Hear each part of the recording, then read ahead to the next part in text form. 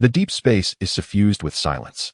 The pitch-black cosmos resembles a velvet cloth soaked in ink devoid of light and sound save for a few distant stars that glimmer like abandoned shards of cold metal. This is the abandoned mining star of M78, officially designated as the Death Star. A decade ago, a massive insectoid outbreak transformed this once energy-rich planet into a battlefield. Now only broken metal supports, rusted spaceship wreckage, and the lingering stench of the insect horde remain. There is no life, no light, no trace of civilization. Only the wind whistles through shattered metal canyons, sounding like the plaintive murmurs of countless lost souls. Yet in the deepest recesses of a collapsed mining pit lies an egg, about the size of a hand, radiating a gentle warm golden glow as it rests among cold broken stones. Its shell is immaculate, free of cracks or blemishes, polished like warm jade. It stands in striking contrast to the surrounding desolation. Within the egg resides a soul that has just arrived in this world. Suwon has been awakened by the cold. It wasn't the chill of a drafty winter bed, but a piercing hollow cold that seemed to seep from the very depths of her soul, as if immersed in sub-zero liquid nitrogen where even thought might freeze. She tried desperately to open her eyes, only to find them weighted shut, as if welded in place. Limbs were missing, her body felt unreal, and not even a breath could be detected. The only clarity was the hard yet warm shell surrounding her and the cold wind, tinged with rust and an iron scent, that seeped relentlessly from the outside. Suwon remained disoriented for a full 3 minutes. She remembered vividly that she was just an ordinary office worker of the 24th century. On her way home from overtime, dodging a truck that ran a red light, a hard fall against a curb knocked her unconscious. When she opened her eyes, or rather couldn't open them at all, she found herself transformed into a ghostly state, without hands, without feet, without a heartbeat, without even a sound. Only a haze of chaos and a shell-like barrier enveloped her. Suwon drew a deep breath, or attempted to, though no air reached her. She forced herself to remain calm. A lifelong fan of online novels, she deduced in 3 seconds the only plausible conclusion: she had transcended time. Moreover, she had transmigrated into an egg. Silence reigned that night as Suwon numbly accepted her new reality inside the shell. She might have accepted being reborn as a pig, a dog, or even a beggar, but to become an egg. Was she now destined to be boiled, fried, or turned into a tea egg? While she silently ranted within, a subtle tremor from outside broke her reverie. It wasn't an earthquake. It was footsteps, many pairs of them. The crisp clatter of metal boots striking scattered stones advanced in unison with a rhythm that was orderly, chilling, and oppressively cold. Suwon's senses tensed instantly. Could someone really come to this forsaken place? She strained her ears, trying to catch every sound beyond her shell. Soon several deep, indifferent male voices with a mechanical edge seeped through the thin shell.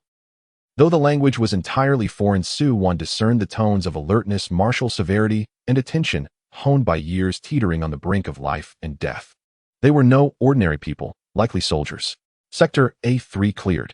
No insectoid response. Energy fluctuations normal, the report came forth. Left mining pit under inspection. I remain cautious of collapse risks. Captain, infrared scans reveal an anomalous heat source in the southwest corner. After the transmission, Suwon sensed a brief pause in the footsteps. In the very next moment, several cold, sharp gazes converged directly upon her hiding place. Suwon thought, help him, just an innocent egg.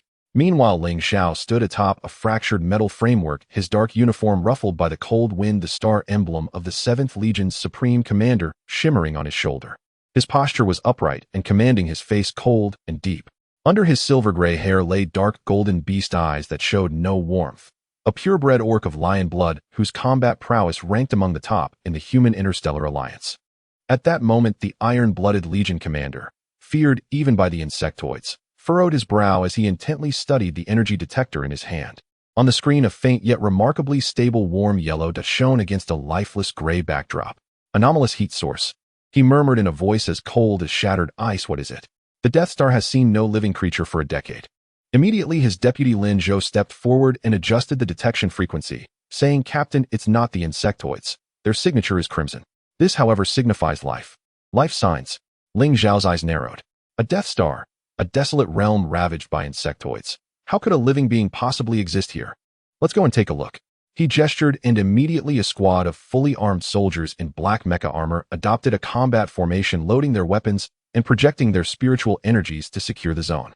Ling Xiao led the way, treading over shattered stones into the depths of the pit. The closer they came, the more pronounced the warm, gentle aura grew. It was in stark contrast to the Death Star's cold, barren, and bloodstained nature, as if a ray of sunlight had pierced eternal night. When they reached the pit's bottom, everyone froze in unison. Amid the rubble, a warm, golden egg lay serenely. Not large, only slightly bigger than an adult man's fist. The egg's delicate shell emitted an almost imperceptible glow reminiscent of a forgotten star in dusty gloom. It was as if the entire world had fallen silent. The soldiers maintained their weapon-ready stances in collective stillness, while Ling Xiao stood motionless, his dark golden eyes subtly narrowing. In 15 years of interstellar warfare, witnessing insectoid hives, ancient relics, and exploding stars, he had never seen an egg so impeccably pure. Deputy Lin Zhou was the first to react, his voice trembling slightly. "Captain, this is an orc egg." Ling Xiao replied calmly and decisively. "Among the myriad interstellar races, orcs are one of the most formidable forces, and their young are predominantly nurtured within an egg. But the interstellar community well knew the brutal truth: the survival rate of orc eggs was less than 1 in 1,000, and a pureblood egg was a once-in-a-century rarity.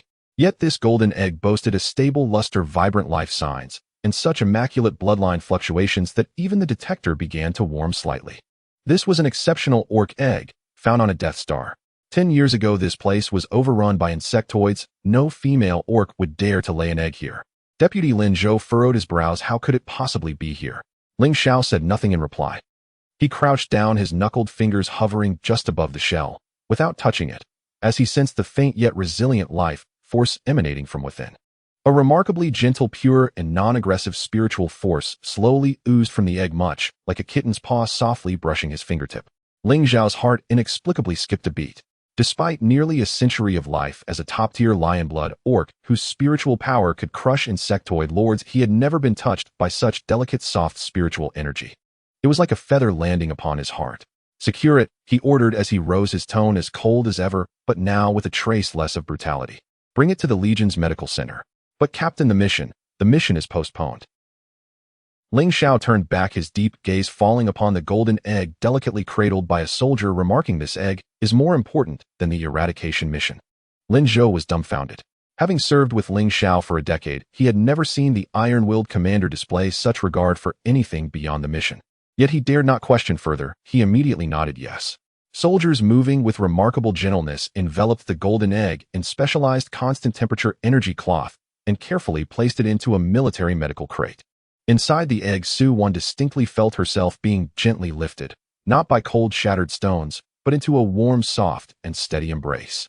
The outside chill and metallic stench were barred, replaced by a subtle aroma reminiscent of sunlight mingled with metal. Her taut awareness gradually softened. It seemed for now she would avoid becoming a T-egg, at least not for the next 3 hours. The 7th Legion's flagship, the Dawnbreaker, had jumped from hyperspace into the Alliance's secure zone. The entire warship was abuzz with energy. "Have you heard? The captain recovered an orc egg from the Death Star." "Really? An orc egg? And on the Death Star?" Exclamations rang out. "Absolutely true.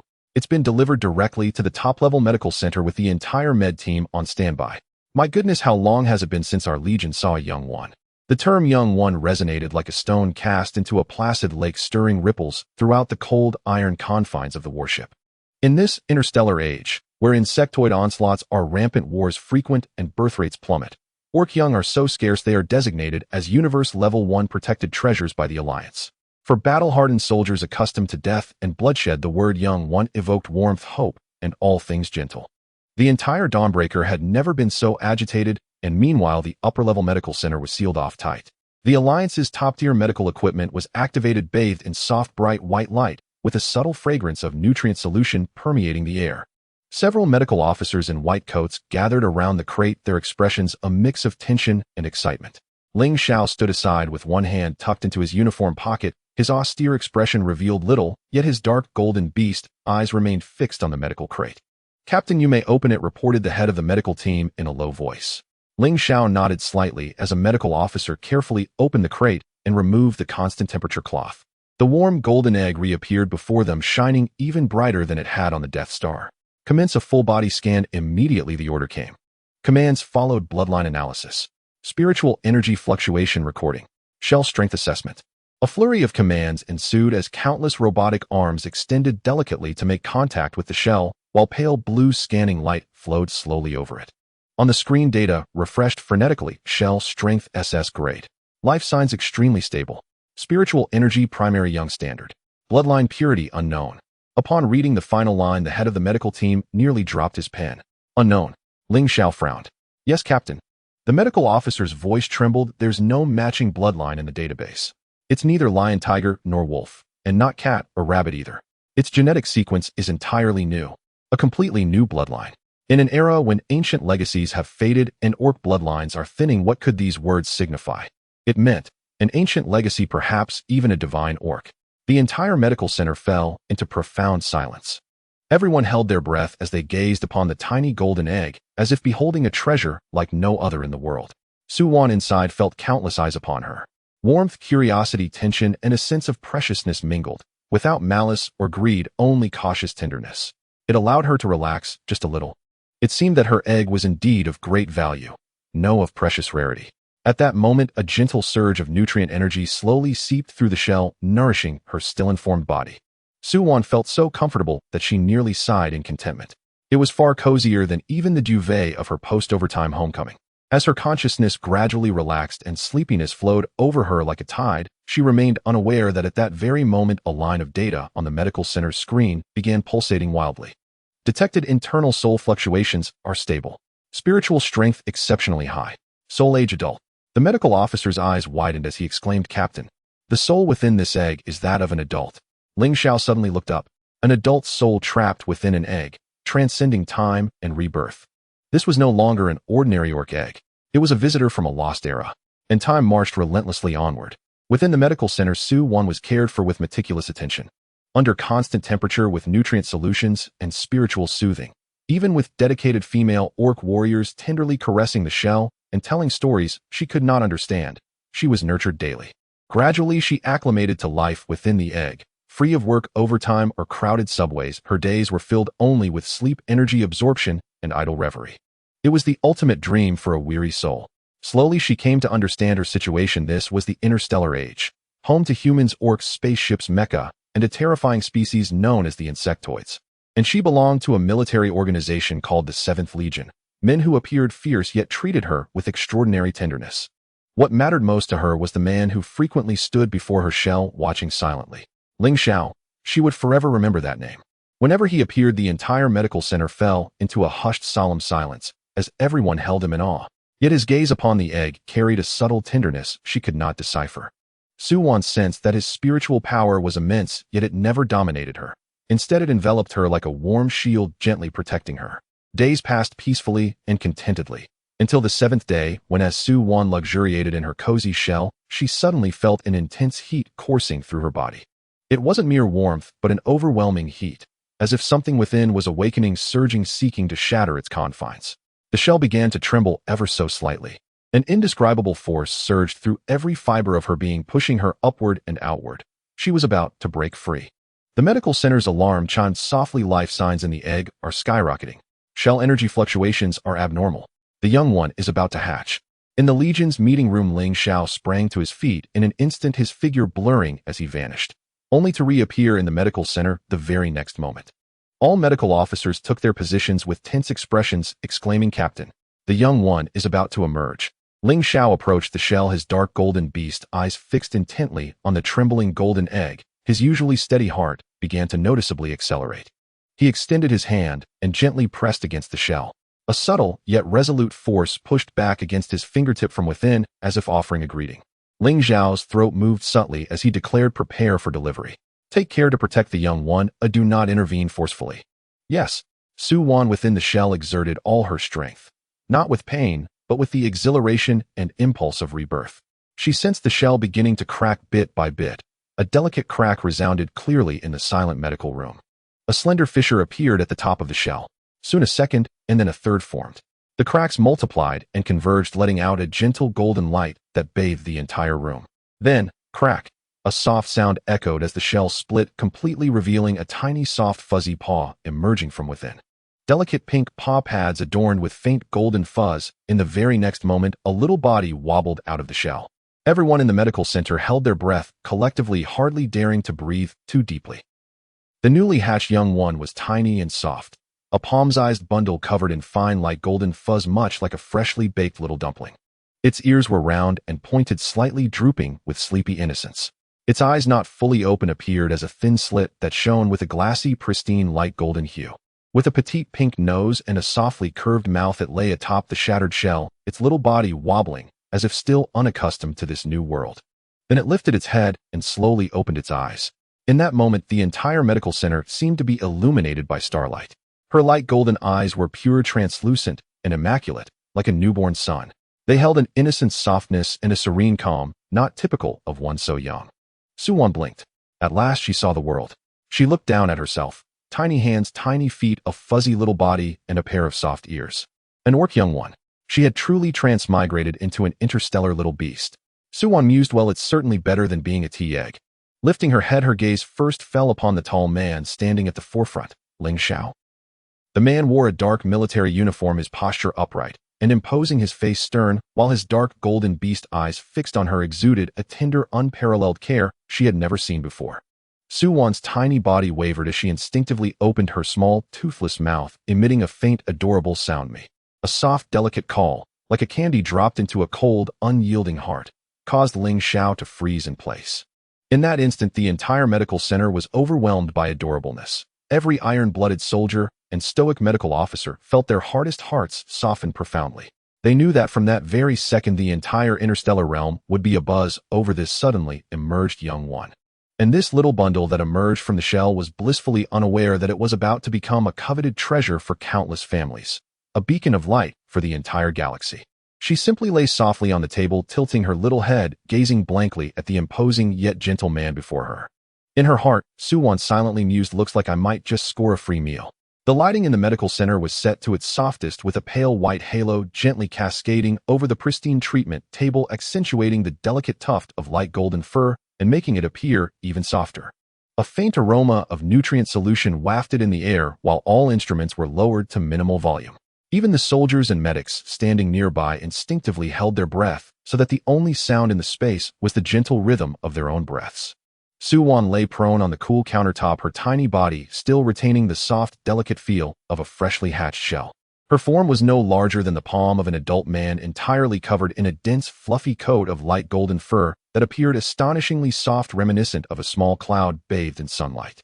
Her stubby, chubby limbs, still lacking full conscious control, clumsily maintained her prone posture, while a pair of clear light golden eyes like fragmented starlight gazed innocently at the unfamiliar yet benign figures before her. Her gaze immediately fixed on the man at the forefront, Ling Xiao. Clad in a sharply tailored ink-black uniform adorned with weighty star insignias on his epaulets, he stood upright like a spear, exuding an unyielding aura honed by years of commanding a legion and waging interstellar battles. Yet even this iron-blooded commander, feared by insectoid tribes and revered throughout the Alliance, directed his gaze toward the tiny hatchling on the treatment table with no trace of ferocity, how instead his look was filled with utmost tenderness and cautious delicacy. His hand hanging at his side curled slightly, with barely tensed knuckles clearly restraining the impulse to touch, and his breathing slowed even further, as though any heavy exhalation might disturb the fragile precious life before him. In this interstellar age, where insectoid tribes had long rampaged, planets were embroiled in constant conflict, and civilizations had fractured for millennia, the rarity of hatchlings was no secret. Especially among orc hatchlings whose long gestation and survival rate of less than 1 in 1,000 make a safe hatching with robust vigor a once-in-a-century miracle. Moreover, this hatchling, Suwon, had undergone comprehensive testing at the medical center. Her bloodline sequence matched no records in the Alliance database. Her mental power purity far surpassed that of ordinary hatchlings, and her physical strength was rated SS. All indications pointing to a long-lost ancient legacy. Such a hatchling transcended the simple notion of precious. She was the hope of the interstellar realm, a fragment of civilization, and the embodiment of the warmth and light that countless hearts had yearned for over the ages. The medics and stationed soldiers around her bore genuine joy and tenderness in their eyes.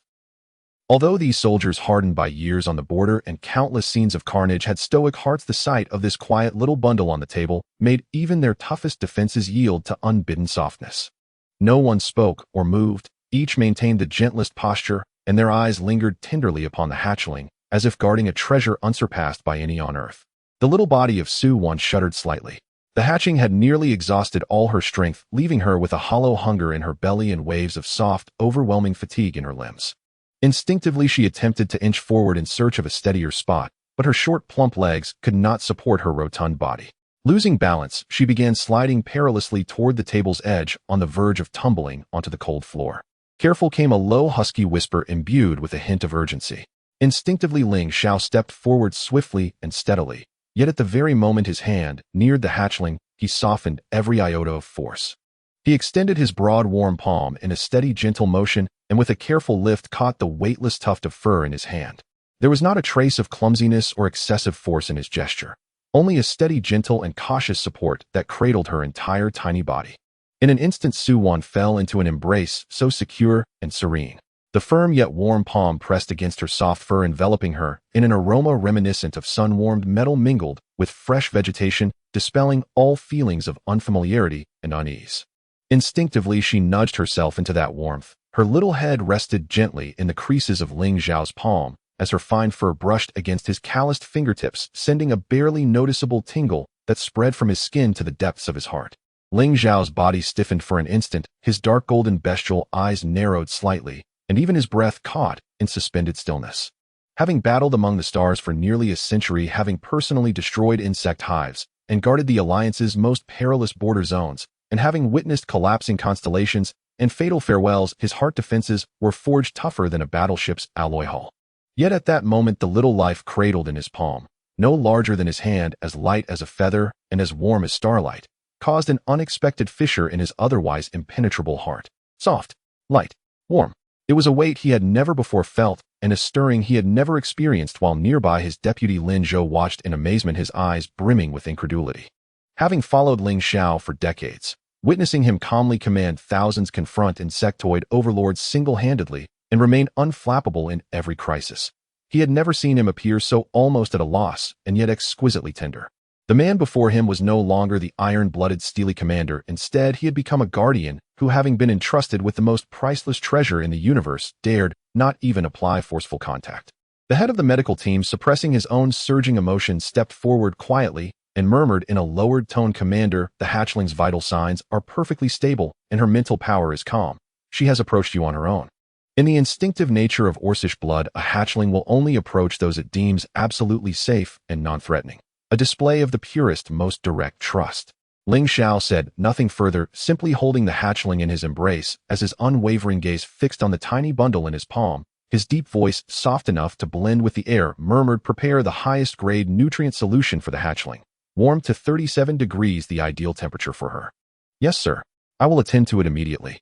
The medic, not daring to waste a moment, turned quietly toward the storeroom with brisk yet gentle movements. Su-Wan nestled in Ling Xiao's warm, secure palm as waves of exhaustion and drowsiness washed over her.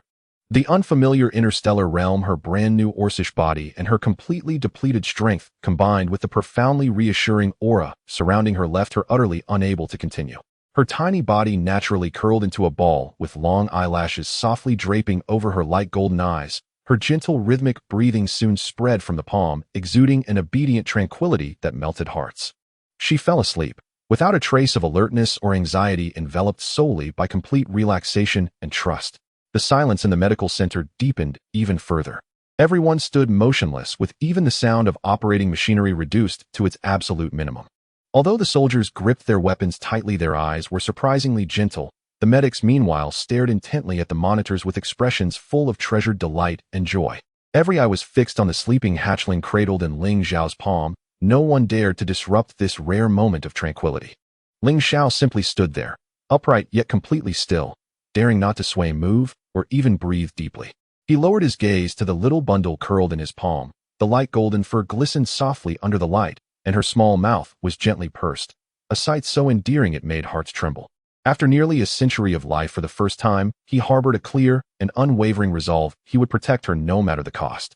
After what felt like an eternity, Lin Zhou approached quietly, his respectful gaze fixed on Ling Xiao as he murmured in a lowered tone, "Commander, all the hatchling's test data have been archived. Her bloodline is unknown, her mental power purity is SS, and her physical strength is SS. Every indicator points to an ancient legacy. Should we impose a full lockdown of all news concerning the hatchling on the entire ship?" Ling Xiao slowly raised his eyes, a trace of steely coldness passing through his dark golden gaze.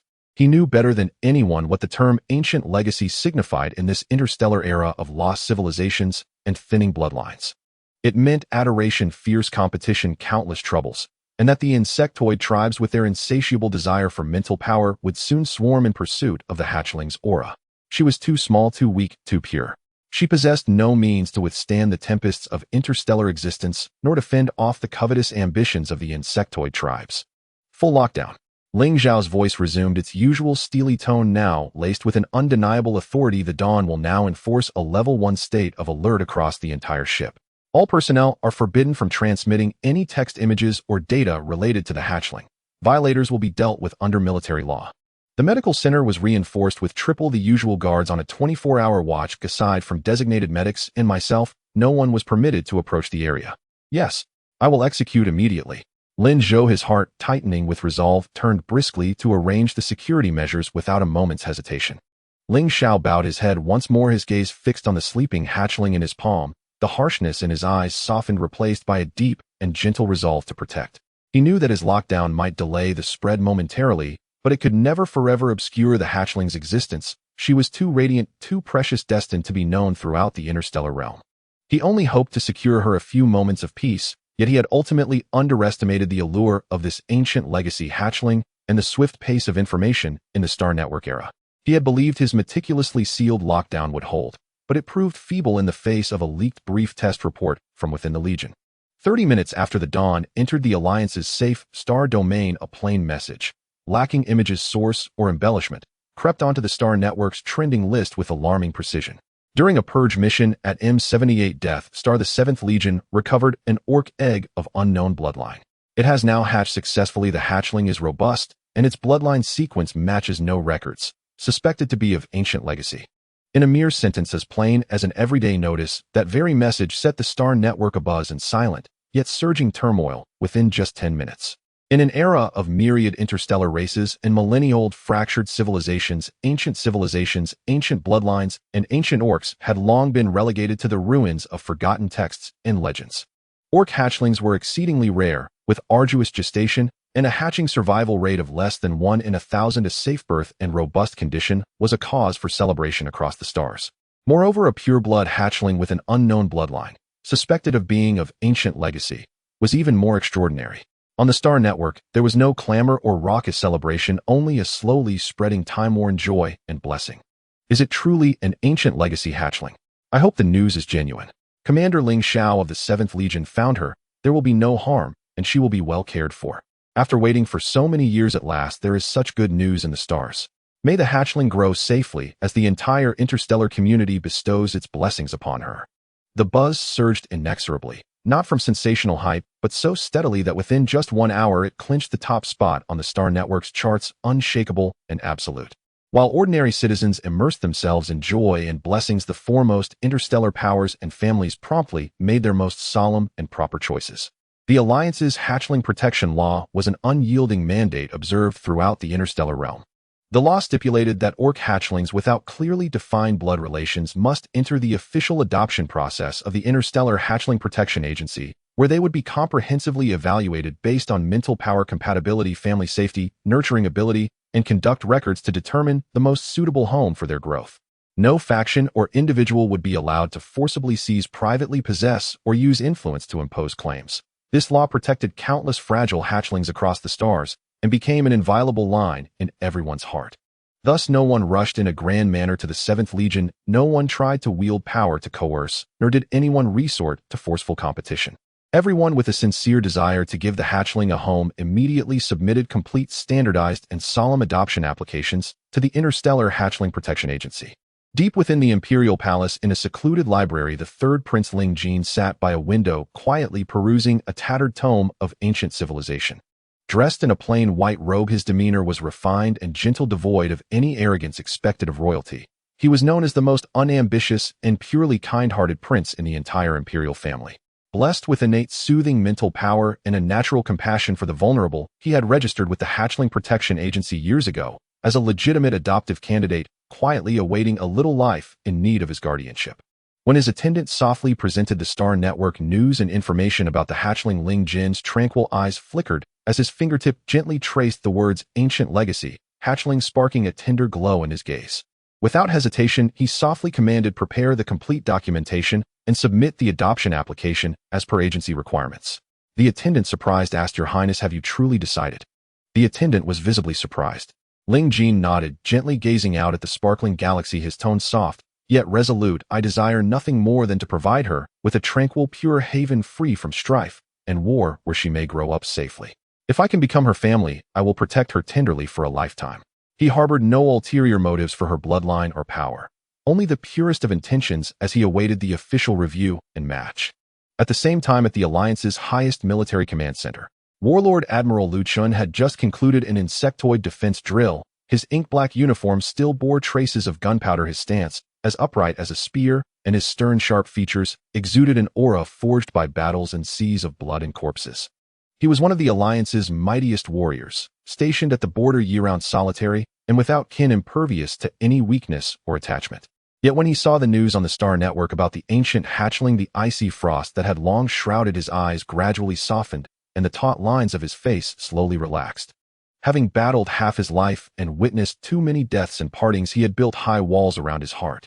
But at the moment he learned of the hatchling's existence, a crystal clear and unyielding resolve emerged within him. He resolved to protect her, with his military merit, his authority, and his strength, to carve out for her a realm of absolute safety where no one would dare to cause harm. Without a moment's hesitation, Lu Chen directly contacted the Hatchling Protection Agency and submitted an adoption application of the highest standard, with every detail truthfully reported, without resorting to his admiral authority or demanding any special treatment. A subordinate couldn't help but ask, "Admiral, what about your border defense duties?" "Postpone everything," he replied. Lu Chen's voice was deep and steady, his gaze calm and resolute. "I meet all the adoption criteria. I will respect the process and wait for the official matching results. No matter who is ultimately matched with her, I will remain at the border, fending off every insectoid threat and danger." In the secluded stellar realm lay the ancient Orcish sanctuary of the Bai family. Within the sanctuary, spiritual energy was gentle and warm, and lush vegetation exuded an ancient, peaceful aura at every turn. The patriarch Bai Qinghan, clad in a moon-white robe, exuded a graceful and unassuming aura with a faint pulse of ancient bloodline surrounding him, one of the very few orcs in the interstellar realm still preserving the ancient legacy.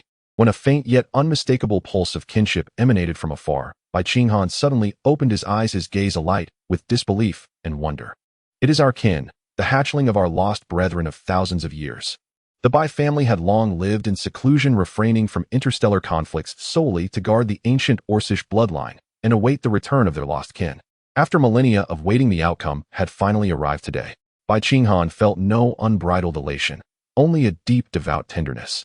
He immediately instructed his kinsfolk to compile all necessary documentation, and as the patriarch of the Bai family, solemnly submitted an adoption application to the Hatchling Protection Agency, declaring, "We seek nothing more than to ensure that this wandering little master may return to his kin."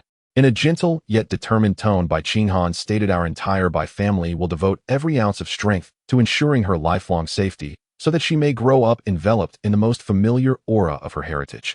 Furthermore, top interstellar families in Mecca, the Alliance's direct hatchling shelter, scholarly households with thousand-year traditions, and ancient tribes dedicated to guarding civilization's relics. Each illustrious and impeccable group set aside all matters to strictly adhere to Alliance regulations and submitted their applications in a meticulous and proper manner. No one took shortcuts, no one sought special favors, and no one attempted to break the rules, because everyone understood. This hatchling was the hope of the interstellar realm, the spark of civilization, a treasure that must be cradled with utmost care in one's hand. Only the strictest evaluations, the most compatible mental power, the safest environment, and the purest sincerity were deemed worthy of her, a fact that soon overwhelmed the back-end system of the Hatchling Protection Agency. Within merely half a day, the number of applications shattered all historical records since the Alliance's inception, with every applicant's qualifications deemed perfect, meeting mental power standards, ensuring safe environments, possessing ample finances, maintaining flawless conduct, and all being the most ideal candidates to nurture the hatchling. The head of the agency, staring at the densely packed stack of applications, was both astonished and delighted. Yet a hint of exasperation crept in as he wondered, all these are perfect credentials. How can we possibly sift through them? We must follow the process step by step. Matching mental power, evaluating family environments, testing safety levels, reviewing long-term nurturing plans. Not a single step can be skipped. This hatchling is destined to be placed with the very best home in the entire interstellar realm.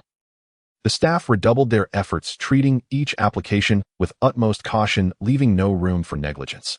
They knew that every decision in their hands would determine the hatchling's future while at that very moment inside the Dawn's medical center. Suwon continued to sleep soundly in Ling Zhao's warm, secure palm, completely oblivious to all that was unfolding in the interstellar expanse beyond. Her tiny body curled defensively into a ball, with fluffy light golden fur and long eyelashes that trembled softly. Occasionally, a delicate, gentle murmur escaped in her dream, and her small mouth remained subtly pursed, a sight so endearing it melted hearts. Ling Xiao continued to hold her in his embrace, completely still, as if carved from stone, and as soon as he saw the Star Network news, he too submitted an adoption application. Yet he also respected the rules, the process, and the final matching decision of the Hatchling Protection Agency. He would not force compete or use his commander's authority to pressure anyone. If in the end she were matched with the most suitable family, he would offer his sincere blessing and use the full might of the 7th Legion to clear away every danger and secure her peace. And if by chance she were matched with him, he would devote his entire life to cradling her in his palm, giving her the safest home and the most tender protection. Ling Xiao bowed his head slightly as his fingertip lightly and slowly brushed against the hatchling's fluffy fur, an action as delicate as a falling feather. The little bundle in his palm seemed to sense the tenderness and softly nudged against his hand, emitting a faint, delicate murmur in its sleep.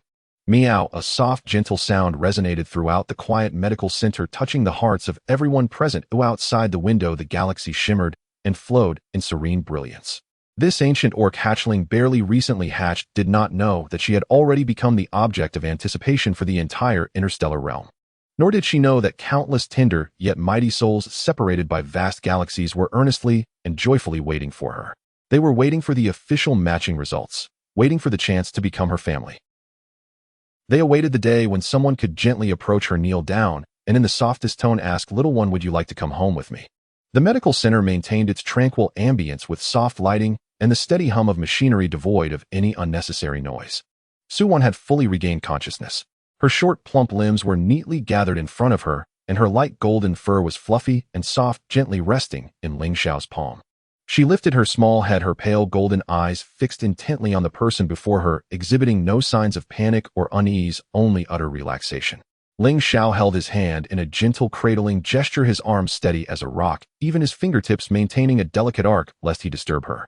His dark, golden, beastly eyes drooped calm and composed while the fierce aura surrounding him was entirely tempered, leaving only steadiness and caution. Lin Zhou approached quietly, bending slightly and lowering his voice. "Commander, the formal directive from the Interstellar Cub Protection Authority has been issued. According to the Alliance's Cub Protection Act, the cub must proceed to the Authority's main star for mental matching. The process cannot be omitted. The Authority has opened the highest priority channel with the Alliance's escort, ensuring absolute safety." Ling Xiao nodded slightly. He was well aware that this step was unavoidable. News had long spread across the Star Network, and the entire galaxy was watching the movements of this ancient lineage cub. The imperial family, high-ranking military officials, reclusive families, and various factions had all dutifully submitted adoption applications, without a single one breaching the rules. The laws of the Alliance were clear. Any unauthorized delay would bring unnecessary controversy and danger to Suwon. He could use the power of the 7th Legion to protect her, but he could not compromise her safety by crossing the boundaries that the entire galaxy adhered to. "Notify the bridge to adjust the course targeting the Authority's main star. We will depart in 30 minutes. Ling Xiao's voice was low and calm. "Maintain a level 1 alert for the entire journey, clear the route in advance, and ensure that all unrelated vessels steer clear." "Understood, I will arrange it immediately." Lin Zhou bowed and stepped back. Ling Xiao lowered his gaze, his attention returning to the small cub in his palm.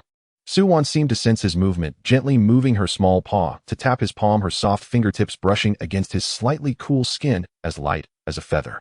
Ling Xiao paused for a moment, the taut lines of his form unconsciously softening. "Don't be afraid," he whispered softly.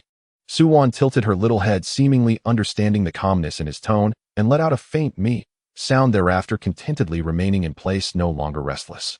Ling Xiao slowly turned and stepped outside. The soldiers stationed along the way stepped aside in unison, their actions synchronized yet silent.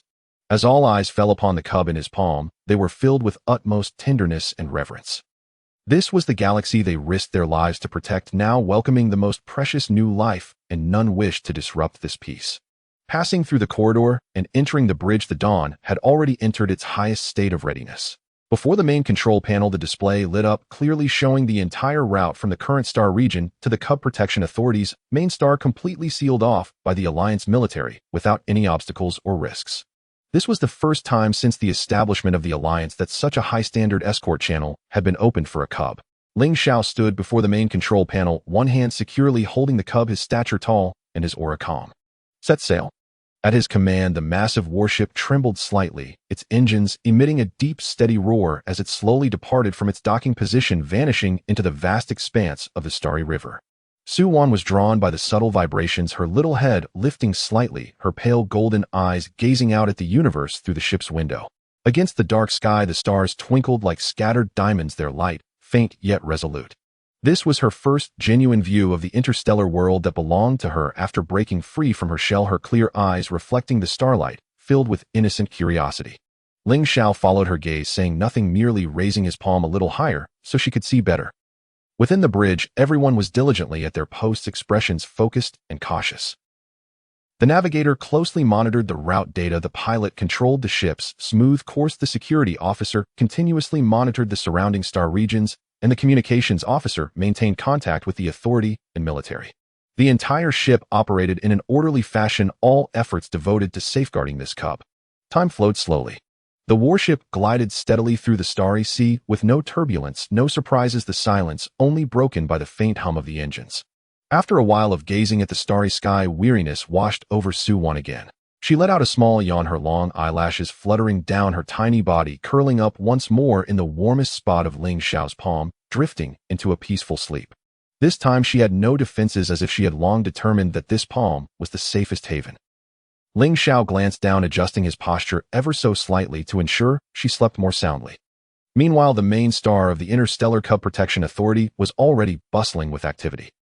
In the command center on the highest floor of the main building, the head officer Lu Ming stood before a massive holographic star map, his brow furrowed as he watched the approaching light dot on the screen.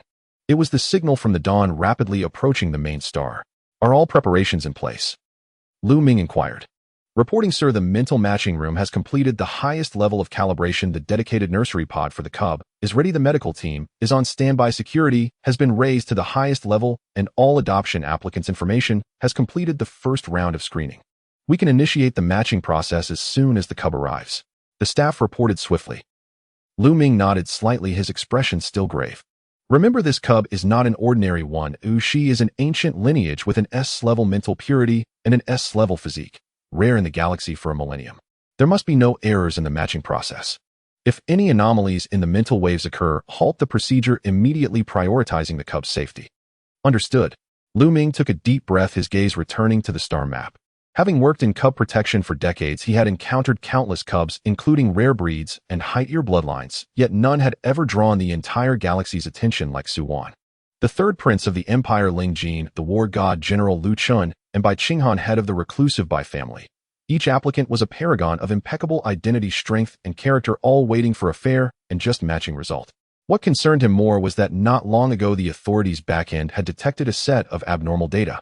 At the moment the Dawn set sail, the mental wave fluctuations of the 7th Legion commander Ling Xiao resonated faintly with Su Wan's mental waves. This resonance was not an instrument error, but a natural attraction on the blood and mental level. Ling Xiao, Lu Ming murmured the name, a flicker of complexity crossing his eyes. This iron-blooded commander who had fought alone for years now found himself in a mental resonance with this ancient Cub.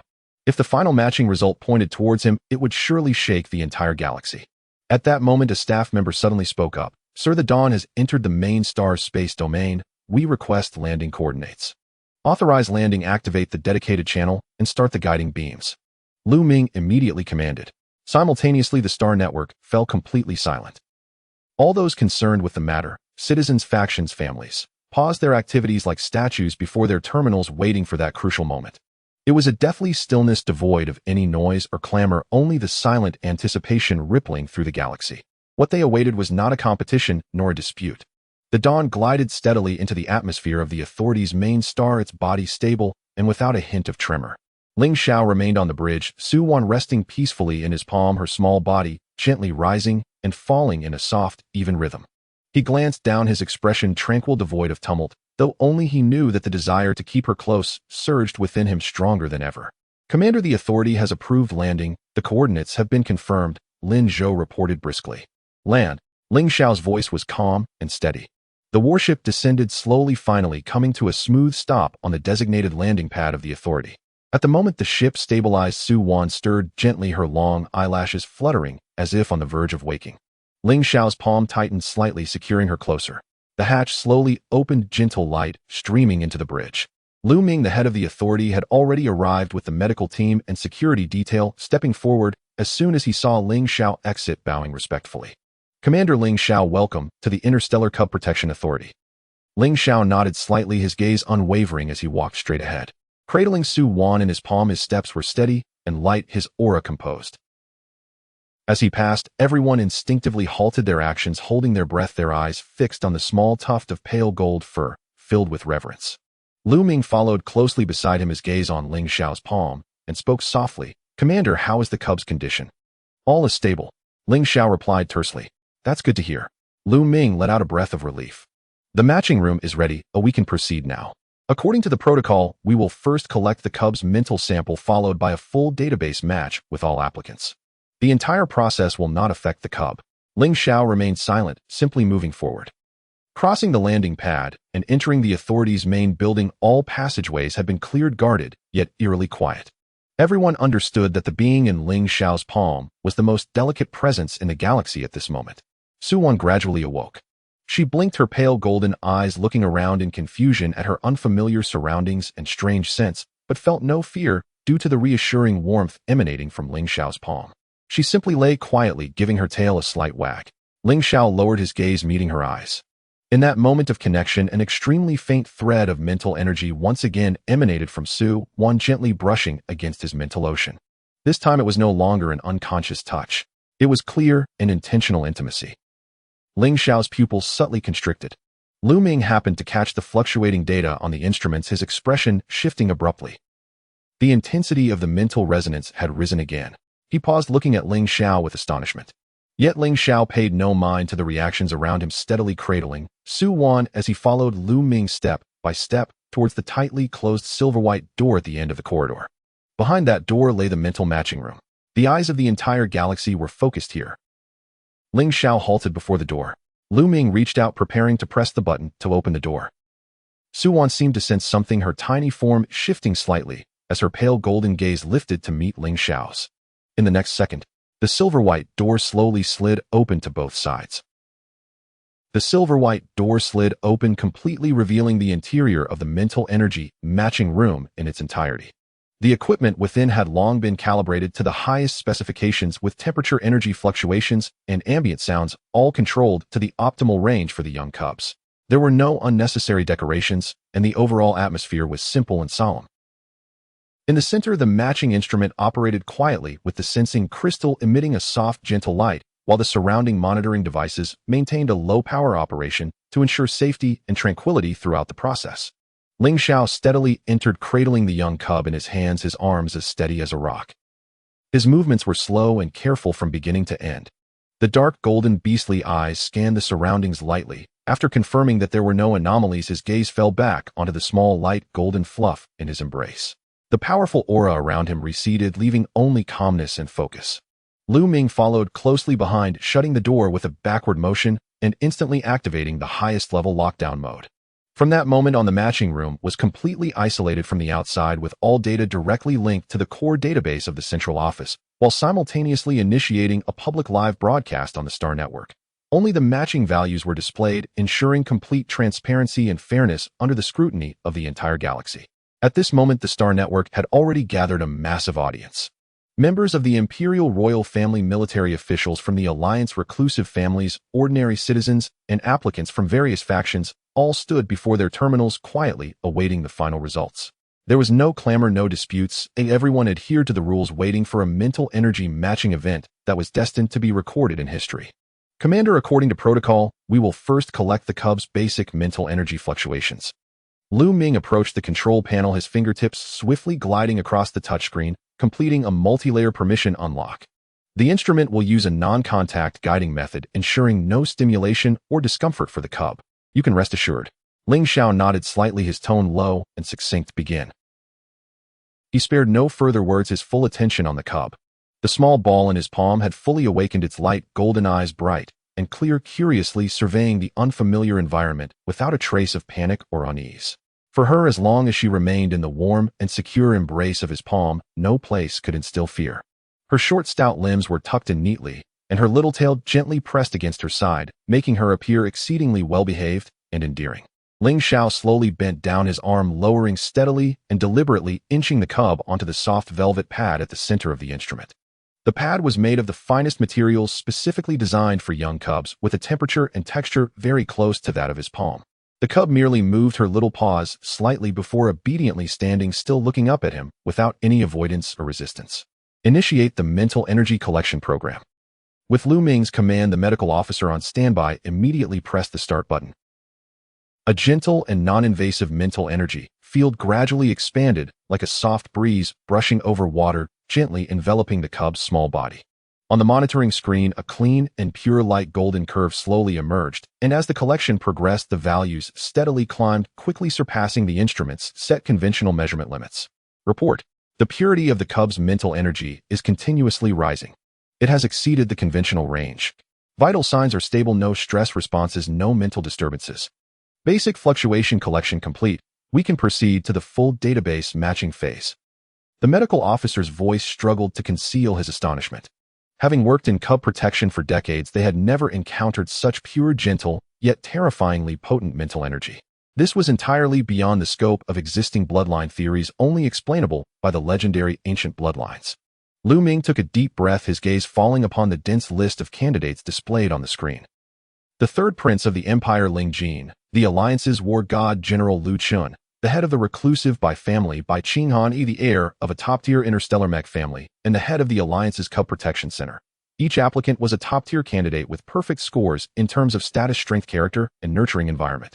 Initiate the full database mental energy matching program. As the command was issued, the main screen abruptly switched displays. A massive flow of data cascaded like a waterfall, with the red, not matched, label occupying the vast majority of the area, while the occasional yellow and green qualifying values made the external staff hold their breath in anticipation. The third prince of the Empire, Ling Jin, compatibility 62. War god General Lu Chun, compatibility 67. Reclusive family head by Qing Han, compatibility 71. A slight ripple spread across the star network. These were already outstanding values, far exceeding ordinary standards, sufficient to determine the guardianship for any rare cub. However, for this ancient bloodline cub, it was evidently still not a true match. Lu Ming had initially estimated that today's highest compatibility might reach 85, which would have been a historical limit for the galaxy. But he had clearly underestimated the terrifying extent of this mental resonance. As the data rolled to a certain point, the entire screen suddenly froze. All information streams were forcibly pushed aside as a mental energy fluctuation of top-secret classification at the highest priority level and with built-in encryption protection intruded into the matching database without warning, instantly dominating the main screen and suppressing all other data into the corners. The air in the matching room instantly solidified. What is this permission level? Lu Ming's pupils dilated. It's Commander Ling Xiao's mental energy data. The system has classified it as the highest priority and automatically brought it to the top. The medical officer blurted out. In the next moment, a blinding golden light engulfed the entire screen, and a bold, prominent, and undeniable result loudly appeared. Matching object, Commander of the 7th Legion Ling Xiao. Mental energy compatibility 100. Matching result, unique, perfect match. Final determination, irreplaceable lifetime bond. Silence. Absolute silence. Everyone in the room froze, their minds blank. A perfect match of 100% unique, lifetime, irreplaceable. This was not probability. This was destiny-level compatibility. After 3 seconds of silence, the star network erupted. There was no uproar, only a wave of shock and excitement sweeping across the galaxy as messages of blessings and reassurance flooded the screen. Everyone understood that this cub had finally found the protector most suited for her. The cub on the instrument's velvet pad trembled lightly. As if drawn by the mental resonance, her light, golden eyes suddenly brightened, locking onto Ling Xiao, directly bypassing everyone else. A clear, proactive mental thread filled with complete reliance and affection unreservedly entered Ling Xiao's mental sea. There was no hesitation, no defense. It was a total acceptance.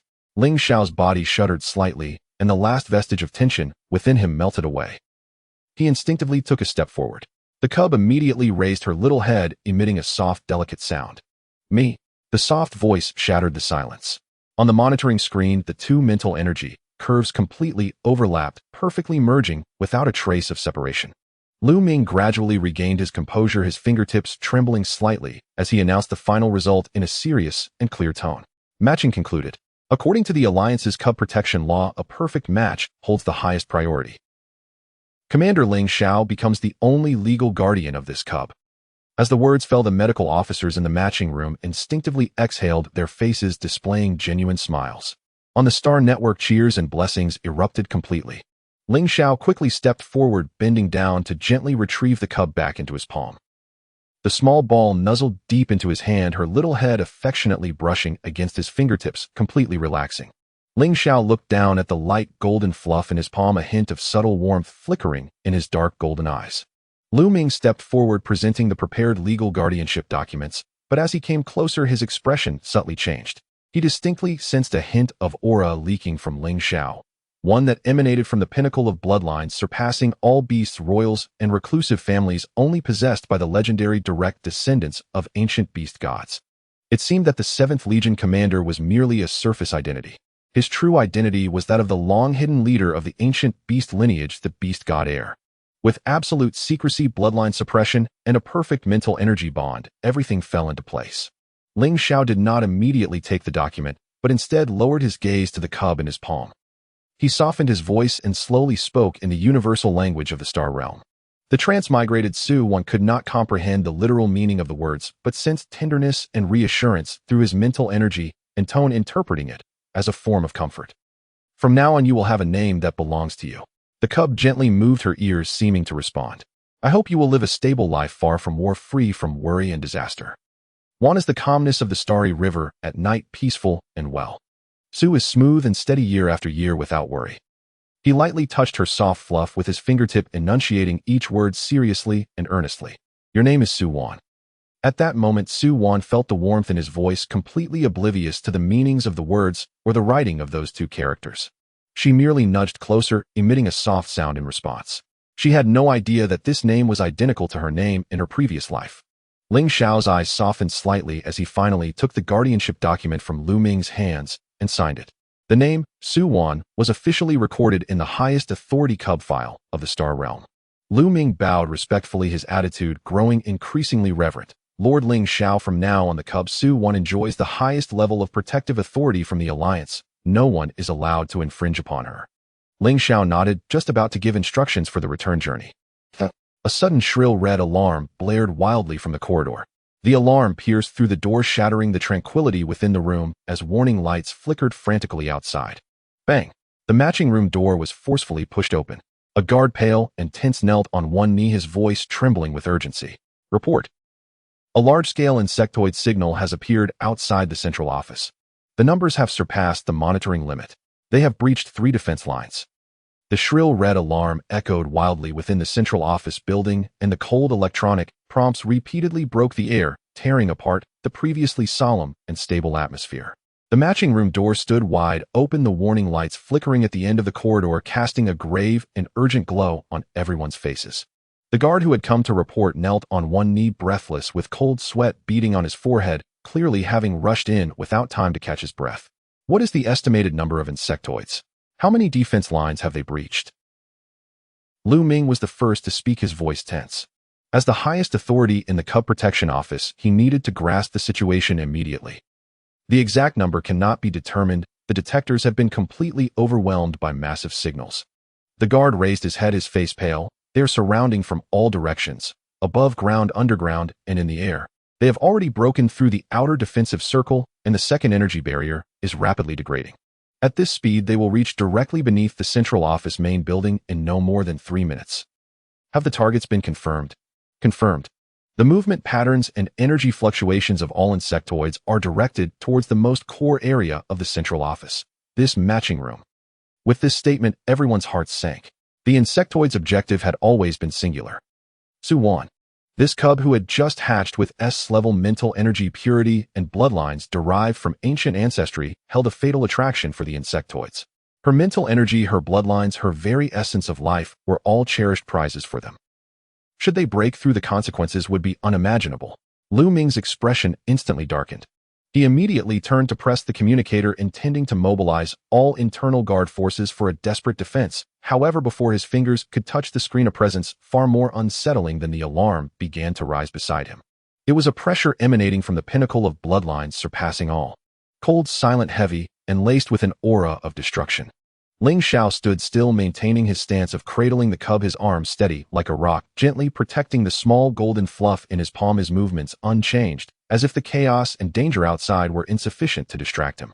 Yet the aura surrounding him had completely transformed. The last trace of warmth vanished from his dark golden eyes, replaced by a glacial indifference. The gaze that had once traversed the stars, annihilated insectoid nests, and instilled awe across the entire alliance was now filled with pure killing intent. The bloodline pressure of the ancient beast god spread outward without reservation. The air seemed to solidify in that instant. The ground trembled slightly, the instruments emitted a low hum, and even the flickering warning lights seemed suppressed, their flickering frequency slowing down. Lu Ming, the medical officer, and the guards all instinctively held their breaths, tensed up, unable to even muster the courage to look directly at Ling Xiao. They finally confirmed. The 7th Legion commander before them was not an ordinary commander. He was the sole heir of the ancient beast god lineage. He was the existence standing at the apex of the interstellar beast bloodline pyramid. He was the legendary figure capable of suppressing all races and sweeping through the insectoids with his mere presence. Ling Xiao did not look at anyone else. His gaze remained fixed on the cub in his palm. The little cub seemed to sense the change in the atmosphere around her, as well as the sudden coldness emanating from Ling Xiao. She trembled slightly, her light golden eyes widening in confusion as she looked up at him. She could not understand the star language, had no idea what was happening outside, and was oblivious to the imminent danger.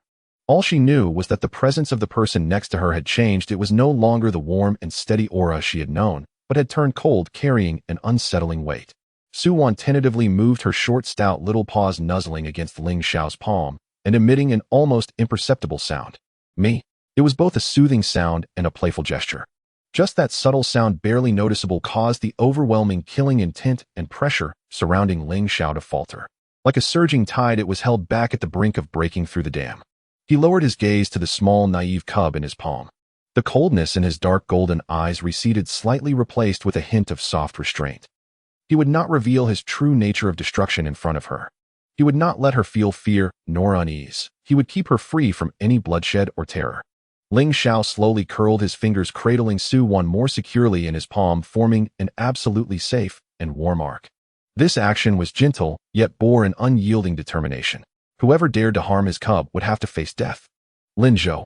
Ling Xiao finally spoke, his voice low, cold, and calm, yet infused with an authority that commanded life and death. The aide who had been waiting at the door stepped forward, standing tall and solemn. At your command. Relay the orders. Ling Xiao's voice was not loud, but resonated clearly in everyone's ears. The Dawn ship, immediately initiate the highest level wartime mode, charge the main cannon, and deploy all escort formations, seal off the core star domain of the central office. Any insectoid vessels that dare to enter a kilometer radius will be destroyed without question. Yes. The 1st Fleet and 2nd Fleet of the 7th Legion rush to the main star of the central office at full speed. Within 3 minutes, you must establish ground encirclement and construct multi-layered defense circles to prevent all insectoids from breaching a kilometer from the main building. Yes. The 3rd Fleet will remain at the outer star domain to prevent insectoid reinforcements. Any who approach will be killed without mercy. Yes.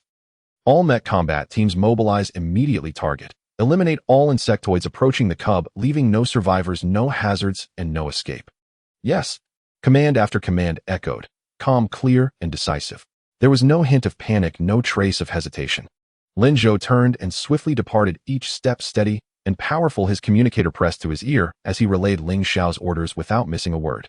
In just 10 seconds, outside the core star domain of the central office, the massive Dawn battleship had completed its transformation, the main cannons on both sides glowing with blinding light. Countless small warships and mechs surged out like a tidal wave, spreading outwards to form an impenetrable defensive net. On the ground, soldiers of the 7th Legion were fully armed mechs lined up neatly, energy weapons fully charged, their gazes coldly fixed on the advancing insectoids. The entire main star had instantly entered the highest state of war readiness. Lu Ming stood by, watching everything unfold, his heart stirred by tumultuous waves. He finally understood why the Alliance would initiate the highest level of escort for this cub, and why they would unconditionally yield to Ling Xiao. It was not because of the strength of the 7th Legion, but because of Ling Xiao himself. This heir of the Beast God was the most powerful shield and the most reliable guardian across the entire star realm. With him present, Su Wan would not encounter any danger. Ling Xiao slowly raised his eyes, directing his gaze towards the matching room's windows. Through the thick alloy glass, he could already faintly see a dark mass of insectoid figures approaching on the distant horizon. They swarmed like locusts, a deafening roar echoing, causing shivers down one's spine. The sheer number exceeded imagination. The insectoids certainly arrived quickly. Ling Xiao spoke quietly, his tone flat, devoid of emotion. Only he knew that the killing intent within him had risen to its peak. From the moment Su Wan hatched, he had anticipated this day. The aura of the ancient bloodline exerted an irresistible allure to the insectoids. The leak of information on the Star Network had also given the insectoids a precise target. They disregarded all else, crossing star domains solely to seize this cub. Unfortunately for them, they had chosen the wrong target and the wrong opponent. The Su Wan in his palm seemed to sense Ling Xiao's gaze, curiously looking out the window. She was too small to see the distant danger, only perceiving a shadowy mass, and tilting her head in confusion, her little paws gently scratching at Ling Xiao's palm. Ling Xiao lowered his head to look at her, his voice instantly softening. Even knowing she could not understand, he gently reassured her, "Don't be afraid. I'm here. No one can harm you." Su Wan could not comprehend the words literally, but she felt a sense of reassurance from his tone. She let out a soft "me," nuzzling her little head against his palm, settling down, and no longer peering curiously. She felt secure in that warmth he provided. For her, as long as this person was by her side, nothing was frightening. Ling Xiao's gaze shifted back to the window, the killing intent once again coalescing in his dark golden eyes. At that moment, the communicator suddenly rang. Lin Zhou's urgent and serious voice came through. "Report, Commander. We have detected the presence of high-ranking insectoid lords ahead. At least 3 Lord-level insectoids are leading the charge, clearly targeting the main building. Ordinary soldiers and mechs will struggle to hold them back. Lord-level insectoids. Each possessed strength rivaling that of high-ranking officers in the Legion. Highly intelligent and immensely powerful, they represented the pinnacle of insectoid combat prowess. This time to capture Su Wan, the insectoids had dispatched 3 of their lords." Lu Ming's face turned pale. 3 lords. This is troublesome. Ling Xiao's expression remained unchanged, his tone still calm. "No worries. They are not qualified." As the words fell, outside, the first insectoid figures had breached the second energy barrier, closing within 500 meters of the central office main building. The sharp screams pierced the sky. The ground began to shake violently. Countless insectoids surged like a tide, on the verge of breaking through the final defense. Scenes. ID 1. Text. The medical officer indoors appeared pallid, his gaze fixated on the window, palms slick with cold sweat. The guards tightened their grips on their weapons, bracing for an unwavering defense. Ling Xiao slowly raised one hand, gesturing toward the direction outside the window, and gently clenched it. No action was taken, no energy was released, it was merely a simple motion. ID 2. Text. In the next instant, an overwhelming pressure from the primordial beast god's bloodline descended from the heavens, brutally crushing everything beneath it. The insectoid army that had been charging forward suddenly froze in place. All low-tier insectoids were instantly paralyzed, their bodies trembling violently, blood oozing from their 7 orifices, collapsing lifelessly to the ground.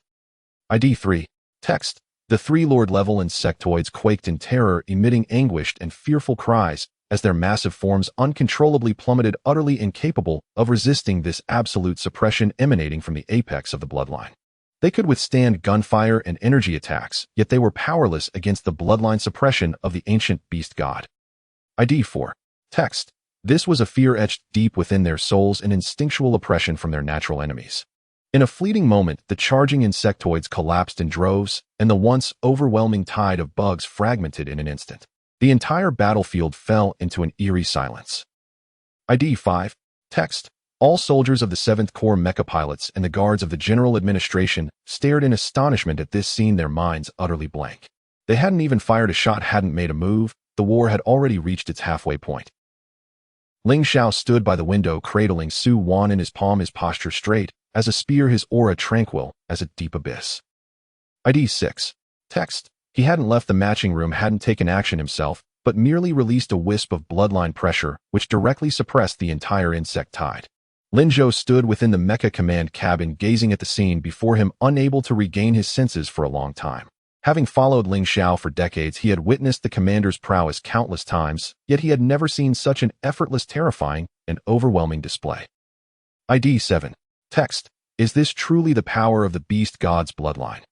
A soldier's voice trembled through the communicator, barely containing his astonishment. Ling Xiao withdrew his hand, his expression unchanged, as if he had merely accomplished a trivial task.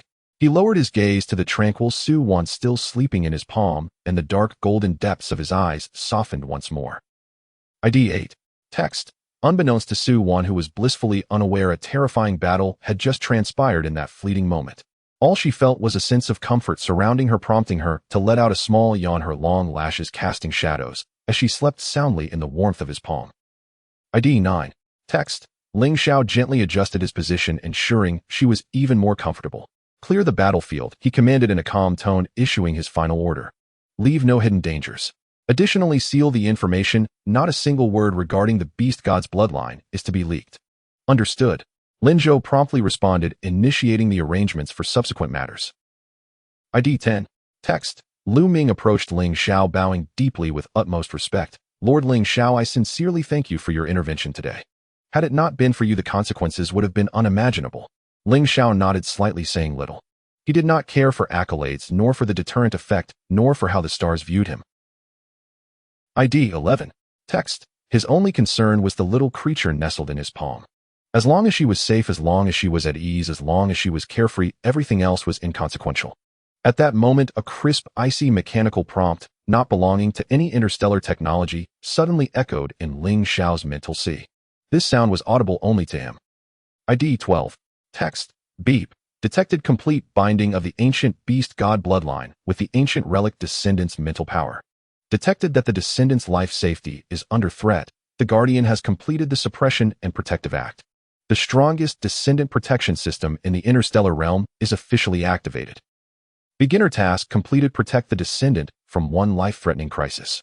Task reward: high-grade nutrition solution exclusive to the descendant. 10. Mental power, calming magnetic field. 1. Slight enhancement of beast god bloodline power. ID 13. Text. Ling Xiao's eyes flickered momentarily. A system. He had lived nearly a century without ever hearing of such a thing. It seemed that the surprises this little descendant brought were far beyond his expectations. At the same moment the system activated, the star network erupted once more. A blurry battlefield video, the source of which was unknown, quietly climbed to the trending list. ID 14. Text. In the video, swathes of insectoids collapsed, pressure sweeping across the heavens and the earth, and a tall figure stood by the window, single-handedly suppressing myriad races. No face was shown, no sound was heard, yet it stirred the entire interstellar community into a frenzy. What just happened? The insectoids were instantly annihilated. What was that overwhelming pressure? Is it a powerful being protecting the descendant Su Wan? So strong. Is this the guardian of the ancient relic? That lucky descendant Su Wan? ID 15. Text. Endless speculation swept through the star network. Everyone was curious about the identity of the top-tier powerhouse who was safeguarding the descendant. Inside the matching room, Su Wan in Ling Xiao's palm slowly opened her eyes. Her light golden gaze was innocent and bright. She yawned, her tiny body shifting slightly as she looked at Ling Xiao, producing a soft, delicate sound. Me. ID 16.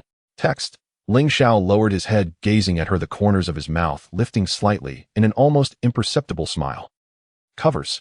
The alarm finally faded away and the red warning lights extinguished, bringing silence back to the headquarters building. Outside, the cacophony of insects was swept away and the energy barrier slowly retracted, easing the tense atmosphere little by little. Before this, Su Wan had just crossed over from chaos, her consciousness still half awake, and dazed, her soul not fully integrated with her new juvenile body. Her mind felt muddled, as if wrapped in cotton, and her perception of the outside world was vague. Even thinking was a challenge, let alone having clear inner thoughts. It wasn't until her mental energy synchronized and she was securely cradled in Ling Xiao's hands that her awareness began to sharpen and she truly realized she had indeed crossed over. In the matching room, all guardianship formalities were complete. Lu Ming handed the document sealed with the highest stamp to Ling Xiao, his posture exceedingly respectful. Lord Ling Xiao, from this moment on, the guardianship of the juvenile Su Wan officially belongs to you, protected by the highest laws of the Alliance. Ling Xiao nodded slightly and passed the document to the guard behind him, yet all his attention remained focused on the little juvenile in his palm. Suwon's awareness was now fully awakened. Goodness, this isn't a dream. I really have crossed over. I've transformed into a plush juvenile who can't even speak. Other people cross over as queens or big shots while I've landed as the weakest juvenile in the newbie village. This script is wrong. She couldn't comprehend the language of this world, but she could distinctly sense the emotions of those around her. She felt the reverence everyone held for Ling Xiao, the suffocating pressure that had enveloped them during the moment of danger, and she could clearly perceive the aura emanating from the man who was cradling her, a presence that naturally made one feel at ease. From the moment he caught me, I understood. Cling to this strong leg, there's no mistake. When the alarm blared and the red lights flashed, although she didn't know what was happening, she could clearly feel the chilling murderous intent that exploded from Ling Xiao in an instant. That overwhelming pressure made her heart race, but just because she lightly nudged against him, that terrifying aura was forcibly retracted. Could this man be a top-tier combatant? One moment he was exuding murderous intent, the next he retracted his aura. What a master of expression management. Did he just settle everything outside with a punch? That's incredible. She desperately tried to control her body, but could only move her short, chubby little paws. She couldn't even speak, and whenever she felt uneasy, she instinctively burrowed toward the warmth of his palm. This complete lack of power left her feeling helpless. My current combat power is probably 0. Besides being cute, I am utterly useless. I can only make a meow when I want to curse. How frustrating. Ling Xiao was unaware of her internal ranting and assumed she was merely anxious, lightly touching the soft fur atop her head with his fingertip.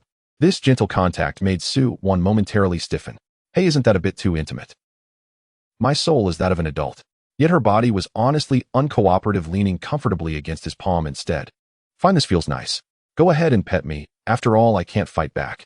Ling Xiao's gaze shifted slightly as the system panel in his mind quietly began to operate. Host Ling Xiao. Juvenile Suwon. Status stable, no threat.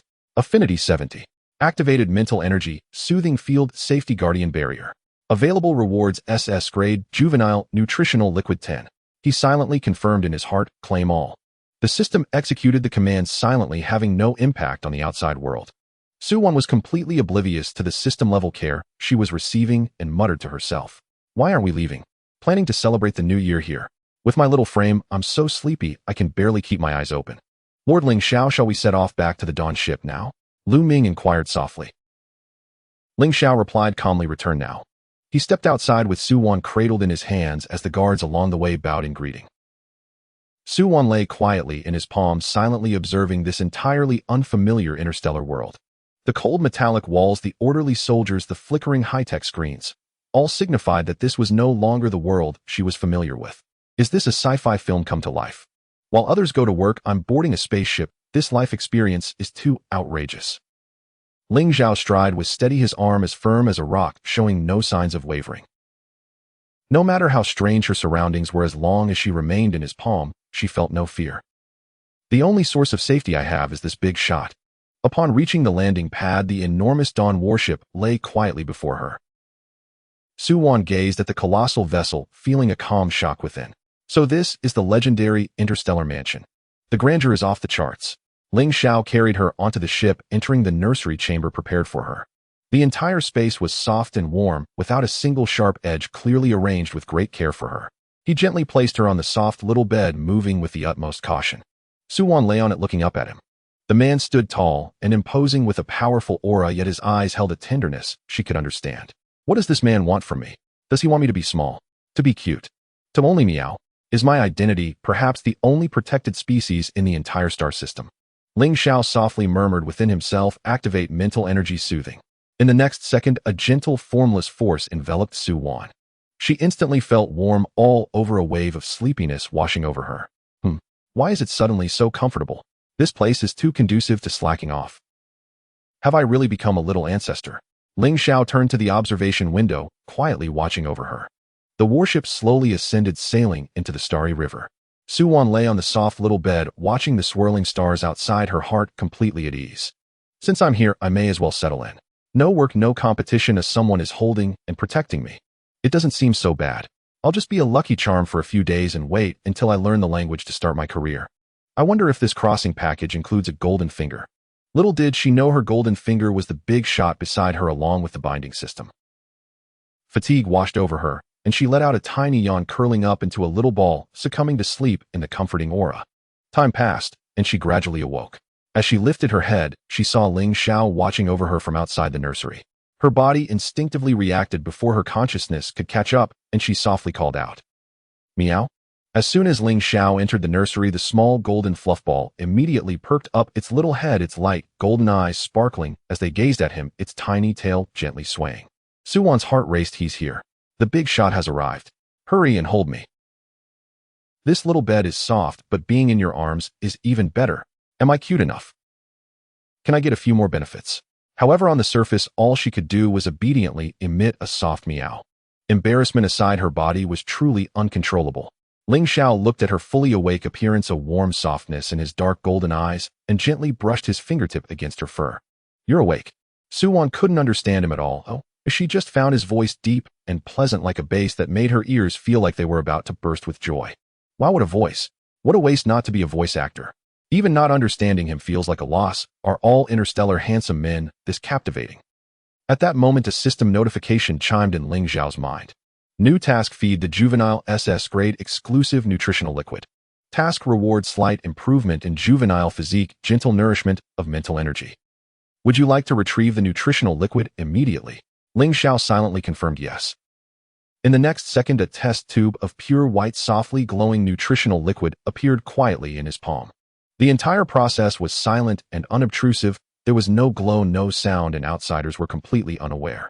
Suwon watched in astonishment as this big shot seemingly produced a strange little tube out of thin air. Magic? Are you some kind of interstellar magician with such quick hands? Wait, I didn't see where he took it from. Has interstellar technology reached such an outrageous level? Her little head was filled with big questions as her tiny paws instinctively reached for Ling Xiao's fingertip, her face expressing pure curiosity. Ling Xiao looked down at her bewildered and curious expression, the corners of his lips curling up slightly. He gently brought the mouth of the nutritional liquid tube to her lips, the motion as light as a feather. Drink this. Suwon's little nose twitched as she caught a faint, cool scent of milk, neither too sweet nor strange. But the moment she saw that the tube was to be directly pressed against her mouth, she felt utterly defeated. Wait, what is this? A baby bottle? No, this isn't for tube, right? Am I an adult being fed like this? How embarrassing. I refuse. I won't drink something that looks like it's meant for juveniles. She tilted her head slightly, quite transparently avoiding it. Her movements were clean and decisive, filled to the brim with disdain. Ling Xiao? If Vice Officer Lin Zhou were here, he would have dropped his jaw in disbelief. In the entire star system, only this little ancestor would dare to disrespect the bloodline heir of the beast god like this. Ling Xiao was not angry. Instead, he leaned impatiently, softening his voice even further. Come on, drink it to help you grow. Suwon continued to dodge, her little head shaking back and forth, her attitude resolute. I won't drink it, I won't drink it. I'm not a real baby. Unless this thing is milk tea, I won't open my mouth. She protested fiercely in her heart, yet her body was weak and helpless, only able to express her discontent by turning her head. Ling Xiao looked at her, throwing a little temper tantrum, his eyes twinkling with amusement. He simply lifted her slightly, letting her rest against his fingertip, ensuring a stable and comfortable position, and once again brought the nutritional liquid to her lips. This time Suwon had nowhere to hide. She could feel the man's patience and sensed that this liquid wouldn't harm her body. In fact, it felt quite warm and comfortable. Fine, I'll give you face. I'll just take one sip. Reluctantly, she opened her little mouth and gently took a sip. In that instant, cool and refreshing, the gentle milk flavor slid down her throat, enveloping her in a warm sensation that washed away most of her fatigue, even clearing her mind significantly. Suwon's eyes lit up immediately. What kind of divine thing is this? It's even better than milk tea. One sip, and I feel completely rejuvenated. Is this nutritional liquid or celestial dew? I take back what I said earlier. Ooh, I apologize for my lack of vision. The little juvenile who had just been so disdainful now licked her little tongue and eagerly leaned forward for more. That little expression was clearly saying, I want another sip. Ling Xiao's smile deepened, patiently feeding her bit by bit. The nutritional liquid was just the right amount, perfectly finishing. Suwon's little belly swelled slightly from drinking, and she lay comfortably in his palm, her tiny paws clutching his fingertip, unwilling to let go. That was satisfying. I could drink 10 of those. Life in the star system is too blissful. I'm drinking divine water. The slacking life officially begins at don't ask me to pursue a career. The system notification echoed in Ling Xiao's mind. Task completed, successfully fed the juvenile SS grade nutritional liquid. Reward granted slight improvement in juvenile physique mental energy nourishment complete. Current juvenile status satisfied comfortable joyful. Affinity 5, current affinity 80. Ling Xiao gently placed her back onto the soft little bed, brushing the remnants from her mouth with tender fingers. Meanwhile, outside the nursery, Lin Zhou was handling the messages from the Star Network, his expression growing more and more vibrant. He lightly knocked on the door and bowed to report. Commander, the Star Network has completely exploded. Ling Zhao's gaze dimmed slightly as he stepped outside and gently closed the door behind him to avoid disturbing Su Wan. Speak. Lin Zhou quickly lowered his voice during the Zerg attack. A blurry video captured by a civilian detector from a distance circulated in a small area on the Star Network, and many are guessing the identity of the powerful figure who intervened at that time.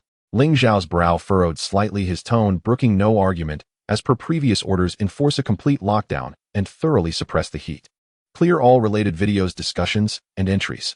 Anyone leaking information will face military discipline. My identity, bloodline, and traces of intervention must not be disclosed. What he desired was not fame or attention, but to ensure Su Wan's safety, shielding her from disturbance and envy. Once information leaked, it would only invite more prying eyes and danger. Lin Zhou's heart tightened, immediately responding, understood. I am already handling it. All trending topics are being suppressed. The source of the videos cleared, and an announcement of routine defense exercises by the headquarters will be made to ensure the juvenile is not disturbed and that no information about you is leaked. Ling Zhao's expression softened slightly. What about external forces? The Imperial Royal Family, the Alliance military, and several hidden families have sent communications wishing to send infant supplies, rare nutritional liquids, and juvenile items to show goodwill, and they also want to inquire about the juvenile's condition. Ling Zhao's tone grew colder. Return everything, refuse all. No external forces are allowed near Dawn Star. No messages permitted, no disturbances. Anyone daring to pry will be dealt with as a threat. Yes, I understand. Lin Zhou grasped the situation completely, realizing that the commander intended to keep Su Wan sheltered under absolute silence, allowing her to remain untouched by any external noise. Inside the cabin, Su Wan remained blissfully unaware that outside measures had been taken to secure her safety through a complete lockdown and cleanup of public opinion. She was full and content, lying on the little bed while wagging her small tail, alternately gazing at the flowing stars outside and sneakily stealing glances at Ling Xiao, enjoying a delightful and satisfying life. I wonder if it's lively outside. Regardless, it has nothing to do with me. I'll just be cute, slack off, and wait for more food. I wonder when the next round of divine nutritional liquid will be arranged. She let out a small yawn, feeling the fatigue of her juvenile body surge again. The energy expenditure since her crossing had been enormous. She nearly fell asleep as soon as she settled into the cozy environment. Ling Xiao returned to the soft chair by the observation window, his posture tall, yet maintaining the quiet demeanor of a devoted guardian remaining by her side. The system panel quietly hovered in his mental sea, with Su Wan's status consistently at its optimal value, stable, healthy, and joyful. The warship sailed steadily through the vast Star River without any jolts. No outside disturbances, no information leaks, no prying forces. Everything unfolded according to Ling Zhao's arrangements, quiet and secure. Time passed, and after a while a soft prompt echoed within the warship. Lin Zhou's voice came through again. Commander, we are about to arrive at the main star of the 7th Corps, Dawn Star. Ling Xiao slowly raised his eyes, gazing at the brilliant planet bathed in starlight outside. This was his territory, the safest and most heavily guarded place in the entire star system. The little home he had prepared for Su Wan had arrived. Inside the nursery, Su Wan was startled awake by the slight tremor of the warship, her little head curiously lifting to gaze at the increasingly clear, beautiful planet outside. Wow, is that the place we're going? It looks so lovely. I wonder if the new home is soft, warm, and has delicious nutritional liquid. She propped herself up, lying on the edge of the bed, her eyes shining brightly as she looked outside, filled with innocent curiosity and anticipation for the new life that awaited her. Ling Xiao moved to her side, gently cradling her back in his palm, lowering his head to meet her shining gaze with his calm and determined golden eyes. We've arrived home. From now on, this will be your home. Su Wan still couldn't understand what he was saying, but she could clearly feel the safety and warmth emanating from him. She nuzzled against his fingertip, giving a cheerful and soft response. Meow. New home. Here I come. The warship slowly entered the atmosphere of Dawn Star, descending toward the core territory of the Corps. The battleship silently glided into the innermost private airspace of Dawn Star. Here there were no ceremonies, no sounds, and even the defense forces hid in the shadows, leaving behind an atmosphere of utmost tranquility and secrecy. Ling Xiao held Su Wan gently in his palm, his aura subdued to a comforting softness. He lowered his gaze to the small bundle of fluff nestled in his hand, his voice barely above a whisper. "We're home." He walked straight into the secure room that had long been prepared. Inside, soft cushions covered the floor, and the light was gentle with no sharp edges in sight. The air carried a faint scent of grass and would instantly inviting relaxation.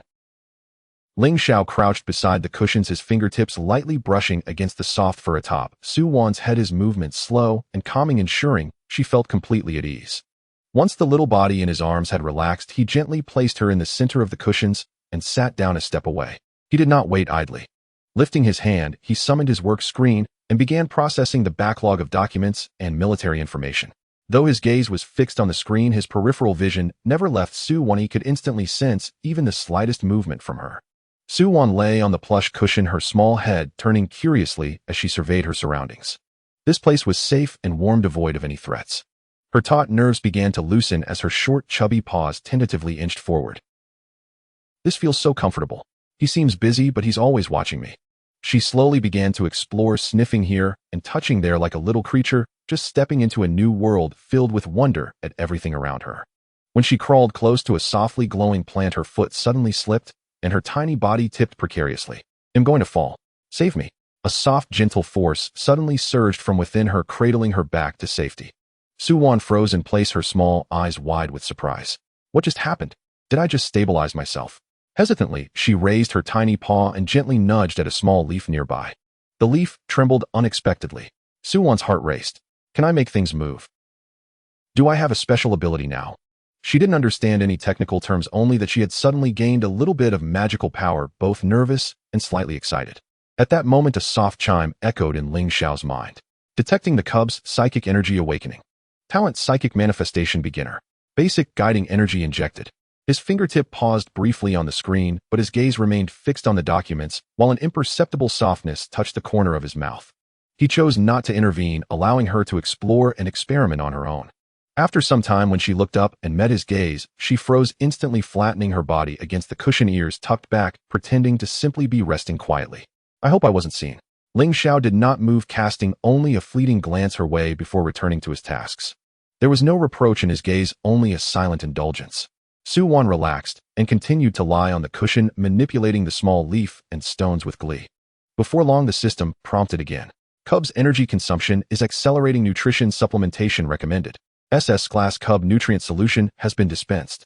Only then did Ling Xiao temporarily shut down the screen and with gentle movements crouched down in front of her, bringing the nutrient solution to her lips. Su Wan caught a whiff of the sweet aroma and obediently opened her mouth, sipping it delicately. The warmth slid down her throat, gradually melting away her fatigue, making her eyes squint with comfort. Once finished, her little belly slightly bulged as she wiggled her tail while lying on the cushion, drowsiness slowly overtaking her. She didn't crawl far, instead inching closer to Ling Xiao's hand, curling up in his palm and quietly closing her eyes. Ling Xiao gently enveloped her with his hand, as if protecting the most precious treasure. The system silently activated a barrier isolating the entire room from any external prying. A peaceful night ensued. The next morning, Su Wan awoke in the gentle warmth. Stretching a small yawn, her fur tousled, she opened her eyes to see Ling Xiao sitting not far away, his screen unfurled, evidently having begun his tasks early. Yet even in his work, he was immediately aware of her slightest movement. The system chimed at the right moment. Recommended to feed the cub gentle fruit puree. Item has been dispensed. Ling Xiao paused his work, retrieving the puree and bringing it to her mouth. Su Wan eagerly leaned in, the sweet, sticky flavor bursting on her tongue, instantly invigorating her. The light in the room remained perfectly soft as the morning light of dawn star filtered through the shades, casting a warm glow on the cushions without being harsh. Ling Xiao's fingertips swiftly navigated the screen, rows of military intelligence, star domain defenses, and reports on bug exterminations updating rapidly. As the ruler of the galaxy's most elite legion, he never truly had a moment of leisure. Even while guarding a cub, the pile of tasks never ceased.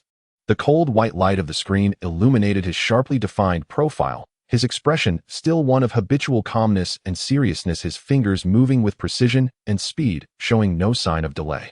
Yet no one knew that at least half of his attention was steadfastly fixed on the small golden fluff on the cushions. Su Wan remained blissfully unaware. After quenching her thirst and hunger, she fully embraced her newfound freedom, focused intently on developing her recently awakened abilities. She raised her tiny paw toward a small leaf, gently lifting it, causing the leaf to tremble. With concentrated effort, she nudged a small stone, which slowly lifted half an inch into the air. Hey, this is somewhat useful.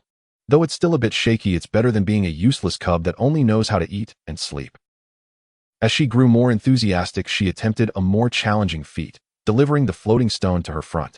But her psychic energy, still newly awakened, lacked control, causing the stone to wobble and fall with a soft thud onto the cushions. Su-Wan froze, quickly glancing at Ling Xiao. He remained focused on the screen, his fingers still moving, as though he hadn't noticed the commotion. Su-Wan let out a quiet sigh of relief, returning to her practice with the stone. Little did she know, just before she lifted her gaze, Ling Xiao's fingertip had hesitated for a fraction of a second on the screen. Detecting the cub is practicing psychic control. Improvement is slow. Would you like to automatically assist in calibration? The system gently inquired in his mind. Ling Xiao's gaze remained fixed on the screen as he replied inwardly with 2 words. No need. Allowing her to explore on her own was far more beneficial than any assistance. Within the room, only the soft sounds of the screen and the occasional small movements of the cub filled the air, a busy, yet oddly harmonious coexistence. After a short message popped up from Lin Zhou, encrypted and sent. Commander, the research department has submitted 3 applications to collect data on the cub's bloodline. I have blocked them all. Should I reject them entirely? Ling Xiao's gaze turned slightly cold. These people were quite well informed. He tapped swiftly on the screen, replying in a terse and unyielding manner. All rejected. Anyone daring to intrude on restricted areas will be dealt with according to military law. Any future applications regarding the cub need not be reported. Simply refuse them. The 2 lines of text radiated an authoritative decisiveness. He would never allow anyone or anything to disturb the unaware little fluff on the cushions. After sending the order, he instinctively glanced sideways, catching sight of Su-Wan failing once again. Her little stone had not lifted, and she had overexerted herself, tumbling onto the cushions and rolling into a fluffy ball. A barely noticeable smile flickered at the corner of Ling Xiao's mouth. It was as fleeting as an illusion. Su-Wan was left bewildered, lying on the cushions, her little ears drooping, feeling silently embarrassed. How embarrassing. I absolutely cannot let him see this. She fought to hold her body still, pretending she was merely resting, completely motionless. At that moment, the system quietly chimed again. Cub's psychic energy consumption has increased. Emotional state slightly diminished. Reward dispensed. Activation of the soothing cushion area. A faint, gentle energy enveloped the cushions, making Su-Wan feel an immediate sense of relief as the fatigue from her practice dissipated, lifting her spirits. Wow, I suddenly feel so much better. Forget it, I'm going to keep practicing. I refuse to believe I can't learn. She lifted her tiny paw again, and this time the small stone floated steadily, slowly spinning in the air. Su-Wan's eyes sparkled with excitement, her tail wagging furiously behind her. I did it. I succeeded. In her enthusiasm, she momentarily forgot to hide her joy and lightly bounced on the cushions. At this movement, Ling Xiao finally turned his attention away from the screen, lowering his gaze to her. Su-Wan froze instantly, her tail halting midair as she obediently positioned herself, wearing a look of I'm well-behaved and not causing trouble. Ling Xiao observed her sudden stillness, the warmth in his gaze intensifying. He did not approach or speak, merely resumed his focus on the screen, though the speed of his finger movements unconsciously slowed. Seeing that he was not angry, Su-Wan grew bolder again, continuing to amuse herself on the cushions. After tiring herself out with her psychic abilities, she lay on the soft cushion, dazed, her tail swishing back and forth, eyes wandering with bewilderment at the world around her. I can't understand, can't communicate, can't express myself. At this rate, I'm going to turn into a cub that only knows how to eat and sleep. Her little frustrations did not escape Ling Xiao's watchful gaze. Just then the system softly reminded him. Cub's understanding of the environment is extremely low, prolonged exposure may lead to anxiety.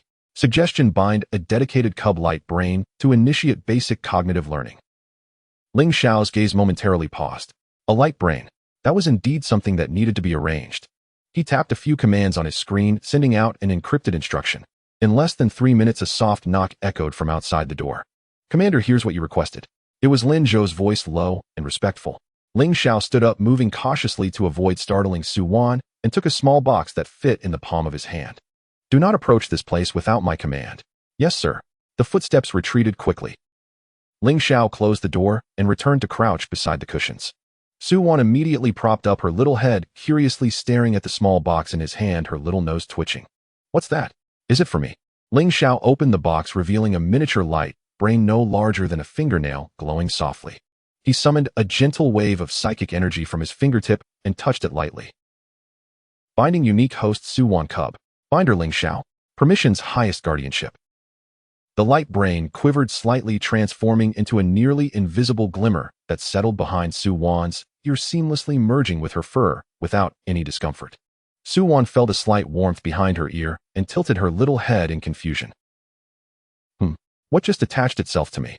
Ling Xiao lightly tapped beside her ear, and a soft, dimly lit small screen gradually unfolded before her. The screen was not large, colored softly without any glaring elements. Cub's dedicated light brain has been activated. Current mode, Early Childhood Enlightenment Mode. Language, Galactic Common Tongue. Content, Basic Phonetics, Character Recognition, Image Cognition, Safety Knowledge, Everyday Vocabulary. The screen contained no complex content, only large round basic syllables, paired with simple and cute illustrations. Food, water, sleep, safety, comfort, happiness not allowed. Suwon stared at the suddenly materializing screen, completely dumbfounded.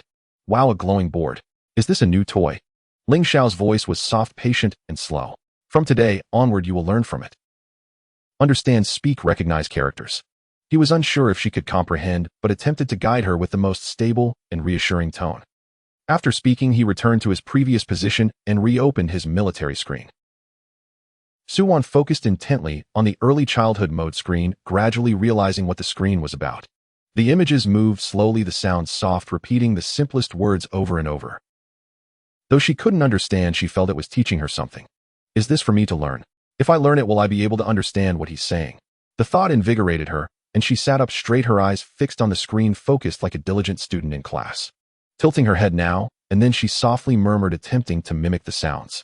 Ling Xiao caught this scene out of the corner of his eye, and his fingertip hesitated imperceptibly. In the next moment, the system quietly displayed a prompt. Detecting the cub's strong willingness to learn, learning efficiency increased. Guardian behavior stable. Cub's sense of security continues to rise. He maintained a neutral expression, continuing to review documents. Yet the tense line of his shoulders, which had been rigid for countless years, softened just a touch in that instant. Fully immersed in the novelty of the learning mode, Suwon temporarily forgot about playing with her psychic energy. After a while of studying the early childhood screen, her little head began to feel heavy, clearly showing signs of fatigue. Ling Xiao noticed her droopy demeanor and paused his work, not approaching immediately, but sending a command to Suwon's light brain through his guardian permissions.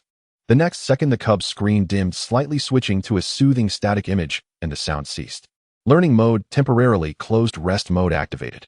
Suwon was momentarily taken aback, tilting her little head toward the screen, then looking up at Ling Xiao. Why did it suddenly stop? Ling Xiao averted his gaze, continuing to handle military documents, though his movements slowed. Suwon lay on the soft cushion, idly wagging her tail. She tried to poke the screen with her little paw, but it remained unresponsive. Frustrated, she leaned closer, gently nudging the edge of the screen with her little nose. At that moment, the light brain unexpectedly activated its sensing function. Host touch detected. Would you like to activate fun interaction mode? A line of small text flashed on the corner of the screen. Suwon couldn't understand it, but she noticed the screen had brightened slightly, which seemed amusing. Ling Xiao caught this moment in his peripheral vision, his fingertip pausing momentarily. He checked the light brain's data through the backend, then silently permitted the system to enable the interaction. In the next instant, the screen displayed a few gently floating colorful light dots designed specifically for the cub, simple and harmless. Suwon's eyes lit up instantly. These move. She immediately became excited, reaching out with her little paw to chase the light dots, darting left and right occasionally, using her psychic energy to gently nudge the dots, thoroughly enjoying herself. Ling Xiao focused on processing the intelligence, but could clearly hear the soft rustling sounds from the cushions. He didn't turn around, allowing her to entertain herself. Before long, the light dots on the screen began to fade. The light brain prompted automatically. Interaction ended, reverting to basic learning. Suwon lay there somewhat reluctant, her little chest rising and falling as she appeared a bit tired from playing. Only then did Ling Xiao lightly raise his gaze to her. He didn't speak, only manipulated his own screen momentarily. The light brain behind her ear warmed slightly, a gentle wave of soothing psychic energy flowing out. The fatigue instantly dissipated significantly, and the little fluff perked up a bit. She lifted her head again, obediently looking at the now brightened learning screen, her little ears standing straight. Ling Xiao returned his focus to his work. Within the secure room, only the soft hum of the screen and the occasional small sounds from the cub filled the air. The defensive screen in the room glimmered softly, conveying a silent notification. Multiple external mental detections approaching classified interception in progress. Ling Xiao's fingers hesitated for a moment before he set aside his tasks, slightly turned to the side, and gently lifted the small fluff from the cushion, cradling her securely in his arms. His palm covered her soft fur, and his fingertips lightly stroked her back, releasing a wave of gentle and calming pheromones that enveloped her tenderly. "Someone outside is watching you," he said in a deep, steady voice. "Don't be afraid who I'm here." Su-Wan nestled closer into his embrace, rubbing her small head against his palm, her previously erect ears gradually relaxing. Ling Xiao raised his hand to connect the communication, his tone serious. "Linzhou. Commander, multiple detection signals have appeared outside, mainly from families, research institutes, and military factions, all aimed at the cub. Several nurturing applications have already been submitted. Archive all applications without approval for now," Ling Xiao replied indifferently. "Allow the normal submission of applications from the outside, but prohibit anyone from approaching or contacting her. Maintain order in the outer layer and strict protection in the inner layer." "Understood, I will arrange it immediately." The communication ended. Ling Xiao lowered his gaze and continued to soothe the little one for a moment, his fingers gently brushing over her fur. Once he confirmed that the little one's emotions were stable, he carefully placed her back on the cushion, positioning her to face the light screen once more. "I need to go deal with some matters," he said softly. "You stay here and study peacefully." After casting one last glance at the obediently seated Su-Wan, he turned and exited the inner chamber, closing the soundproof door quietly behind him. The control screen was filled with a continuous stream of nurturing assistance applications from various interstellar entities, each request layered upon the last, all from legitimate institutions expressing their care and affection for the rare cub. Lin Zhou stepped forward, reporting in a hushed tone, "Commander, applications are still being submitted, all aimed at being able to care for the cub." Ling Xiao lightly touched the screen, his gaze calm. His military duties were demanding, and with limited energy, many intricate nurturing matters could not be handled personally. Remote plans lacked comprehensiveness. Only by arranging for professional personnel to assist closely could Su-Wan receive proper care. "Select the 3 institutions with the best qualifications," he instructed in a low voice. "Connect with the Imperial Cultivation Institute, the Young Beast Protection Alliance, and the Royal Nurturing Consultant, and initiate an online discussion." Moments later, 3 discussion windows lit up simultaneously. In the left window, an elderly man in a white coat slightly bowed. "Commander, I am Elvin, the director of the Imperial Cultivation Institute, responsible for the cub's nutritional balance, physical monitoring, and daily care." In the middle window, a gentle-looking woman nodded in greeting. "I am Lia, the president of the Young Beast Protection Alliance, specializing in behavioral guidance, emotional soothing, and mental comfort for the cub." In the right window, a dignified consultant bowed softly. "I am Eve, the Royal Nurturing Consultant, focusing on the cub's early education, learning planning, and growth guidance." Ling Xiao nodded slightly and got straight to the point. "The cub has formed a unique mental bond with me, and the guardianship belongs solely to me. My affairs are numerous, so I allow you to send personnel to assist in her care." His tone grew more serious as he established boundaries. "All personnel must be verified by me personally regarding their identity and mental information, and they must operate within my line of sight at all times, following my commands without disturbing the cub or exceeding their limits." The 3 responded earnestly. "Rest assured, Commander," Elvin spoke first. "We will customize the most suitable nutritional meals for the cub to ensure they are safe and harmless." Lia followed up. "We will soothe the cub's emotions in the gentlest manner, ensuring no discomfort is caused." Eve added softly, "I will tailor a learning plan based on the cub's acceptance level, progressing gradually without exhausting her." Ling Xiao nodded slightly. "Arrange for personnel to report as soon as possible." "Yes." As the discussion concluded, the screen gradually dimmed. Just then, a cold, mechanical electronic voice echoed in Ling Xiao's mind. "System notification detected slight emotional unrest in the cub. It is advised that the guardian provide timely comfort."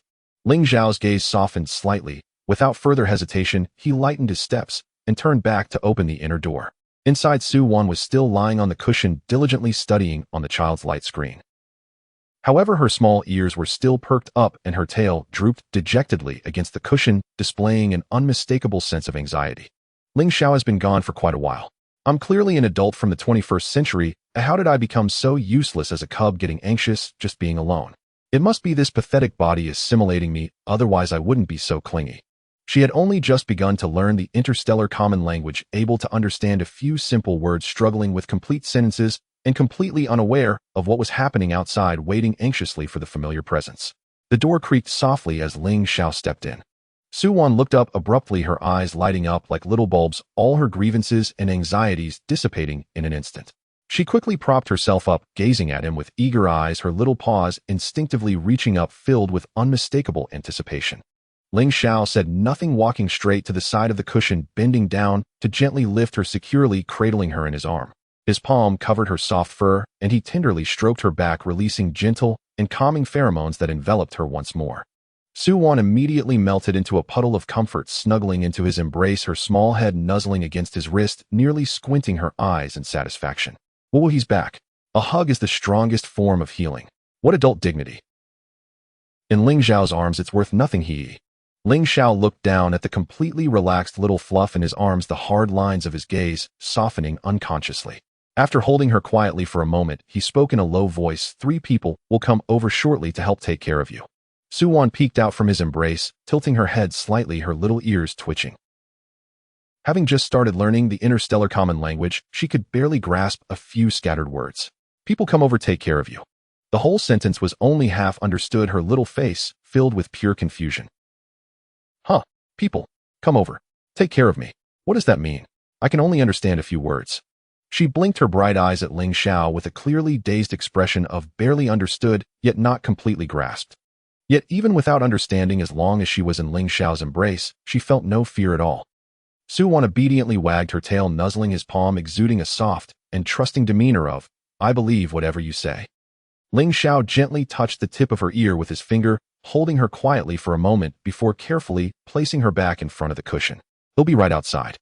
This time Suwon distinctly caught the word outside, her eyes immediately brightening as she nodded vigorously. As long as you're there. Ling Xiao glanced at her, confirming her emotional stability before quietly stepping out of the inner chamber. As soon as he exited, Lin Zhou was already bowing in wait. Commander, the 3 auxiliary personnel have arrived and are waiting outside for verification. Let them in. His tone was low and devoid of any excess emotion. Moments later, 3 figures entered the hall in sequence, each dressed in distinctly different styles, easily identifiable by their respective roles. The one responsible for nutrition wore a light beige short uniform, neat and tidy. The one for emotional soothing was clad in a pale green patterned robe exuding a soft aura. The one for educational guidance donned an elegant lavender long dress, poised and serene. The trio stood respectfully, their heads bowed. Even their breathing was extremely light, not daring to overstep. Ling Xiao's gaze swept across them indifferently, his mental energy flowing around them like a gentle stream, confirming their mental waves were pure, without prying or malice, before slowly setting down the rules. Upon entering, move quietly, speak softly, do not approach without permission, and follow my commands at all times. Understood. They responded in unison, steady and orderly. Ling Xiao ceased further discussion, turning to push open the soundproof door to the inner chamber. The light inside was soft, with Suwon lying on the cushion, diligently memorizing basic characters on the light screen.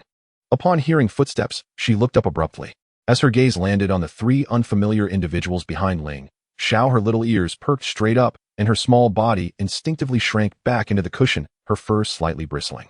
Who are these 3 people? They all look different. It seems a bit strange. I'm a little nervous, but Ling Xiao is here, so it should be fine, right? Having only recently begun learning the interstellar common language, she couldn't even understand complete sentences, relying solely on her instincts as a cub to sense the unfamiliar presence around her. Ling Xiao immediately caught her subtle unease. Without pausing, he quickly stepped forward, bending down to gently lift the small fluff, securely cradling her in his arms. His palm covered her soft back, and his fingers gently stroked her fur, releasing a gentle wave of calming pheromones that enveloped her entirely. Don't be afraid, he murmured. They are here to take care of you. Suwon tilted her small head back, her golden eyes filled with confusion. She barely grasped the simple words, afraid and take care, only half comprehending yet completely relaxing in the familiar scent, her small paws gently resting on his wrist, no longer tense. Ling Xiao turned slightly, nodding to the 3. They each took a half step forward, their voices as soft as feathers brushing against the air. Your Highness, Suwon, I will prepare your nutritional meals and monitor your physical condition. Your Highness, Suwon, I will stabilize your mental fluctuations and soothe your emotions. Your Highness, Suwon, I will accompany you in learning the language and guide your growth. Suwon's ears twitched slightly, catching fragments of the words eat, soothe, and learn, her head tilting in curiosity. Oh, so they are in charge of food, comforting, and learning with me.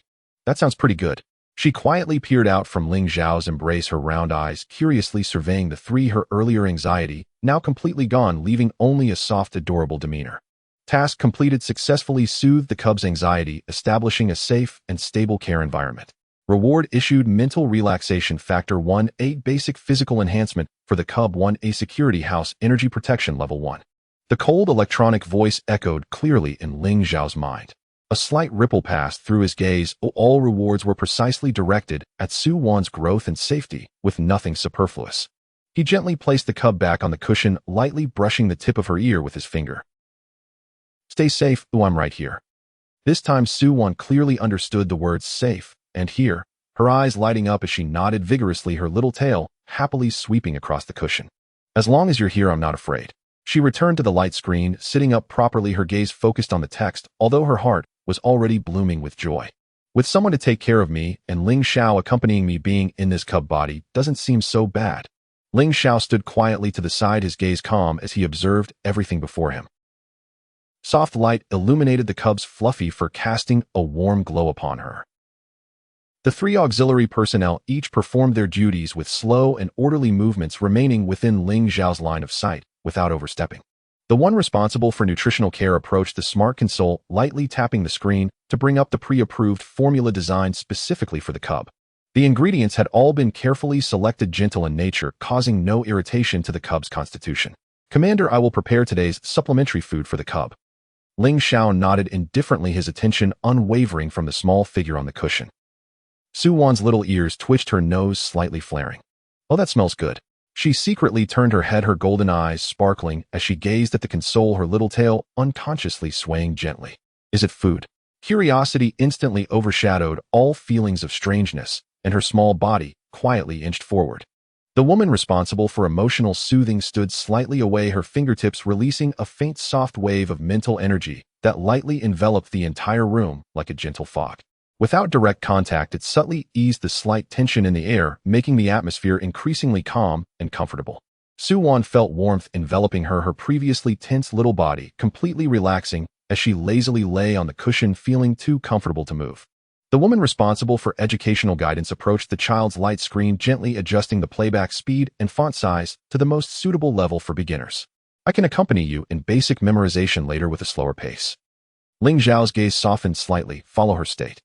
Su Wan stole glances at the console, and then curiously at the light screen, her little head turning back and forth, adorably lively. Good food, and no need to think, this life is too comfortable. I never even dared to dream of this before. Before long, the supplementary food was ready. A small soft bowl held warm, mushy food with a light, pleasant aroma. The caretaker brought it close to the cushion and gently stepped back to the side. Su Wan sniffed, her eyes lighting up like little bulbs. She immediately propped herself up, eagerly looking at Ling Xiao, her little paws lightly tugging at his sleeve, bursting with anticipation. Ling Xiao looked down at her eager expression, a flicker of gentleness crossing his eyes. He bent down to gently lift Su Wan, bringing her to the bowl, holding her steadily. Su Wan quickly understood, leaning in eagerly to take small bites. The taste was soft and palatable, perfectly satisfying her. Delicious. Even better than I expected. Eating is indeed the greatest joy. The three auxiliary personnel watched from a distance, their eyes softening unconsciously, yet remaining quiet, not daring to disturb.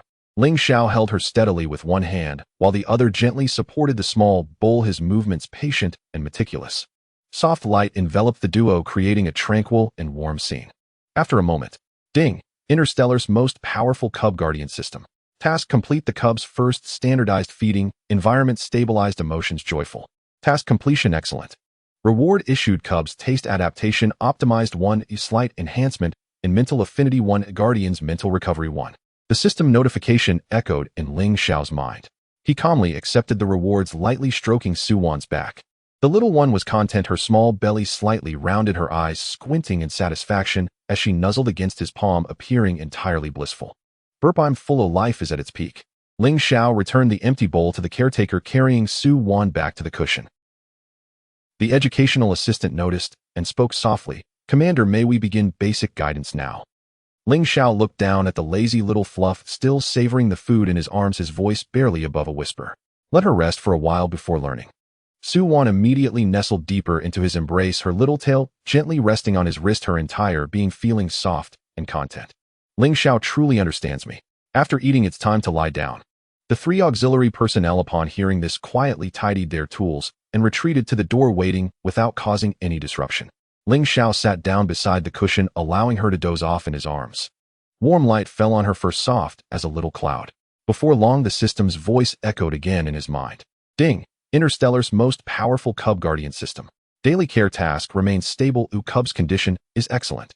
Additional reward: Cub's sleep quality enhanced 1. Ling Xiao's fingers gently stroked her back, his gaze serene and soft. Su Wan groggy nudged him with her head, her eyelids growing heavier, soon curling up in his embrace and falling fast asleep. Her brows relaxed, her little mouth slightly pouting. She slept without a care. Ling Xiao maintained his position, sitting quietly, not daring to move for fear of disturbing her. The night passed peacefully without any disturbances. Half a year passed in the blink of an eye. Su Wan had completely adapted to life in the safe house, and under Eve's daily guidance had thoroughly learned the interstellar common language. From initially being unable to understand even the most basic syllables to now fluently communicating with others and even reading basic text on screens, she had spent 3 full months achieving this. It was only on the day she could accurately differentiate the pronunciation, spelling, and corresponding meanings of each word that she belatedly realized the name Ling Xiao had been calling her, Su Wan, was identical to her original name before her transmigration.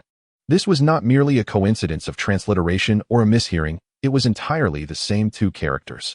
Even the meanings associated with it in the interstellar common language, sunset, gentleness, and stability, perfectly aligned with the original connotation of her name. That day, she stared at the name Eve had written on the screen for the entire afternoon, lost in thought. She had tentatively probed Ling Xiao, asking indirectly why he had given her this name. Ling Xiao simply lowered his head, lightly touching her ear with his fingertip, his tone calm, yet resolute. The first time I found you, I knew you should be called this.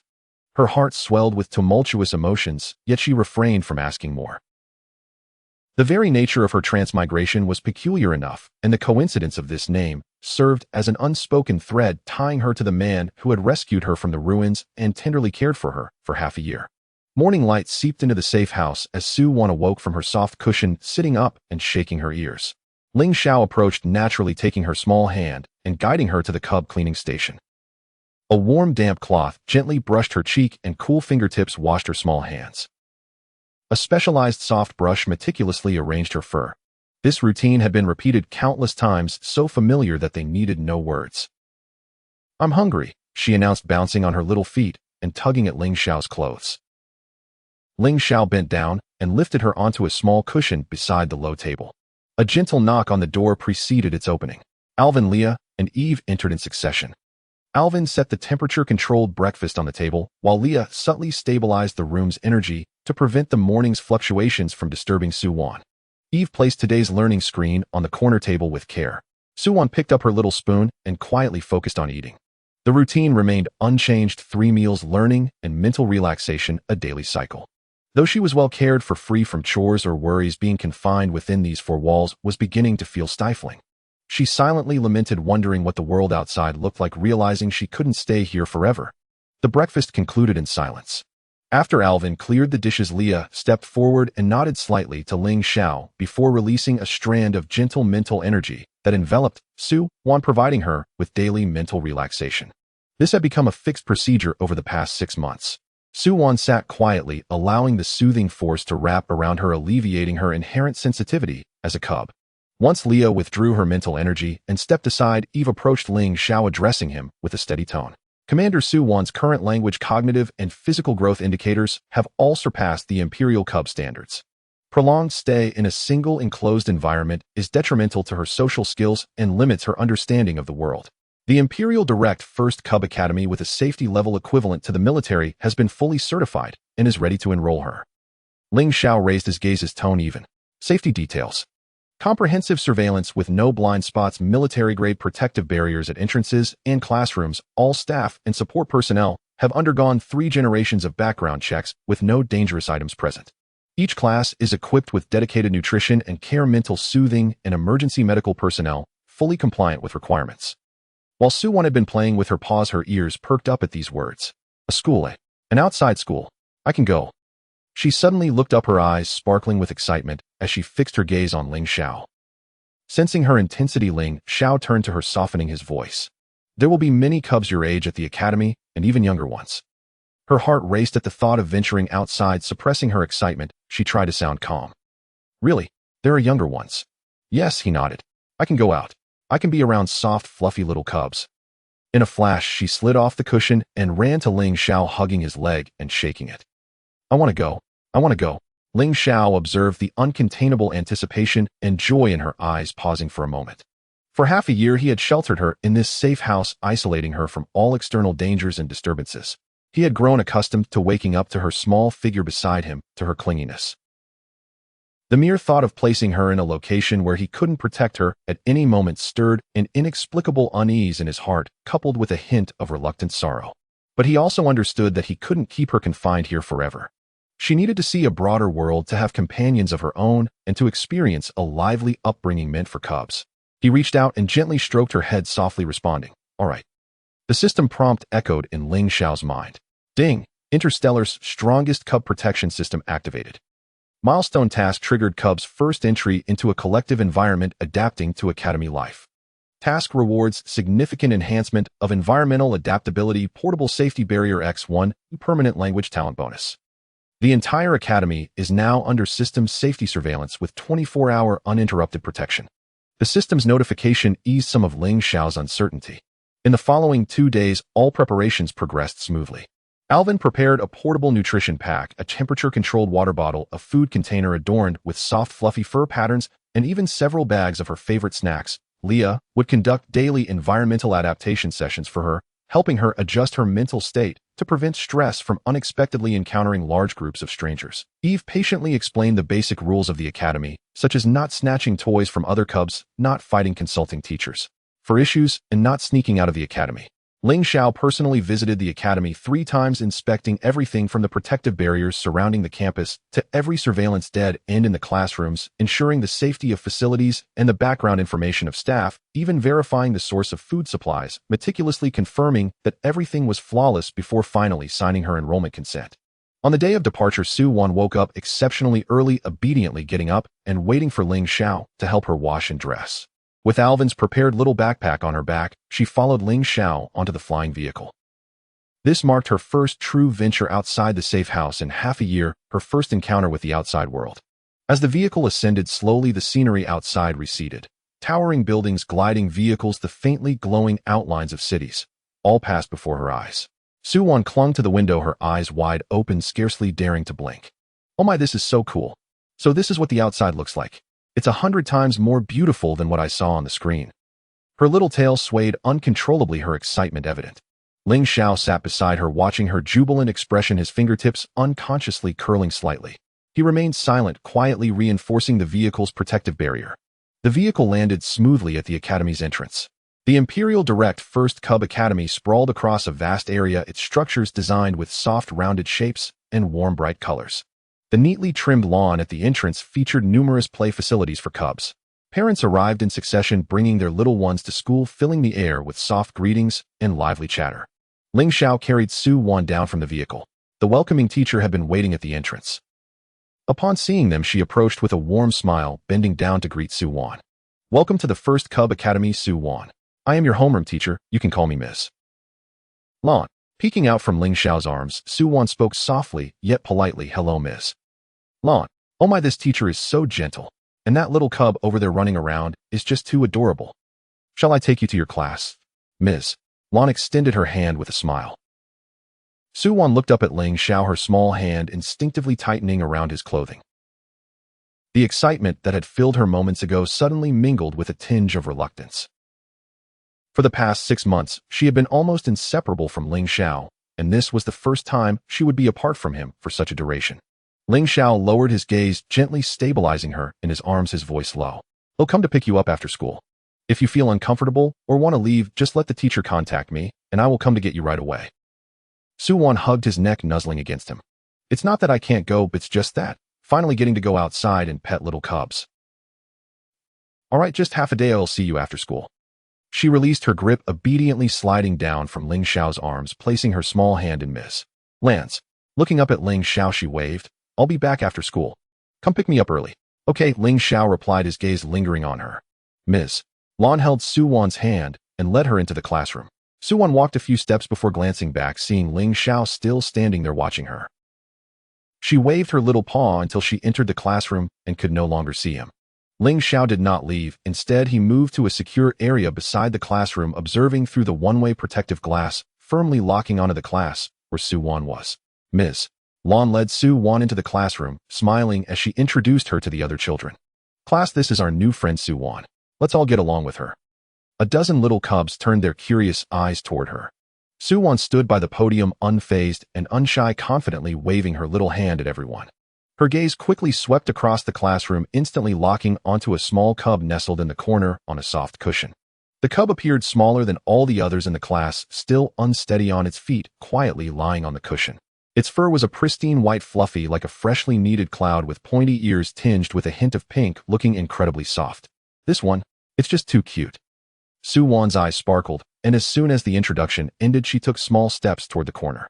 She crouched down beside the cushion, cautious not to scare the little one, extending her hand gently to touch the cub's fluffy fur. It's soft, truly soft, softer than I imagined. The small cub stirred slightly, raising its head with round, glistening eyes, and nuzzled against her hand, letting out a soft mew. Suwon's heart melted, her movements becoming even gentler as she stroked the little one's fur, her lips curling into a smile. After half a year of transmigration, I finally get to pet an authentic interstellar cub. This is a win. Who cares about feeling stifled or reluctant? I've forgotten all that. Ling Xiao watched from outside the glass, taking in the entire scene. Initially, he had worried that in this unfamiliar environment, she might feel anxious, cry, or seek him out. But to his surprise, she adapted so well, showing no signs of discomfort, and instead radiated excitement, her happiness palpable. His previously tense reluctance began to ease, yet he remained in place, quietly watching over her. Throughout the morning, Suwon stayed in that corner, accompanying the little white ferret cub named Nuanua. She would share half of her snacks with Nuanua, gently help comb her messy fur, and carefully assist her when Nuanua struggled to flip over. When other cubs approached her to play, she would respond with a smile, joining them in building blocks and reading picture books, her cheerful and obedient nature allowing her to quickly bond with everyone. She was completely immersed in the excitement of her first encounter with the outside world and the joy of having companions, alive and bright. Ling Xiao stood in the sunlight, watching the little figure darting around the classroom, a faint smile forming on his lips. His little cub was gradually growing up. No longer the trembling little thing he had picked up, afraid to move, she now expressed curiosity about the world, formed bonds with new friends, and bravely took steps of her own, no longer solely reliant on the small safe haven. Ding! Cub's environmental adaptation is good, emotions stable, social status excellent. Milestone task progress is continuously updating. The system notification sounded and Ling Xiao exhaled softly. Though torn with reluctance, he knew he could not keep her confined beneath his wings. She deserved her own broader world, and he would always be here waiting. 2 weeks later, as the dawn light spilled across the spires of the Imperial Direct Cub Academy, the classroom was already a fluffy cloud of fur. Suwon, with her fluffy tail curled around her side, held a honey-flavored teething stick in her pink paw, nestled in the soft cushion by the window, gradually pushing the crumbs she had nibbled on to the smaller fur ball beside her. That was Nuanua, soft as a freshly kneaded rice cake, timid and always sticking close to the gentle Suwon. Born with an innate softness, Suwon never fought with other cubs over toys. Whenever someone approached her for a cuddle, she wouldn't swat them away. However, she couldn't bear to see Nuanua being bullied. If a mischievous little cub snatched Nuanua's yarn ball, she would immediately perk up her ears, fluff her soft fur, and stand in front of Nuanua with her short legs, letting out a soft whimper. She looked fierce, but in reality had no intimidation factor, only endearing the other cubs more. Every morning, Ling Xiao would place her in a small basket lined with cashmere and personally take her to the academy entrance. Alvin's little backpack was always stuffed to the brim freeze-dried meat jerky, special nutrition paste for cubs, her favorite honey teething sticks, and even softer snacks prepared especially for Nuanua. Leo would wrap her in mental energy in advance, soothing her sensitive nerves to prevent her from being startled by the chaotic classroom atmosphere. Eve would teach her new interstellar common language words one by one after school, using a glowing learning screen. Life passed softly, like holding a piece of cotton candy warmed by the sun, until the arrival of a new classmate named Luo. Luo disrupted the established world of just her and Nuanua. Luo was introduced to the class by Ms. Long before Monday's morning study, officially named by Luo, but everyone called him Luo. He was another little fluffball, his fur a snowy white similar to Suwon's, with just a hint of light gray on the tips of his ears. Not much larger than Nuanua, he had short legs and a fluffy tail timidly curled in Ms. Lan's palm with round amber eyes scanning the noisy classroom nervously. But the moment his gaze fell on Su-won, who was nestled on the soft cushion by the window, the little one suddenly moved. He wriggled free from Miss Lan's hand, his padded paws landing silently on the thick cushion, pattering across the bustling classroom straight to Su-won's side, stopping just beside her. Tilting his fluffy little head, he gently sniffed the edge of the cushion, and in the next moment his round eyes lit up. His tail wagged uncontrollably, and even the pink of his ears deepened. Su-won lifted her eyelids and gazed at the unexpected little guest beside her, feeling an inexplicable sense of acceptance. Had it been any other overly forward cub, she might have merely shifted aside to make room. But facing this little fluffball, the scent enveloping her brought an incredible sense of peace. Not the comfort of being sheltered by Ling Xiao, but a familiar connection etched into her very being, as if they were destined to be together. She shuffled deeper into the cushion, making a soft spot for Luo Luo, pushing the half-nibbled honey-teething stick toward him and gently sweeping her tail to Noah, signaling that the little one didn't need to be afraid. Luo Luo wagged his big tail happily, cautiously climbing onto the soft cushion, settling beside her quietly. He nuzzled against her exposed paw pads, seeking closeness. Su-won felt a puzzling urge pressing her paw against the little head that was nudging against her. This is strange. Oh, why am I being so indulgent toward a little one I just met? His scent feels too comforting, almost like my own. Though she possessed an adult's soul, she was trapped in this soft cub-like body, never imagining she could encounter another kin who made her let down her guard simply by scent. What she did not know was that this unreasoned affinity stemmed from their shared bloodline. Luo Luo was her distant cousin, both belonging to the ancient beast clan of the Bai family. Su-won was the long-lost direct descendant of the main Bai family, while Luo Luo was a member of the current Bai family's distant branch. Only he and Su-won shared the highest bloodline compatibility, carrying an unbreakable bond from birth. Luo Luo's presence here was part of a meticulous arrangement by the Bai family that had been in the works for half a year.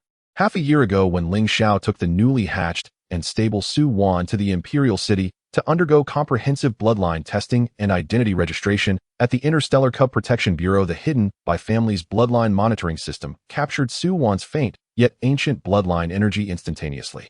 The Bai family had long lived in seclusion, being the last surviving guardian clan of the ancient beast tribes. Their ancestral rules were strict. Any kin with direct bloodlines, whether from the main family or a branch, had a responsibility to nurture and guide their relatives, especially the long-lost bloodlines of the main family, which needed to be returned to the clan to awaken the dormant bloodline and maximize its potential, preventing instability and loss of control upon maturity. Male cubs had to adapt to the outside world from a young age to develop their bloodline control, while female cubs required the calming presence of their kin's bloodline to stabilize through their growth phase.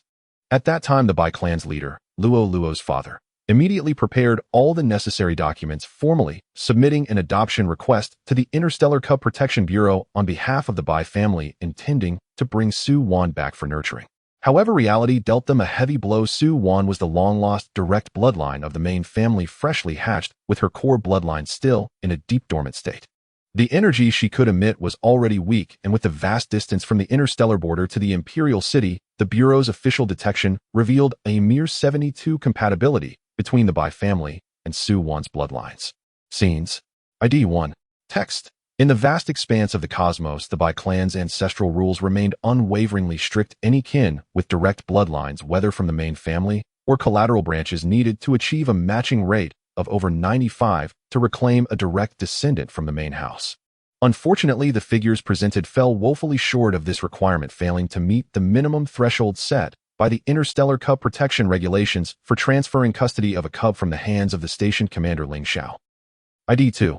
Text. A lack of sufficient matching meant they lacked the capability to awaken Su-won's dormant bloodline or to soothe any potential bloodline upheavals she might face in the future, rendering them utterly unqualified to become her legal guardians. They were acutely aware that Su-won was being well cared for by Ling Xiao, cradled in his palms and sheltered from any hardship. ID 3. Text. Only the Bai clan could provide her with the most authentic lineage guidance, capable of unlocking the seal on her main family's bloodline and ensuring her safe passage through the perilous phase of bloodline reformation that came with maturity. Resigned to their circumstances, the Bai clan decided to suppress their desire to reclaim the cub and made two arrangements: first, to continuously monitor Su-won's whereabouts, and second, to send Luo Luo, who had just reached the appropriate age, to the Imperial Cub Academy directly under the jurisdiction of Dawnstar. ID 4. Text. The rationale behind this was twofold: male cubs needed to venture out and adapt to their environment from a young age, laying the groundwork for controlling their bloodline and avoiding uncontrollable reformation upon reaching adulthood. Additionally, they hoped that the shared bloodline would lead to a resonance that could awaken Su-Wan's dormant main family bloodline through sustained proximity with Luo-Luo, thus increasing the detectable matching rate as per official standards. ID 5. Text. Before Luo-Luo's arrival, the clan had only informed him that there was a main family sister connected to his bloodline in the academy and urged him to stay close to her without revealing her name. Relying solely on the innate pull of his bloodline, he found Su-Wan at first glance amidst a classroom full of fluffy little ones. ID 6. Text. As days passed, the two small bundles in the soft mat transformed into inseparable companions, now joined by a third. Su-Wan would split the freeze-dried meat jerky prepared by Ling Xiao into two identical portions, pushing one towards Nua and the other towards Luo-Luo. If any mischievous cub attempted to snatch their toys, she would immediately stand in front of them, her ears perked up and her soft fur bristling protectively. ID 7. Text. Luo-Luo followed closely behind her, never leaving her side. Wherever she went, he followed.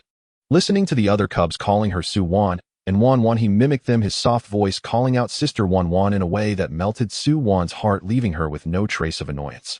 Nua also took a liking to this new companion, and the three little furballs would roll together daily, snuggling on the same soft mat. During nap time, their fluffy tails entwined as they slept soundly, their little bellies rising and falling in unison.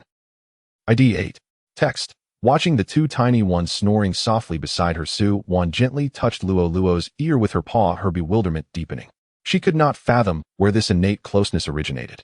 Outside the classroom, behind a one-way glass, Ling Xiao sat in his designated secure area, absent-mindedly tracing his fingers across his holographic interface, while keeping his gaze fixed on the three little fur balls in the soft mat, a slight frown creasing his brow. ID 9. Text. He had recognized the bloodline aura emanating from Luo-Luo long ago. 6 months prior, in the capital's general office, it was this very Bai clan that had submitted an adoption application for Su-Wan, only to have it directly rejected due to insufficient matching. He had not anticipated that this reclusive guardian family would send their distant direct descendant to Dawnstar, placing him directly in the same class as Su-Wan. ID 10. Text. Ling Xiao's SS-level psychic energy quietly unfurled like an invisible net, enveloping the entire classroom, firmly locking onto Luo-Luo's every movement, ensuring that Su-Wan would not face any mishaps. He had never considered sealing Su-Wan's bloodline aura with his psychic power, but its inherent strength wrapped around her naturally, due to their constant proximity, making it difficult for distant bloodline tests to accurately capture a complete signal. ID 11. Text. Ding. Detected sustained resonance with the same source bloodline aura, no direct malice detected, cub emotions stable. Current environmental safety level 98. The system's alert echoed in his mind, yet Ling Xiao's frown remained. He was all too aware of the ancient beast clan's obsession with the main family's direct bloodlines. They would never simply give up. ID 12. Text. Far away in the Bai clan's main hall, which had been silent for half a year, the bloodline matching stone began to emit an unprecedented warm golden glow. The numbers dancing on its surface surged from an initial 72 to a steady 98, no longer retreating. Synchronizing with the matching stone was the official bloodline monitoring system of the Interstellar Cub Protection Agency in the capital, which updated the matching rate in real time, triggering a filing alert for the adoption application submitted by the Bai clan 6 months prior. ID 13. Text. The clan elders gathered around the matching stone, their eyes reddening as they trembled with excitement, their hands gripping their scepters. It worked. The matching rate has met the standards. The official data from the agency has been updated. It is Luo-Luo's bloodline resonance. It has finally awakened the dormant bloodline of the main family's young master. We meet all regulatory requirements. After thousands of years of searching, we can finally bring back the lost young master of the main family. ID 14. Text. The clan leader of the Bai clan stepped forward swiftly, his knuckles prominent as he pressed his hand against the scorching matching stone, feeling the pure bloodline aura that resonated with Luo-Luo. The gravity of the moment surged within him, his voice steady. Activate the main family's inner imprint reformation space. Utilize the family imprint on Luo-Luo to open a teleportation pathway directly to the Dawnstar Cub Academy. I will personally go to bring our young master home.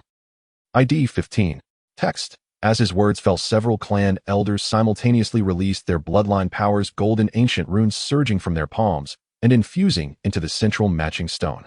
The golden pattern spread across the stone, traversing countless starry distances, precisely locking onto Su-Wan, who was currently sharing meat jerky with her two small companions in the classroom of the Dawnstar Cub Academy.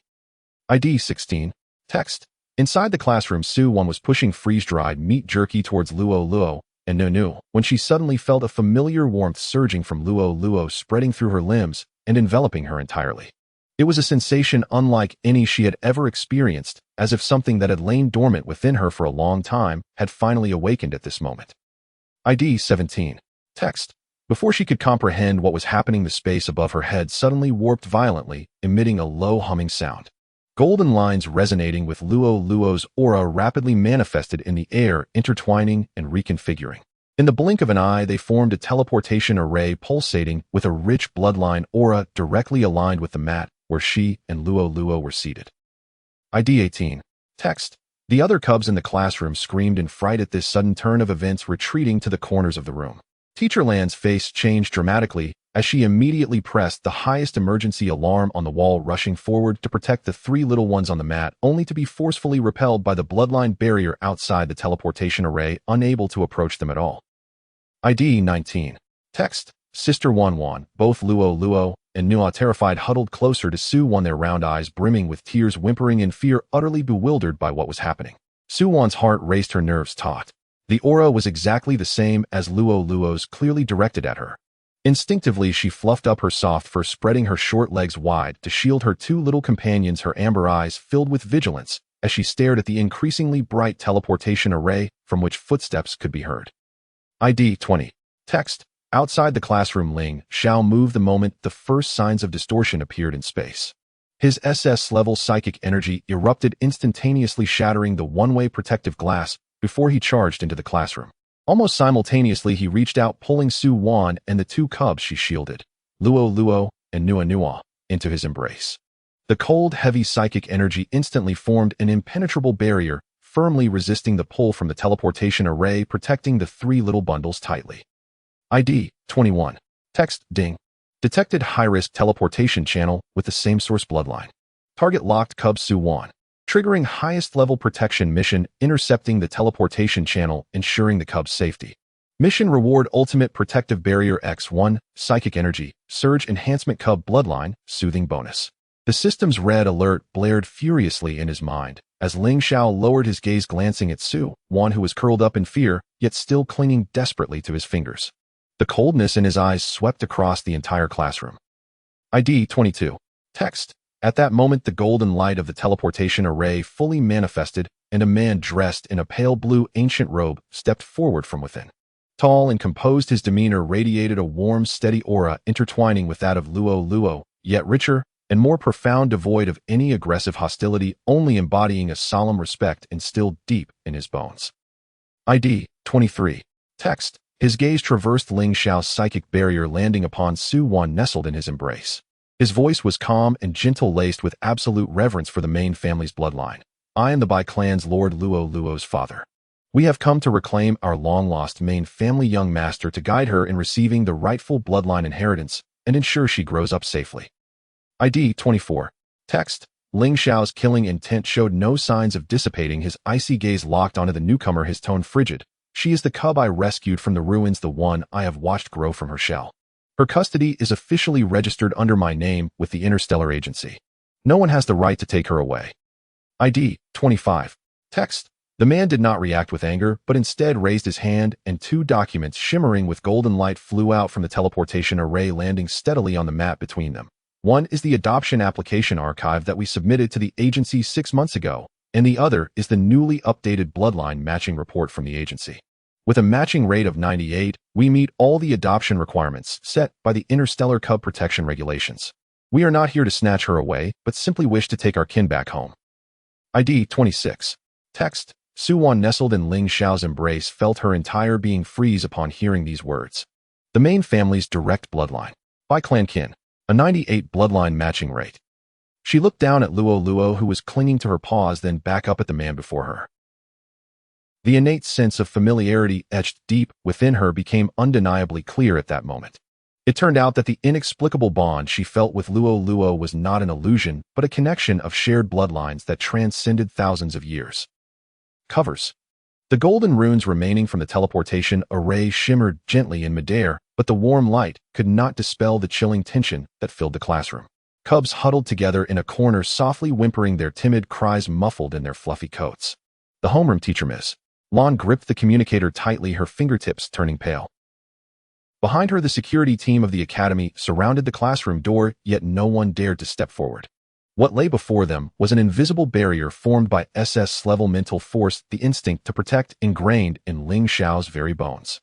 Not even ordinary security personnel, nor a mech squad from the Dawnstar's garrison could hope to breach it. Ling Xiao's gaze hung low, his large palms securely cradling 3 soft, fluffy bundles in his arms.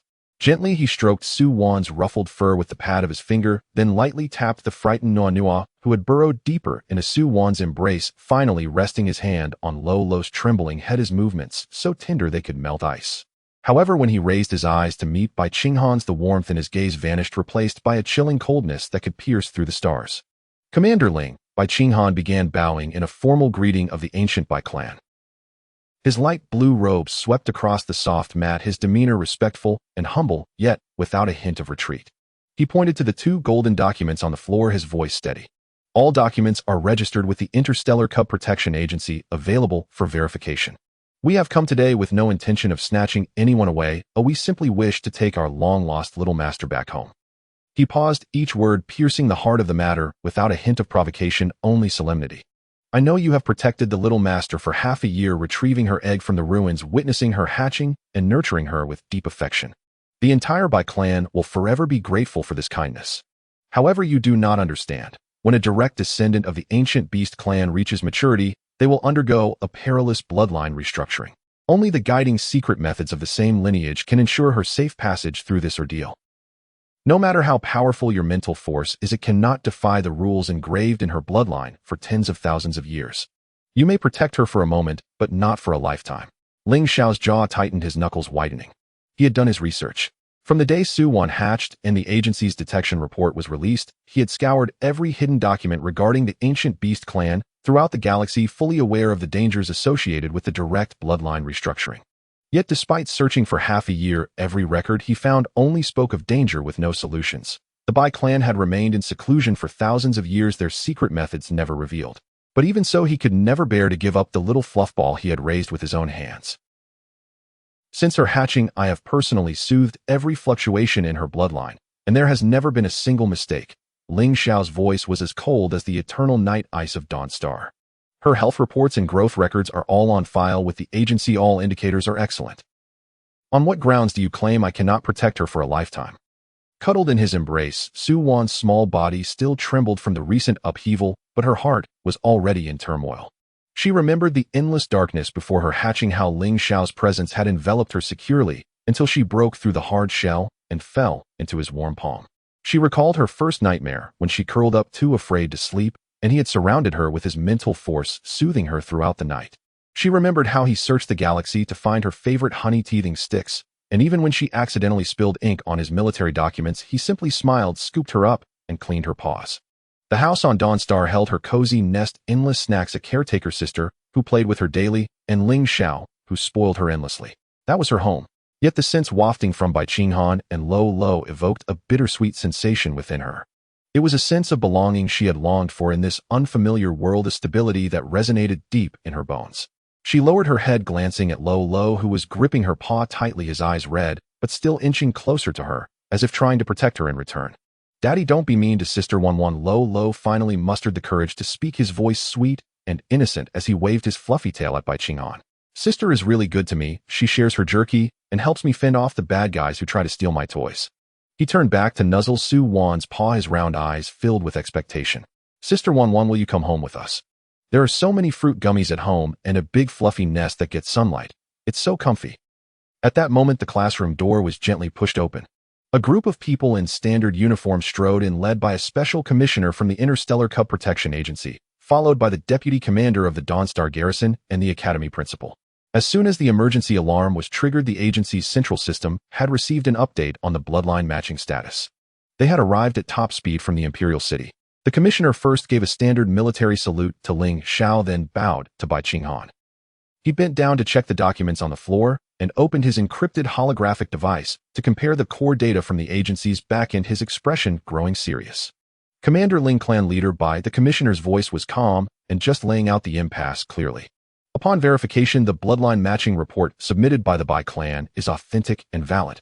The agency's central backend has been updated, confirming that the bloodline matching rate between the Bai clan and the Cub Su-1 is 98, fully meeting the highest standards of the interstellar cub adoption regulations, granting them priority adoption rights due to the shared bloodline. Meanwhile, Commander Ling, your guardianship paperwork is legitimate and valid, designating you as Su-1's current legal guardian. On one side stood the current guardian protected by interstellar law and who had raised the cub for half a year, and on the other the bloodline relatives with legal priority for adoption. The air in the room grew tense once more. Bai Qinghan stepped forward, bowing deeply to the commissioner. Commissioner, we do not intend to undermine Commander Ling's guardianship, nor would we dare to forcibly take the cub. We simply wish to bring the little master back to our clan to receive proper guidance for her bloodline inheritance. This concerns her life as she matures. The Bai clan will forever remember Commander Ling's kindness towards the little master, and we are willing to pay any price to ensure her bloodline remains stable and she grows up safely. But Ling Xiao tightened his embrace around Su-1, his tone leaving no room for negotiation. Her home is on Dawnstar with me. She will not go anywhere else. He looked down at the little fluffball in his arms, the icy demeanor in his eyes melting away to reveal an unbreakable tenderness, his voice softening to a whisper as if afraid of startling her. Wan, tell them who you want to go with. In an instant, every gaze in the classroom fell upon the small white fluffball. Su-1 poked her head out from Ling Xiao's embrace, her round amber eyes scanning the room. She looked at Bai Qinghan, who wore a face of respect and anticipation, then at Lo, who was clinging to her paw with an expression full of reliance, and finally her gaze settled steadily on Ling Xiao's face. She raised her small pink paw and tightly grasped Ling Xiao's fingers, her innocent voice carrying an undeniable firmness. I want to go home with Ling Xiao. Bai Qinghan's complexion paled in an instant, the flicker of hope in his eyes fading with each passing moment. Yet he did not show anger, nor did he utter another hard word. He merely forced a bitter smile and shook his head, his eyes filled with disappointment. Lo pouted, his round eyes brimming with unshed tears, yet he remained silent, still clinging tightly to Su-1's paw. After a moment's pause, Su-1 looked back at Bai Qinghan, tilting her fluffy little head as she added softly, but I want to know who I am, and I want to play with Lo. Her words swiftly tore open a breach in the stalemate. Ling Xiao gently stroked her furry little head, a fleeting flicker of a smile appearing in his eyes. He looked up at Bai Qinghan, his tone softening, but still maintaining an unyielding line. She can acknowledge her ancestry, learn about the Bai clan's heritage, and interact with Lo. You may teach her the guiding secret methods, but her guardianship will not change. Home can only be here with me. Bai Qinghan froze for a moment, then the light returned to his eyes as he immediately bowed deeply in gratitude, his voice trembling with excitement. Thank you, Commander Ling. The Bai clan harbors no ill intentions. We only seek to ensure the little master's bloodline remains stable and unbroken. We will never forget your kindness. The agency commissioner sighed in relief, smiling as he mediated. This is best as it respects the cub's autonomous wishes, while also considering the needs of bloodline inheritance, fully aligning with the highest standards of our interstellar cub protection. The golden runes in the air gradually dispersed, and the tense atmosphere in the classroom finally eased. Ling Xiao, holding the little fluffball in his arms, turned and strode out. Nestled in his warm embrace, Su-1 waved her little paw back at Lo, who trotted alongside Bai Qinghan, his bright eyes fixed on Su-1. On the starship back from the Cub Academy to their residence, Su-1 remained quietly nestled in Ling Xiao's arms. The little white fluffball buried her face in his palm, occasionally nuzzling his fingertips, behaving unusually well. Ling Xiao lowered his gaze, stroking her back, gently, his voice light. Are you afraid I'll blame you? Su-1 lifted her head, her round amber eyes locked onto his, her small paws gripping his fingers as she shook them. I only want to go home with you. A low chuckle escaped Ling Xiao's throat as he gently bumped his forehead against her little head, not saying anything further. He had never blamed her, however. Bai Qinghan's remark about protecting her for a moment, but not for a lifetime, had lodged like a thorn in his heart. Upon returning home, Elvin had prepared warm cub food, while Leah had set up soothing aromatherapy. Su-1 obediently finished her meal and curled up in her soft cashmere nest, clutching her exotic beast toy, and quickly fell asleep. Ling Xiao sat by her nest, lightly touching her drooping ear tips while opening his encrypted holographic device. The screen displayed the documentation synced from the agency, along with the supplementary agreement submitted by the Bai clan. clearly stating that the Bai clan only requested bloodline guidance rights and periodic visitation rights, never touching guardianship, with all guidance to take place only in Ling Xiao's presence and limited to Dawnstar. He read through it line by line, pausing at the signature line before ultimately inscribing his name. He could offer Su Wan the security of the world, but he could not gamble on her life during the bloodline restructuring. The next morning, Ling Xiao continued bringing Su Wan to the academy in a soft, fluffy basket. Upon reaching the classroom door, Lo's eyes lit up as he rushed over his short legs, scurrying. He nuzzled against the soft gauze and called out, "Sister Wan Wan." Su Wan wagged her tail, holding onto the edge of the basket. Ling Xiao bent down to lift her out, placing her on the soft mat. He glanced at Lo, who was performing the proper cub greeting, and spoke coldly, "Take care of your sister, don't let her get into trouble." Lo nodded vigorously, his tail wagging swiftly. "I will." Ling Xiao rubbed Su Wan's head again, reminding her, "I'll pick you up after school," before turning to leave, his mental force still enveloping the entire classroom, ensuring that no disturbance escaped his senses. In the nest, Su Wan sat in the middle with Nuanao on her left and Lo on her right. The freeze-dried meat split into 3 equal portions. All the fruit gummies Lo brought were stuffed into her little backpack, while Nuanao pushed over her favorite yarn ball, the 3 fluff balls rolling together. During the afternoon nap, the 3 little ones snuggled in the soft mat by the window, their tails intertwined as they slept soundly. In the midst of slumber, Su Wan suddenly shivered, a distressed whimper escaping her throat. A warm, prickling sensation surged from deep within her bloodline, spreading through her limbs, not painful, but accompanied by an unshakable ache, causing all her soft fur to stand on end. This was the first instance of bloodline fluctuation since her hatching, the awakening of her ancestral bloodline, a spontaneous emergence. Lo awoke almost instantly, pressing close to Su Wan, his gentle energy enveloping her and stabilizing her restless bloodline. The discomfort faded significantly in an instant. Su Wan groggily opened her eyes and nuzzled his little head, producing a soft whimper. "Sister Wan, don't be afraid," Lo comforted her with his small paws, patting her back. "Daddy said that awakening the bloodline might feel uncomfortable, but I'll stay with you." Just then the classroom door was gently pushed open. Ling Xiao strode in, having sensed Su Wan's unstable energy from afar, and rushed over from the safety zone. He quickly approached the mat, ready to scoop her up, only to find the 2 fluff balls nestled together. Su Wan's energy had completely stabilized, her round eyes wide open, showing no signs of distress. Ling Xiao's heart, which had been suspended, finally relaxed, and he realized for the first time that the effect of bloodline resonance could not be replaced by even his strongest mental force.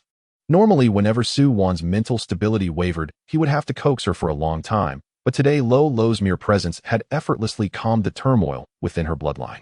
He bent down to gather all 3 little ones into his arms, his fingertips brushing against Su Wan's ears.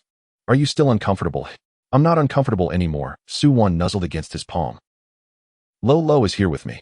That afternoon after school, Bai Qinghan waited at the academy gates. Alone, without any entourage, he greeted Ling Xiao with a bow, no unnecessary pleasantries exchanged, directly presenting a pre-prepared bloodline guidance proposal. "Commander Ling, this is a plan formulated by the clan elders." Bai Qinghan's voice was steady. "Twice a week at your residence, you will be present at all times. It will only involve basic bloodline soothing and awakening, with each session lasting no more than half an hour. Any concerns you have, we can adjust immediately." He added, "Today's fluctuation is a normal occurrence and will only become more frequent.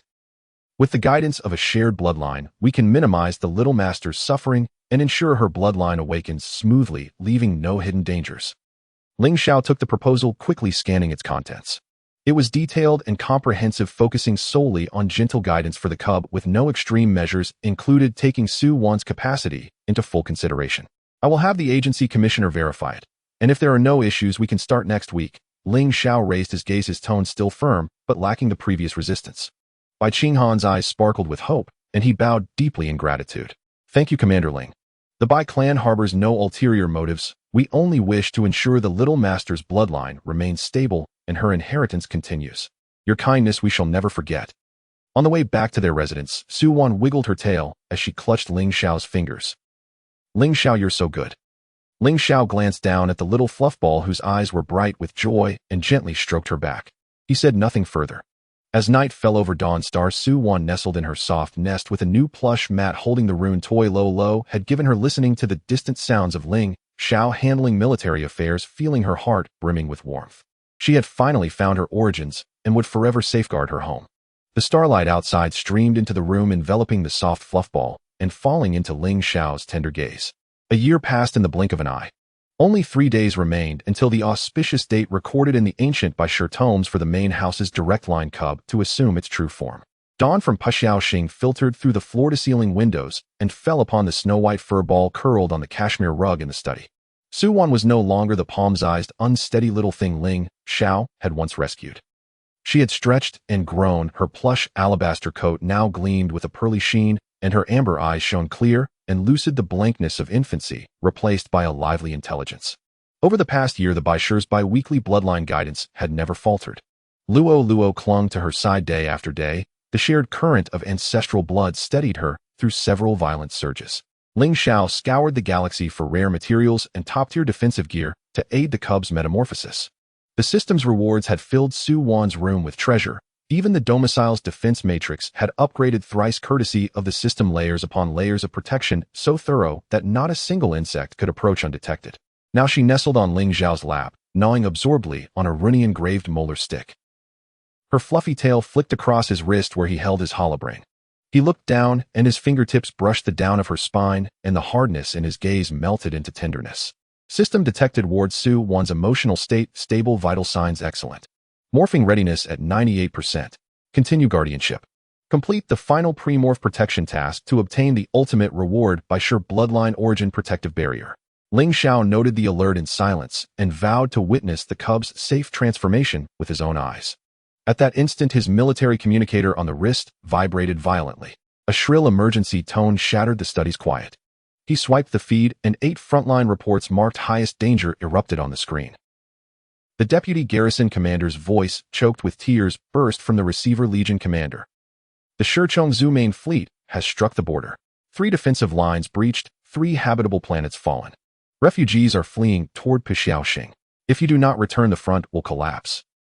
His knuckles whitened on the device, and the temperature around him plunged. He glanced down at Su Wan, roused and looking up at him in bewilderment, and a sharp, gnawing dread knifed into his chest. He could not leave. Su Wan's morphing was imminent. The thought rose and died as the cacophony of gunfire and screams from the receiver drowned it out. He was the garrison commander of Puxiaoxing, lauded across the stars as a war god. Protecting the people was inscribed in his bones. The lives of millions at the frontier allowed no hesitation. Ling Xiao. Su Wan sensed his tension. She set the molar stick aside and rubbed her nose against his jaw, a soft voice threaded with worry. Ling Xiao lowered his forehead to hers. His voice was a whisper of iron wrapped in silk. I have to handle something at the border. I'll return within 3 days at the earliest. I will not miss your transformation. He fastened a pendant studded with his natal psychic sigil around her neck, feeding a sliver of his spirit into it, so it could sustain an absolute defense in an emergency. He issued an iron order to his remaining guards, not a step from Su Wan's side, and any stranger approaching to be dealt with lethally. He summoned Bai Qinghan and the clan elders to take up residence and stand vigil. Only after scanning the system panel in his mind, Su Wan's indicators all steady and green, did he board the flagship bound for the border. He had planned for everything except that the whole affair was a baited snare by the Shichongzhou. Their signal-consuming parasites had long infiltrated Puxiaoxing's communications band. They could fabricate battle reports and black out all channels, their sole objective to lure Ling Xiao away, so they could seize the cub whose bloodline origin could utterly counter the Shichongzhou mother hive. No sooner had his flagship completed jump and cleared Puxiaoxing's system than the Shichongzhou's full-spectrum electromagnetic interference hit, severing all internal networks. The system panel in his mind flickered a faint red warning that he mistook for jump interference. He pushed on toward the front, unaware of the trap unfolding at home. At the domicile, chaos reigned. The captain of Ling Xiao's remaining guard had long since been compromised, blackmailed by relatives trapped in enemy camps, and became the deepest mole. Once Ling Xiao's flagship had departed, he silenced every defense and opened the gates to killers disguised as supply personnel. Bai Qinghan and the elders were drugged into paralysis by a soporific slipped into calming tea. The posted guards were ambushed and overwhelmed before an alarm could even sound. Su Wan was nesting on the 2nd floor when a cold, imprisoning cage dropped and clamped around her. She could not muster more than a puff of indignation. The juvenile bloodline's frailty before morphing left her too weak to fluff herself up. She huddled in a corner as grotesque Shichong killers converged, trembling so hard her teeth chattered. This is it, she thought in a torrent of terrified protest. Why treat such a small, no-yet-formed cub like a prized trophy? She battered the pendant at her throat. Ling Xiao's psychic safeguard flared, but was shattered by a specialized Shichong beam. She screamed his name into a silent void, trying to send an emergency mental pull they had maintained all year, but the channel on the other end was dead. The cage was hoisted and tossed into an unmarked shuttle. With the Yangin's roar, it pierced the clouds and sped toward the desolate sector where the Shurchong had established themselves. Suwan's tears soaked her white fur as she sobbed and scolded to herself the Shurchong must be deranged to mobilize such force for one unformed cub. What were they going to do? Make her a talisman for their mother hive? The ship hurtled on, and the border commander angling home had no idea. Ling Xiao landed at the frontier in his personal warframe to a scene far removed from the reports. There were no fields of corpses, no deafening barrage from a main fleet. Only a skirmishing harassment unit and a phantom fleet composed of dozens of derelict hulls projected by deceit. The breach reports had been falsified. Cold fury crept through him like ice. At that breaking point, the interstellar strongest Cub Guardian system in his mind screamed to life with an electrical howl. Red alerts stuttered across a fracturing feed. The Shurchong interference gnawed at the signal. System warning. Ward Su-1 in mortal danger. Vital signs plummeting. Emotional index below critical. Psychic tether being consumed by Shurchong interference. O channel severed. Target location unlocatable. System interference strength exceeded tolerance. Core modules damaged. Emergency protection linkage failed. Reward dispatch channel closed. System entering forced hibernation. The voice snapped off in a final jagged surge of electricity. The panel in Ling Xiao's mind went dead. Panic detonated in him. He roared for a full-speed return and unleashed every comm channel, but only static answered. The psychic tether to Su-1 was gone, leaving a hollow so vast it felt like a burning needle thrust into his heart. Don't be afraid, Su-1. Wait for me. He tore back, toward Pixiaoxing. Meanwhile, aboard the Shurchong shuttle carrying Su-1, a violent rupture split the hull.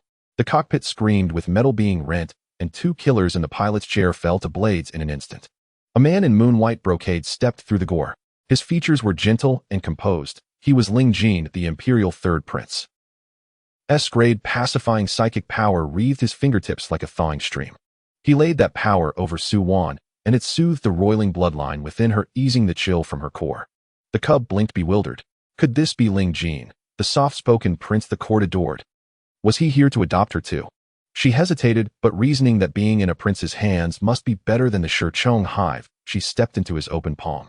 Ling Jin drew his outer robe around her, sealing out the metallic stench, and let a steady current of soothing spirit flow into her until her trembling slowed. But Ling Jin had not come unprepared. He had suspected for months that the Shurchong were probing for Su-1. He had uncovered treachery within the palace and planned a counterstrike. What he had not expected was the scale of the Shurchong's response. As he turned to bring Su-1 aboard the royal cruiser, 5 black shapes tore through the ship's hull and slammed into the chamber. 5 Lord-ranked Shurchong, each boasting power rivaling SS Steer behemoths, the Mother Hive's specialized blades. The Shurchong had anticipated intervention. These 5 were the true killing asset. Ling Jin did not flinch. He pressed Su-1 closer, and through teeth tightened with resolve, he gave the order. Outside, the Imperial Shadow Guards poured in. Dozens of elite death soldiers, each at least rank. Blades clashed with serrated limbs. The guards forged a defensive formation at the cost of their bodies, but the disparity against SS Steer adversaries was a chasm. Within minutes, half the guards lay dissolved in corrosive ichor, the rest were badly wounded. Su-1 clung to Ling Jin's robe as screams echoed, shrinking into herself. Your Highness, we cannot hold. The captain of the Shadow Guards yelled, shielding Ling Jin from a sweeping limb as his body was dissolved halfway through. A flash of cold steel crossed Ling Jin's eyes. He released a volley of psychic disruption grenades. The blast staggered the 5 lords and created a moment. He shouldered toward the reserve escape pod. He vowed in the silence of his chest that he would lay down his life rather than let Su-1 fall to the hive. As he ran, a glutinous spray of green corrosive split the air toward Su-1. Without thought, he turned and took it across his back. The acid burned through brocade and flesh alike, leaving a map of hideous wounds. Pain lanced him, yet his hold on Su-1 did not falter. She watched blood seep from his back and pressed her nose to his jaw, a small, terrified sob escaping her. He steadied his breathing and gathered his pacifying power into a thin, desperate shield around them, both each collision with a lord's assault wrenching at his spirit like tearing. The last of the Shadow Guards fell. The 5 lords closed in with cruel amusement. Ling Jin backed into the cold hull, a corner offering no escape. His fingers found an imperial jade pendant at his waist, the late emperor's contingency. The pendant contained the Royal Emergency Random Teleport Array. Once triggered, it sent its bearer to a random coordinate anywhere in the galaxy, almost certainly to a desolate and uncharted location. It was unpredictable, but the only road to keep Su-Wan alive. The lords advanced. Ling Jin fixed his gaze on them, and with the last measure of defiance, smashed the jade pendant. A blinding white flare enveloped him and Su-Wan. For an instant they were wrapped in searing light, and then they vanished. The lords' attacks slammed into empty space. The shuttle was torn apart in a catastrophic explosion. At that same moment, Ling Zhao's flagship slipped back into Pixiaoxing space. He watched the distant flare and felt the faint beloved scent that had always belonged to Su-Wan. Then it fell utterly silent. Rage and bereft agony shredded his composure. He drove his warframe like a meteor into the tempest, cutting through the battlefield to collide with the 5 Shurchong lords that staggered out of the wreckage. "Whoever harmed mine dies," he said. His voice was the cut of winter glass. The SS Steer psychic power he wielded detonated without reserve. His black warframe became a storm of obliterating force and struck those 5 down. The duel raged for half an hour until his blade pierced the lead lord's energy core and the others lay crippled, broken, their limbs scattered. He seized the leader's smoldering corpse and demanded where Su-Wan had been taken. The answer was random teleportation coordinates unknown. His fury turned to a trembling hollow dread. He crushed the lord's core and hurled the wounded remains to the arriving garrison, then ordered a galaxy-spanning dragnet.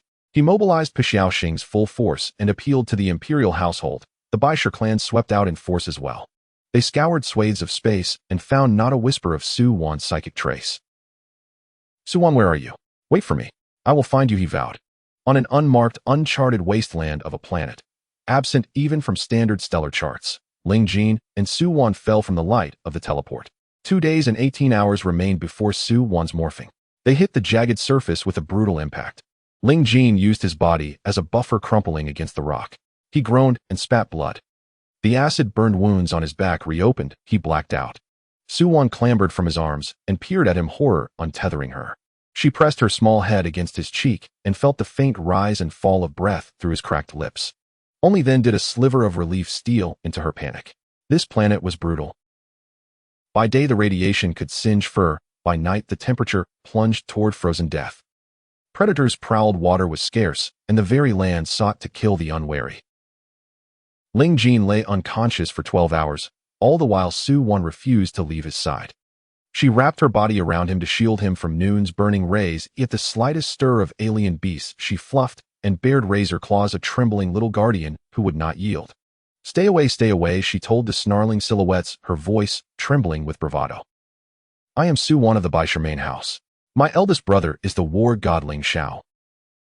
My second brother is the 3rd Prince Ling Jin. Try to touch me, and they will make you into sieve." Her legs went weak with exhaustion and fear. "Wake up, Ling Jin. If you don't wake, we will be dinner for whatever beast decides to have an afternoon snack." Scenes. ID 1. Text.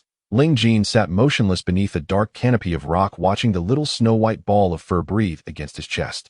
The storm beyond rattled the shelter like a furious drum, but inside there was only the soft rhythm of Su-Wan's sleep and the ache in his ribs. He traced the fine silk of her ear with a detached, tender fingertip and allowed himself a private resolve: wherever the stars scattered Ling Zhao's path, he would not relinquish the charge nestled against him. ID 2. Text. When he had first come to consciousness, a small trembling defender had stood between him and a vicious fanged beast bristling with courage far greater than its size. Ling Jin rose through pain, mustering a strand of deterrent mental energy to scare the predator away. His princely training in survival took over. Even without a blade, he could forge shelter and strategy from barren stone. Protecting Su-Wan was not sentiment then, but necessity, and it remained his single fierce purpose. ID 3. Text. He fashioned a refuge of jagged rock to block radiation and cold, tamping gaps with gathered detritus until the shelter held a stubborn warmth. Ling Jin soothed prowling scavengers with quiet pulses of mind, coaxed a hidden spring into service, and foraged brittle fruits that tasted of dust and sun. Each morsel of roasted meat he shredded to coolness became an offering at Su-Wan's lips, regardless of the way his back throbbed beneath matted blood and opened skin. ID 4. Text. The looming trial was the upheaval of her bloodline. Heat would surge through her veins, the very cords that defined her species threatening to rupture in a convulsion of growth. Many times her body flared, as if about to be torn apart. Ling Jin's teeth clenched against the pressure, poured fractal filaments of calming force into her mind. Every restoration cost him breath and blurred vision, but each time he yanked her back from the edge, stitching her tumultuous essence with his steady, exhausted will. ID 5. Text. At first, Su Wan returned only gratitude and unfamiliarity. The name Ling Xiao was a lodestar in her heart. Yet the constancy of Ling Jin's presence softened the corners of that devotion. She observed him with new clarity. The way he answered danger with method rather than bravado, how his gentleness did not preclude steadfastness. Little gestures accumulated: a repaired bandage, a warmed paw, a murmur in the night. Those quiet mercies remade her trust into something like reliance. ID 6. Text. Once injured when he sought a purer water source, Ling Jin's arm was torn and his robe stained with his own bright salt. He smiled and called the wound trivial even as his vision lurched. Another time his discipline of spirit bled out. He coughed blood into the shelter's shadow, and upon waking his first breath asked whether she heard at all. In the chillest hours when his fingers went numb from cold, he wrapped her against his chest and let his heat be the world she needed. ID 7. Text. Su Wan repaid him in instinctive ministrations. Her tender tongue grazed raw flesh, and by a natural healing gift eased pain into dulled memory. When he slept, she burrowed into his heartbeat and warmed him with downy fur. When he left for provisions, she stationed herself by the entrance until his silhouette returned, tail flicking like a banner. The name she offered in those hushed hours was no longer only Ling Xiao. In soft, trusting tones, she began to call him Ling Jin. ID 8. Text. On the eve of transformation, a violent rain lashed the rock and winds sheared at the shelter's seams. Su Wan shrank inward, trembling beneath the onslaught, and slid into Ling Jin's arms as though they were the only harbor left in the universe. He wrapped her more tightly in his outer cloak and laid a calm, encompassing mental hand over her racing blood. In the dim, he answered her question with a vow: as long as he drew breath, he would stand by her side and guard her through what was to come. ID 9. Text. He remembered the first clumsy rush of her toward him, the breathless collision of vulnerability and need that set a chain of unbreakable care in motion. Now, as her fur caught the lantern glow and shone with an inner iridescence, he felt his resolve settle into something warmer than duty. Outside their fragile refuge, Ling Xiao's pursuit stretched across cold charts and burning coordinates. Inside, Ling Jin chronicled each small triumph, the steadying of a pulse, the softening of fever, like sacramental rites. ID 10. Text. There was no time for hope to be simple. The final hours demanded vigilance, ritualized attention to breath and temperature and the tumult in her veins. Ling Jin threaded his remaining strength into focused supplications for balance, whispering names and old promises into the darkness so she could latch onto them. He bore the pain of overtaxed mind and body without complaint, convinced that survival meant nothing unless it secured the fragile miracle curled against his breast. ID 11. Text. When the change began, it was like a private sundering of the world, bones reconfigured with tiny audible creaks, blood that glowed beyond ordinary crimson, a trembling that felt like the planet itself rearranging its gravity. Ling Jin braced himself against the convulsive rhythm, gathering the last of his soothing currents to cradle her consciousness. He spoke to her between gasps and fevered tremors, each word an anchor, and kept his palm steady upon her brow until the tempest inside her settled into a new cadence. ID 12. Text. Dawn came slow and jagged, and the storm's roar dwindled into a distant memory. Su Wan's shape flexed into unfamiliar geometry, a muzzle lengthened, limbs grew, and the sheen on her coat deepened into the luminous proof of a completed awakening. She opened eyes now layered with the weight of change, and met his exhausted gaze, seeking him as she always had. Her first greeting was a wet, trusting press of tongue to his palm. Ling Jin let out a tired laugh and pledged himself anew, while far away a ship adjusted its course toward this lonely coordinate. Covers. As dawn pierced the darkness of the desolate stars, Su Wan lay curled in Ling Jin's embrace, her body burning like a glowing piece of jade. Her snow-white fur shimmered with an almost translucent luminescence, and the ancient power coursing through her veins surged violently, every inch of her being clamoring to break free from the confines of her beastly form. Ling Jin awoke almost instantly. His fingertips emanated an S-level calming mental force, yet it dissipated like snow in a raging fire the moment it touched her fur, transformed into white mist by the ferocity of her bloodline power. 1-1. His voice was taut, his arms trembling uncontrollably around her, while the other hand pressed firmly against the bleeding wound on his back. He forced himself to summon the royal secret technique from the depths of his mental ocean, solidifying the originally gentle, soothing power into a barrier that enveloped her entirely. Su Wan's consciousness fluctuated in a pain that felt like it was tearing her apart. Ling Jin's anxious calls echoed in her ears, but her mind flashed with countless fragmented images.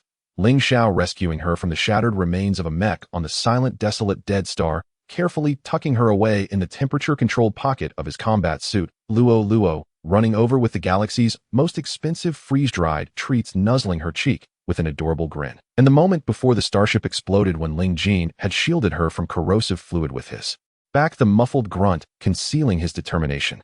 "It hurts so much my whole body feels like it's about to be torn to pieces," she wept inwardly, but bit her lip to suppress her cries, her soft paws clutching tightly to Ling Jin's blood-soaked sleeve. "Ling Jin, am I really going to disappear like this?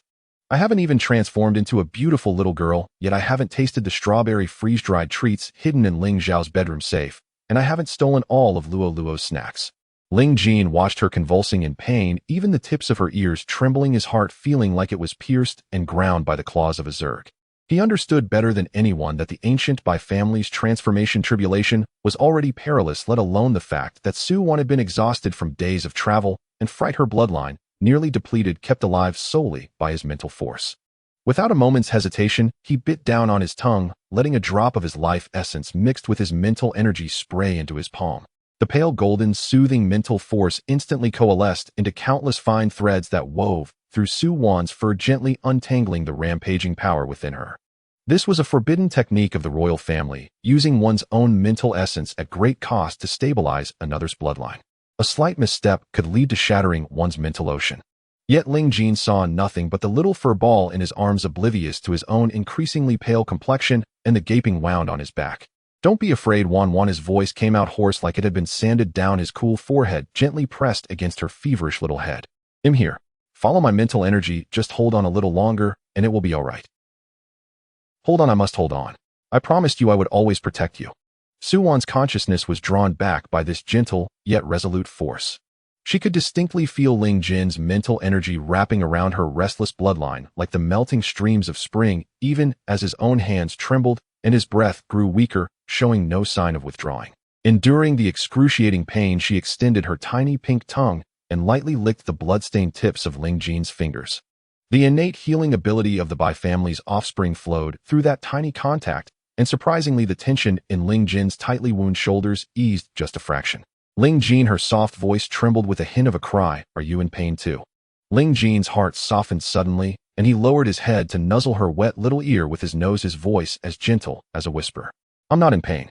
As long as Wan is safe, I don't feel any pain at all." Just as he finished speaking, Su Wan's entire body erupted in dazzling white light, and Ling Jin's mental force was instantly repelled. He watched helplessly as the little fur ball in his arms slowly unfurled within the white glow, her snowy fur gradually receding to reveal slender, fair limbs, delicate shoulders, and long black hair, cascading like silk. She curled up in his oversized robe, a small bundle. The moment the white light faded, the first ray of dawn struck her face.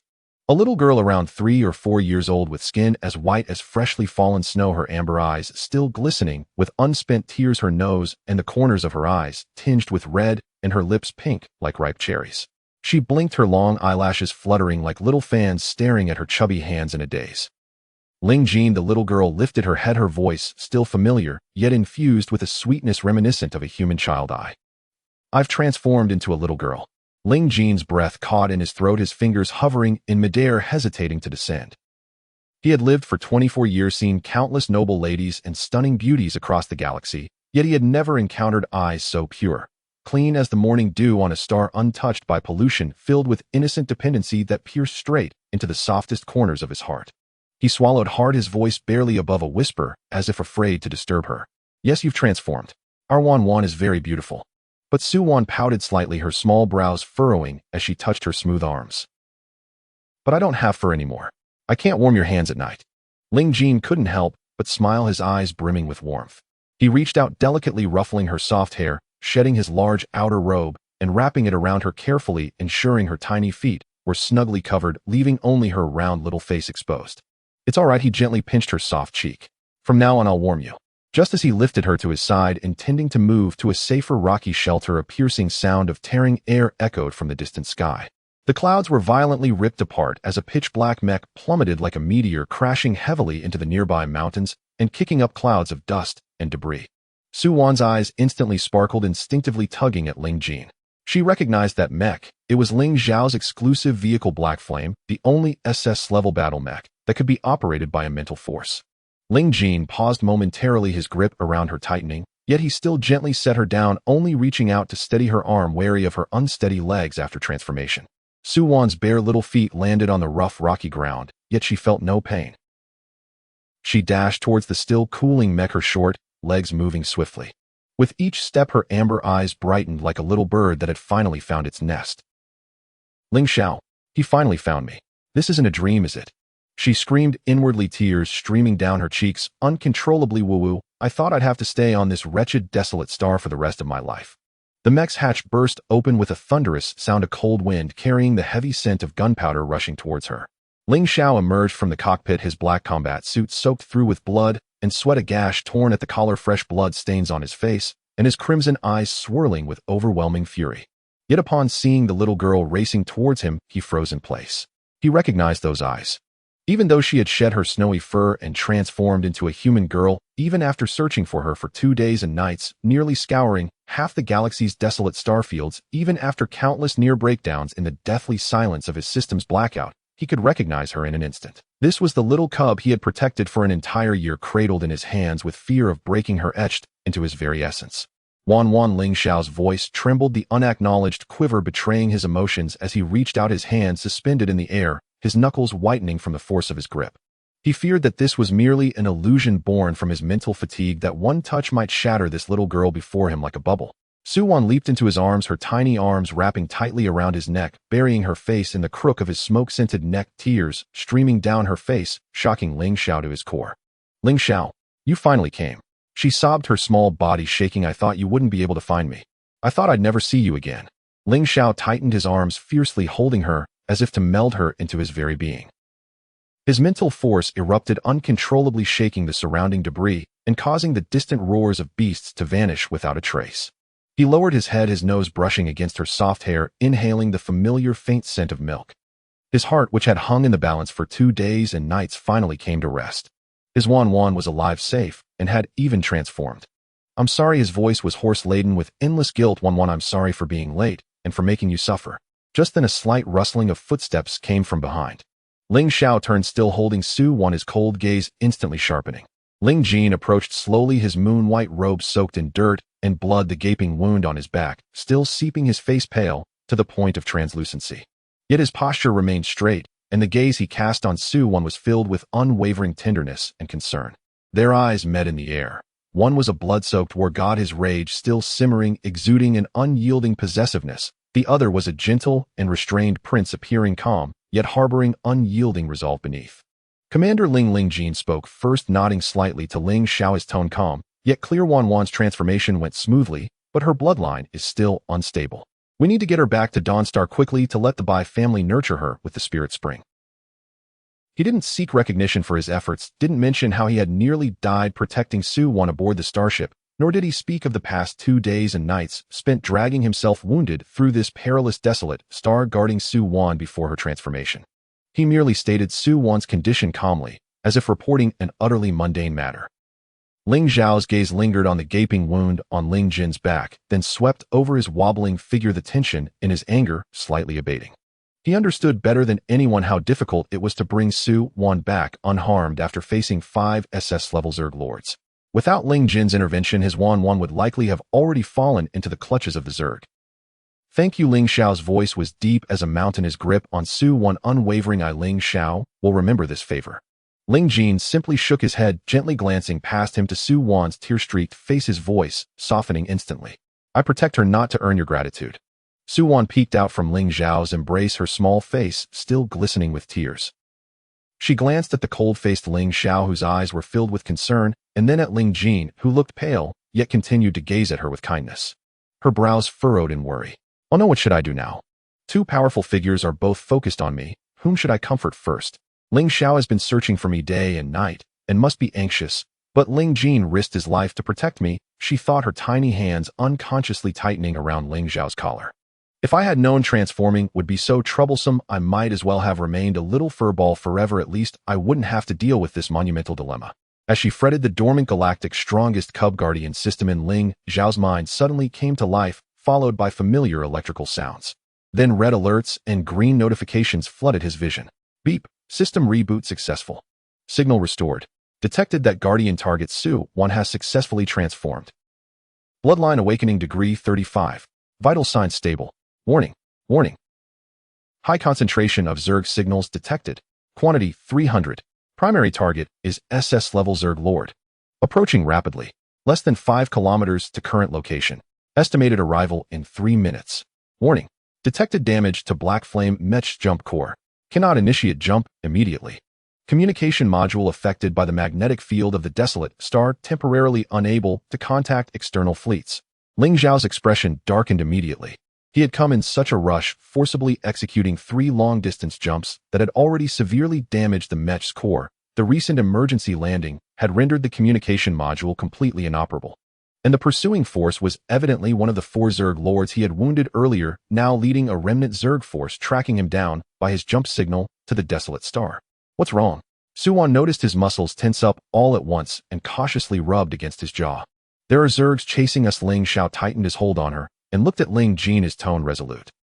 Prince Ling, please take 1-1 to hide in the rocky canyon to the east. The terrain is complex there which can shield against the Zerg's attacks. I'll deal with them.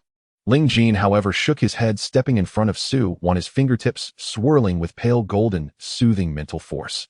Yet this time within the gentle energy there was an almost imperceptible hint of intimidation. Commander Ling, you just completed a long-distance jump. Your mental and physical strength are both over half exhausted. Moreover, the opponent is an SS-level lord with hundreds of soldier Zerg. It's too risky for you to go alone. I am the commander of the Dawnstar garrison. Protecting her is my duty. Ling Xiao's tone turned cold, his anger bubbling back to the surface. Protecting her is also my choice. Ling Jin stood his ground, meeting his gaze with unwavering resolve. I may not be skilled in direct combat, but I can interfere with the Zerg's perception using my mental force to help you hold them off. Besides, Wan has just transformed. Her bloodline is unstable. If she is frightened, it could easily lead to a bloodline backlash. I must stay by her side. The 2 men locked eyes again, the air thick with unspoken tension. Su Wan watched the standoff between the two, hearing the approaching growls of the Zerg. Her little body shivered slightly, yet she still wriggled out of Ling Xiao's embrace and stood on the ground. She reached out her tiny hands, gripping one of Ling Xiao's fingers with one hand and one of Ling Jin's with the other, her small face earnest. Stop arguing, her voice still hoarse from crying rang with unexpected firmness. The Zerg are coming. We'll face them together. Ling Xiao is strong in battle and Ling Jin can help me stabilize my bloodline while interfering with the Zerg. Together we can definitely win. After all, I have superpowers now too. The Bai family bloodline is the natural nemesis of the Zerg. I'll just shout and maybe I can stun all those ugly bugs. She cheered herself on internally, her tiny fists clenched tightly. Ling Xiao and Ling Jin exchanged glances, both seeing a trace of helplessness as well as a shared softening in their expressions. At that moment, a piercing Zerg screech erupted from the forest in the distance, a swarm of Zerg descending like a dark cloud. Leading the charge was the Zerg lord who had previously lost 2 limbs to Ling Xiao, its green compound eyes gleaming with malice. By family cub, Ling Xiao, Ling Jin. The lord's roar shook the ground. Today none of you will leave alive. Ling Xiao swiftly shielded Su Wan behind him, raising his hand to summon 2 gleaming particle sabers from the Black Flame mech. He turned back, deeply locking eyes with Ling Jin. I'm leaving Wan to you. Don't worry. Ling Jin nodded, immediately wrapping Su Wan in his arms. His soothing mental force immediately spread out, forming an invisible barrier to keep her safely inside. In the next moment, Ling Xiao leaped into action, vaulting off the shoulder of the Black Flame mech. His mental force exploded forth without reservation, the black energy surging like a tide, colliding with the soldier Zerg charging at the front. The jarring sound of metal clashing, the Zerg's howls, and the explosions of particle cannons echoed throughout the desolate Star Valley. Ling Jin held Su Wan retreating behind a massive rock. His fingertips divided his mental force into 2 streams, one securely enveloping Su Wan, calming her agitated bloodline from the chaos of battle, while the other, like fine needles, silently penetrated the Zerg's mental ocean, disrupting their movements. He may not excel in direct combat, but when it came to fine control of mental energy, no one in the galaxy could surpass him, an S-level calming mental force wielder. The soldier Zerg charging in front suddenly slowed their movements, faltering as they inadvertently turned on their own comrades. Seizing the opportunity, Ling Xiao swung his particle saber, instantly severing the cores of dozens of soldier Zerg. He glanced back towards the rock, a fleeting expression of unspoken approval crossing his face. However, just then the Zerg lord let out a sharp screech, unleashing a torrent of corrosive liquid towards the rock where Ling Jin was hiding. It had realized that Ling Jin's mental interference was the greatest threat. Watch out. Ling Xiao's eyes widened in alarm as he turned to dash over only to be ensnared by a dozen fearless soldier Zerg. Ling Jin's expression changed instantly. He immediately turned to shield Su Wan, dodging away as the corrosive liquid splattered against the rock, instantly eroding a massive hole into the solid stone. Yet his back wound tore open again from the sudden movement, blood soaking through his robe, causing him to stifle a groan of pain, but he still fiercely protected Su Wan, ensuring not a drop of corrosive liquid touched her. Ling Jin. Su Wan watched as his face paled in pain, and the Zerg lord drew nearer, and her fear suddenly vanished.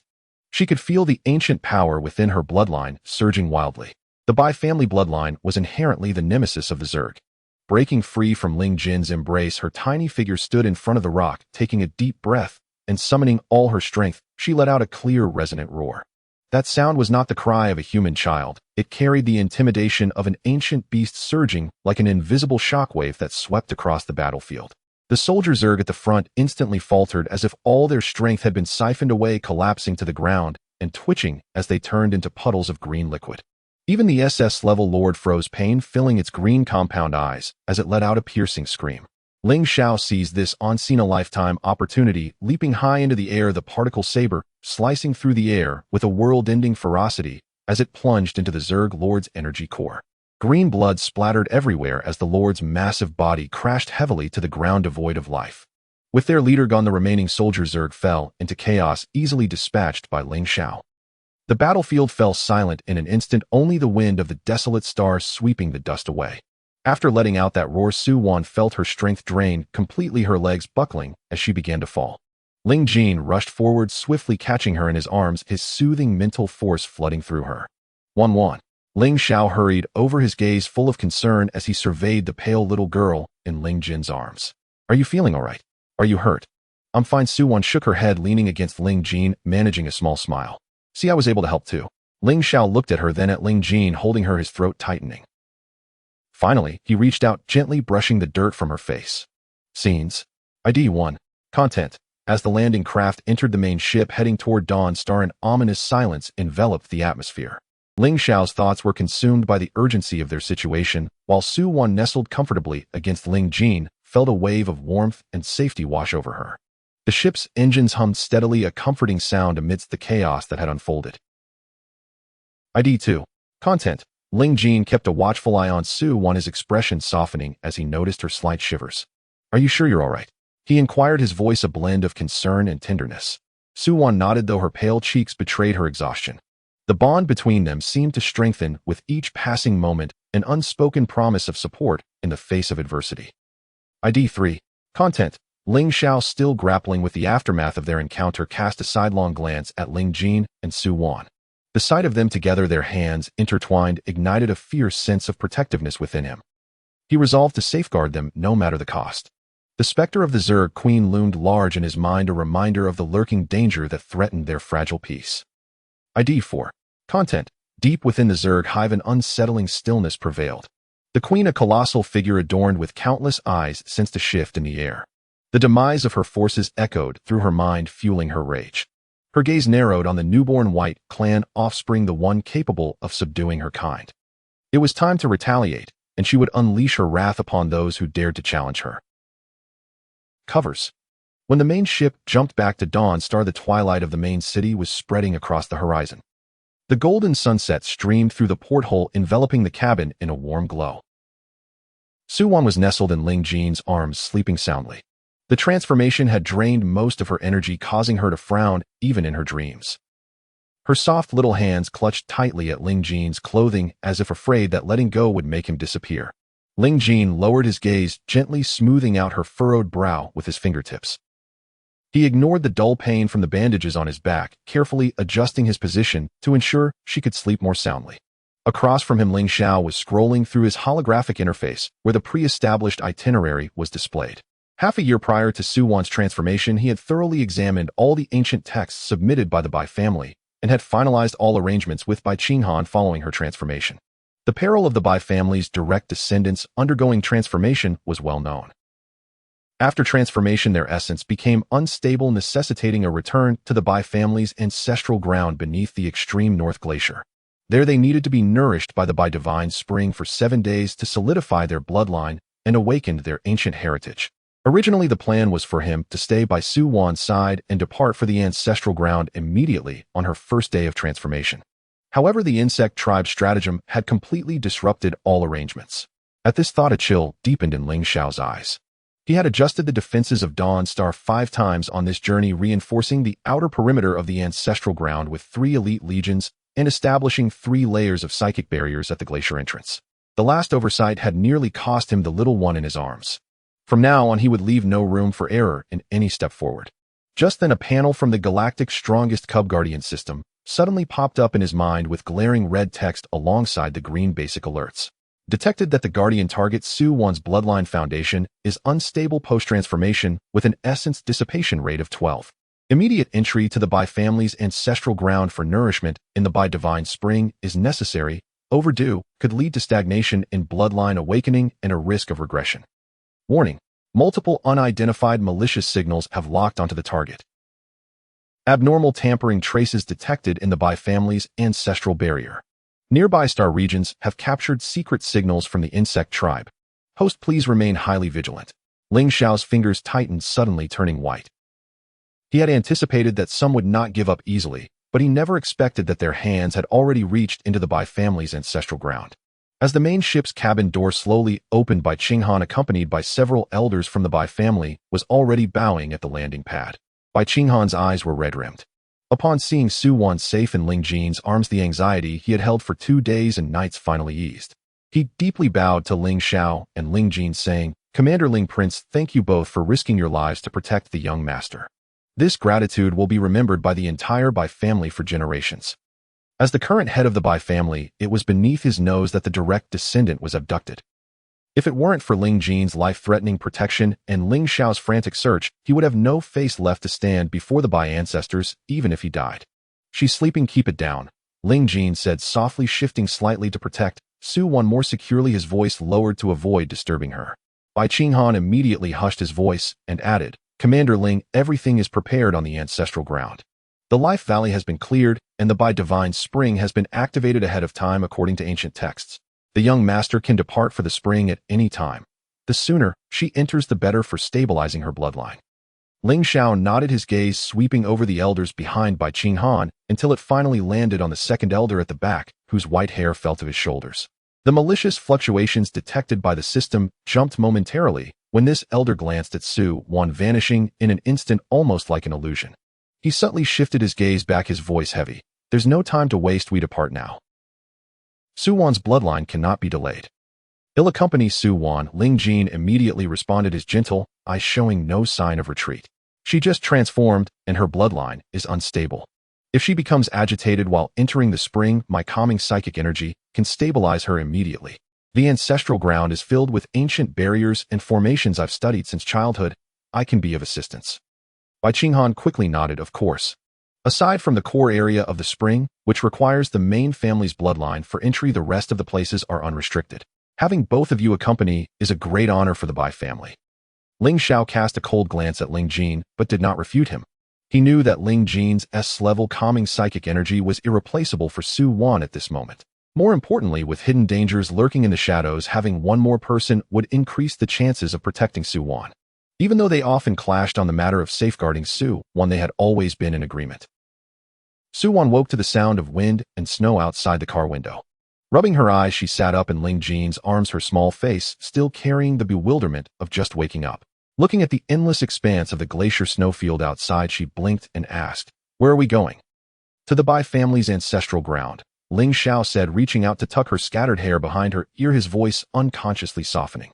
"To soak in the Bai divine spring, to replenish the energy you exhausted during the transformation, and to make you stronger." The little girl's eyes instantly sparkled, her previous drowsiness completely dissipated. She leaned against the car window, her small mouth chattering excitedly. "Really? If I soak there, can I punch those ugly bugs away? Then I want to go.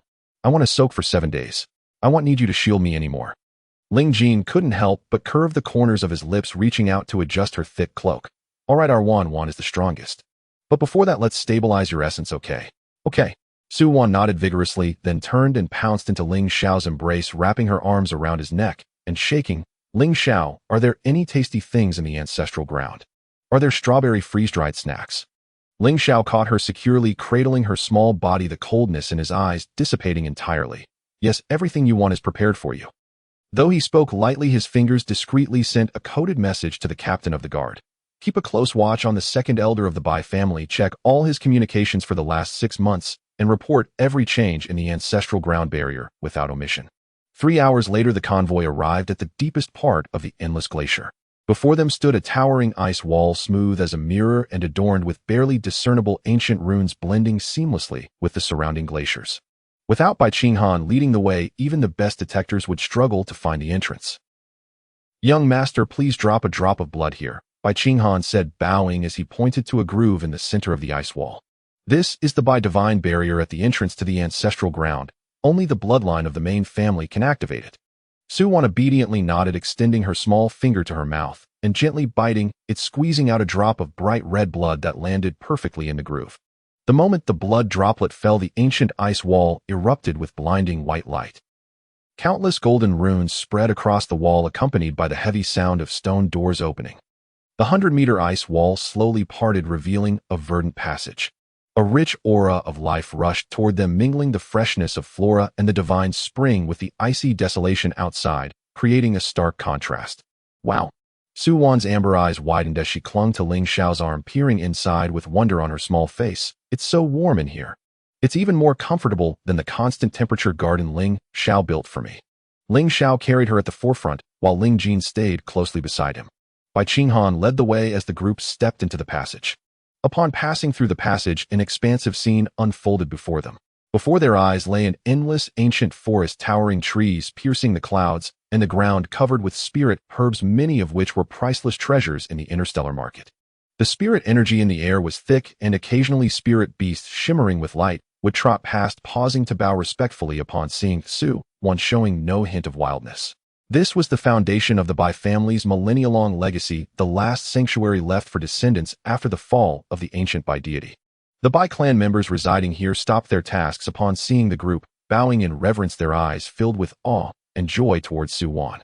Only the second elder, standing at the forefront of the crowd, tightened his hand at his side as he bowed, and when he raised his gaze to Su Wan, a fleeting glimmer of deep greed and malice flashed in his eyes, quick enough that even the elders beside him did not notice.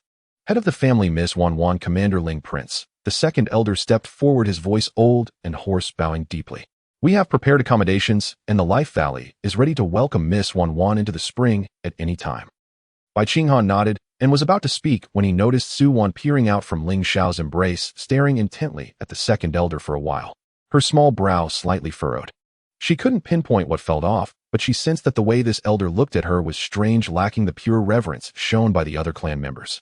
Instead, it felt sticky, reminiscent of how the insect tribe had previously gazed at her, making her uncomfortable. She instinctively shrank into Ling Xiao's arms, clutching his collar tightly. Ling Xiao immediately sensed her unease, gently patting her back with his fingers. He raised his gaze toward the second elder, his eyes sharp as a blade, as if trying to see through him entirely.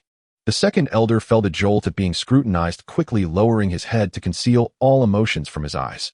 Ling Jin also subtly stepped forward, positioning himself perfectly between Su Wan and the second elder, his warm eyes devoid of mirth replaced by an unfathomable chill.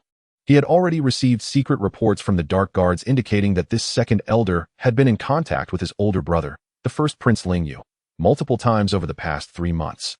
Ling Yu was the one who had orchestrated the recent abduction incident with the insect tribe hiding in the shadows. That evening, Su Wan was settled in the main courtyard outside the Life Valley. The courtyard, nestled against the mountains and water, was rich in spirit energy. Ling Xiao and Ling Jin stayed close by with layers of personal guards surrounding the area, ensuring it was tightly secured. Even the wind was filtered through 3 layers of psychic barriers before it reached Su Wan's window. As night fell, Su Wan lay on the soft bed, hugging the rabbit plush Ling Xiao had brought her, tossing and turning, unable to sleep. The second elder's strange gaze from earlier kept flashing through her mind. "That old grandpa is really weird," she mumbled to herself, rolling over with her plushie. "But it's okay, Ling Xiao and Ling Jin are here, nothing will happen. Tomorrow when I soak in the spring, it'll become super strong, and if anyone tries to harm me, I'll just punch them away." She thought about the warm sensation of the spring and how once she grew stronger she could fight alongside Ling Xiao against the insect tribe. The slight unease in her heart quickly dissipated, and she gradually fell asleep with her plushie in her arms. In Ling Xiao's room, the captain of the guards was reporting, his voice low. "Commander, we've discovered something." The second elder has been in contact with the first Prince Ling Yu for the past 6 months. 3 months ago, he secretly met with a clandestine envoy from the insect tribe. The northwest corner of the ancestral barrier has been tampered with, leaving a concealed gap that can bypass the outer defenses and directly enter the Life Valley. Ling Xiao sat by the window, his fingers stroking the gun at his waist. The moonlight streamed onto his face, half illuminated and half in shadow, his aura radiating an almost palpable hostility. "Leave the gap open," he spoke, coldly as frigid as iron from the glaciers. "Relay the order for 3 elite legions to covertly infiltrate the ancestral ground and lie in ambush around the Life Valley. Until my command, do not reveal yourselves. If he wants to open the door for guests, he'll lay a trap that ensures he and his backers have no way out." "Understood." In the adjacent courtyard, Ling Jin stood by the window, examining the intelligence report from the dark guards, his fingers lightly caressing the jade pendant at his waist. The report clearly stated that Ling Yu had reached an agreement with the insect tribe's nest. 3 days later, during the critical moment of Su Wan's bloodline awakening, the second elder would open the gap in the barrier to allow the insect tribe's elite to enter the ancestral ground with the sole objective of abducting Su Wan and eliminating both him and Ling Xiao. "Brother, you are truly becoming more ruthless," Ling Jin murmured quietly, his warm eyes filled with icy coldness. With a flick of his fingers, the report turned to dust. He raised a hand to issue orders to the dark guards hidden within the ancestral ground, instructing them to converge on the Life Valley and keep a close watch on the second elder and all suspicious individuals. As the night deepened, in a secret chamber deep within the ancestral ground, the second elder was bowing before a pitch-black water mirror. On one side of the mirror stood the first Prince Ling Yu, dressed in royal robes with a sinister expression, and on the other side the gigantic green glowing compound eye of the insect tribe's nest. "Your Highness, the first prince and lord of the nest," the second elder's voice was obsequious yet vicious. "Ling Xiao and Ling Jin have taken that girl into the ancestral ground. Tomorrow morning she will enter the by divine spring for nourishment. 3 days later is the critical moment for her bloodline awakening, when she will be at her weakest. I will open the gap in the barrier on time to let your people in." Ling Yu sneered, tapping his fingers on the table. "Second elder, remember your promise. Once this is accomplished, I will support you in ascending to the position of head of the Bai family, and the entire Bai family will be under your control. I only want Su Wan's life and the heads of Ling Xiao and Ling Jin. Rest assured, your highness." The second elder replied, bowing deeply, his eyes filled with resentment. "I've long been fed up with this group from the main family. Why should they inherit the Bai deity's legacy by birth? Why should a girl like Su Wan, who hasn't even matured, become our master? Once I drain her bloodline essence, the Bai family will be mine to command." The insect tribe's nest let out a piercing shriek, the sound waves shaking the entire chamber. "You must succeed within 3 days. If there's even a hint of failure, I will turn you and the entire Bai family into a pool of blood." Yes, I will definitely accomplish it." The second elder trembled in fear, repeatedly bowing in agreement. The water mirror slowly dimmed, returning the chamber to silence. The second elder raised his head, looking towards the Life Valley, the greed and malice in his eyes no longer concealed. 3 days passed in the blink of an eye. During these 3 days, Su Wan soaked in the Bai divine spring for 6 hours each day. The spring water glowed with a milky light rich in ancient primordial power, seeping into her bloodline, through her pores, gradually repairing the damage caused by her transformation. Her once unstable bloodline grew increasingly solid, and the power within her body was rapidly increasing. The ancient runes on the pool walls illuminated with the rhythm of her bloodline, countless fragmented ancestral visions flooding into her mind through the spring water. She gradually learned how to harness the power of the Bai bloodline, discovering how to use the primordial force to suppress the insect tribe, no longer the little cub who could only exhaust herself by shouting. Ling Xiao and Ling Jin stood guard at the entrance of the Life Valley, each day unwavering in their vigilance. By day one would sit on a boulder at the valley's mouth, cleaning weapons, while the other leaned against a tree, studying ancient texts. Though they appeared focused on different tasks, their gazes were always locked onto the spring, and their vigilance never wavered. At night, they would take turns patrolling, thoroughly inspecting the entire valley 3 times to ensure there were no irregularities. They both understood that the calm was merely a facade. The hidden serpents had sharpened their fangs, waiting for the critical moment of Su Wan's bloodline awakening to strike. The dusk of the 3rd day marked the peak of Su Wan's bloodline awakening. In the spring, Su Wan closed her eyes, her body radiating dazzling golden light. All the ancient runes on the pool walls lit up as the power of the Bai deity surged into her, completely unlocking the heritage within her bloodline. She was immersed in the awakening of her strength, utterly unaware of the movements outside. Outside the valley, the sky gradually darkened and a fierce wind stirred the fallen leaves in the forest, creating a rustling sound, as if countless things were silently approaching in the darkness. Ling Xiao slowly stood up, gripping his particle-long knife, tightly, his gaze fixed on the direction of the northwest corner of the barrier. Devoid of surprise, only an icy coldness remained. Ling Jin also stowed away the ancient texts, his fingertips enveloped in a faint golden psychic energy. His warm eyes were filled with a chilling resolve as he exchanged a glance with Ling Xiao. No words were needed. With a single glance, they understood each other's intent. They had come. In the northwest corner of the barrier, a concealed gap was silently opened and countless elite insect warriors surged in like a tide.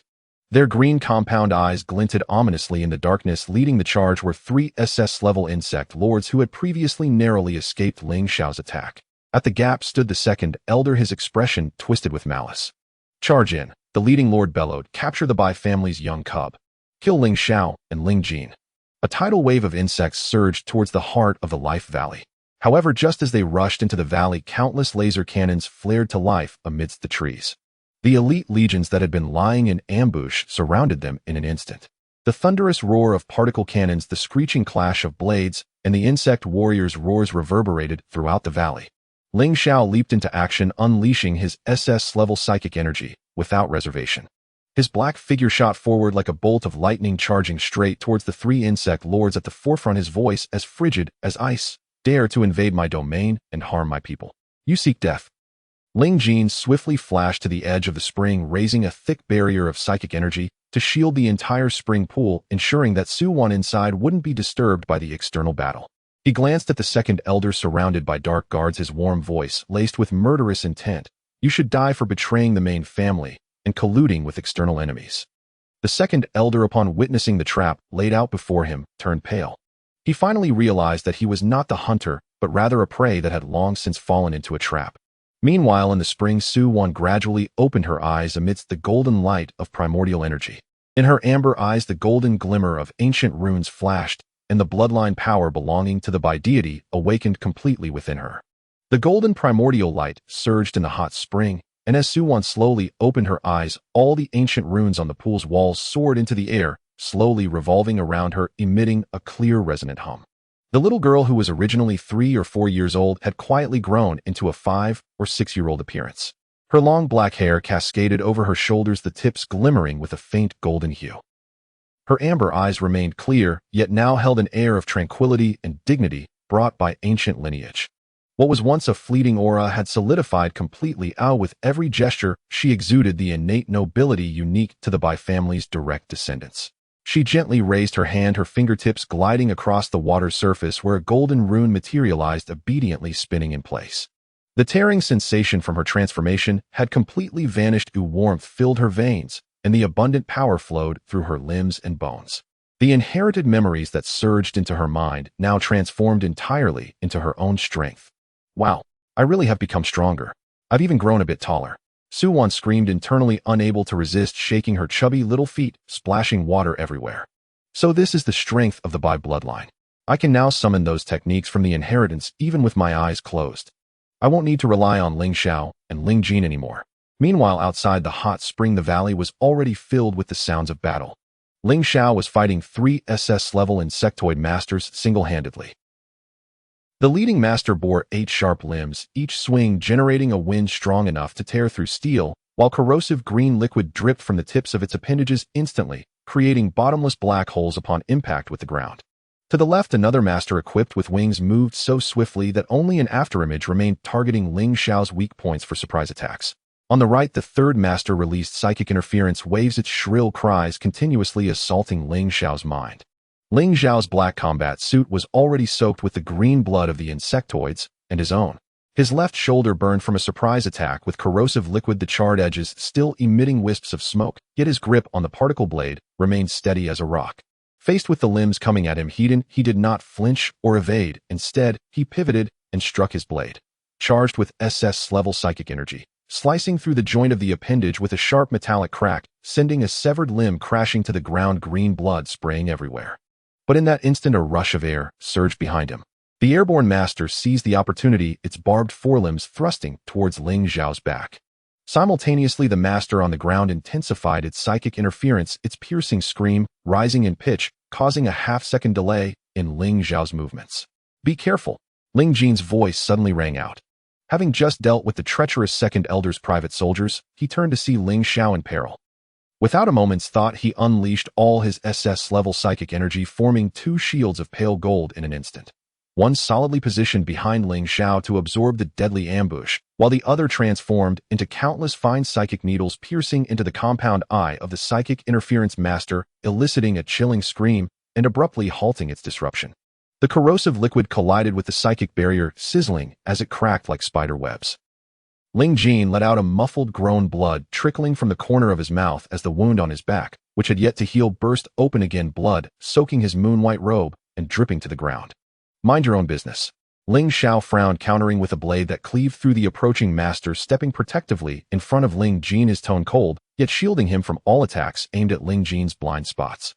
He complained verbally, but his blade moved with such precision that it blocked every assault directed at them both. "Wan is still inside, you can't get hurt."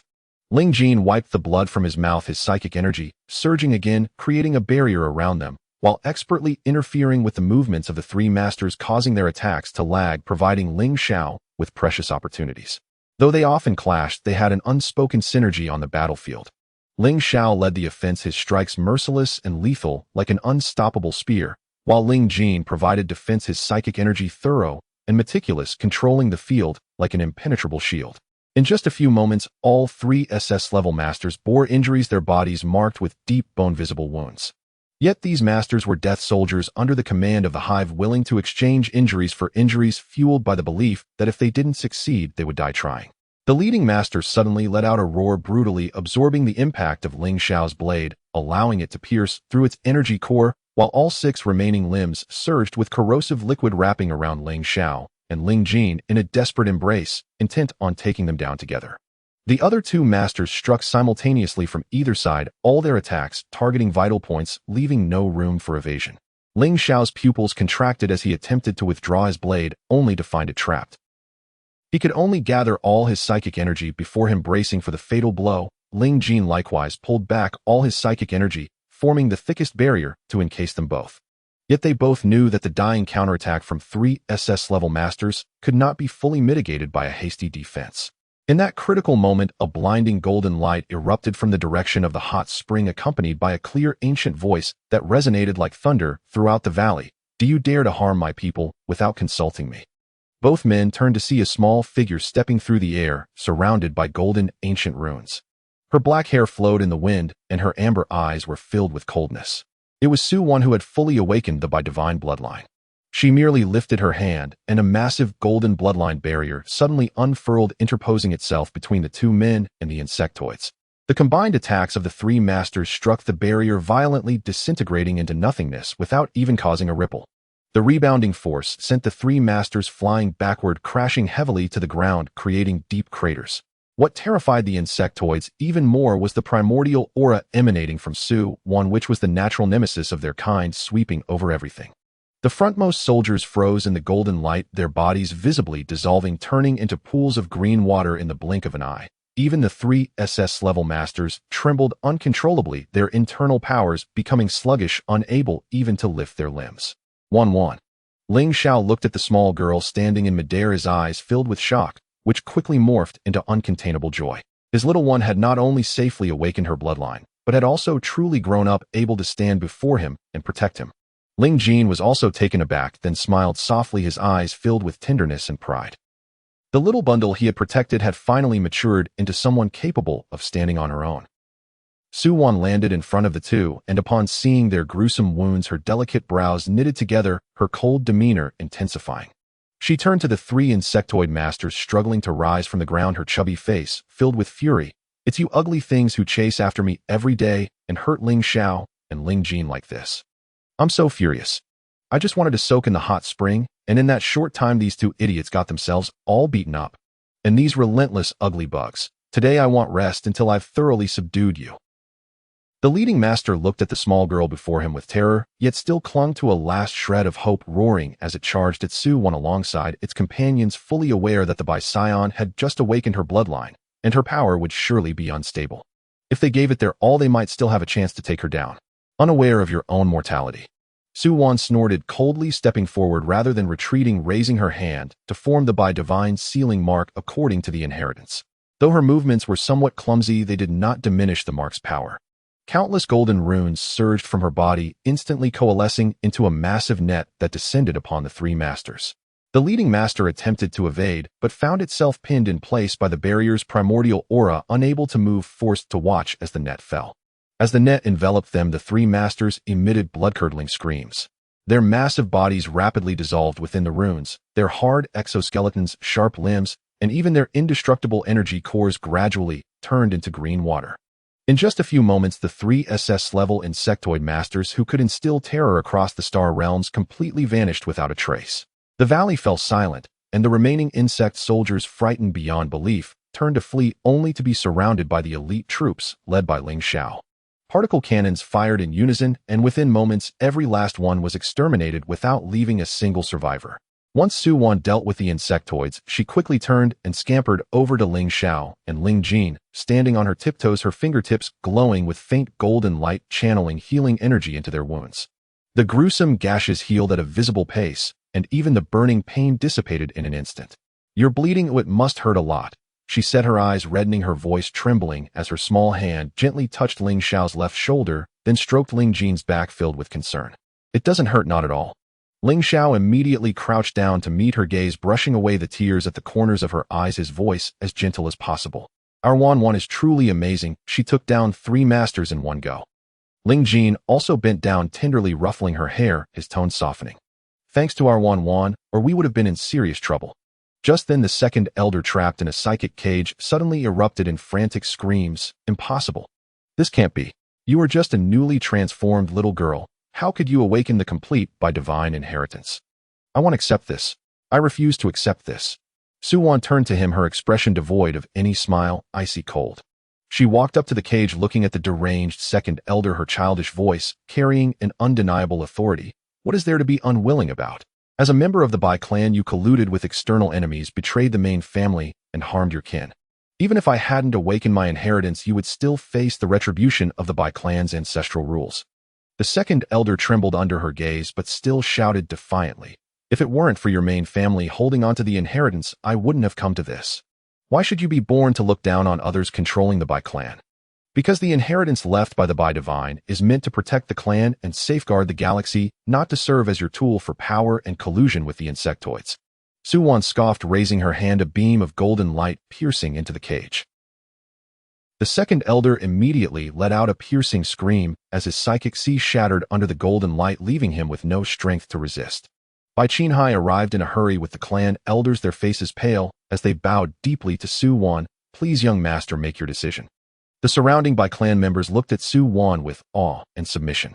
The sight of her stepping through the air and effortlessly subduing 3 SS-level masters had etched itself into everyone's hearts.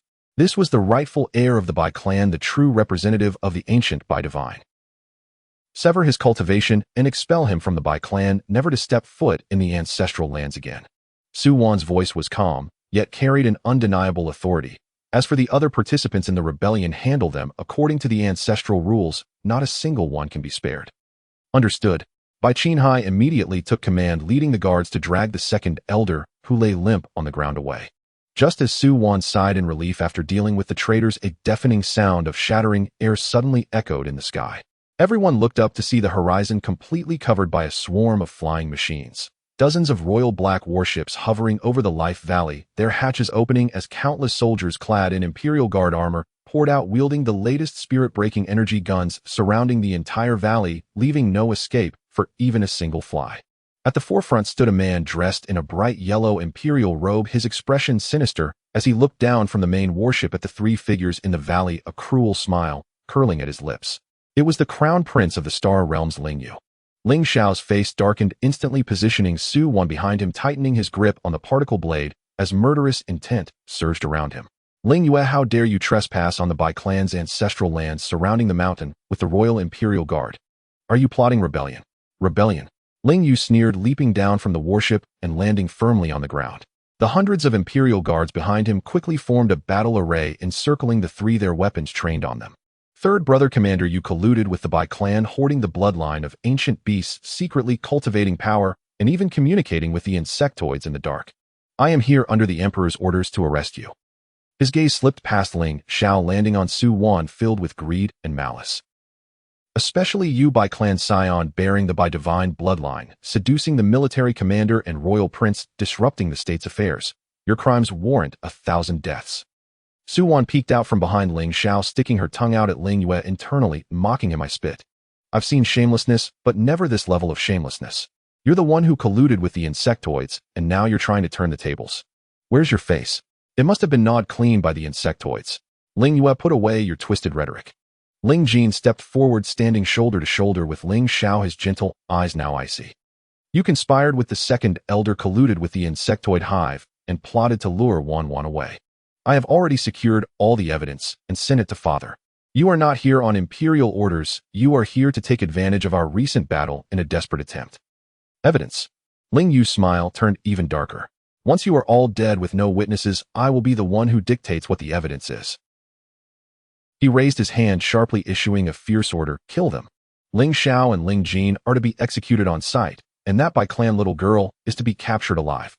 Anyone who succeeds will be promoted 3 ranks and rewarded with 10,000 gold. With the command given, the encircled Imperial Guards sprang into action. These were all deadly soldiers trained by Ling Yue, each possessing level combat power, working in perfect harmony. The spirit-breaking energy guns they wielded were specifically designed to counter psychic and beast core powers. A barrage of energy projectiles surged toward the 3. One, stay safe.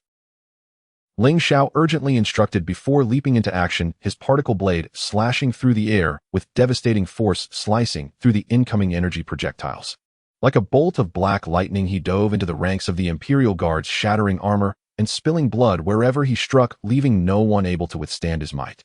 Ling Jin quickly erected a massive psychic barrier, firmly shielding Su Wan behind him, his psychic energy flowing rapidly.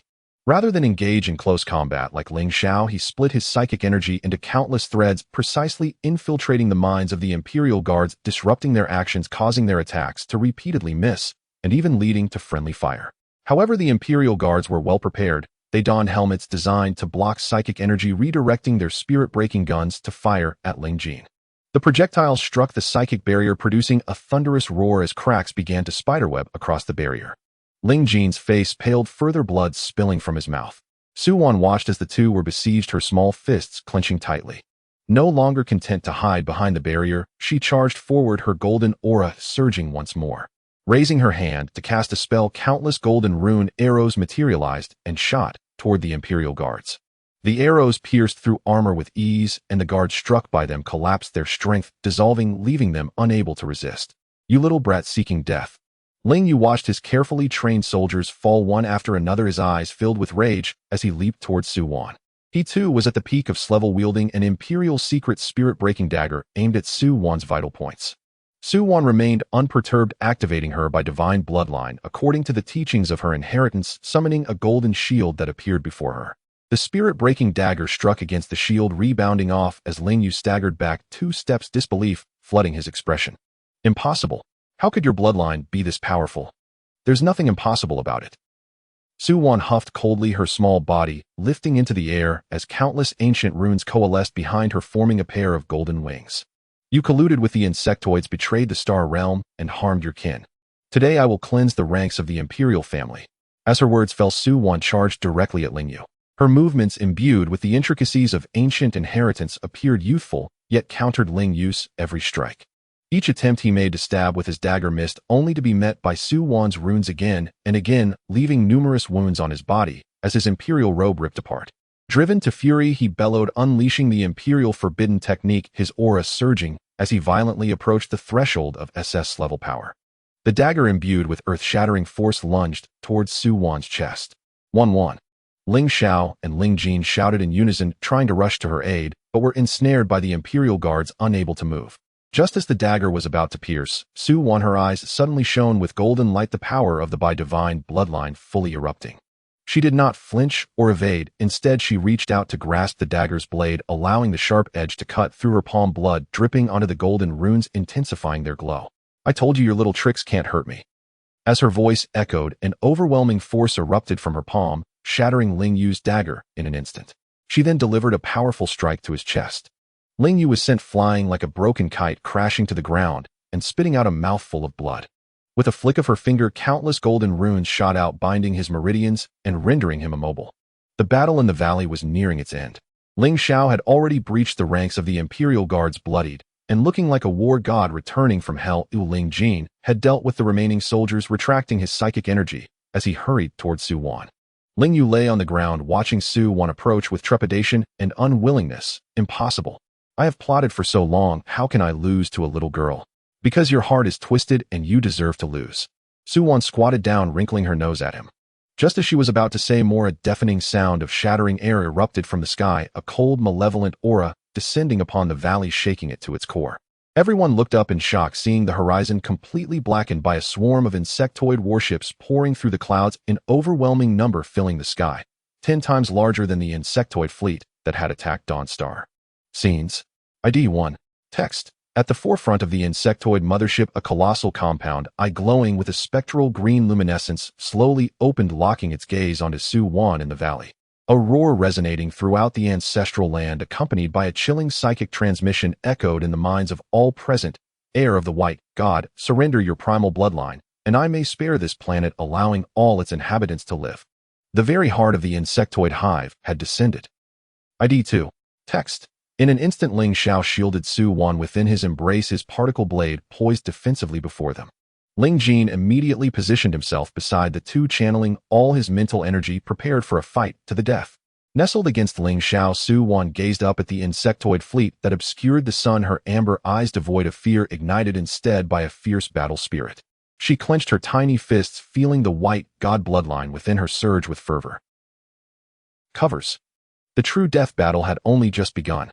The mental pressure emanating from the insect race's hive descended like a tangible black tide, overwhelming the ancient trees of the Bai clan's ancestral land, bending them low. The orcs with weaker mental fortitude turned pale as paper, their knees buckling uncontrollably, and even their strength to transform into their beast forms was crushed under this oppressive force. A sky full of black warships obscured all sunlight, and countless insect soldiers swarmed from the hatches, their buzzing wings shaking the valley walls and causing debris to fall like a swarm of locusts, charging directly towards the Valley of Life. Each of these soldier insects stood half a human height, their shells as hard as the alloys used in interstellar warships, with 6 limbs as sharp as military-grade armor-piercing daggers, dripping with a green corrosive liquid capable of eating through mechanical steel plates. They were the most basic combat units of the insect race, yet possessed the formidable strength to take on 2 foes at once. Ordinary Bai orcs, even in their beast forms, could barely withstand the charge of a single soldier insect, and a moment's carelessness could lead to a throat pierced by its limbs, along with the beast core in their chest being devoured. As a prestigious interstellar orc family with a history of thousands of years, the Bai clan gathered more than half of the orc races across the stars: the fearless bear tribe, the agile snow wolf tribe, the long-range ambushing eagle tribe, the illusionist and mental interference adept fox tribe, and the immensely powerful bull tribe. At this moment, all orcs transformed into their beast forms, standing at the forefront of the valley's defense line, yet against the endless tide of insects their resistance seemed utterly futile. All combat units obey orders. Ling Xiao instantly shielded Su Wan behind him, his particle sword held firmly in front, the voice in the military communication channel cold as ice, yet betraying a hint of tension. The mech battalion take to the skies on the left flank. Prioritize destroying the main cannons of the insect warships. Artillery units cover the concentrated areas of the insect tide. All Bai orc tribes split into 3 teams to hold the line, shields in front, damage dealers behind, not a single step back. The moment the orders were issued, the battlefield erupted in an inferno of cannon fire. Dozens of black mechs soared into the air, blue light coalescing at the cannon muzzles, firing into the swarming insect tide. The Bai orcs let out deafening roars, colliding with the incoming soldier insects. Yet the sheer number of insects was overwhelming. For every batch they killed, another batch surged forth from the warships, as if the slaughter would never end. The frontmost bear orc had just smashed the skulls of 3 soldier insects when he was simultaneously overwhelmed by a dozen others. Their sharp limbs pierced through his thick fur and flesh in an instant. He howled as he clutched the tide of insects, detonating his beast core in a blaze, perishing alongside dozens of insects. The snow wolf tribe formed a battle array, biting through one soldier insect after another, but the tide quickly engulfed their formation.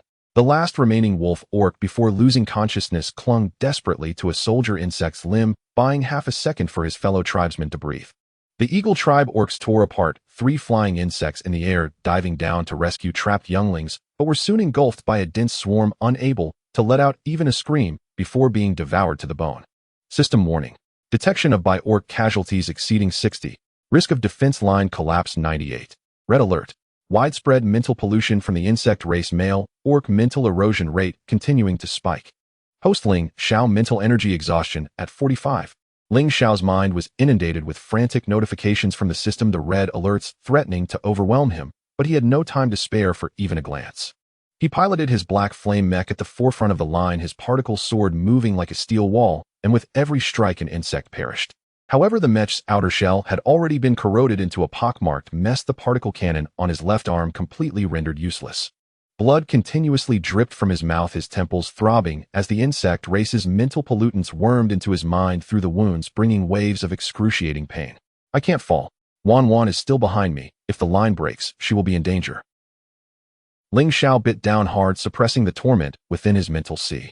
He countered a charge from a nearby SS glass insect lord with a swift strike, but 2 other lords immediately capitalized on the opening, their 8 limbs dripping with corrosive liquid, striking his mech's shield with a thunderous roar. The shield cracked like spiderwebs, and the tremendous force sent the mech staggering backward until it crashed against the valley wall, creating a massive dent. Ling Xiao.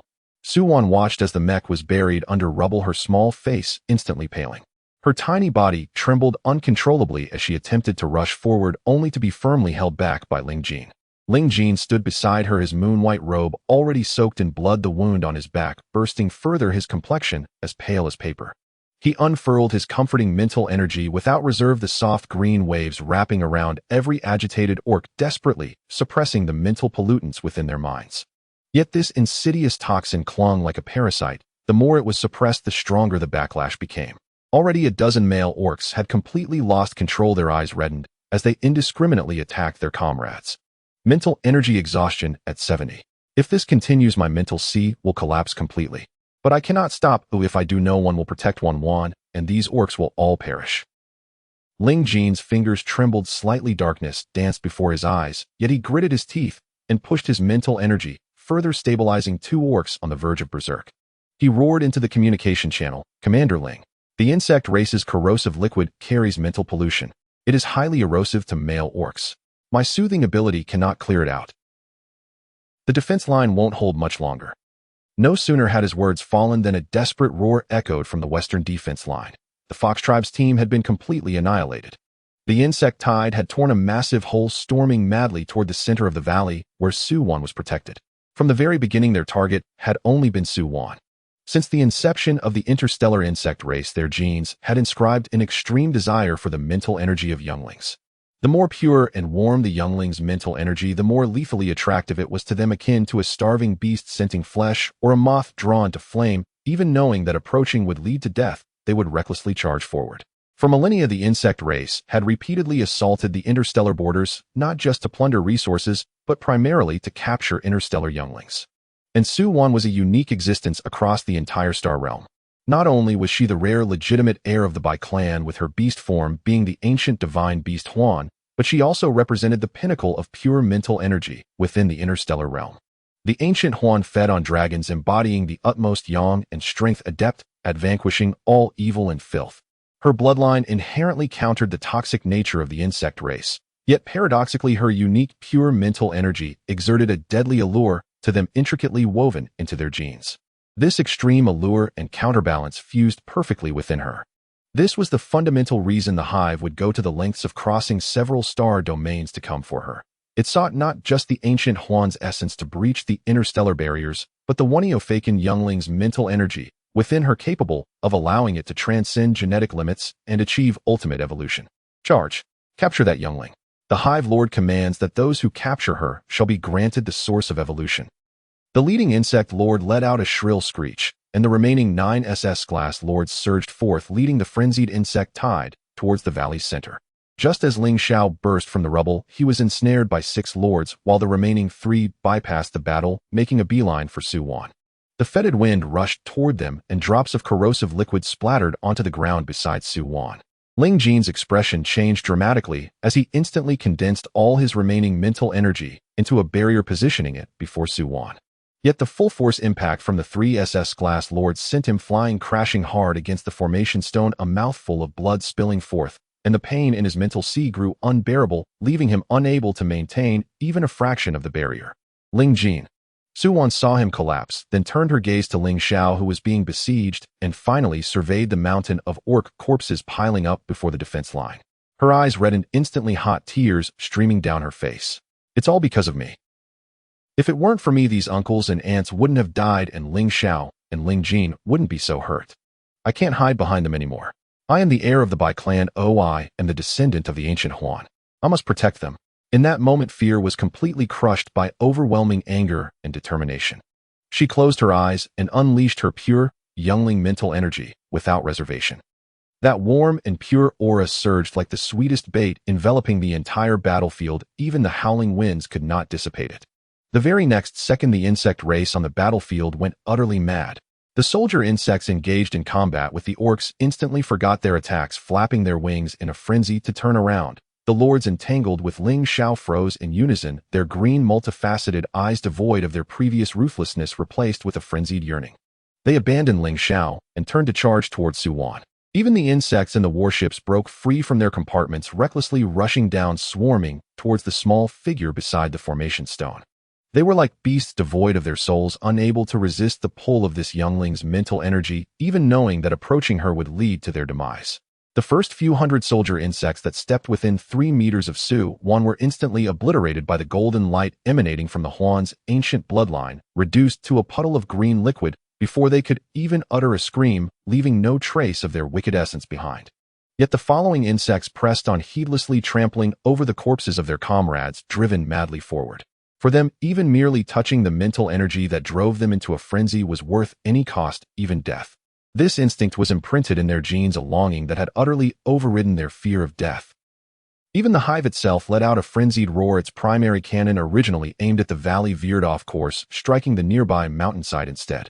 A deafening explosion echoed as the entire peak was flattened, debris flying everywhere. Its instinct prevented it from using the main cannon against the youngling, capable of facilitating its ultimate evolution. System detected target, Su Wan's youngling mental energy fully unleashed. All insects lost control. Excellent opportunity for counterattack. Warning. Detection of the hive's main body preparing to emerge. Target locked on Su Wan. Danger level exceeding threshold. Ling Xiao looked at the completely unraveled insect army before him, a flicker of determination flashing in his crimson eyes.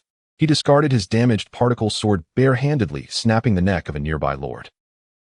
The power of the Black Flame mech's thrusters surged to their maximum as he charged madly towards Su Wan, focused solely on one thought: to protect her. He must protect her.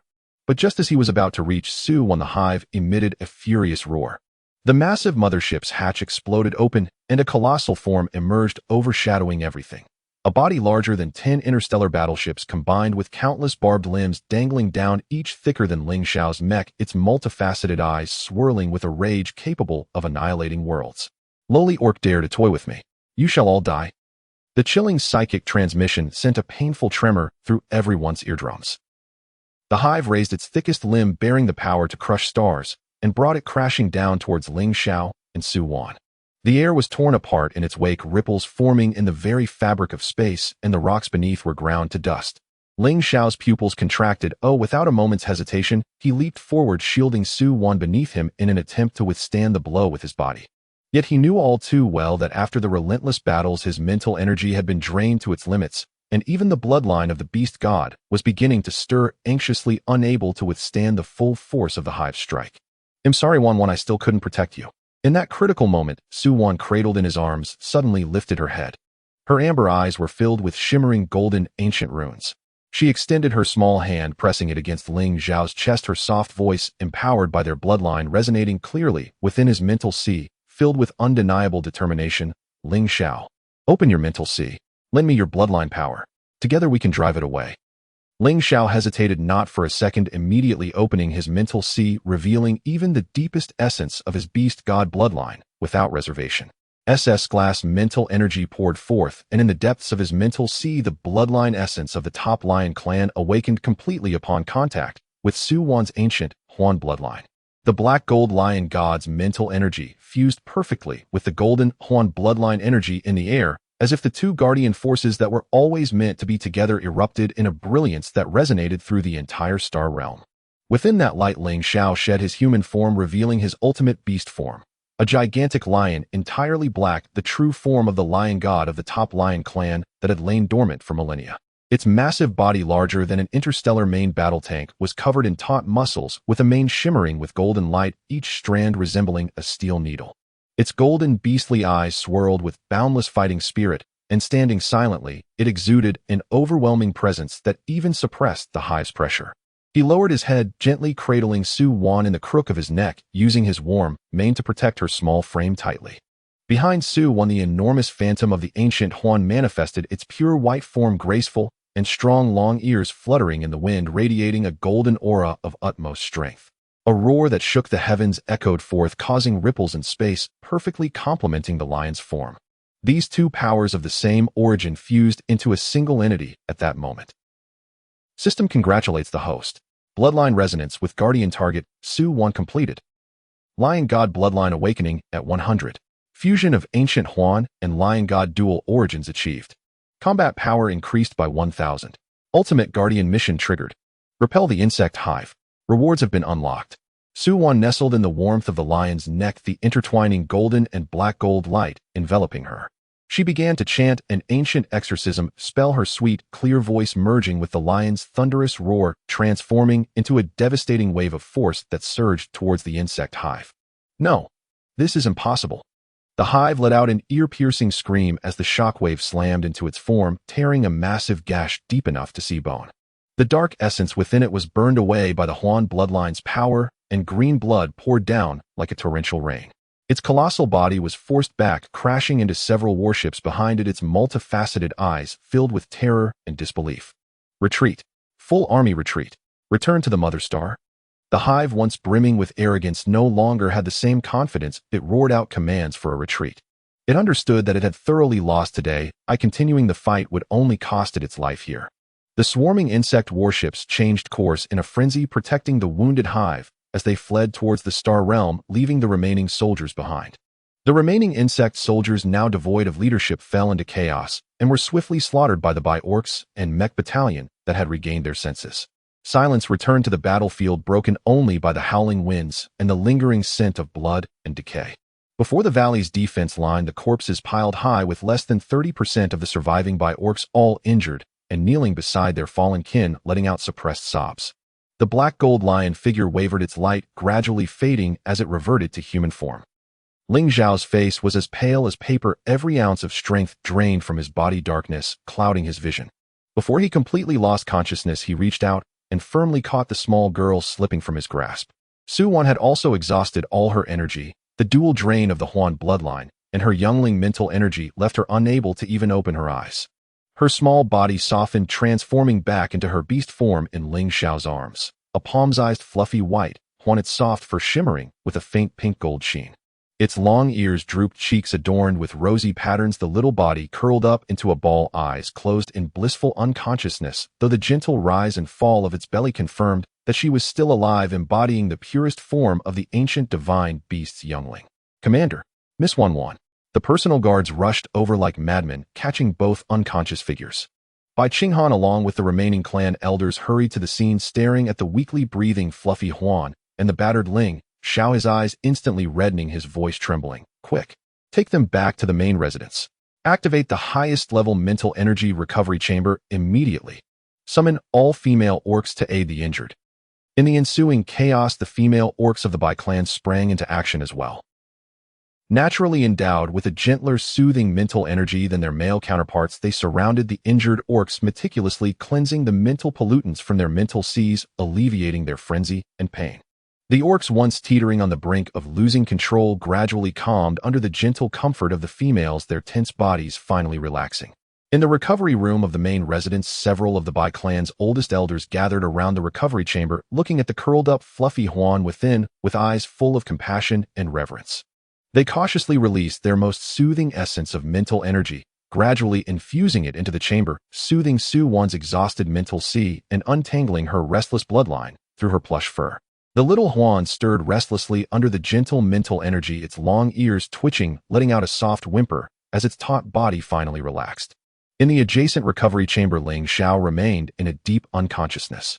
His mental sea was severely damaged, the top Lion Clan beast god bloodline overexerted, and his wounds continued to bleed.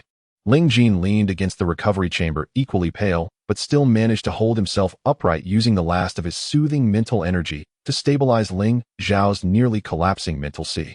This earth-shattering battle had long since spread throughout the Star Realm via Ling Xiao's battalion's battlefield livestream, igniting the entire StarNet. In the Interstellar Official Channel's livestream room, the online count surpassed 1 trillion, the barrage of comments flooding the screen at a speed so fast it was impossible to read. My heavens. I'm crying. The Bi-Orcs are all heroes. When the Bear Brothers self-destructed, I couldn't hold back my tears. How dare the insect race? They've breached the Bai clan's ancestral land. There must be a traitor. Thorough investigation needed. Commander Ling is incredible. The top Lion Clan beast god bloodline has me on my knees. That lion's roar gave me goosebumps. Who understands? Miss Bai just transformed. A youngling single-handedly held off the insect hive. That little Huan is so cute. Soft and cuddly, yet it's an ancient divine beast. Some people said Miss Bai was a burden. I think you're the useless one. Without her, the entire Bai clan's ancestral land would be gone. The ancient Huan specializes in vanquishing evil. The insect race is a joke before her. Prince Ling Sen also gave it his all. If he hadn't been using his soothing mental energy to hold it together, the defense line would have collapsed long ago. Scenes. ID 1. Content. The insect mother nest, in a desperate flight, let out a roar that reverberated throughout the star domain as it plunged into the turbulent currents of space. It gazed upon the grievous wound on its main body, a scar that refused to heal, its compound eyes filled with malice and madness. This would not be the end. It vowed to exact a severe toll upon the entire star realm for the humiliation it suffered today. ID 2. Content. The heat of the recent battle dominated the trending topics across the Star Network, each entry bursting with fervor. Bi-Clan heroic orcs, Ling Xiao beast god bloodline awakening, Bi-Clan ancient Huan form, repelling insect mother nest, thorough investigation of star intruders. The citizens of the Star Realm mourned the fallen orcs while cheering for the surviving heroes, their hearts ablaze with rage and vigilance against the lurking traitors and the impending return of the insect race. ID 3. Content. The entire Star Realm was engulfed in a tumultuous mix of grief and hope as the sacrifices made by the Bai clan's orcs resonated deeply within the hearts of the people. They remembered the bravery displayed on the battlefield, a testament to their unwavering spirit. Yet a shadow loomed over their celebrations, a reminder that the threat of the insect race lingered ominously, waiting to strike again. Covers. The acrid scent of smoke mixed with the metallic tang of blood permeated the valley of the Bai clan's ancestral land throughout the night. As dawn broke and the first light painted the sky, the last remnants of the morning breeze dispersed the lingering dust of shattered stones, revealing a battlefield in ruins. The once lush valley, now marred by the devastation wrought by the hive's artillery, bore the scars of destruction. The scorched rock walls were riddled with corrosive craters, and the ground lay strewn with the bodies of fallen orc warriors and the insectoid invaders, carefully separated and wrapped in clean white cloth by their kin, arranged neatly aside. Bai Qinghan and the remaining clan members silently tended to the battlefield. Each face wore the marks of sleeplessness and sorrow, yet none faltered in their grim task. Between the makeshift medical tents, the female orcs of the Bai clan, despite nursing their own injuries, moved tirelessly among the wounded. Their unique ability to soothe, an innate talent possessed by all female members of the clan, allowed them to channel a life-affirming energy. This legacy was a cornerstone of the Bai clan's survival over millennia. In contrast to the scant few female orcs from other clans who could awaken such soothing abilities, none matched the Bai females in purity of talent, nor could they clear the insidious mental toxins left by the insectoid foes. During the fierce battle of the previous night, the Bai clan's folk had risked everything to protect the females behind the defensive lines, ensuring the stability that underpinned their morale. Now, with downcast eyes, they extended their fingers aglow with gentle light, gradually infiltrating the restless minds of the injured male orcs, cleansing their mental seas of lingering contaminants and soothing the frenzy threatening to engulf them. Meanwhile, the less severely injured male orcs clung to devices designed to enhance the soothing energies. These instruments could only provide the most basic relief, but they somewhat alleviated the strain on the bi-female's mental resources while stabilizing the severely wounded who had been deeply affected by mental erosion, preventing them from succumbing to madness in their wait for treatment. In the recuperation chamber on the upper floor of the main residence, a warm glow emanated from the therapeutic pod, isolating its occupant from the chaos outside. Inside the pod on the left, a small snow-white pup curled at the bottom, its fluffy fur meticulously groomed. Its long pink-gold ears twitched occasionally, emitting soft whimpers. A few of the oldest clan elders took turns standing vigil by the pod, carefully channeling gentle waves of soothing energy into the exhausted mind of the little one, calming her restless spirit and nurturing her still unsteady lineage. The young master has only just completed her transformation 3 days ago, and her foundation is still weak. Forcing her powers against the hive was indeed injurious. The eldest sighed, gazing at the tiny ball of fur, eyes filled with concern and regret. Fortunately, her transformation itself was unaffected and her core remains intact. With proper nurturing, she should awaken soon. In the adjacent pod, Ling Xiao remained with closed eyes, his handsome face pale, the wounds on his body cleaned, but the fluctuations in his mental sea remained unstable. Ling Jin leaned against the pod, his own complexion still pallid, fresh bandages on his back, yet he could not help but hunch slightly in pain, lightly channeling a soothing energy imbued with the essence of flora akin to the first shoots of spring breaking through melting snow, steadily untangling Ling Xiao's fraying mental sea. He had been there all night, his eyes bloodshot from lack of sleep, yet he refused to close them. As a rare male with S-grade soothing abilities, his mental purity and restorative power were extraordinary, rivaling even the best of the bi-females. Last night, it was his relentless efforts that held the army's morale together, but now he was utterly drained, yet still unwilling to cease his efforts. How is he? Bai Qinghan entered quietly, her voice a whisper. The mental sea is severely damaged. The bloodline of the Lion clan has been overexerted, and it will take some time for him to awaken. Ling Jin replied hoarsely, the faint green light from his fingertips flickering as he reached his limit. Fortunately, the resonance with Su Wan's bloodline has fully activated his dormant beast god legacy. Once he awakens, he will only be stronger. Deep within Ling Xiao's consciousness, the panel of the strongest guardian system was still aglow, blue text continuously updating. Severe damage detected in the host's mental sea. Automatically initiating source repair protocol. Current repair progress 12. Detecting stable life signs from the guardian target Su Wan. Transformation state stable, source energy yet to be consolidated, no threat to life. Ultimate Guardian mission phase completion rewards have been allocated to the host account to be claimed upon awakening. Warning. High-risk target Ling Yu detected in the West Ruins area. Danger level high. In the silent western ruins where the hive's artillery had obliterated the mountains, a dramatic shift occurred. Amidst several tons of rubble and splintered ancient trees, a hand caked in blood and dirt shot out from the cracks, gripping the edge of a stone. In the next moment, the ground trembled violently, and the giant rock was pushed aside, revealing a battered Ling Yu clambering out from the debris. His bright yellow attire was shredded, stained with dried blood and green corrosive liquid, half his face marred by jagged wounds with painful veins that had been shattered by Su Wan, still throbbing with agony. Each movement felt as though countless needles were piercing his very insides. Staggering against a remaining rock wall, he coughed violently, spitting blood onto the charred ground, his eyes ablaze with a madness fueled by resentment and unwillingness. Ling Xiao, Ling Jin, and that little spawn of the Bai clan. He ground out through clenched teeth, blood seeping from his gums. After all these years of plotting, how could I suffer such a defeat? From the very start, he never truly expected the hive to conquer the Bai ancestral land. His aim had always been mutual destruction. He wanted Ling Xiao to perish at the hands of the hive, Ling Jin to be utterly exhausted, and the Bai clan to be left in shambles. Then with the royal guard, he would emerge to pick up the pieces, eliminating his adversaries, while securing his position as the prince by claiming credit for suppressing the rebellion and repelling the hive.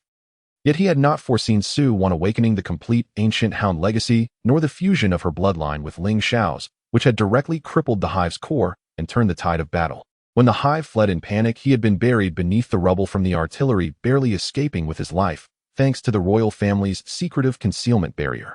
He had watched helplessly as the Bai clan cleaned the battlefield, and Ling Xiao's forces took control of the entire defensive perimeter, a bitter resentment gnawing at him as he dared not even breathe. He was acutely aware that if captured, the charges of collusion with the hive, betrayal of the interstellar alliance, and trespassing into the Bai ancestral land would be enough to condemn him 1,000 times over. Even his father, the emperor, would never spare a traitorous prince. Ling Yu's gaze shifted toward the main residence, his eyes burning with malice. Wiping the blood from his mouth, he retrieved a miniature concealment device from his pocket and pressed it to his wrist. A silvery light flashed, and his figure began to fade from sight, leaving no trace of his presence behind. "You all will pay for this," Ling Yu hissed, his voice a venomous whisper. "This humiliation shall be repaid 100-fold. Ling Xiao, your army, your position, and this little spawn that drives the hive mad will soon all belong to me." With those words, he vanished into the morning mist, slipping unnoticed down the valley's hidden paths, escaping the ancestral land without alerting anyone. At the same time, light years away at the highest command center of the Alliance military, General Lu Chun had just concluded a large-scale hive defense drill spanning 3 star domains. Dressed in dark uniform, still bearing the scent of gunpowder, he stood tall before the command center's main screen. His face was hard and severe, jawline taut with high cheekbones and deep-set eyes that reflected a coldness akin to ancient ice. A formidable aura emanated from him, forged in the crucible of battle, causing the air pressure in the command center to drop, making the staff dare not speak above a whisper. He was one of the most formidable forces in the Alliance, recognized throughout the interstellar community as a nemesis to the Hive. At 15, he entered the battlefield. By 20, he had single-handedly slain 3 SS-level Hive Lords, staunchly defending a border on the brink of collapse. By 25, he was promoted to general and earned the title War God. Having fought against the Hive for a decade, he remained solitary with no ties or vulnerabilities. Years ago, a cryptic leak on the Star Net claimed that a child bearing the bloodline of an ancient divine beast had emerged in the interstellar realm with a purity of mental energy unmatched across the stars. However, the child's name and lineage remained a mystery, leaving many speculating about the identity of this pivotal figure. General, last night, the ancestral land was besieged by a large-scale Hive invasion, with the Hive's core appearing in person. They have since been repelled. An aide rushed forward, presenting encrypted battle reports to Lu Chun with an unmistakable shock in his voice. "Here are the live footage and casualty statistics from the scene." Lu Chun took the report, his fingers deftly turning the pages as his eyes scanned the casualty figures. His brows furrowed deeply, a chill emanating from him as the coldness intensified. He had been the first to submit a formal request to the Alliance's Child Protection Association upon hearing the StarNet leak. Other notable applicants included the interstellar royal family and various elite clans. Even the reclusive by clan had submitted a request. Ultimately, the rights to the child were granted to the commander of the 7th Legion, Ling Xiao, while Lu Chen's application was denied. Since then, he had been quietly monitoring the news, but Ling Xiao had meticulously safeguarded the child's identity, and he had not gleaned any specifics until this moment, when the small figure in the live footage caught his attention. He lifted his gaze to the main screen, which replayed the events of the previous night's battle at the ancestral land. The scene showed waves of insect hordes blotting out the sky, while the Hive's core loomed ominously.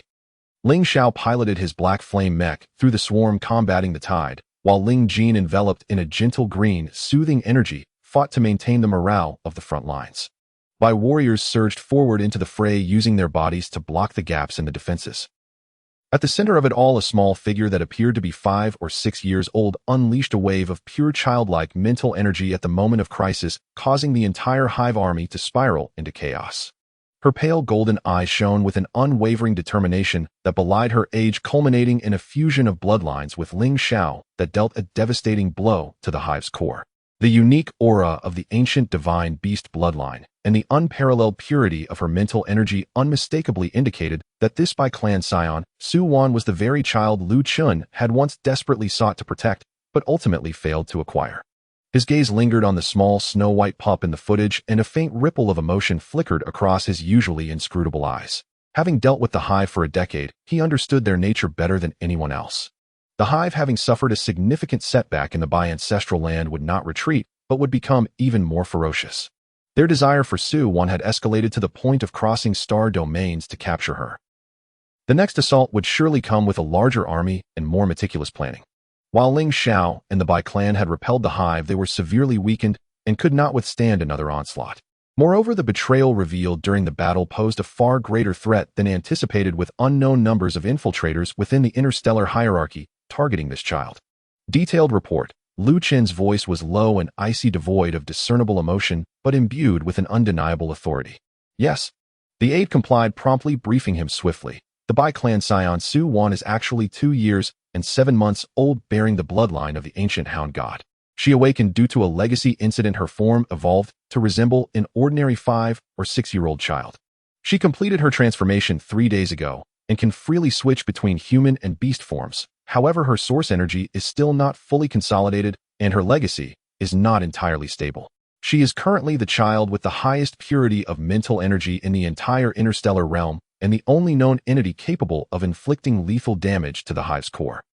During last night's battle, over 70% of the Bai clan's forces were lost, nearly half of Ling Xiao's legion was decimated, and Ling Jin's mental energy is on the brink of exhaustion. Both Su Wan and Ling Xiao have severely drained their bloodlines and remain unconscious to this day. The Hive's core has been injured and fled to the interstellar turbulence with its current whereabouts unknown. Lu Chen's fingers tapped lightly on the table, knuckles turning white as his expression darkened. Send out the command. He suddenly raised his gaze, fierce determination igniting in his dark eyes as he spoke with unyielding authority. All 7-star domains along the border are to enter a state of heightened alert. All station military units will cancel their leave and return to their posts immediately, enhancing patrols and vigilance to guard against a large-scale Hive assault. The vice commander will temporarily assume command of the border defenses and be fully responsible for the security of the perimeter. Yes, the aide promptly acknowledged, turning to relay the orders. The command center erupted into activity as encrypted communications were dispatched to the various star domains along the border, alarms blaring at every defensive point. Lu Chen remained before the main screen, his gaze fixated on the small figure within the footage, and his previously frozen eyes now held an unmistakable resolve. Although his application for guardianship had been denied, it would not deter him from personally visiting the Bai ancestral land. With the vice commander overseeing the border, there would be no issues. But this child was now caught in the most dangerous of situations.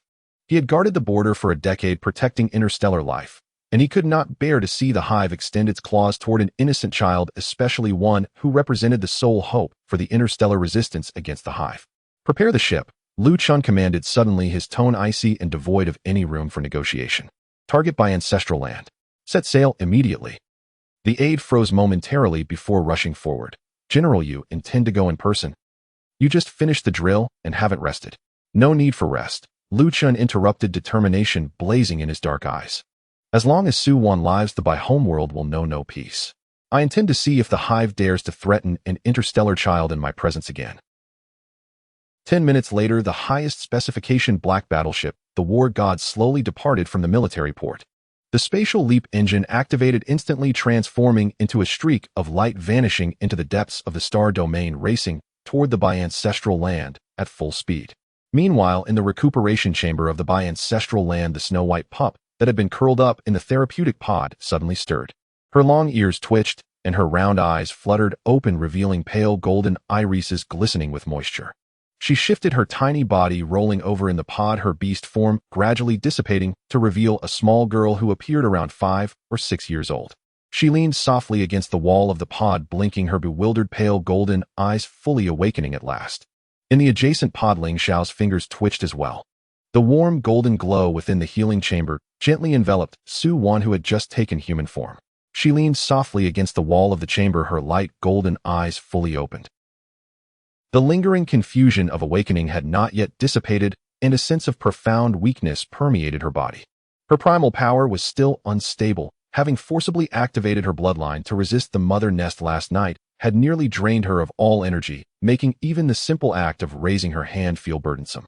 The Grand Elder standing beside her released a gentle wave of calming mental energy, stabilizing her restless bloodline. His voice was barely above a whisper. Don't rush to move, young master. Steady your breath. Your primal essence is still weak, and you cannot afford to exhaust yourself further. Su Wan blinked softly, remaining silent. She instinctively turned her head, her gaze falling upon the adjacent healing chamber. Ling Xiao still lay with his eyes tightly shut, his complexion pale, only the occasional tremor of his fingertips betraying the gradual thickening of the beast god bloodline aura surrounding him. Ling Jin leaned against the wall of the chamber, his mental energy long drained, yet he continued to hold vigil, his eyes fixed intently on the chamber panel, refusing to show any sign of relaxation. The door creaked open, and Bai Qinghan entered, clad in military attire with dust and bloodstains still on her shoulders. She stepped lightly into the room. Her gaze first landed on the awakened Su Wan, and the tension in her expression eased slightly. Lowering her voice, she spoke to the Grand Elder. The battlefield has been mostly cleared, and the fallen clansmen have been tended to, but there are still numerous remnants of the insects hidden in the mountains and valleys surrounding the ancestral land. Most of our clan members are injured, making the cleanup progress painfully slow. 2 patrol teams have already been attacked and wounded. The Grand Elder furrowed his brow, anxiety evident in his eyes. The bi-ancestral domain was vast, with the remnants of the insects scattered like hidden poison darts. With 70% of their fighting force lost, stabilizing the defenses was a challenge, let alone conducting a full cleanup. Moreover, the mother nest, though gravely injured and lying low, could dispatch scouts at any moment to create disturbances. Just then a tense voice came from outside. Elder Master General Lu Chen from the Alliance has arrived at the main gate, accompanied by 3 elite border battalions waiting to enter for urgent discussions. Bai Qinghan and the Grand Elder exchanged a glance, both revealing hesitation. Lu Chen was recognized throughout the stars as a god of war, a bane to the insect race, but his intentions in leading an army here were unclear. "Let him in." Su Wan's faint yet clear voice broke the silence, her light golden eyes holding a hint of trepidation, but her tone earnest. "I've seen him on the hologram before he fights the insects." Seeing the unease in the young girl's eyes, the Grand Elder finally relented. "Please allow General Lu Chen to enter alone."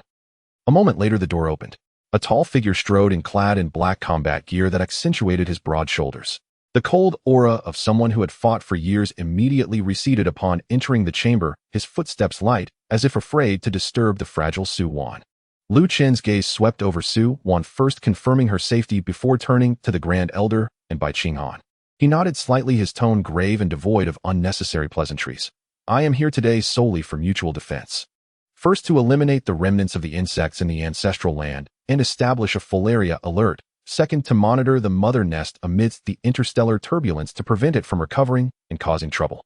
He extended a hand, offering a silver thermoregulating box. "This is a special supply of primal nourishment from the military, which can help stabilize your essence and accelerate your recovery." The Grand Elder quickly accepted it. This was a top-tier military potion, hard to come by, and Lu Chen had directly gifted it. "The battalions I brought are all elite insect-fighting troops." Lu Chen tapped the holographic defense map, outlining a clear deployment strategy. "The 1st Battalion will guard the ancestral land's narrow pass to block the routes. The 2nd Battalion will be divided into 20 squads to eliminate the remnants of the insects, and the 3rd Battalion will remain on standby at the main residence. We will also establish a 3-layer alert network. Any insect signal within 10 light years will be detected, with the inner layer's mental alert covering the entire ancestral land. If any insects approach, the alarm will sound immediately." Bai Qinghan observed the meticulously crafted defense plan, her wariness dissipating entirely. She bowed earnestly. "Thank you for your assistance, General Lu Chen. The Bai clan will remember this favor. It is my duty."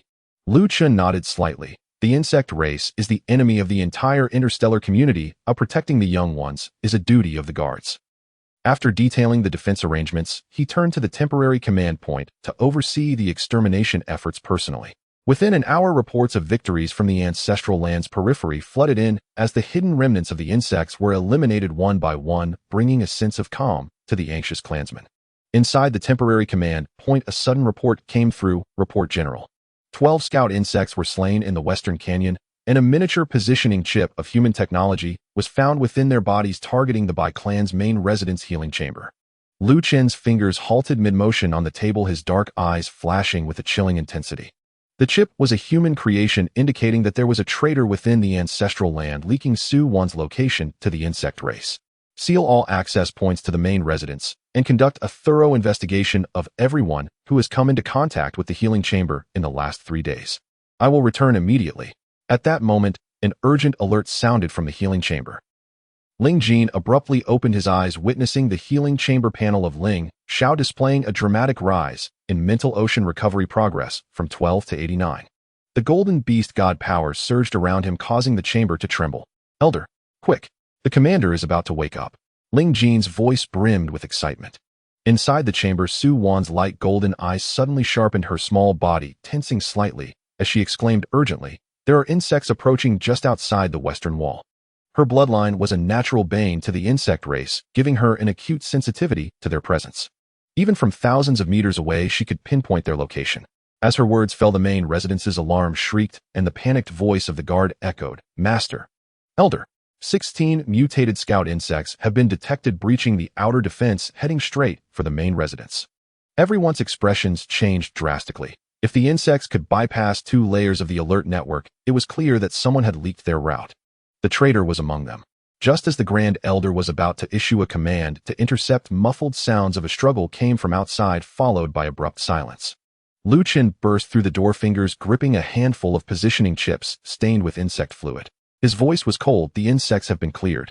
These chips were all targeting Su Wan. There is a traitor within the ancestral land. Bai Qinghan's face turned icy as she immediately commanded, seal the main residence. Everyone is to be investigated. We must root out the traitor. At that moment, a loud crash suddenly erupted from the adjacent healing chamber, the heavy alloy door blown open by a powerful surge of golden energy from within. Ling Xiao, wrapped in the rich beast god power, abruptly sat up, his eagle-like eyes snapping open. He looked over the crowd, immediately locking onto Su Wan in the healing chamber, his raspy voice filled with urgent relief. Wan.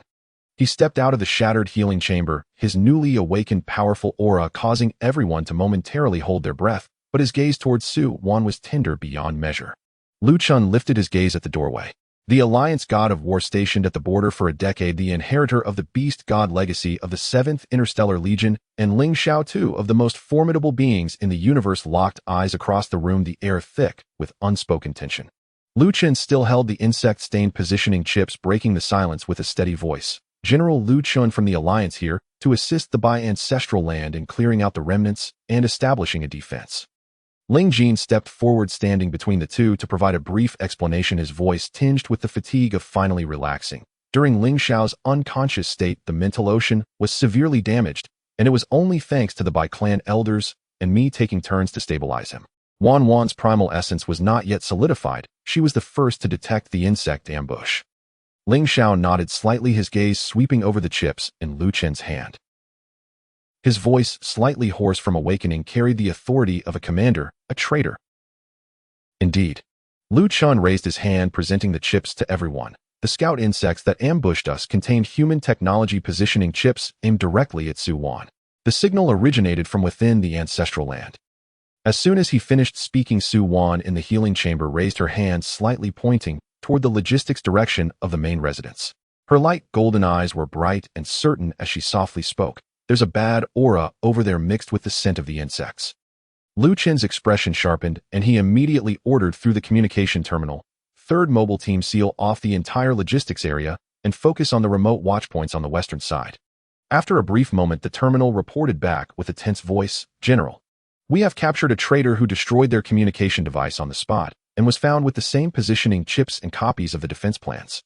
Bai Qinghan immediately led a team for interrogation, returning within minutes, her expression frosty. It was someone bought off by Ling Yue, who has been relaying Su Wan's location, the layout of the healing chamber, and our defense information to the insect race.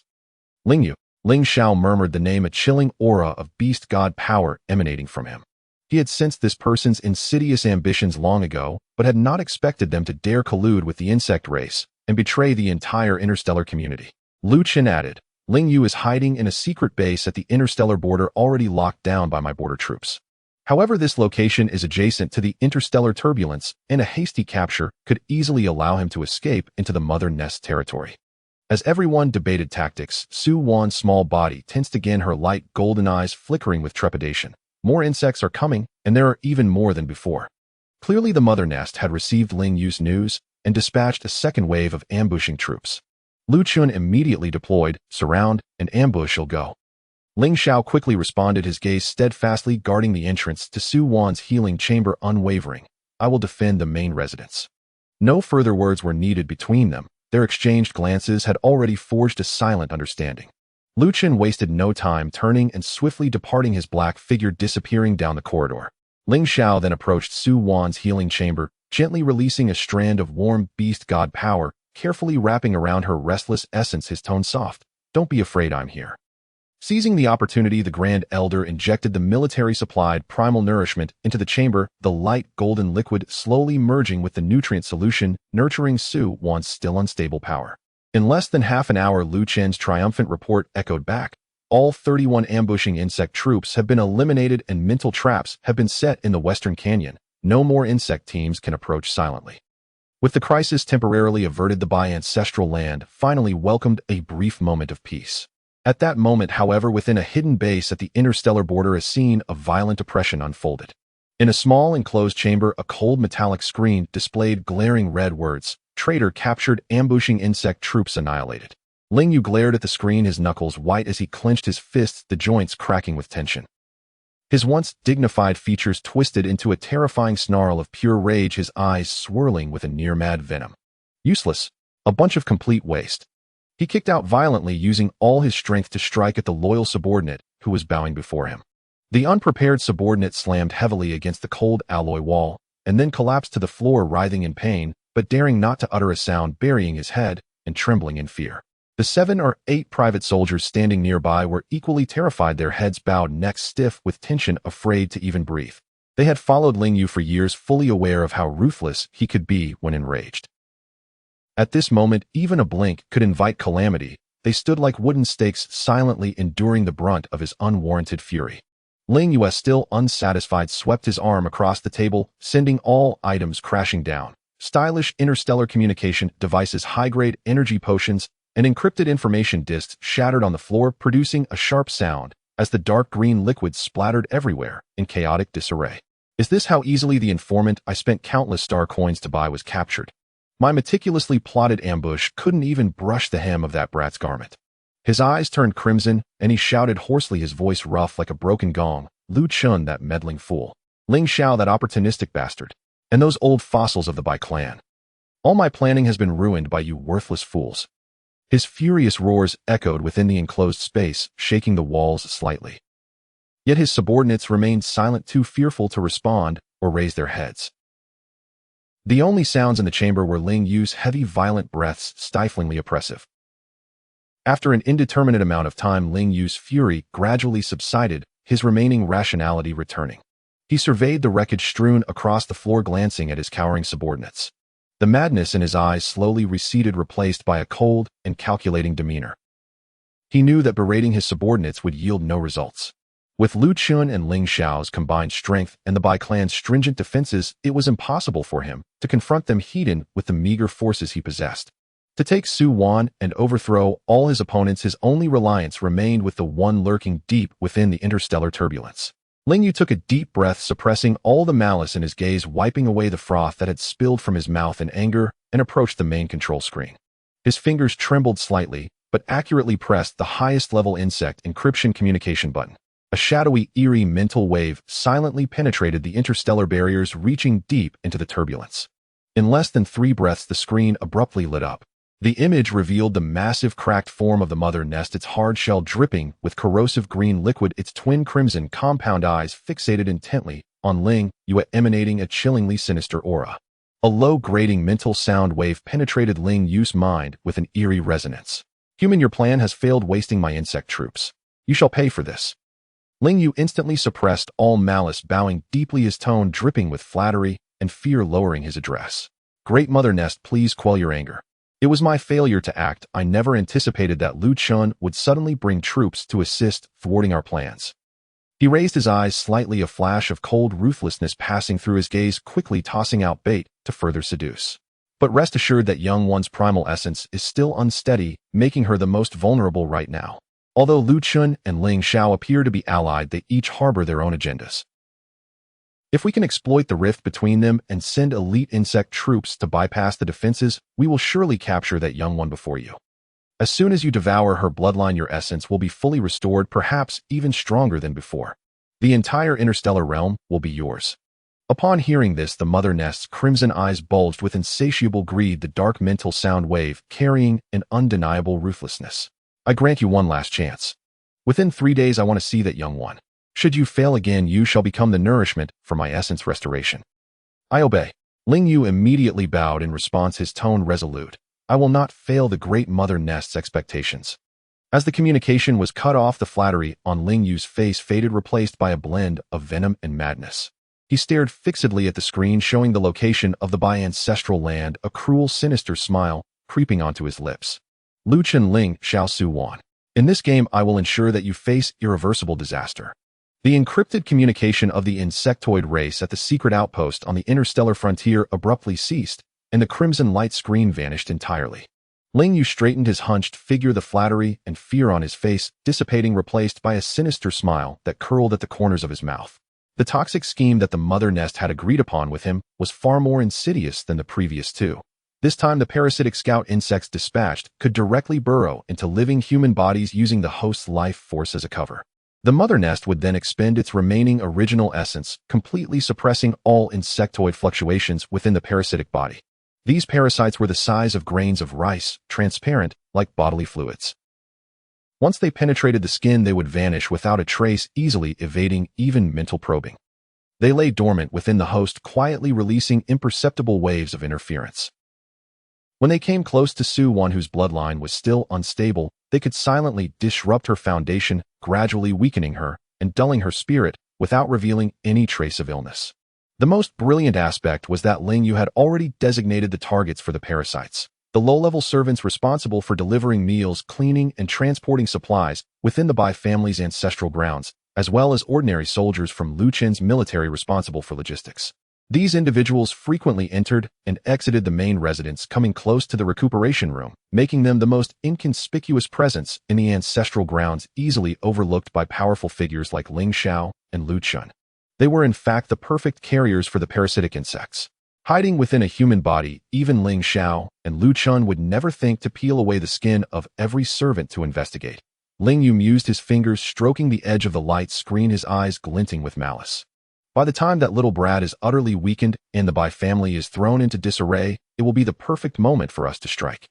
The subordinates in the secret chamber remained silent, their heads bowed, not daring to breathe, until Ling Yu waved them away, allowing them to leave, as if granted a reprieve. Deep within the asteroid belt of the interstellar turbulence, the wounded insectoid mother nest emitted a faint mental tremor.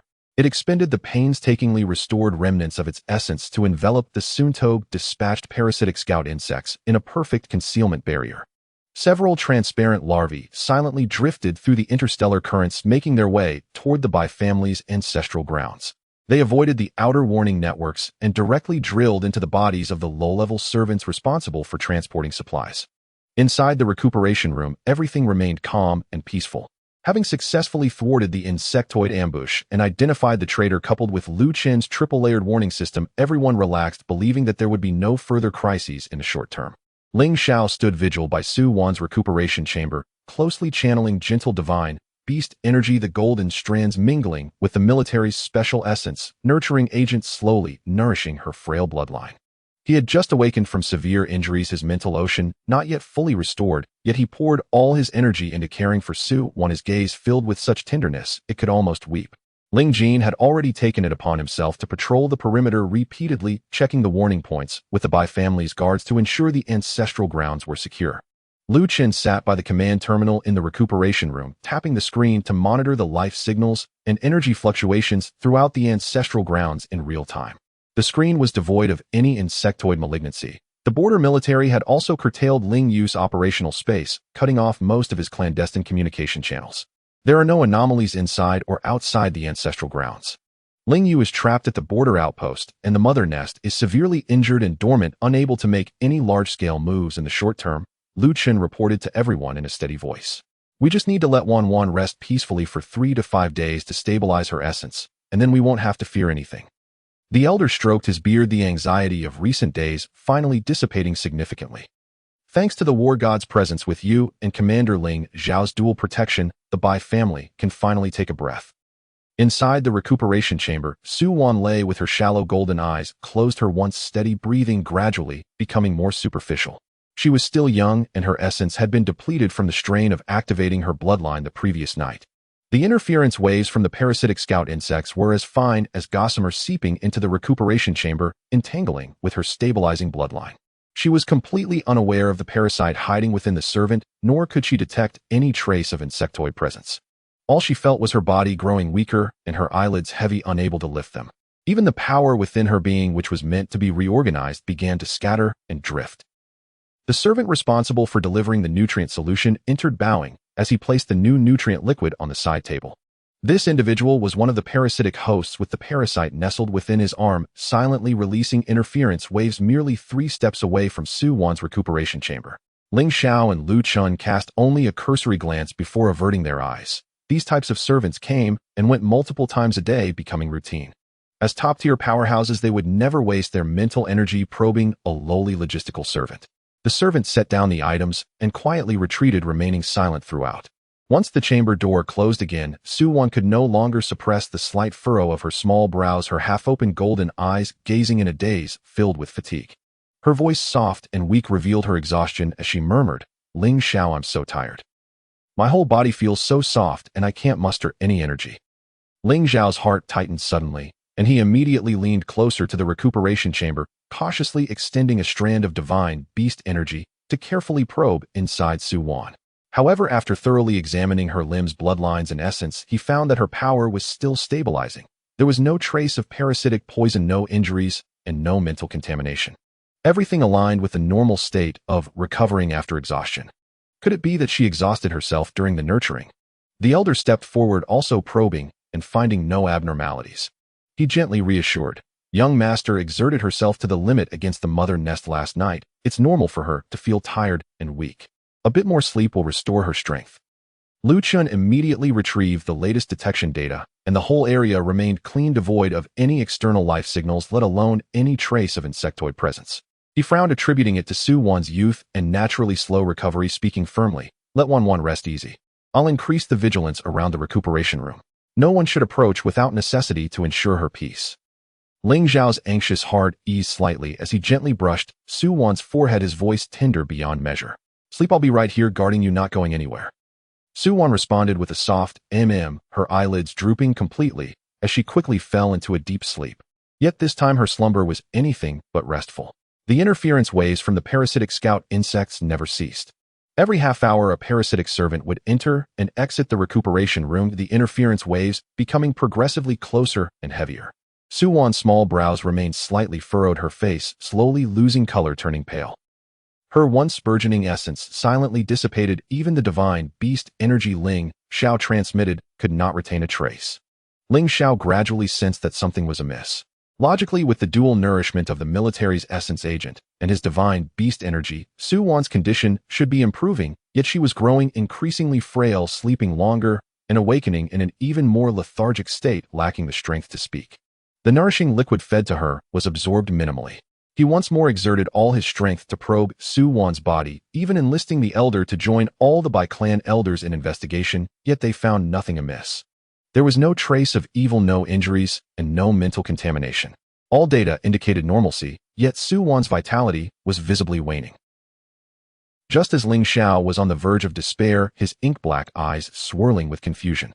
Beep! The strongest cub protection system in the galaxy is urgently activated, detecting a continuous decline in the cub's vitality. Life signs are rapidly deteriorating. Detecting that the cub has been implanted with a parasitic egg nucleus by the mother nest, the essence erosion is shielded by high-level insectoid essence, making conventional medical and mental probing ineffective. Warning: in 72 hours the cub's essence will suffer irreversible damage. The only solution: proceed to the Human Empire's Imperial Royal Hospital for live gene barrier detection to identify the cause. A cure requires the rare cosmic treasure, star essence condensation. The faint yet clear mechanical voice rang through Ling Xiao's mental ocean. This long-dormant system notification became the only light in the dire situation. Ling Xiao jolted, seizing this glimmer of hope, and spoke gravely to Lu Chun and Ling Jin. One has fallen victim to the mother nest's parasitic scheme. Only the Imperial Royal Hospital can treat her. We need to depart immediately.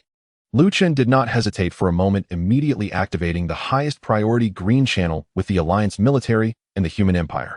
I'll arrange for the fastest military shuttle, ensuring full stealth during the jump to prevent Ling Yu and the mother nest from intercepting us. Ling Jin stepped forward, standing tall with a firm tone. I am the third prince of the empire. It is most appropriate for me to negotiate for the medicine. With me present, we can at least secure an audience with the Emperor Xiaohang, gaining more room for negotiation. Ling Xiao nodded in agreement, carefully cradling Su Wan's recuperation chamber, surrounding it with gentle golden divine beast energy, afraid of jostling the sleeping girl.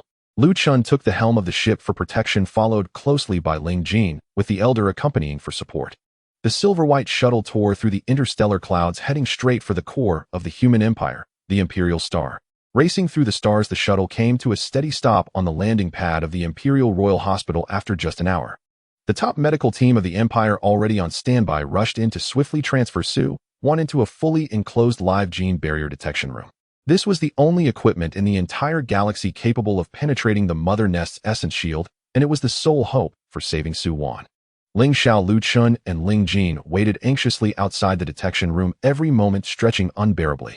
For hours later, the door to the detection room burst open and the chief medical officer emerged holding a thick report, his expression grave as he strode forward. We found it. The cub's bloodline cells are attached to a specially fabricated parasitic egg nucleus from the mother nest, smaller than somatic cells, completely obscured by insectoid essence. Only our hospital's equipment can detect it. We can prepare a temporary neutralizing agent to suppress the egg nucleus vitality for 7 days, but to thoroughly eradicate it and restore the cub's damaged essence, we must obtain the star essence condensation. This star essence condensation is a cosmic treasure that takes 100,000 years to form, and there is only one drop in the entire galaxy, a national treasure of our human empire solely held by Emperor Xiaohong. This item is extremely rare and has historically only been used to prolong the lives of the royal family, never loaned out. This was precisely in line with the system's warning. The rarity of the star essence condensation combined with its status as a foundational treasure of the empire made it nearly impossible to procure. Xiaohong had long harbored ambitions regarding the powerful bloodlines of the beastmen, and acquiring this treasure from him was akin to scaling a mountain of difficulty. Yet the neutralizing agent for Su Wan could only sustain her for 7 days. They had no other options. Ling Jin took a deep breath, straightening his royal attire, and spoke solemnly. I will go to the Ziqing Imperial Palace to seek an audience with His Majesty. As an imperial prince, it is my duty to petition for the medicine, and in terms of reason and emotion, he cannot outright refuse. Ling Xiao and Lu Chun remained at the royal hospital to care for Su Wan, while Ling Jin set off alone for the core of the Imperial Star, the Ziqing Imperial Palace. The Ziqing Hall was resplendent with gold and jade, the atmosphere oppressive. Emperor Xiaohong sat in a high position, his dark dragon-patterned imperial robe emphasizing his stern countenance, his gaze falling on Ling Jin, who bowed respectfully, an undercurrent of wariness hidden in his eyes. Your son pays respects to Father Emperor. Ling Jin bowed deeply, his tone filled with utmost sincerity.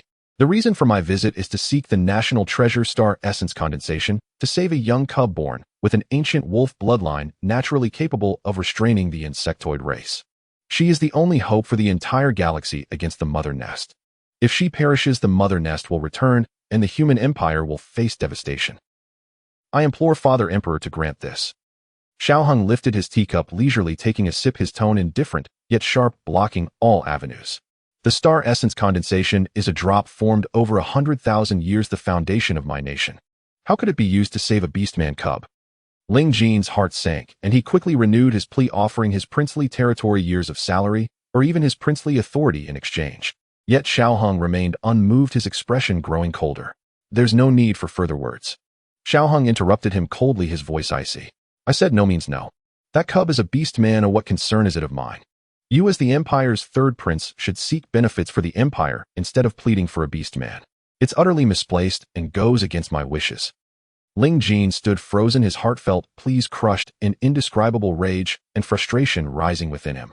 He had always believed himself to be an orphan adopted by the Empire, grateful for the Empire's kindness, dutifully protecting the citizens in his role as the third prince. Yet now in Xiaohong's eyes, the lives of countless beings were worth less than a single drop of treasure. Just as despair threatened to engulf him, a sudden loud ringing echoed in his mind, and a fragment of a long-buried memory surged forth. He was not an ordinary orphan of the Empire. He was the last surviving descendant of the ancient Guardian Beastmen. Thousands of years ago, the Guardian Beastmen had defended the human empire for generations, using their powerful bloodlines to repel interstellar beasts and invading forces, sacrificing their entire clan to protect the Empire's citizens, leaving only him still in egg form. The Empire's citizens, grateful for their family's monumental contribution, petitioned the nation, leading to his designation as the third prince and raising him in the palace. Yet Xiaohong had always feared the bloodline of the Guardian Beastmen, but was restrained by public sentiment, using him merely as a means to placate the populace. With his concealed identity revealed, Ling Jin trembled, the unique silver-blue aura of the Guardian Beastmen flickering in his eyes, the gentle yet resilient power within him slowly awakening. He finally understood. Xiaohong had never regarded him as a prince, only as a tool for pacifying the people. Now his refusal to grant medicine was an attempt to remove Su Wan, the insectoid nemesis, by the hand of the mother nest, while simultaneously seeking to suppress the last bloodline of the Guardian Beastmen within him. Father Emperor truly refuses to grant the medicine. Ling Jin straightened, shedding the prince's humility, his voice calm, yet resolute. Xiaohong, seeing this, felt an increased wariness, a mocking smile creeping onto his lips as he dropped all pretense. My decision is final. Speak no more, lest you commit treason and lose your princely title on the spot. With that, he gestured dismissively to the outside, calling coldly, "Summon Ling Xiao and Lu Chen into the hall." In a moment, Ling Xiao and Lu Chen hurriedly entered the Zicheng hall. Seeing Ling Jin's somber and cold demeanor, they knew the quest for medicine had failed completely. Xiao Hong looked at the three of them, a sinister smile curling his lips as he finally revealed his hand. "If you wish to obtain the star essence condensation, it is not impossible." Ling Xiao handed over the complete map of the top lion clan's divine beast inheritance. "Lu Chun, surrender your military authority over the border troops, and Ling Jin, renounce your guardian beastman bloodline. Accomplish these 3 points, and I will grant you the medicine to save the child." This was not a negotiation, but a scheme to eradicate them and entirely absorb the beastman's influence. Ling Xiao and Lu Chen's expressions changed dramatically, ready to rebuke him, but Xiao Hong feigned a calm demeanor, raising his hand to signal an attendant to bring tea. "Let us all calm down. Drink this cup of tea, and we will slowly discuss the terms." 3 cups of steaming tea were brought in, colorless and tasteless, seemingly ordinary. A warning bell rang in their minds, but with Su Wan's life at stake, they had to suppress their instincts. Just as their fingertips brushed against the cup's edge, beep! Emergency alert from the system. Detecting that the tea contains a beast suppression powder. It can silently suppress beast bloodlines and powerful mental energies, leading to complete loss of cultivation within 3 days.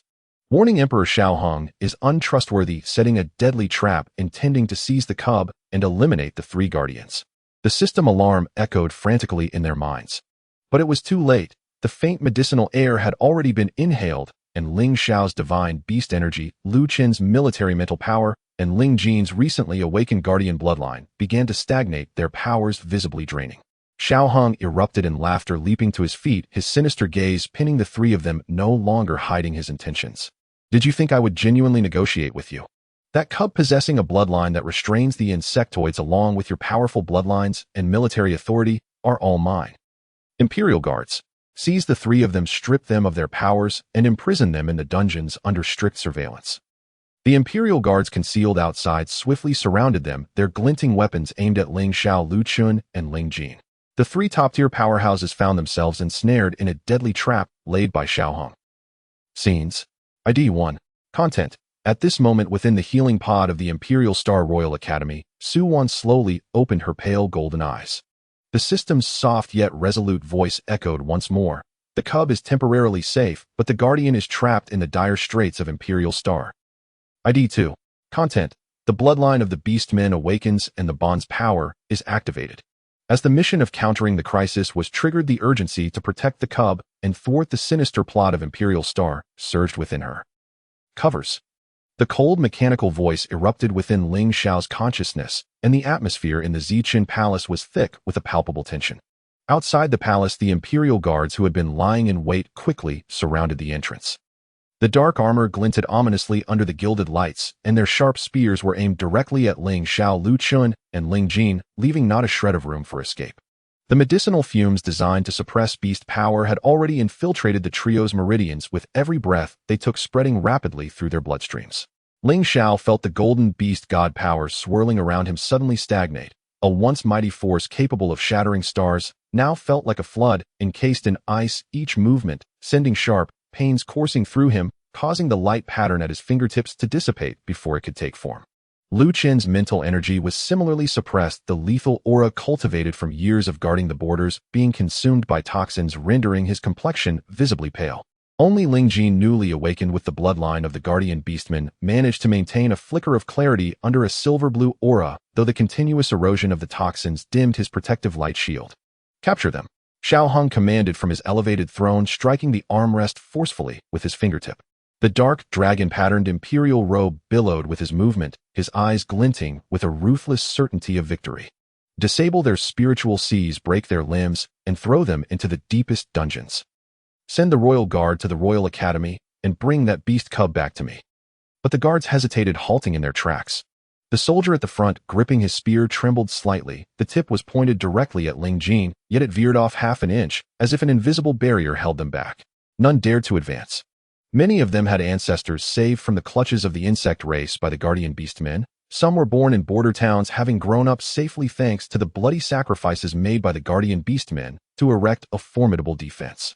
Even during their enlistment, the first lesson they learned was the valiant legacy of the Guardian Beastmen who sacrificed their entire clan to protect the Empire for millennia. Thousands of years ago, ferocious beasts swept through human territories alongside remnants of the insect race, causing the Imperial defenses to crumble. It was the Guardian Beastmen who stood firm on the borders, uniting the old, the weak, and even children to fight with their lives, ultimately pushing the insect race back into the chaos of the starry seas, leaving only Ling Jin, who was still in his egg. The citizens of the Empire remembered this immense debt of gratitude, petitioning collectively to have this last orphan designated as the third prince raised within the palace.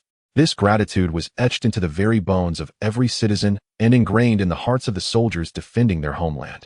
To lay a hand on the last orphan of the Guardian Beastmen, to cripple him, was something they could never bring themselves to do. What? Do you dare defy my orders? Xiao Hong glared at the unyielding guards, his face turning a shade of iron. He stood up abruptly, voice harsh as he bellowed. Those who disobey will be executed without exception. Their families will be implicated. His threats echoed through the hall, but the captain of the guards did not advance. Instead, he knelt on one knee, his spear striking the ground with a heavy thud. Looking up at Xiao Hong, he spoke with unwavering resolve. Your Majesty, I cannot comply. His Highness the Third Prince is the last orphan of the Guardian Beastmen. Thousands of years ago, the Guardian Beastmen sacrificed their entire clan to protect our empire and its people. My grandfather was saved from the jaws of the insect race by their chieftain, and our family has passed down the vow to never forget the Guardian Beastmen's kindness, and we must not harm the prince. With these words, dozens of guards behind him knelt, their spears hitting the ground in unison, and they shouted together, their voices shaking the very dome of the palace. We cannot harm His Highness the Third Prince. Please, Your Majesty, retract your orders. Some soldiers stepped forward, turning their spears around and marching to stand protectively in front of Ling Jin, their backs straight, as they shielded him and his companions. They might not be able to withstand the onslaught of the royal guards, but they would rather die than allow anyone to hurt the last scion of the Guardian Beastmen. Ling Jin stood in place, watching the soldiers before him, feeling the warmth of their words swell in his heart. He had always thought of himself as a mere pawn in Xiao Heng's game, a prince meant to placate the people.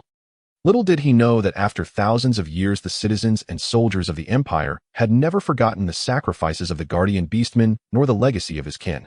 Xiao Heng's fury boiled over as he witnessed the scene unfold, his voice trembling with rage as he pointed at the kneeling guards. You traitors, you have all turned against me. Royal guards, attack! Kill these insubordinate traitors and those three. The royal guards surged into the hall, elite soldiers whom Xiao Heng had cultivated with gold and power. Each was a chosen warrior. At a single command from Xiao Heng, they charged forward without hesitation, even against their former comrades brandishing poison blades. Thank you, brothers, Ling Jin breathed deeply, suppressing the tumult of emotions within him. The silver-blue guardian light shield expanded, instantly blocking the incoming blades with a resounding clash of metal. They'll handle this. You protect yourselves. Ling Xiao and Lu Chen sprang into action, unleashing the remnants of their strength.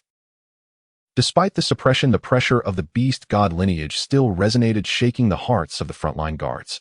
A low, deep lion's roar caused the lead guard's ears to ring painfully, slowing his movements. Lu Chen's mental energy transformed into countless fine needles, accurately targeting the vital points of the royal guards, incapacitating several in an instant. In that critical moment, the system emitted a sharp electrical sound, and streams of data surged wildly. This guardian system, born to protect Su, one had previously drained its energy multiple times to defend the cub, but now, in the face of despair, it forced an ultimate upgrade. Beep. Detecting that both the host and the cub are in mortal peril. System energy forcibly awakened, triggering ultimate upgrade mechanism. Detecting multiple core guardians for the cub, Su, one meeting bonding conditions. Unlocking full binding permissions for all guardians. Core guardian recognition completed. 1. Ling Xiao, originally the soul-bound host inheritor of the top lion clan's beast god lineage, primary guardian of the cub. 2. Lu Chun, general stationed at the border, core guardian of the cub. 3. Ling Jin, last orphan of the Guardian Beastmen, third prince of the empire, core guardian of the cub. The strongest cub guardian system in the galaxy has been upgraded. All core guardians are now bound.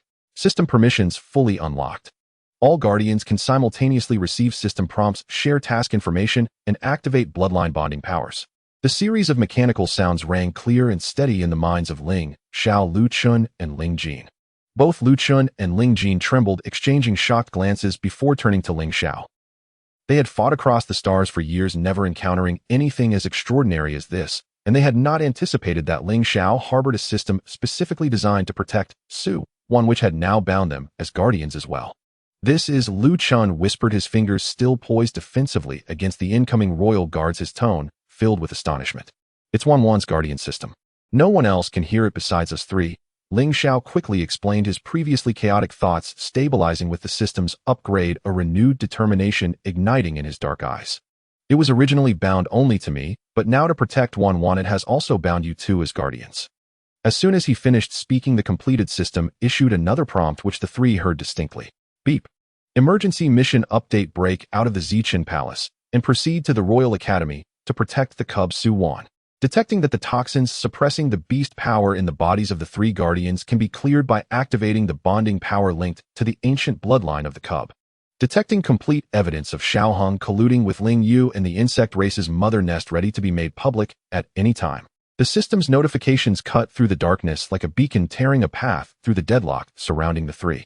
Taking advantage of the momentary lull in the assault, Ling Jin quickly operated the royal terminal, sending out the shared evidence of Xiaohang's treason and the recording of his own admission of conspiracy. The message flooded all official channels, military intranets, civilian star networks, and even the holographic screens on the streets. After completing this, Ling Jin raised his head sharply to look at Xiaohong, his eyes devoid of any trace of the prince's reverence for a ruler, replaced only by cold mockery. "Xiaohong, you colluded with the insect race, betrayed the empire, and turned against the guardian beastmen who sacrificed themselves to protect this land. You are unworthy to sit in this position." Xiaohong's expression changed dramatically. He looked down at his terminal, which was vibrating furiously, filled with explosive discussions from the Star Network, communications of military defections, and waves of civil protests. Panic washed over him, and he trembled with rage. "You dare? Ling Jin. You worthless beastman orphan, how dare you ruin my legacy?" But his furious roar came too late. The guards who had been hesitant saw the irrefutable evidence of treason on the terminal and no longer hesitated. They turned their spears around, joining the soldiers protecting Ling Jin and charging towards the royal guards. Even the guards stationed outside surged into the palace, turning the tide from a deadlock surrounding the three to encircling Xiaohong instead. "Now's our chance, move," Ling Jin commanded, leading Ling Xiao and Lu Chun through a side door of the palace, heading straight for the secret passage left by the guardian beastmen. Only his guardian bloodline could unlock the passage, and Xiaohong, having ruled for years, had never discovered this hidden route leading directly out of the imperial city. The passage was dimly lit, with only wall lights casting a weak glow. The three raced ahead, and Ling Xiao leaned against the wall, suddenly coughing up a mouthful of black blood. The toxins continued to spread within him, and the recent battle had drained his remaining strength. "This poison is too potent. If we don't find a way, even if we reach the Royal Academy, we won't be able to protect 1-1. Lu Chun gritted his teeth, his face pale, and the pains in his mental sea intensified as the toxin began eating away at it. "Beep. System prompt. Distance to the cub Su-Wan is 3.2 kilometers. Bonding power has been activated and can link with the cub's ancient bloodline to suppress the toxins."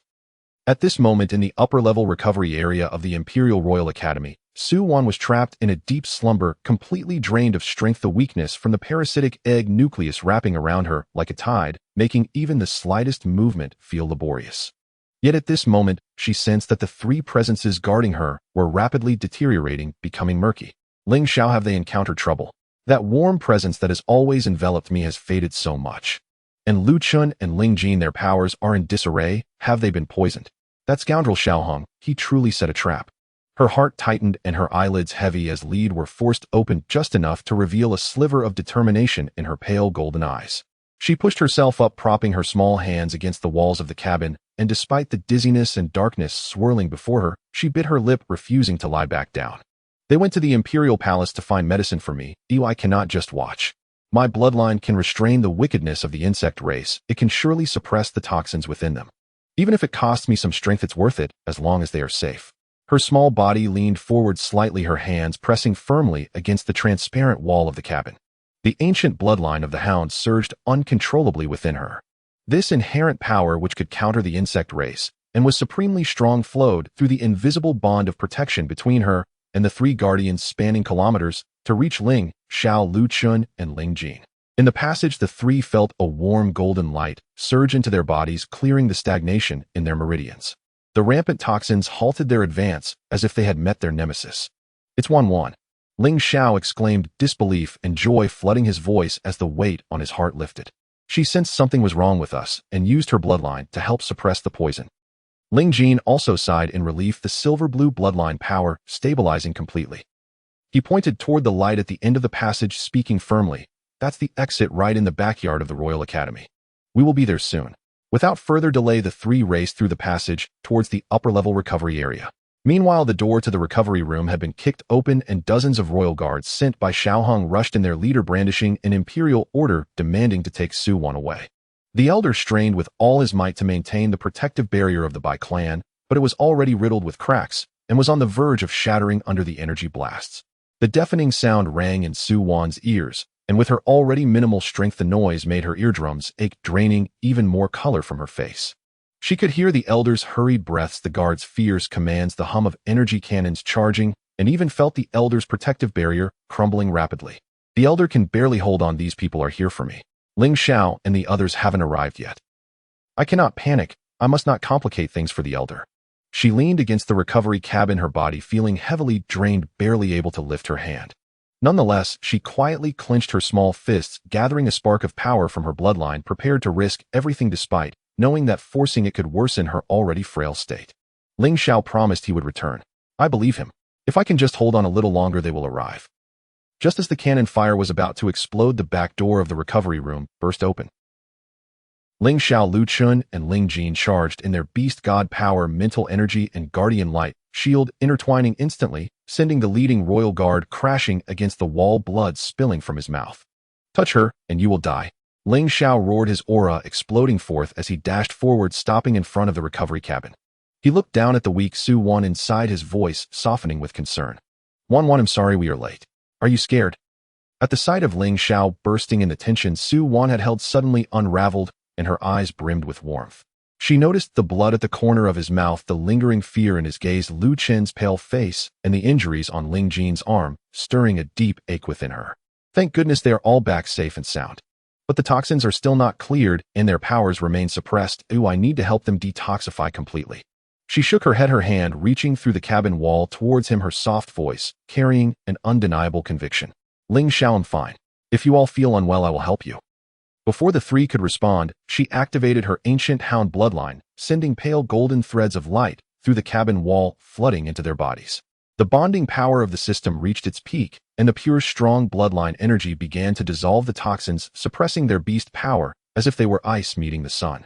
In mere moments, the three felt their strength fully return, even more potent than before. Ling Jin's guardian beastman bloodline stabilized completely under the nurturing of the hound bloodline. Lu Chen's mental energy surged back, even surpassing the bottleneck he had faced for years, and Ling Xiao's beast god power surged, the golden patterns around him glowing even brighter. Beep. Congratulations to the three guardians, the toxins have been completely cleared. The bonding power upgrade is complete. System prompt: the parasitic egg nucleus afflicting the cub has been cured, but the star marrow essence is still needed. The current holder is Xiaohong, located in the depths of the Zichin Palace. System prompt: Ling, you has led the insect race to breach the outer defenses of the Imperial Star, expected to arrive over the main city within 1.5 hours. Using her bloodline had drained what little energy Su Wan had left. Her vision blurred, her face pale as paper. She leaned back against the cabin, but her eyes remained open, fixed on them, unwilling to close them. Lu Chun moved to the window, observing the throngs of protesters outside and the warning signals rising from the direction of the Imperial Palace. His expression turned serious. We can't stay at the Royal Academy. This is an official hospital, and with so many eyes around, Xiaoheng's loyalists could come at any moment. Ling Yu's insect army is also nearing, but it's too dangerous for Wan here. We must move her to a secure location. Absolutely, Ling Jin agreed, immediately tracing a path on the Imperial Star map.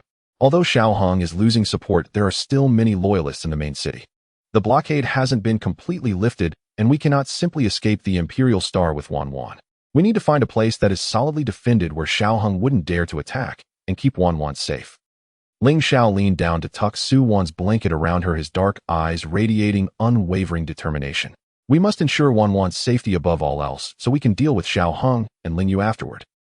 Lu Chun, the Imperial Star is your territory. Do you have a reliable place to go? Yes, Lu Chun replied without hesitation. To my maternal family, the Lin clan. The Lin clan is an old military family rooted in the Imperial Star for over 300 years. Their estate is equipped with the highest level of military defense systems rivaling that of the Royal Academy. My grandfather was the founding marshal of the Empire, and the Lin clan has a high reputation in both the military and among the people. Even if Xiao Hung is desperate, he wouldn't dare to recklessly attack the Lin estate. Most importantly, the Lin clan is absolutely trustworthy and will never leak Wan's whereabouts. Ling Xiao and Ling Jin exchanged glances, both nodding in agreement. Given the current situation, there was no better refuge than the Lin estate. Without delay, the force sprang into action. Ling Jin used his princely status to issue travel orders and mobilized the guards that had switched sides to cover their escape. Lu Chun contacted the Lin estate, preparing their reception and defense, while Ling Xiao carefully picked up Su Wan, holding her tightly in his embrace, shielding her from all external chaos and danger. Su Wan nestled against Ling Xiao, feeling utterly weak, hardly able to muster the energy to speak. She rested against his chest, listening to his steady heartbeat as her breathing gradually steadied. Going to the Lin clan is the right choice. It's safe here, and Xiao Hung wouldn't dare to charge in. We can stabilize for now. But the Star Marrow essence is still in Xiao Hung's hands, and the antidote will only last 6 days. They will definitely try to break into the Zichin Palace for it. Xiao Hung is like a cornered beast now. Who knows how many traps he has laid, or if he will join forces with Ling Yu. She looked up at Ling Xiao's tense jawline, her small hand moving slightly to tug at his clothing, silently reassuring him. I am too weak now. I can do nothing but obediently stay out of trouble. Once I recover, I will master my bloodline and ensure they never have to risk their lives for me again. The convoy left the Royal Academy through the back door. Thanks to Ling Jin's royal travel orders, they smoothly bypassed the checkpoints set by Xiao Hung's loyalists, and with Lu Qin's military connections providing cover, they arrived safely at the gates of the Lin estate in the southern city of the Imperial Star in just 20 minutes. Scenes. ID 1. Text. As the night thickened, the sky above the Imperial Star blazed crimson with the fires of war and the glow of resistance. Within the confines of the Purple Palace, Xiao Hung held the star essence condensation in his grasp, having already laid a web of traps throughout. ID 2. Text. Ling Xiao, with his jaw clenched, turned his gaze toward the others. We must move swiftly. Each moment we waste gives our enemies an advantage. The star essence is our key to victory, and we cannot afford to fail. ID 3. Text. Li Yunfei nodded, his expression resolute. We will take every precaution. The traps in the underground treasury are designed to ensnare the unwary, but we will be prepared. Let's coordinate our efforts and strike as one. ID 4. Text. Ling Qin's dark eyes glinted with determination as he added, with the support of the Imperial Guard and Lin family forces, we can thwart any attempts by Xiao Hung and Ling Yu to impede our progress. They think they can outmaneuver us, but they will soon learn otherwise. ID 5. Text. Together they began to strategize their approach.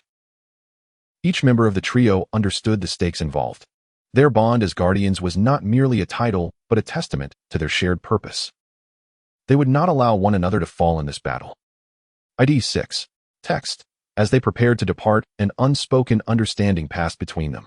They were venturing into a storm, a tempest of danger and uncertainty, yet they would face it united. There was no room for doubt. Their mission was critical. ID 7. Text. Meanwhile, back in the Lin residence, Su Wan was resting, her breathing steady but faint. The warmth of the bed enveloped her, a stark contrast to the turmoil brewing outside. Her mind raced with thoughts of her companions. ID 8. Text. She was aware of the risks they were undertaking, and a pang of guilt tugged at her heart. They fought for her, and she felt the weight of their sacrifices. With every ounce of strength she could muster, she resolved to recover, to reclaim her power. ID 9. Text. As the trio made their way through the shadowed corridors of the palace, the air crackled with tension. Each step resonated with purpose, their hearts beating in sync with the urgency of their mission. They could not afford to falter. ID 10. Text. The world outside was rife with conflict, yet within the walls of the Purple Palace an even greater battle awaited them.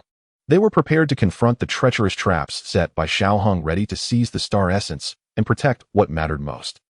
Covers. The night had completely engulfed the sky of the Empire Star, and the waves of protest in the streets had yet to subside when the city's air raid sirens suddenly blared. The sharp wailing pierced through the night, and the energy shockwave from low Earth orbit made the window panes tremble slightly. News that the insectoid horde led by Ling Yu had breached the interstellar perimeter defenses fell like a stone into boiling water, plunging the already chaotic Empire Star into a state of panic. In the depths of the Lin residence's infirmary, Su-Wan leaned against the headboard of the bed, her fingertips gently resting on her wrist, feeling the still feeble pulse within her veins. The parasitic egg nucleus was temporarily locked by a neutralizing agent, but the chilling sense of erosion still lurked deep within her meridians, and even the slightest stimulation of her blood flow brought a sharp pain. From the outer hall came the hushed voices of three individuals conferring. Ling Xiao's remark, "I will infiltrate the Zikan Palace and take the star essence due," reached her ears, clearly followed by Lu Chun and Ling Jin's insistence to accompany him. The door was then quietly shut, and their footsteps gradually faded away. Su-Wan closed her eyes, her fingers tightening slightly. The Zikan Palace was a glaring trap. Xiao Hang, now a cornered beast, would undoubtedly set a snare with the star essence due. Yet knowing the peril, the three still intended to venture forth for her sake. Trapped in this juvenile body, she found it difficult even to rise from the bed, let alone accompany them. The only thing she could do was to remain here and not hinder their efforts. Suddenly she opened her eyes and pressed the call bell at the bedside. Moments later, the elder of the Lin family hurried in, followed by two generals from the Lin army. "Your Highness, what is it? Are you unwell?" The elder approached the bed with concern etched on his face. Su-Wan shook her head. Her voice remained soft, but her logic was clear and resolute. "Grandfather Ling Yu and Xiao Hang are colluding. They will surely engage in a feint. The three of them have gone to the Zikan Palace. Ling Yu will undoubtedly split his forces to come to the Lin residence to capture me. You must immediately adjust the defenses, withdraw all outer sentries, concentrate firepower to solidly guard the infirmary, and maximize the power of the mental interference devices to prevent the insect scouts from discovering my location." The elder paused for a moment before a look of approval crossed his face. He immediately bowed and replied, "Understood. I will arrange it at once. Rest assured, even if it costs them their lives, the Lin army will never allow the insectoids to step even a foot into the infirmary."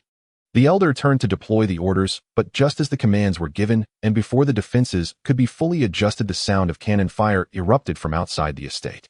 Ling Yu's vanguard insect squad had arrived too quickly, catching the Lin army off guard.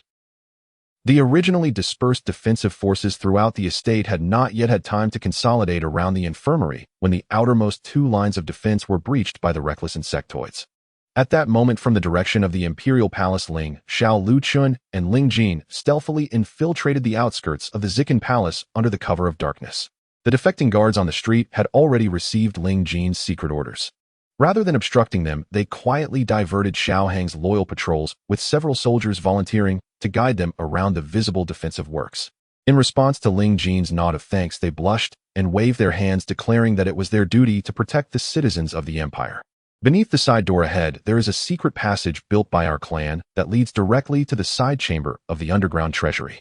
Xiao Hang is unaware of this route. Ling Jin whispered, his fingers brushing against the totemic runes on the stone wall. The silver-blue bloodline power of the guardian beastmen gradually flowed into the wall, which silently slid open to reveal an entrance barely wide enough for a single person. Warning: the underground treasury is protected by a lockdown array reinforced by the maternal nest's essence, which can suppress the beastmen's bloodlines. Surrounding it are 1200 elite guards, all equipped with soul-locking weapons. The system's alert echoed in the minds of the three.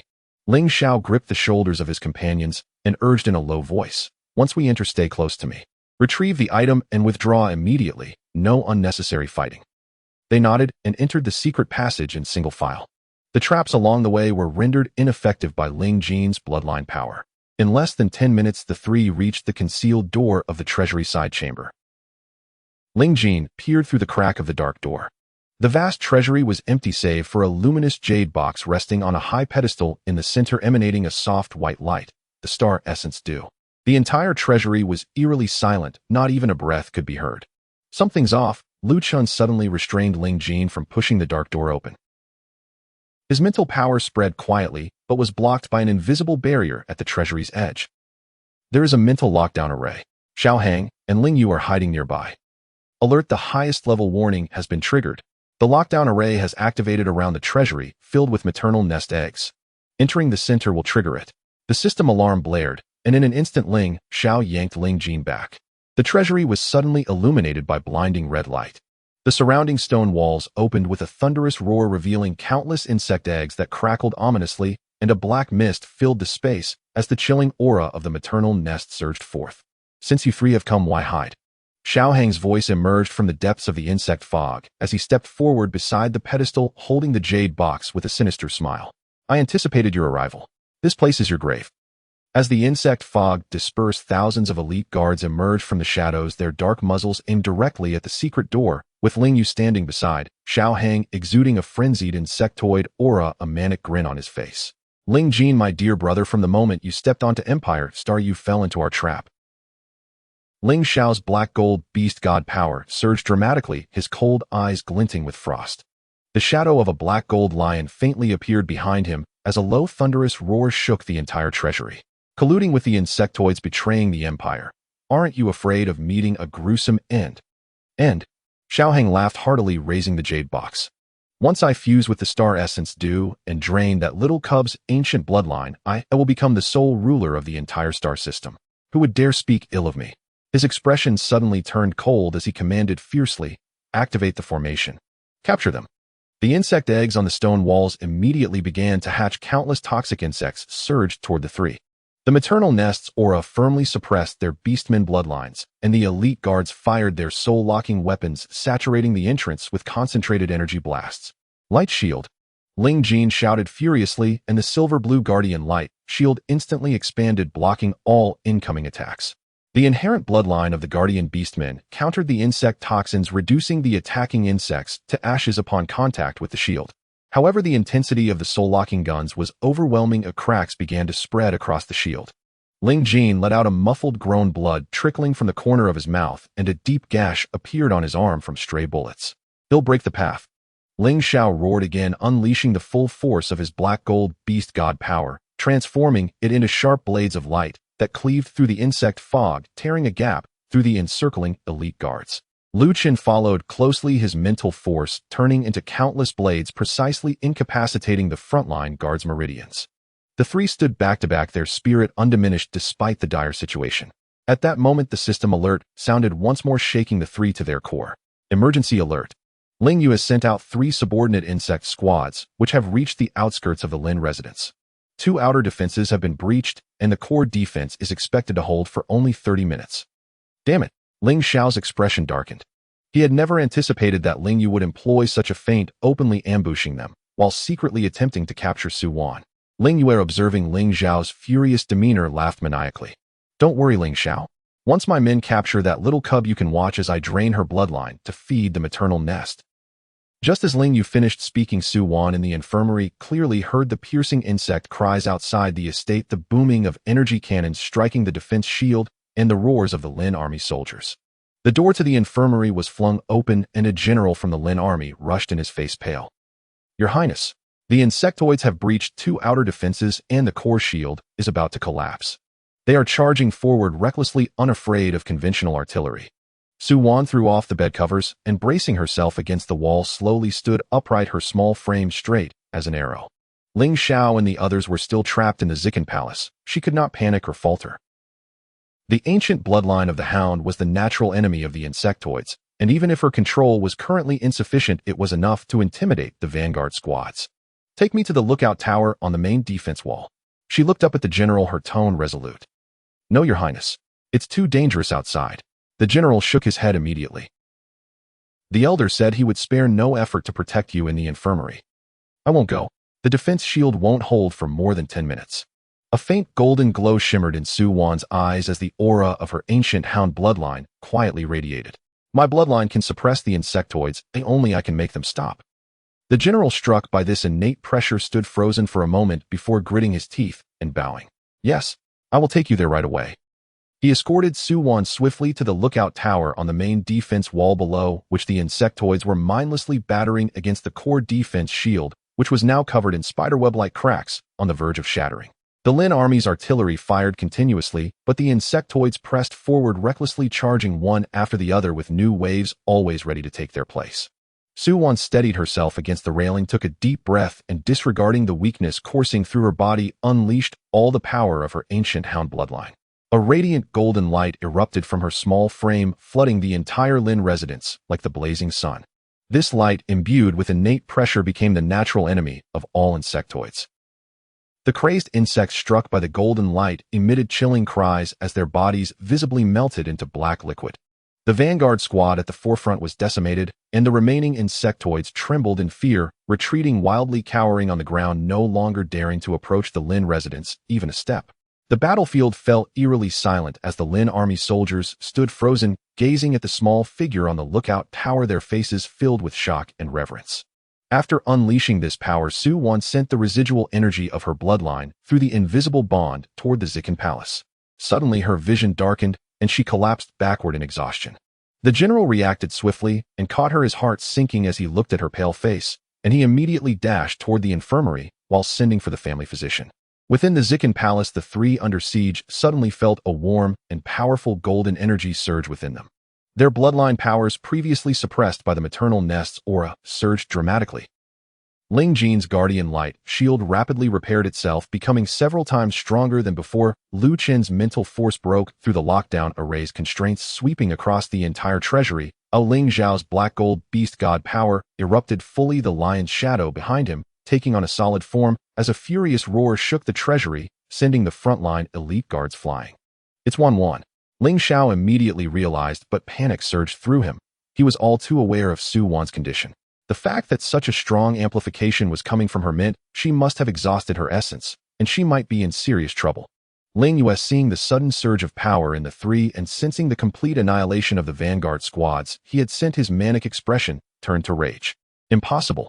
How can that little cub possess such power? Xiao Hang was also completely flustered. He never expected that the snare he had set would be mostly broken by a mere juvenile. Instinctively tightening his grip on the jade box, he turned and fled toward the escape passage deep within the treasury. Trying to run. Leave the star essence due behind. Ling Xiao bellowed, unleashing a black gold blade of light aimed directly at Xiao Hang's back. At that moment, the treasury's dome was shattered and countless insectoids surged in through the opening, the maternal nest's psychic waves sweeping through the entire Zikin Palace. Ling Yue, watching the tide of insects, revealed a sinister smile as he suddenly turned around and struck hard at the unsuspecting Xiao Hang. "You worthless creature, unable to handle 3 people, you are of no use to me." The insect toxin surged into Xiao Hang's body. "The star essence due that little cub the entire empire. They all belong to me." Xiao Hang looked down in disbelief at the gaping wound in his chest, black blood pouring from his mouth as he collapsed to the ground, unable to believe that he had been betrayed by his allies. The jade box flew from his grasp, landing just in front of Ling Xiao. Ling Xiao snatched up the jade box, feeling the warm essence of the star essence due within, yet his heart remained heavy with worry for the unconscious Su Wan. He ordered firmly, "We have the item. Withdraw. Back to the Lin residence." The three ceased to engage in further combat, channeling the amplification of their bloodlines as they dashed toward the secret passage. Ling Yu and the tide of insects chased madly behind them, the night sky of the Empire Star painted red with the flames of battle. Within the secret passage, the three raced at full speed. Ling Xiao held the jade box tightly in one hand, while the other gathered the beast god power, shattering all the pursuing insectoids behind them. Lu Chun deftly dodged falling rocks while rapidly inputting commands on his terminal, sending precise orders to the elite Lin army squads that had been strategically placed along the way, launching a counteroffensive against the pursuers. "Turn right up ahead into the underground military passage. It's the Lin family's exclusive military route that leads directly to the Lin residence's armory. I have arranged for reinforcements at the other end, and we will blow up the main passage behind us to ensure Ling, you cannot catch up," Lu Chun said calmly, his fingers flying over the controls, his actions unwavering despite the increasing shouts of the pursuing troops. Each command struck precisely at the Achilles heel of the enemy.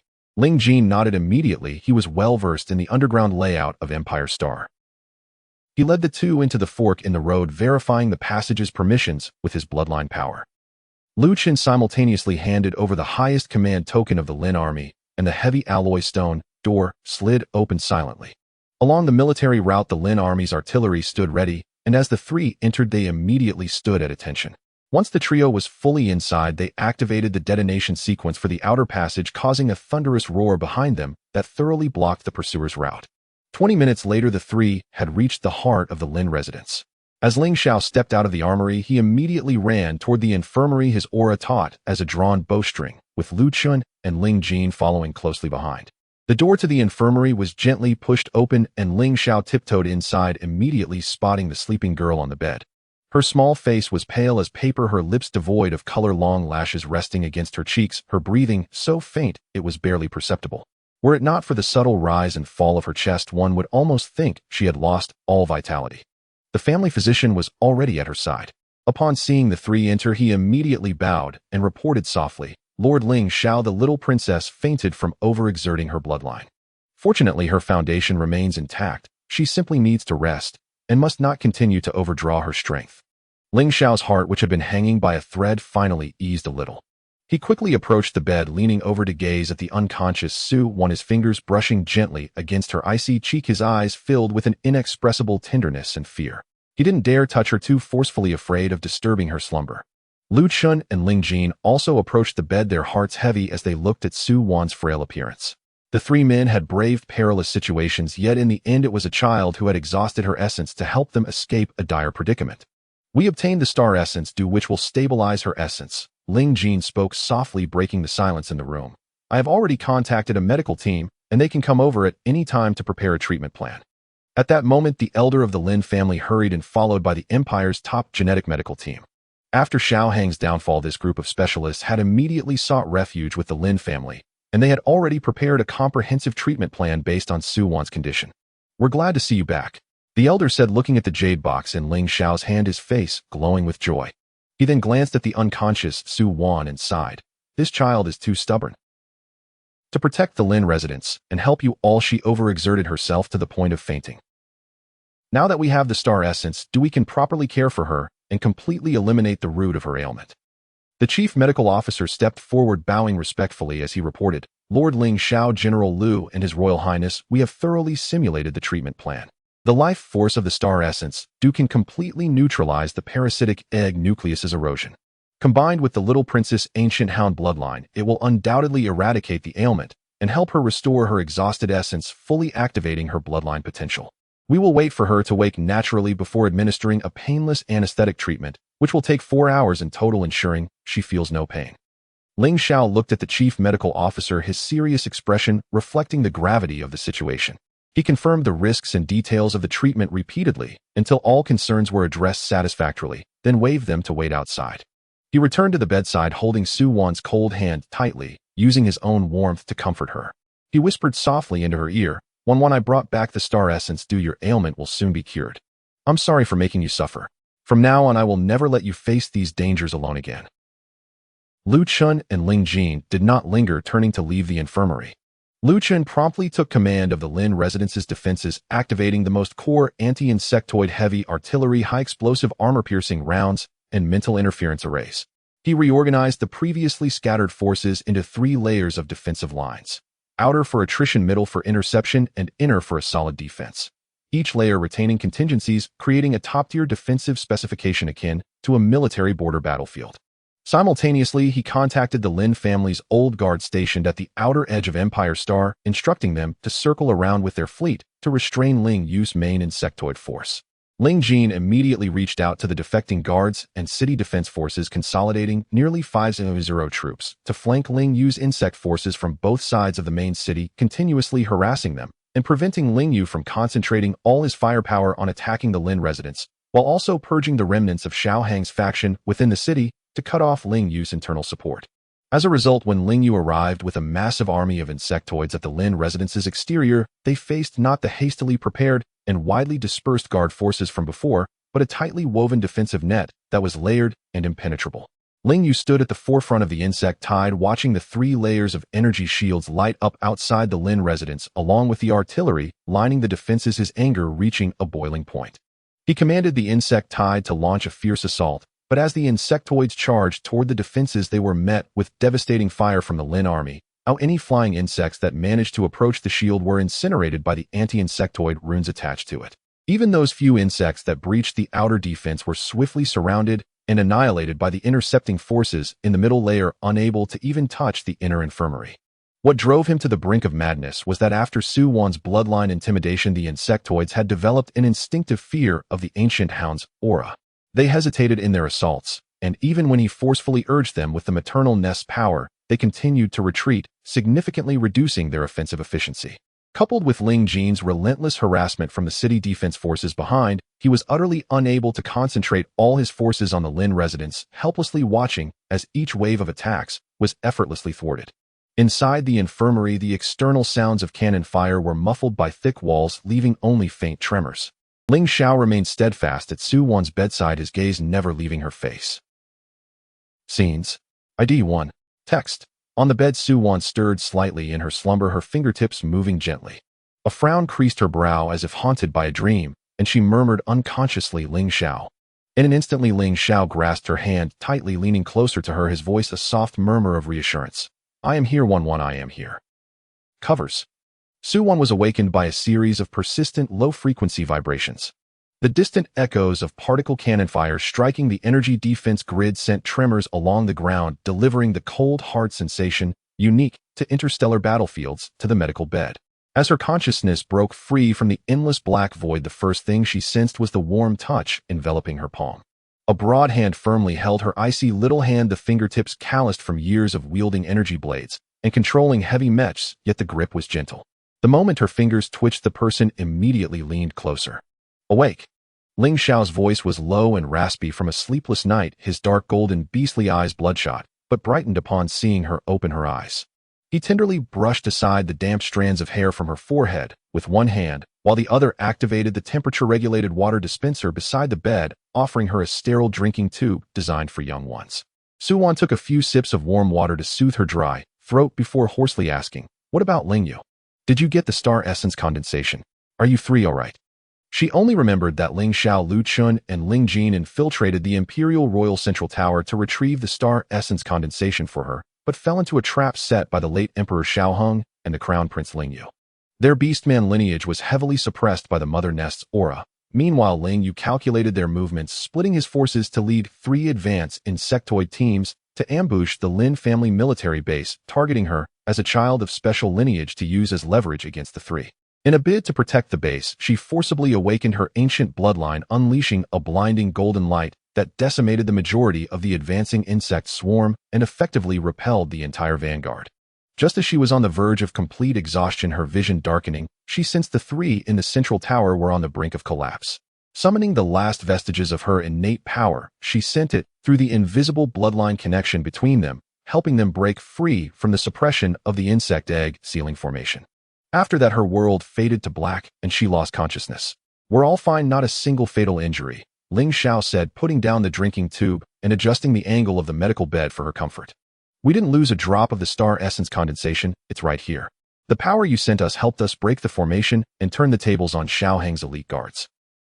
Both Xiao Heng and Ling Yu colluded with the insectoids, leading to their fallout. Ling Yu killed Xiao Heng and escaped with his loyalists and the main insectoid forces, and we still haven't pinpointed his exact location. He paused, lightly brushing his fingers across her cheek, his eyes filled with concern and fear. "You were incredibly bold to exhaust your source energy to send us that power. When the guards brought you back, your life signs were nearly at the red line. The chief medical officer and his team were stationed at the door, saying that if you hadn't woken up 2 hours later, you would have permanently damaged your genetic foundation." Su Wan was momentarily stunned, then furrowed her brow, instinctively glancing at the panoramic window of the room. "I was unconscious for a day and a night. What's with the vibrations from the particle cannons outside? Didn't Ling Yu take his forces and run? After that guy fled, he completely vanished." The disturbances are caused by the remnants of the insectoids scattered across the Imperial Star. Ling Xiao's expression darkened, the pressure around him suddenly dropping. During this day and night, these insects have been conducting guerrilla attacks with biological mechs near the main city, intermittently assaulting the base and the city's overall defense grid. The scale isn't large, it's just sporadic harassment, but it's relentless, aimed at wearing us down and creating panic among the citizens of the Imperial Star. Lu Chun has been guarding the entire defensive line with the Lin family forces, while Ling Jin is consolidating the Imperial Guard and purging the remaining insectoids in the city. He even divided his forces to rescue over 300 civilians captured by the insect horde. He's been busy for an entire day and night, and just received news that you woke up and is on his way here. As soon as he finished speaking, the airtight door of the medical room slid open silently, and Lu Chun and Ling Jin entered one after the other. Both were still in their combat uniforms, not yet changed, their shoulders set straight, but unable to hide the fatigue in their eyes, clearly having worked continuously without rest. Ling Jin's dark royal uniform was still stained with the undried black blood of the insectoids, his cuffs frayed from energy blasts, his face pale from the depletion of his source energy, yet his aura was significantly steadier than before. Lu Chen's military uniform was unbuttoned at the collar, his fingers gripping a functioning military terminal, radiating the cold, hard energy of someone just off the command platform. But upon seeing Su Wan, who was now awake and sitting on the medical bed, both their tense expressions relaxed momentarily. Wan, you're finally awake, Ling Jin said, quickly approaching the medical bed, his voice gentle and full of concern. How do you feel? Is there any discomfort? The medical officer mentioned severe depletion of your source energy, and even though you're awake, you need to rest properly and absolutely cannot force your bloodline again. I'm fine, just a bit weak, unable to muster much strength. Su Wan shook her head, her gaze sweeping over their grave faces as she directly asked, Xiao Heng is dead. Ling, you colluded with the insectoids and fled the royal family, is leaderless, and things are spiraling out of control, right? Lu Chun nodded, his fingers lightly tapping on the terminal, and a holographic screen immediately appeared displaying the petition signed by millions across the Imperial Star, along with a document co-signed by all 23 generals of the Imperial military. He spoke solemnly. That's correct. Xiao Heng died suddenly, and Ling Yu's treachery has led to a galaxy-wide manhunt. In the current royal family, only the reclusive second prince Ling Chun and you, the third prince, remain. He paused, his tone carrying the seriousness of a military commander combined with the unwavering loyalty of the Lin family to the Beastman tribe. From last night until now, 3 million citizens of the main city of the Imperial Star have collectively petitioned the military. Over 70% of the members of the highest advisory body have endorsed it, all imploring you, third prince, to ascend to the throne, to take charge of the imperial affairs and stabilize the chaos in the Imperial Star. As these words fell, the medical room fell into silence. Ling Jin stiffened, a visible look of rejection crossing his face as he instinctively shook his head. No, I cannot ascend to the throne. Why not? Su Wan looked at him, puzzled. Ling Jin was the last surviving heir of the Guardian Beastman tribe. His father had been the last tribe leader. During the border wars, the entire tribe fought valiantly to defend the Empire's territory against the insectoids, sacrificing themselves in the process. He had been placed in the royal gene nurturing chamber after his parents died in battle, sleeping for hundreds of years, only emerging a little over 20 years ago. He had just regained his complete memories 3 days prior, clarifying his lineage and remembering his aunt, the late Emperor Xiao Heng's empress, a renowned female warrior of the Guardian Beastman tribe who died fighting at the border. As the third prince officially recognized by the royal family, he was not only the last descendant of the Guardian Beastman tribe, but also bore the merits and responsibilities of his entire clan. The Lin family had built the frontier defenses for the Empire, and his aunt's sacrifice was etched into every monument across the colonial stars. In the 20-plus years after hatching, he had used his innate calming psychic energy to soothe countless injured soldiers and displaced civilians during the insectoid rampage, and just last night, he personally led troops to rescue hundreds of civilians held captive by the insect swarm, earning him a reputation far surpassing that of the treacherous Ling Yu. After regaining his complete memory 3 days ago, he had taken full control of the royal secret guards left by the late emperor, wielding half of the Imperial Guard's power, and with Ling Zhao's 7th Legion and Lu Chen's Lin family forces fully supporting him, he was undoubtedly the most suitable candidate for the throne. Ling Jin forced a smile, raising a hand to press against his forehead, his eyes filled with complexity. My innate source energy is damaged, and having spent hundreds of years in the nurturing chamber, I only just regained my full memories 3 days ago. I haven't even fully grasped the Empire's starfield defenses and administrative systems. How can I take that position? Moreover, my tribe's mission is to guard the Empire's frontier star belt, preventing the insectoids from stepping forward, using my psychic energy to comfort the wounded soldiers at the front lines and protect the civilians disturbed by the insectoids. It is not to sit in that highest position of command. If I take it, the Royal Old Guard will not follow, and the stubborn members of the advisory body will use it as an opportunity to cause trouble, making an already chaotic situation even worse. What does it matter who holds the royal title? Ling Xiao scoffed, his dark golden beastly eyes glinting coldly.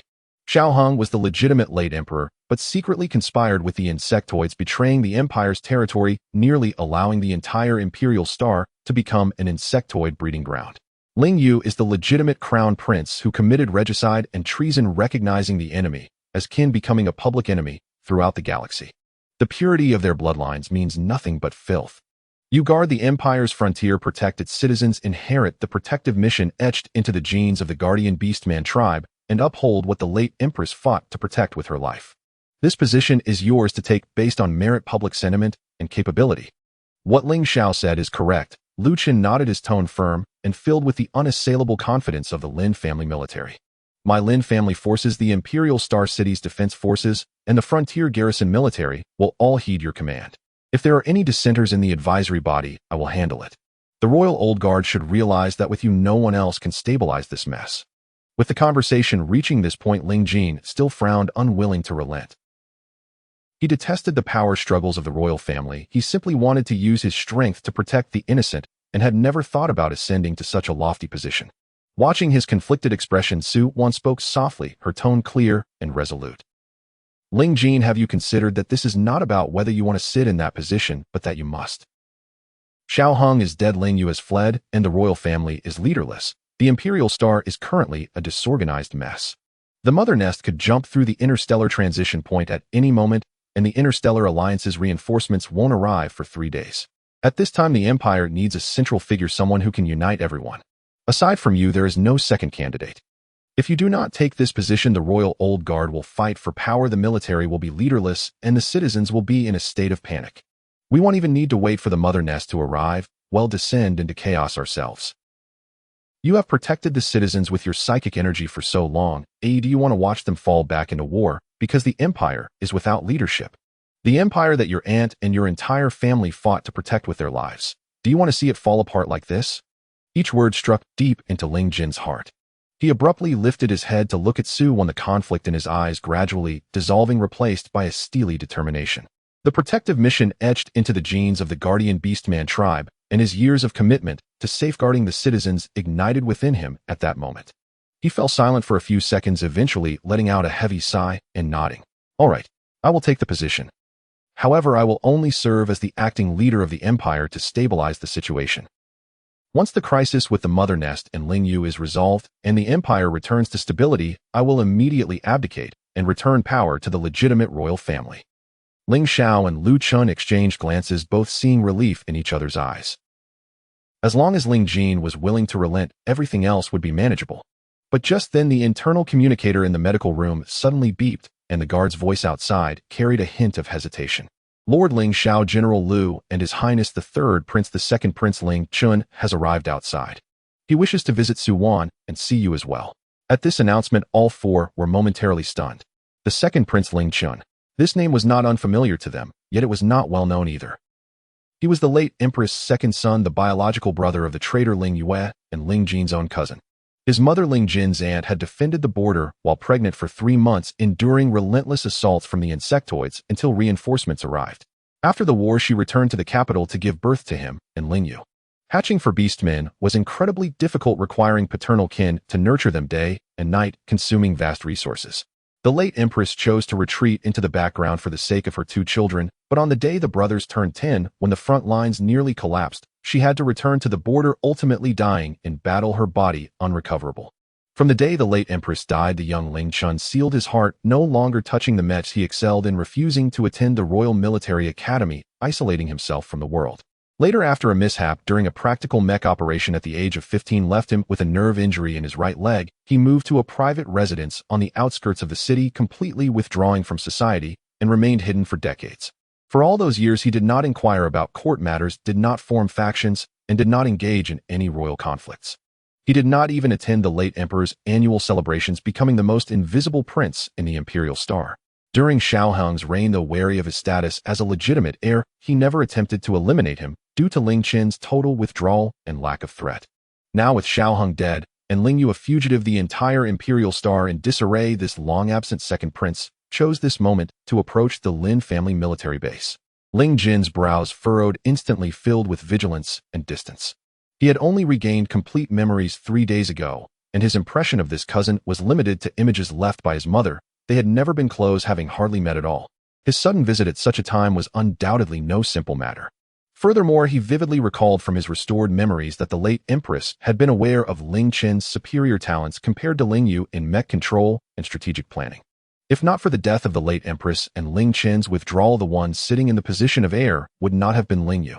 A person who could quietly avoid the treacheries of the royal family for decades could not be as harmless as he appeared. How many people did he bring? Lu Chun immediately inquired, his fingers already resting on his sidearm, his tone laced with caution. Only 2 personal attendants, no guards, and no weapons. The security check at the base has been cleared, the guard promptly replied. The 4 exchanged glances, all seeing the same confusion reflected in each other's eyes. Ling Xiao said firmly, "Let him in. I want to see what this reclusive second prince who has emerged after decades wants to do." Soon the airtight door of the medical room slid open silently once more, and a man dressed in a custom moon-white formal attire stepped in. He was tall and handsome, his demeanor exuding a subtle air of detachment, and though his right leg was slightly lame, causing a slight limp, it did nothing to diminish his graceful presence. Decades of seclusion had not dulled his royal bearing, instead it imbued him with a serene indifference. Yet beneath his calm exterior lingered a shadowy melancholy that few could detect. His face wore a perfectly balanced smile, his gaze sweeping across the four in the room before finally landing on Su Wan in the medical bed. He nodded slightly, his tone warm and devoid of malice. "I heard the young princess has awakened. Well, I came to see you. Last night, the young princess single-handedly annihilated the vanguard insect soldiers, repelling the insect tide, and with her bloodline power assisted the three gentlemen in breaking the encirclement. The entire Imperial Star should thank you." His voice was smooth and melodious, his demeanor courteous and polite, with no hint of error in his actions, as perfect as a meticulously crafted painting. Yet as Su Wan looked at him, an inexplicable sense of wariness arose within her. Her awakened bloodline had a naturally keen perception for malice and concealed threats.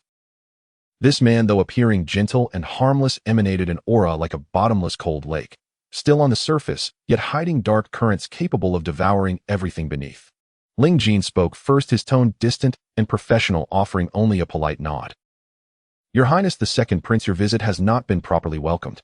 However, my sister has just awakened and is unwell, it may be inconvenient for her to host."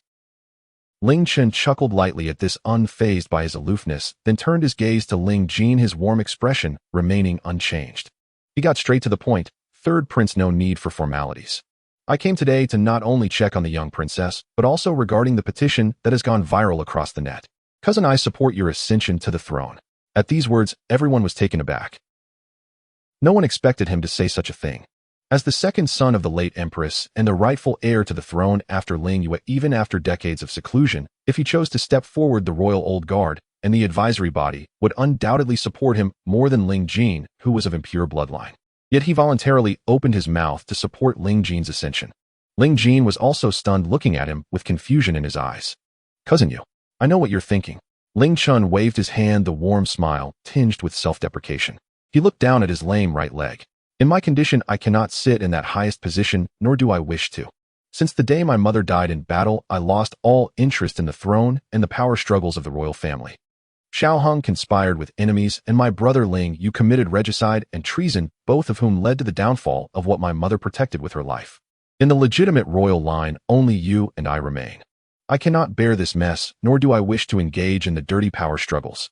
The only one who can stabilize the empire is you. You are the only one who can lead everyone to fend off the Mother Nest's invasion and uphold the empire that my mother and the Guardian Beastman tribe fought for with their lives."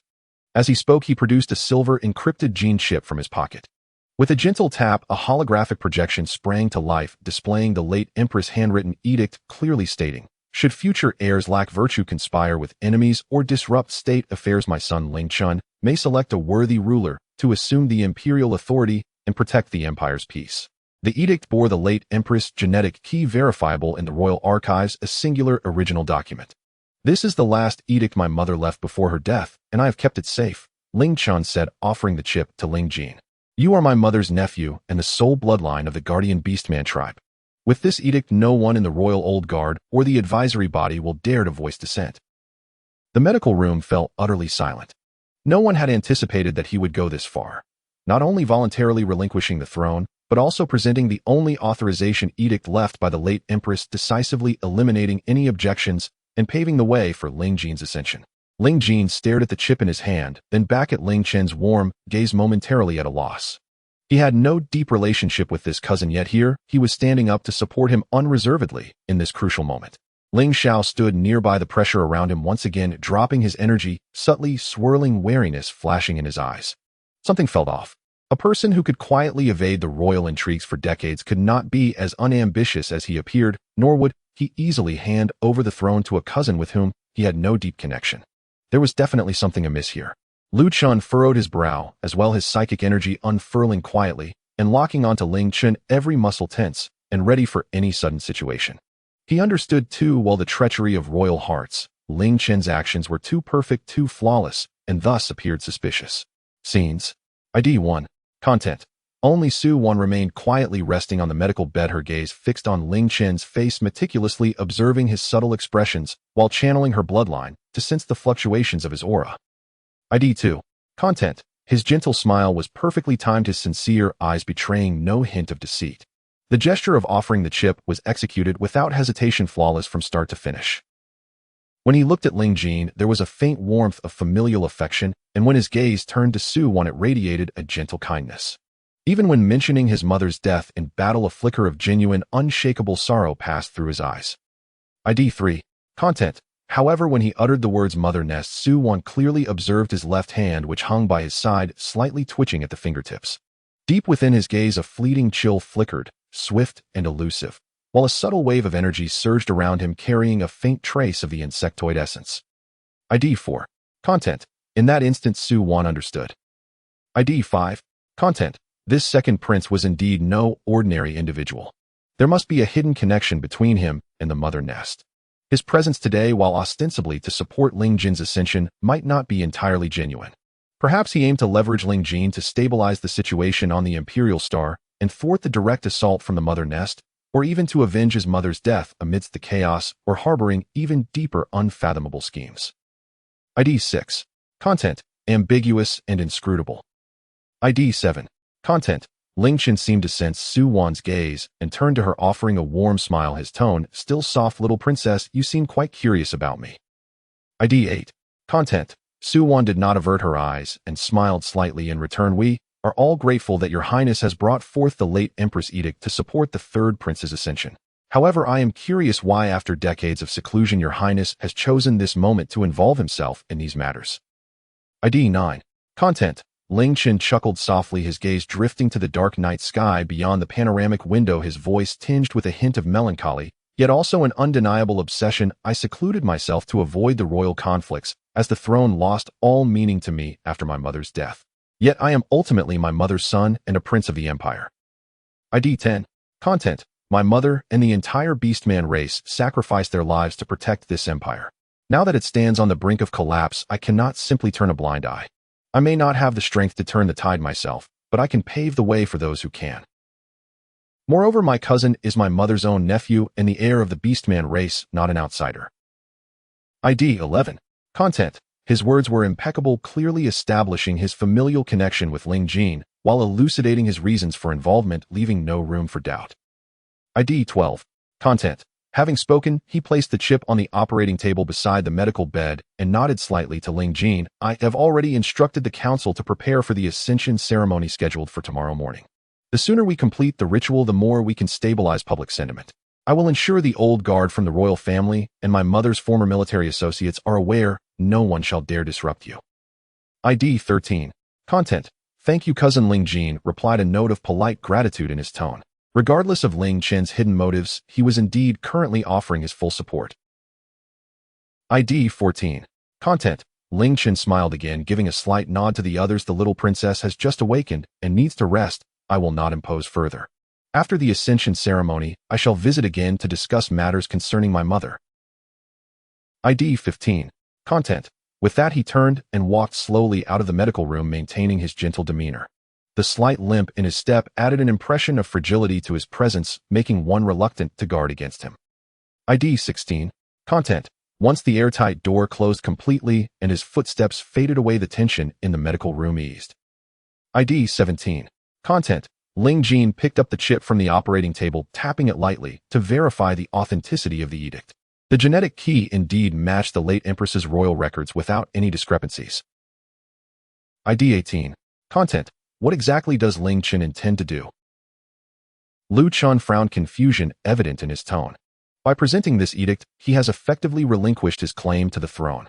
What benefit does this bring him? ID 19. Content. I do not know. Ling Xiao shook his head, the swirling energy around him gradually subsiding, his dark golden eyes gleaming with a cold sharpness. But this person is definitely not simple. To have concealed himself for decades under the noses of Xiao Hong and Ling Yu while still holding onto the late Empress's edict, he is far from the benign facade he presents. Ling Jin, you must exercise extreme caution in your dealings with him. You do not forget that the truth behind his mother's death still harbors uncertainties.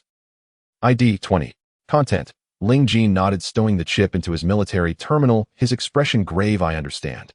Regardless of his intentions, our foremost priority is to expedite the ascension ceremony, stabilize the Imperial Star situation, consolidate all military forces, and establish a comprehensive defense network across the Imperial Star system. ID 21. Content. Suwon leaned back against the medical bed, watching the horizon outside the window gradually brightening, her light golden eyes filled with concern.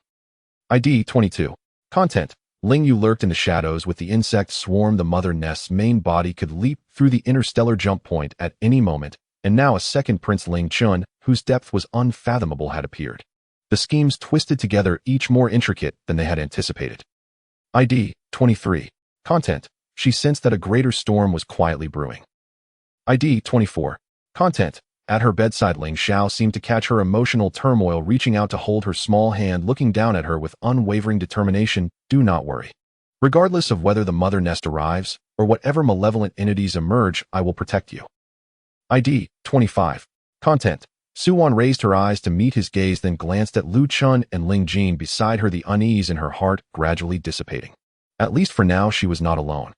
Covers. Suwon grasped Ling Xiao's wrist with her fingertips. Ling Chun carries the faint scent of the Zerg.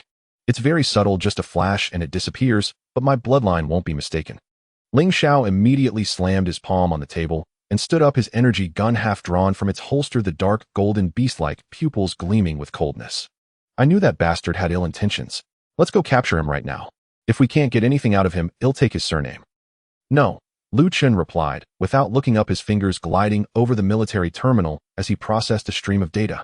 The cold light of the screen illuminated his expressionless face. There are no abnormalities in the station's security checks. He either has the ability to completely mask his presence, or the Zerg genes have fully integrated with him. Acting on him without evidence now would only disrupt tomorrow's coronation ceremony. The Empire cannot afford chaos. Ling Jin lightly traced the imperial edict left by the late Empress with his fingertips, remaining silent for a few seconds before raising his gaze. The turmoil in his eyes smoothed over. Lu Chun is right. The coronation ceremony must proceed smoothly. This is the only way to stabilize the Empire. He tapped on the terminal, issuing orders to the Dark Guards. Keep a close watch on Ling Chun. Every move he makes, everyone he interacts with must be reported to me. If he dares to send something our way, I will accept it. I will uncover whatever he is hiding behind. Suwon fell silent, quietly urging her bloodline to firmly lock onto that faint trace of Zerg presence within her perception. As the night turned, the dawn broke over the Empire Star. The main road was filled with citizens who had come spontaneously, and holographic banners stretched from the Royal Central Tower for dozens of kilometers to the interstellar port, reverberating with cheers of "Guard the Bloodline, Stabilize the Empire." Major colonial planets simultaneously began live broadcasts, while the border guards stood in formation with their rifles staring at the screens, awaiting the new Emperor's ascension. On the landing pad, Ling Xiao's exclusive heavy mech, the Black Gold Lion, finished charging its main cannon, its barrel locked onto the southwestern airspace, marked by Suwon. Ling Xiao leaned against the mech's leg, biting down on an unlit energy cigarette, his gaze sweeping over every corner around him, not missing even the slightest fluctuation in the wind. Lu Chun stood beside the command vehicle, receiving continuous reports from various defense nodes through his earpiece. His voice remained steady, each order precise, and he hadn't closed his eyes since 3 a.m. Ling Jin, dressed in a dark royal robe, bore the emblem of the Guardian Beastman tribe and the royal insignia, which shone in the morning light. He didn't hurry to board the vehicle, instead nodding slightly to the cheering crowd by the roadside, his mental energy quietly dispersing, effectively alleviating the panic that had enveloped the Empire Star for days. Ling Xiao crouched before Suwon, adjusting the collar of her small dress. His tone was uniquely soft, yet carried an unyielding dominance. "Stay by my side the entire time. You're not allowed to stray even a step." Suwon nodded, wrapping her arms around his, her light golden eyes bright. "I can smell that scent. If he makes a move, I'll let you know immediately." Ling Xiao ruffled her hair, offering no rebuttal, and lifted her securely into his arms. At 9 o'clock sharp, the coronation ceremony officially commenced. 3 escort mechs led the way as the royal hovercar slowly made its way down the main road, coming to a steady halt in front of the Royal Central Tower 20 minutes later. Ling Chun waited at the tower's base, still dressed in moon-white formal attire that accentuated his refined demeanor. Upon seeing Ling Jin emerge from the vehicle, he smiled and approached, nodding slightly. "Cousin, congratulations." "Thank you for waiting, cousin." Ling Jin returned the pleasantry, a cautious vigilance hidden in his eyes as they walked side by side into the command hall. Inside, officials from the Imperial military, members of the Council, and representatives of the old royal faction stood in formation with holographic cameras covering the scene, broadcasting live to every colonial planet in the Empire. The swearing-in ceremony was solemn yet simple. Under the gaze of the entire galaxy, Ling Jin accepted the scepter, symbolizing the highest command of the Empire, and swore an oath before the Imperial Constitution, vowing to protect the territory, safeguard the people, and eradicate the Zerg with all his might. As thunderous applause erupted, the live broadcast was filled with comments and cheers echoed across the colonial planets. Ling Jin turned toward the camera, about to deliver his coronation speech, when Lu Chen's voice suddenly came through his earpiece, steady, yet carrying a hint of urgency.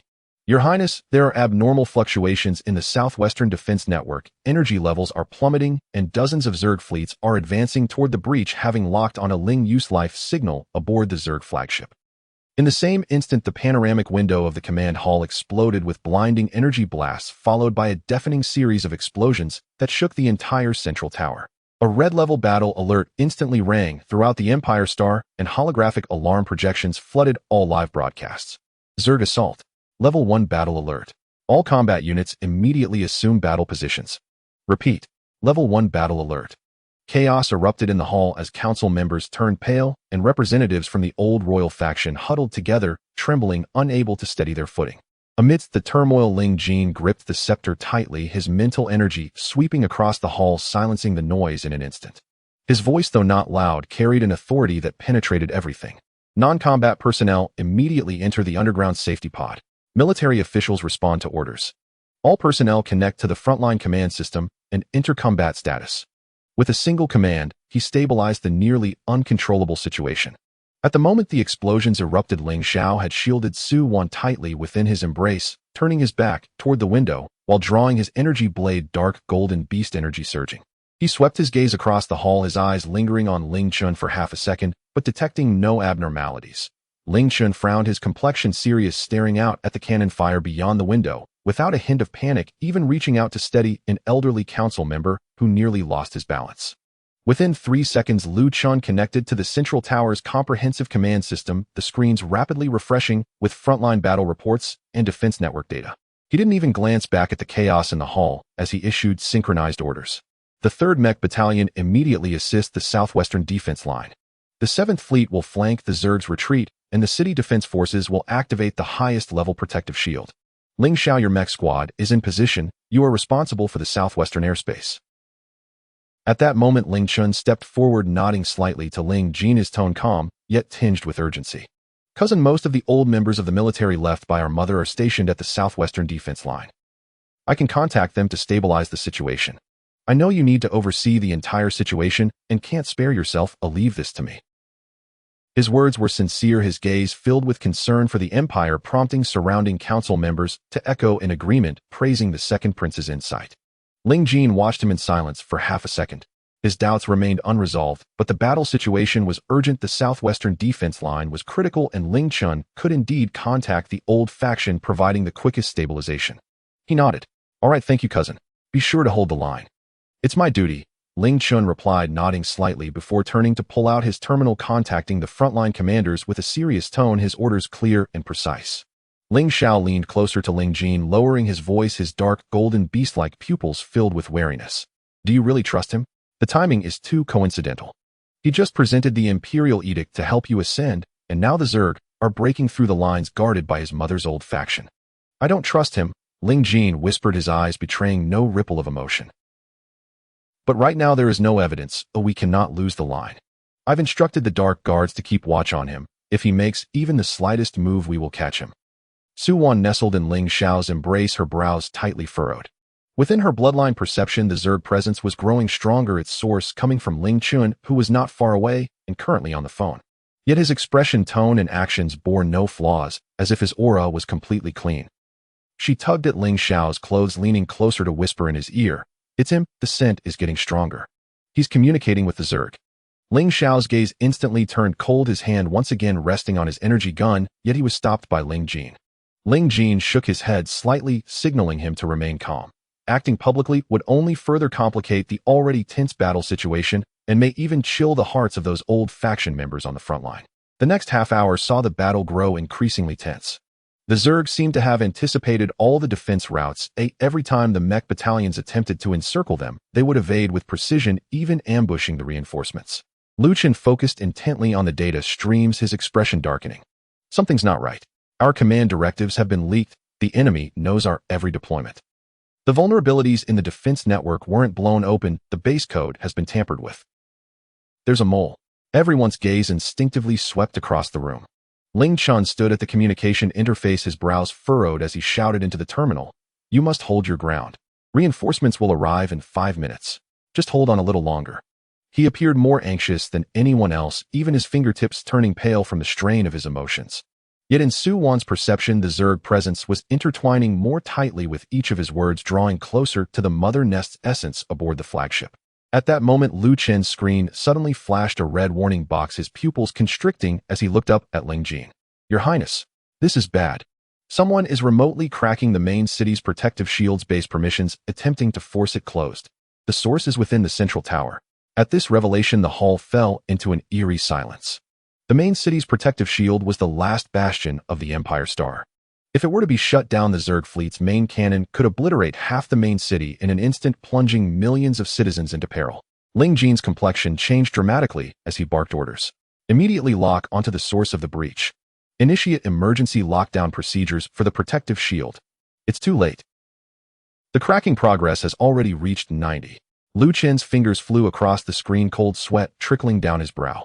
He jerked his head up, locking his gaze on Ling Chun at the communication interface. The source is the communication interface. It's Ling Chun. All eyes turned to Ling Chun.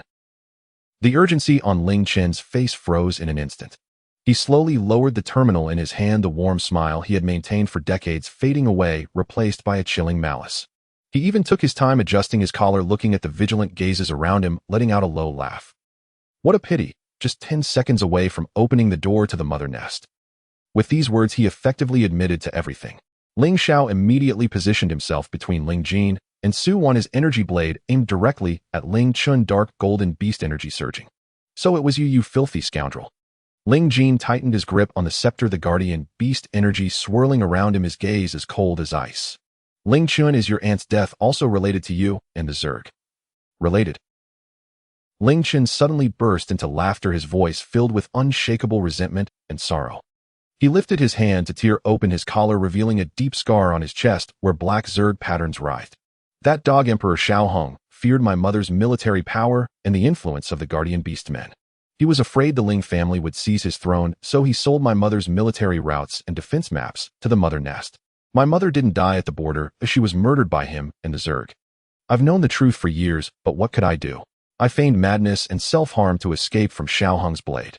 I endured for decades, waiting for this moment to avenge her. His gaze swept across the hall, ultimately landing on Ling Jin, his tone laced with twisted temptation. Cousin, with Xiao Hong dead and Ling Yu incapacitated, we would be family. Join forces with me, let the mother nest help us take revenge, and once this is over, this empire will still be yours. You're dreaming, Ling Jin replied, each word deliberate, his eyes unwavering, filled with disappointment and anger. My aunt sacrificed her life to protect the millions of citizens of this empire, to ensure the peace of this starry sky. You conspired with our lifelong enemies for personal vengeance, pushing those who protected her into the abyss. This isn't revenge, it's a desecration of her spirit. At that moment, another violent explosion erupted outside the window, and urgent reports from the front line crackled through Lu Chen's terminal. Your Highness, Ling Yu's flagship has breached the outer defense, and its main cannon is now aimed at the main city's protective shield. Ling Chen's smile vanished, entirely replaced by a chilling, killing intent. Since you refuse to cooperate, I'll just have to eliminate you alongside it. As soon as the words left his lips, several black tendrils dripping with corrosive venom shot from his sleeves, aiming directly for Ling Jin's heart. Seeking death, Ling Xiao bellowed, instantly positioning himself in front of Ling Jin, unleashing his beast energy and shattering the incoming tendrils with a single strike. The venom splattered on the ground, instantly corroding deep pits. He turned to Ling Jin, shouting, "This is my fight. You go command the front line. One can lock onto the Zerg's weaknesses, he'll hold these two traitors off." Ling Jin didn't hesitate, nodding firmly before turning to Lu Chun, his voice imbued with undeniable authority. Let's go to the command center and initiate the Empire's ultimate defense plan. Today, not a single one of these invading Zerg or these two traitors will leave the Empire Star alive. Lu Chun responded promptly, his fingers tapping one last command to the outer fleet for a full offensive, then following Ling Jin into the rear command room. In the command hall, Ling Xiao positioned Su Wan behind him, his energy blade aimed at Ling Chun, dark golden pupils brimming with killing intent. Su Wan peered out from behind him, her light, golden eyes filled with determination. She could sense that Ling Chen's aura had completely merged with the essence of the mother nest aboard the flagship in the direction of the interstellar port. In that tense moment, a gentle mechanical voice suddenly echoed in Su Wan's mind, unmistakably clear and without warning. Ding! High-level fusion Zerg unit detected, threat level S, ancient Hound bloodline awakening system officially activated. Newbie function unlocked, current host bloodline purity 87, exclusive skill evil breaking golden eyes activated, capable of scanning Zerg gene sequences, extracting evidence of collusion, imposing source suppression on Zerg units. Target detected, Ling Chun Zerg gene fusion rate 42, communication records with the mother nest, and logs of tampering with the defense network have been extracted. Would you like to sync this to all terminals in the current scene? Su Wan paused for half a second before quickly responding in her mind, sync. Immediately sync. Ding. Evidence sync successful. Almost as the system prompt finished, every holographic screen in the command hall, every military terminal, even the live broadcast across the entire network was forcibly cut to display a black background with white text. Operation logs, encrypted communication recordings, and the contract of collusion between Ling Chun and the mother nest, all laid out clearly for the entire empire to see. From decades ago, when Ling Chun first secluded himself to interact with the mother nest, to each step of instigating Ling Yu and Xiao Hong to turn against each other, right up to 3 days ago, when he implanted the backdoor program for the defense network into the military system during his visit to the station, and just moments ago, when he used the pretense of contacting the front line to relay the defensive coordinates to the Zerg. The evidence was irrefutable, leaving no room for rebuttal. The command hall erupted into chaos, and the entire empire watching the live broadcast was in an uproar. The same people who had just lauded the second prince's insight now felt a chill run down their spines. Who would have thought that this prince, who had secluded himself for decades and appeared so gentle and refined, had long been in collusion with the Zerg? The entire affair had been a meticulously planned deception. Ling Chen's murderous intent froze on his face as he abruptly looked down at his terminal, then incredulously lifted his gaze to the screens broadcasting to the hall, his complexion paling for the first time. He couldn't comprehend how his encrypted communications, layered with dozens of protections, could suddenly be exposed to the public, let alone broadcasted live across the galaxy. He suddenly turned to Su Wan, his eyes wide with horror. Did you do this? Ling Xiao also glanced down at Su Wan, his eyes filled with astonishment, though he asked no further questions, only tightening his hold on her. His energy blade remained pointed at Ling Chun. Whatever method Wan used, as long as it could bring this scoundrel down, it was enough. Su Wan stepped out from Ling Xiao's embrace, standing in front of him, a soft golden light shimmering around her. The evil-breaking golden eyes activated by the system flashed in her gaze as she looked at Ling Chun. I told you long ago that I could see through the Zerg presence on you. You masqueraded as harmless for decades, colluding with the Zerg, betraying the Empire, and causing countless soldiers and civilians to die. Now that the evidence is irrefutable, what else do you have to say? Ding. Detected the host imposing source suppression on a Zerg unit. Target Ling Chen's Zerg gene sequence, showing signs of disruption, strength suppressed by 30. As the system prompt echoed, Ling Chun suddenly groaned, staggering back a step as the Zerg patterns on his chest writhed violently, as if seared by something, causing his face to turn pale. Lu Chun reacted swiftly, already issuing commands through his terminal the moment the evidence was synchronized. All frontline units, be advised, Ling Chun is a Zerg insider. Immediately revoke his command authority over all forces on the southwestern defense line. Arrest all his accomplices within the military and treat violators as traitors. As the orders were issued, feedback from the front line followed, the forces previously under Ling Chen's command abruptly shifting their aim to block the Zerg's retreat. The previously stalemated battle instantly turned in their favor. Ling Jin tightened his grip on the scepter, turning to face the live broadcast camera, addressing the citizens of the Empire with a resolute voice. Empire citizens, today the second Prince Ling Chun has colluded with the Zerg and committed treason. The evidence is irrefutable. From this moment on, his royal status is revoked, and he is wanted across the galaxy, sharing the same fate as Ling Yu. Anyone who can capture or kill either of them will be awarded the highest honors of the Empire, to be passed down through generations. I swear as the newly appointed sovereign of the Empire that today we will annihilate the invading Zerg and eradicate all traitors, safeguarding our Empire's territory and protecting our millions of citizens. As his words fell, all the military officials in the command hall raised their weapons in unison, shouting in unison, "We vow to follow the sovereign to the death, to guard the Empire, to exterminate the Zerg. The live broadcast comments surged the citizens of the Empire's cheers breaking through the clouds. Ling Chun, observing the scene before him, understood that he had utterly lost. His meticulously crafted schemes spanning decades had crumbled at the hands of a child. The warmth in his eyes vanished entirely, leaving only a frenzied, killing intent as he raised his head to glare at Su Wan, screaming, "I will kill you, you little wretch." Dozens of tendrils thicker than before and shrouded in dense black mist surged towards Su Wan with brutal force. "Dare to touch her, and I will ruin you," Ling Xiao roared, instantly positioning himself in front of Su Wan.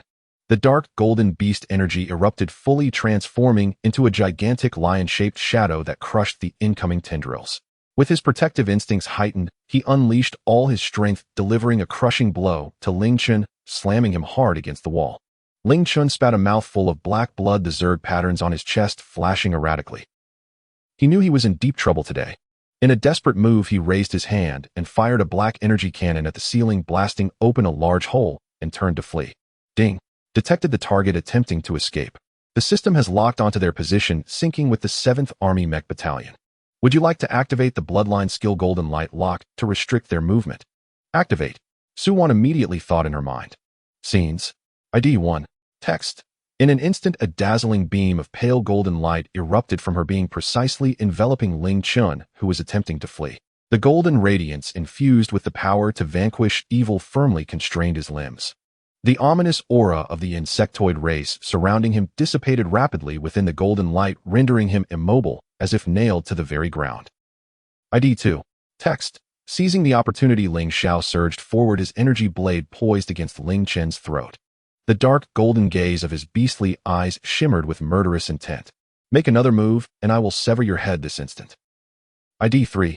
Text. Ling Chen, paralyzed and unable to resist, could only glare fiercely at Su Wan, his eyes filled with resentment, but devoid of any capacity for defiance. ID 4. Text. At that moment, a report crackled through Lu Chen's terminal, heralding victory from the front lines. Your Highness, the 7th Legion's Mech Battalion has encircled Ling Yu's flagship. The main force of the insectoid army is trapped, and the breaches in the southwestern defense line have been repaired. Our forces are launching a comprehensive counterattack. ID 5. Text. The tension in Ling Jin's heart finally eased. He glanced at Ling Chun, restrained by Ling Xiao, then turned his gaze to Su Wan, still enveloped in the lingering golden light, his eyes filled with relief and apprehension. ID 6. Text. With a sigh of relief, Su Wan heard the system's prompt echo in her mind once more. Ding. First battle a success. Traitor Ling Chun successfully locked. Assistance stabilizing the Imperial War situation rewarded with a 5 increase in bloodline purity. Current purity 92. New skill unlocked, immune to spiritual interference and toxin erosion from the insectoid race. ID 7. Text. Main quest updated. Assist the Empire in exterminating the invading insectoids. Eliminate the traitor Ling Yue. Destroy the Mother Nest's avatar and ensure the safety of the Imperial Star. ID 8. Text. Su Wan turned her gaze to the starry sky outside the porthole, where the Imperial Mech Battalion was achieving victory amidst the explosive gunfire, gradually devouring the insectoid fleet. Covers. Jiang Chun. She tilted her small face upward, her voice soft yet resolute. The presence of the Mother Nest's avatar hasn't faded. Ling Yu is in the core area of his flagship, and I can precisely lock onto its location. Jiang Chun lowered his head, brushing his fingertip against her cool fingers. The fierce, killing intent in his dark, golden, beast-like eyes softened, yet remained sharp. Don't worry, he won't escape. Before he could finish speaking, Lu Chen's figure appeared at the command hall entrance, his military boots striking the alloy floor with a crisp sound. The terminal in his hand displayed real-time battle reports. Your Highness Jiang Chun, the 7th Legion has completed the encirclement of Ling Yu's flagship. However, the core area is shrouded by a mental barrier from the Mother Nest's avatar. Ordinary mechas will fall into mental chaos if they approach, hindering our breakthrough. Ling Jin gripped his scepter and strode to the main command platform. The pale blue bloodline power of the Beastman race flowed around him silently, extending his mental energy to soothe the tension lingering in the hall. His gaze fell on the red dot representing Ling Yu's flagship on the star map. He tapped his finger lightly and said in a deep voice, Jiang Chun, lead the elite mecha squad of the 7th Legion to break through. Target the flagship's bridge. Lu Chun, coordinate fire cover and block the Zerg's escape route. He'll go with Jiang Chun. Su Wan quickly stepped forward, fearing she would be left behind. Jiang Chun frowned immediately. Know the mental fluctuations at the bridge are extremely strong. It's too dangerous. I'm not afraid. Suwon puffed out her small chest, pressing her palm against her forehead. I just comprehended the source power and unlocked a new skill, immunity to all evils. I can resist the Zerg's mental interference. Moreover, my evil-breaking golden eyes can directly lock onto the core of the Mother Nest's avatar more accurately than any device. Her words were firm, and the determination in her eyes left Jiang Qin no room for argument. At that moment, a deep mechanical voice resonated simultaneously in the mental seas of Ling Jin, Jiang Chun, and Lu Chun. Beep. Guardian Assistance Program activated. Target Ling Yu's flagship Mother Nest avatar. Jiang Chun, temporary increase of 40 in mecha combat power, full mental resistance capable of ignoring the initial mental impact from the Mother Nest's avatar. Lu Chun, the defense layout of the flagship's core area has been analyzed. The left flank's channel 3 is a weak point in the mental barrier. The optimal breakthrough route has been synchronized. Ling Jin, the calming mental energy coverage can extend to the flagship battlefield, increasing ally mental stability to 100. The three moved in unison with no hesitation. Lu Chun raised his hand first, projecting the analyzed breakthrough route onto the main screen, accurately directing it towards the flagship's energy hub. Jiang Qin advanced through the left flank's channel 3. I have arranged fire suppression by the 3rd and 7th mecha squads to create an opening for you. Jiang Qin glanced at the route on the screen, which perfectly matched the path provided by the assistance program, in his mind. He nodded, securely holding Suwon in his arms and firmly gripping her waist. Hold on tight, don't move a muscle this time. Suwon obediently wrapped her arms around his neck, resting her small face against his warm chest. The gentle voice of her soothing system chimed in her mind. Beep. Friendly's fire cover has been confirmed. Marking the real-time coordinates of the Mother Nest's avatar core, synchronizing with Jiang Qin's mecha control terminal. She tapped Jiang Qin's mecha control screen with her fingertip, and pale golden light points converged into a clear red dot on the display. Brother Jiang Chun, the Mother Nest's avatar, is right behind the main control console of the bridge. The core is hidden in the energy chamber at the lower left. That's its fatal weakness. A flicker of surprise crossed Jiang Qin's eyes, followed by understanding. This girl's bloodline perception has always been more precise than the most sophisticated instruments. He activated the mecha, and the heavy mecha Black Gold Lion transformed into a streak of dark gold lightning bursting through the command hall's landing pad towards Ling Yu's flagship. In the starry battlefield, the sound of cannon fire roared. The 7th Legion's mecha squads concentrated their fire on the left flank channel 3, as per Lu Chin's instructions, quickly suppressing the Zerg's defense. A narrow breakthrough was forcibly created. Taking advantage of the opportunity, the Black Gold Lion surged forward with its surrounding dark gold beast power intertwining with Suwon's flowing pale golden bloodline energy, forming a solid barrier. The incoming Zerg mental waves crashed against the barrier and dissipated instantly. Suwon's immunity to all evils skill perfectly resisted the Zerg's mental interference. In the Imperial Star Command Hall, Ling Jin stood at the main control platform, fully extending his mental energy.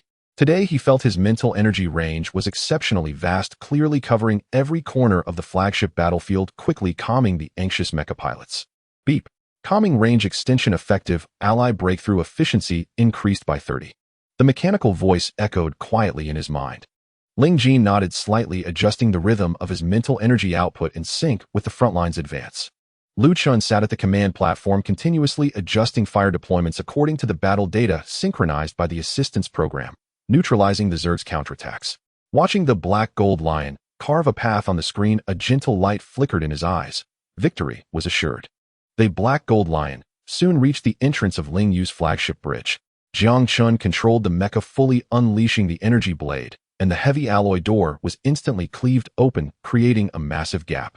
Inside, Ling Yu was hysterically shouting at the terminal, surrounded by a thick black Zerg aura. Behind the main console, a writhing mass of black viscous substance extended its tendrils into the flagship's control system. That was the Mother Nest's avatar. Seeing Jiang Chun burst in with Suwon, Ling Yu's eyes twisted into a snarl. You again? After all these years of effort, how could I possibly lose to you?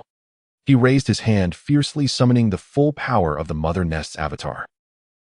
Countless black tendrils surged toward the two with corrosive venom. Suwon, get down. Jiang Chun shielded her in his embrace, the mecha's gauntlet projecting an energy shield that firmly blocked the incoming tendrils. Simultaneously, the assistance program, in his mind, provided precise guidance. Beep. Detecting full force attack from the Mother Nest's avatar. Weak point of the tendrils is the root node, marked accordingly. Jiang Chen's eyes sharpened, and he controlled the mecha to swing the energy blade precisely at the root of the tendrils. Thwack! Black Zerg blood gushed out, and the severed tendrils fell to the ground, instantly corroding deep pits. The Mother Nest's avatar emitted a piercing shriek, its body violently trembling. Seizing the opportunity, Su-Wan abruptly opened her evil-breaking golden eyes, shooting a pale golden beam directly at the core position of the Mother Nest's avatar. Jiang Chen now. The energy chamber on the lower left quickly. Watch my dazzling wave. Beep. Host has locked onto the Mother Nest's avatar core. Bloodline suppression effective, temporarily reducing avatar strength by 50. The soothing system voice rang in her mind, and Su-Wan could clearly sense the aura of that black viscous mass rapidly weakening. Jiang Chen seized the fleeting opportunity, the mecha's thrusters erupting with full power, instantly surging to the back of the main console. The energy blade, enveloped in dark gold beast power, plunged fiercely into the core energy chamber of the Mother Nest's avatar. Roar! The Mother Nest's avatar let out its final anguish scream as its black body began to shrink and dissipate, ultimately transforming into a wisp of black smoke that vanished completely within the bridge. With the support of the Mother Nest's avatar gone, the Zerg aura surrounding Ling Yu instantly collapsed, and he staggered back a few steps, collapsing to the ground, his eyes filled with despair and reluctance. Jiang Chen landed with Su-Wan in his arms, stepping in front of Ling Yu, the energy blade pressing against his neck, his voice cold as ice. Ling Yu, treason and collusion with the enemy, conspiring with the Zerg to harm your own people. Your crimes are unforgivable. Ling Yu managed a bitter smile, looking at the pale golden light in Su-Wan's eyes. I never thought I would ultimately lose to a child. Just then the system prompt in Su-Wan's mind chimed in again. Beep. Detecting that the traitor Ling Yu has been subdued. The Mother Nest's avatar has been completely destroyed. Subtask completion rate 50. Reward bloodline purity increased by 3. Current purity 95. She looked up at Jiang Chen, her small face breaking into a brilliant smile, her eyes crescent-shaped. Jiang Chen, we won. Jiang Chen lowered his head, ruffling her slightly disheveled hair from the smoke, the fierce, killing intent in his eyes completely replaced by an unshakable tenderness. Yes, we won. Far away in the Imperial Star Command Hall, Ling Jin and Lu Chen almost simultaneously received the good news from the front line. Ling Jin tightened his grip on the scepter, a look of satisfaction in his eyes, while Lu Chen let out a long sigh of relief, inputting commands on the terminal to announce the lifting of the Imperial capital's first-level battle alert. In the starry sky, the Imperial mecha squads, led by the Black Gold Lion, began to hunt down the remaining Zerg vessels. The cannon fire gradually subsided, and the starlight penetrated the smoke, illuminating the wounded yet resilient fleet. Su-Wan leaned against Jiang Chen, gazing at the starry sky, her heart filled with peace. She felt her system was incredibly reliable, always providing the most precise prompts at critical moments, truly a must-have for traversers. She also believed Jiang Chen, Ling Jin, and Lu Chen were exceptionally capable, perfectly coordinating with her rhythm to win battle after battle. As the cannon fire in the starry sky completely ceased, the Imperial mecha squads returned home in a neat formation. The cockpit of the Black Gold Lion radiated warmth. Su-Wan nestled in Jiang Chen's arms, the remnants of smoke still lingering on her small face, her eyes sparkling with joy over their victory, her heart brimming with anticipation for returning to the Royal Cub Academy on Dawnstar. Finally dealt with the Mother Nest's avatar, and Ling Yu has been captured. This battle was exhilarating. I can finally return to the Royal Cub Academy on Dawnstar. Luo will definitely be as clingy as before. I wonder if the mischievous little cubs stole Nuonuo's precious yarn ball. They'll have to keep a close eye on it. Just as she was happily contemplating her return to the academy, Jiang Chen's military communicator suddenly lit up. Ling Jin's calm voice came through the earpiece, laced with a subtle seriousness that rang clear in the quiet cockpit. Jiang Chen, there's been a change at the prison. Ling Chen used forbidden Zerg techniques to forcibly break free, tearing through a spatial rift. His whereabouts are currently unknown. Jiang Chen's brow furrowed instantly, while Su-Wan nestled in his arms heard everything clearly. The smile on her face faded, and she snuggled closer against him. Ling Chen escaped. That traitor who colluded with Ling Yu. He wants secretly come looking for trouble with me, will he? Before her unease could spread, Ling Jin's voice came again, soothing and reassuring. Don't worry, he exhausted his foundation, escaping with the forbidden technique. The Zerg have suffered heavy losses in this battle, and even if he wants to take revenge, he won't be able to stir up any trouble in the short term. The Royal Dark Guards have already been deployed across the entire star sector to hunt him down, and the defenses on Dawnstar have been raised to the highest level, ensuring he won't get within a step of you. Lu Chen's voice followed from the communicator, providing precise, rational analysis that completely dispelled Su Wan's concerns. The remaining Zerg forces are being systematically eradicated, and for a long time to come the Empire won't face any large-scale warfare. Order on the Imperial Star has been fully restored, and your re-enrollment procedures have been completed, allowing you to return to the Royal Cub Academy for classes tomorrow. Academy. Su Wan's eyes lit up instantly, her earlier unease vanishing in an instant, her little tail almost wagging with excitement. She immediately clutched Jiang Chen's clothing, nodding her head vigorously like a pestering garlic. I want to go back to the academy. I want to see Luo and Nuo. Beep. Detecting that the Guardian target is about to return to the Royal Cub Academy on Dawnstar. All domain concealment and protective measures are being deployed with danger alerts and Dark Guard deployments fully activated. Jiang Chun close protection permissions for the academy have been activated. Can reach the target side within 3 minutes.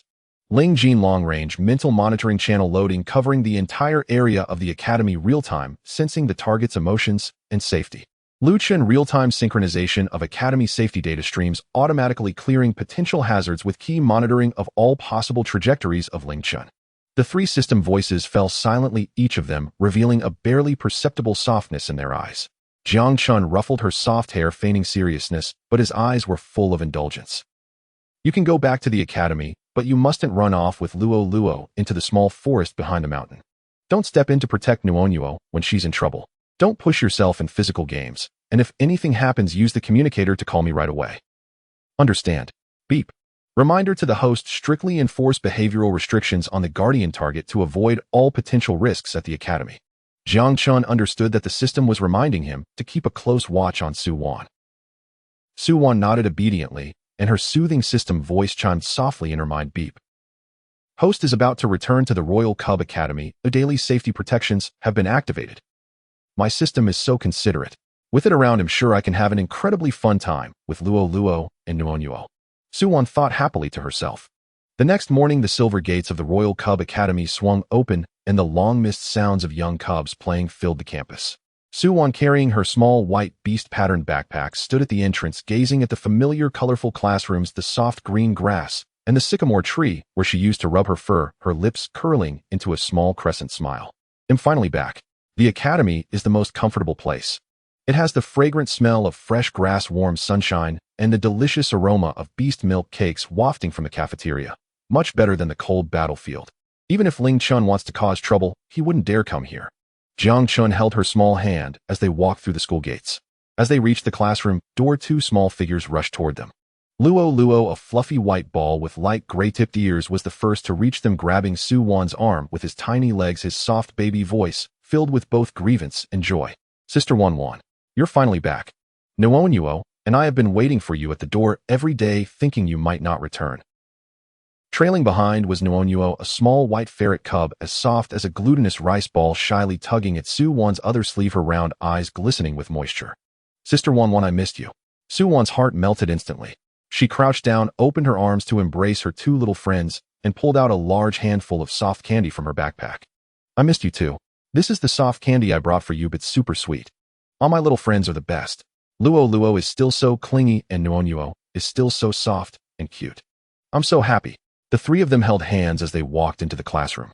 As soon as Su Wan sat down in her little seat, Luo immediately leaned over, resting his small head against her arm and asking softly, Sister Wan, where did you go before? My dad said you went to fight the bad bugs. Is that true? You're so amazing. Su Wan blinked, pretending to be mysterious as she lowered her voice, her face beaming with pride.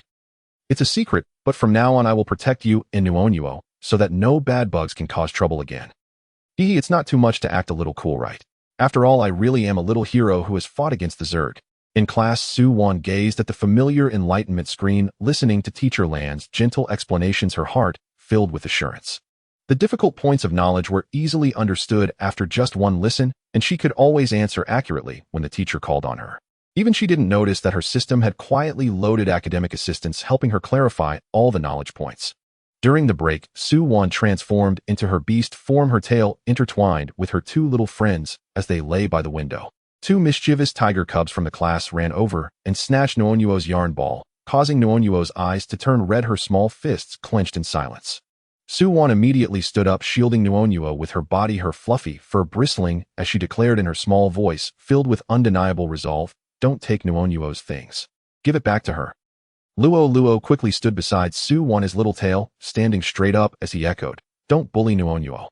Seeing this, the two tiger cubs reluctantly tossed the yarn ball back to Nuonuo and scampered away. Su Wan patted Nuonuo's head, using her little paw to wipe away the tears from her eyes. "Don't be scared from now on, both Luo, and I will protect you. No one can bully you." Nuonuo is still so timid, but with me around she definitely won't suffer any grievances. Luo is also becoming more responsible. As the sunset painted half the sky red, the school bell rang cheerfully, signaling the end of the day. Su Wan held hands with Luo and Nuonuo as they dashed out of the classroom, immediately spotting Jiang Chun waiting under the sycamore tree. His dark golden figure was tall and radiant, gently waving at her. "Jiang Chun is here to pick me up. Today at the academy was so much fun, with friends to play with and delicious food." She waved goodbye to Luo and Nuonuo, bouncing joyfully into Jiang Chun's embrace, her small face rubbing against his clothing, her eyes sparkling with delight. "Jiang Chun, I had so much fun at school today." Jiang Chun caught her securely, and the guardian system in his mind gently notified him, "Beep. Guardian target safety today is assured, emotional value at maximum." He lowered his head, gently rubbing against her soft hair, his voice tender beyond words. "That's great to hear. From now on I'll take you to school every day, and I'll pick you up after class." The evening breeze carried the fragrant scent of Dawnstar's flora through the aircraft's windows. Su Wan nestled in Jiang Chen's arms, her dual ponytails swaying back and forth as she proudly held up the crayon drawing hidden in her backpack, her fingertips still sporting a bit of crayon residue. The drawing was carefully smoothed out by the little girl, featuring 6 small figures drawn with wobbly lines. In the front row, 3 little ones held hands. The one with light golden hair was herself, the one on the left with snowy white hair and light gray-tipped ears was Luo, and the one on the right, huddled with soft fluffy features, was Nuonuo. In the back row stood 3 tall figures. The one on the left, in a pure white robe with gentle eyes, was Ling Jin. The one in the middle, tall and clad in dark military attire, was Jiang Chun, and the one on the right, with a stern posture and shoulder insignia, was Lu Chun. Each figure was labeled with their names in clumsy handwriting. "Jiang Chun, look." Su Wan held the drawing high, her amber eyes sparkling like they held the entire galaxy, her face beaming with pride. "This is me, Luo, and Nuonuo. The 3 in the back are you, brother Ling Jin and brother Lu Chun. The teacher said I drew the best and displayed it on the showcase wall at the front of the classroom. Come on, praise me. I drew all 3 of you super handsomely. Although I may have drawn brother Ling Jin's robe a bit crooked and brother Lu Chen's shoulder insignia as a square, it doesn't detract from it at all." Jiang Chun took the drawing, his fingers delicately brushing over the tall figures on the paper before settling on the 3 little figures huddled together. The warmth in his dark golden eyes was undeniable as he gently touched his forehead against hers, his voice slow and serious, filled with an uncontainable smile.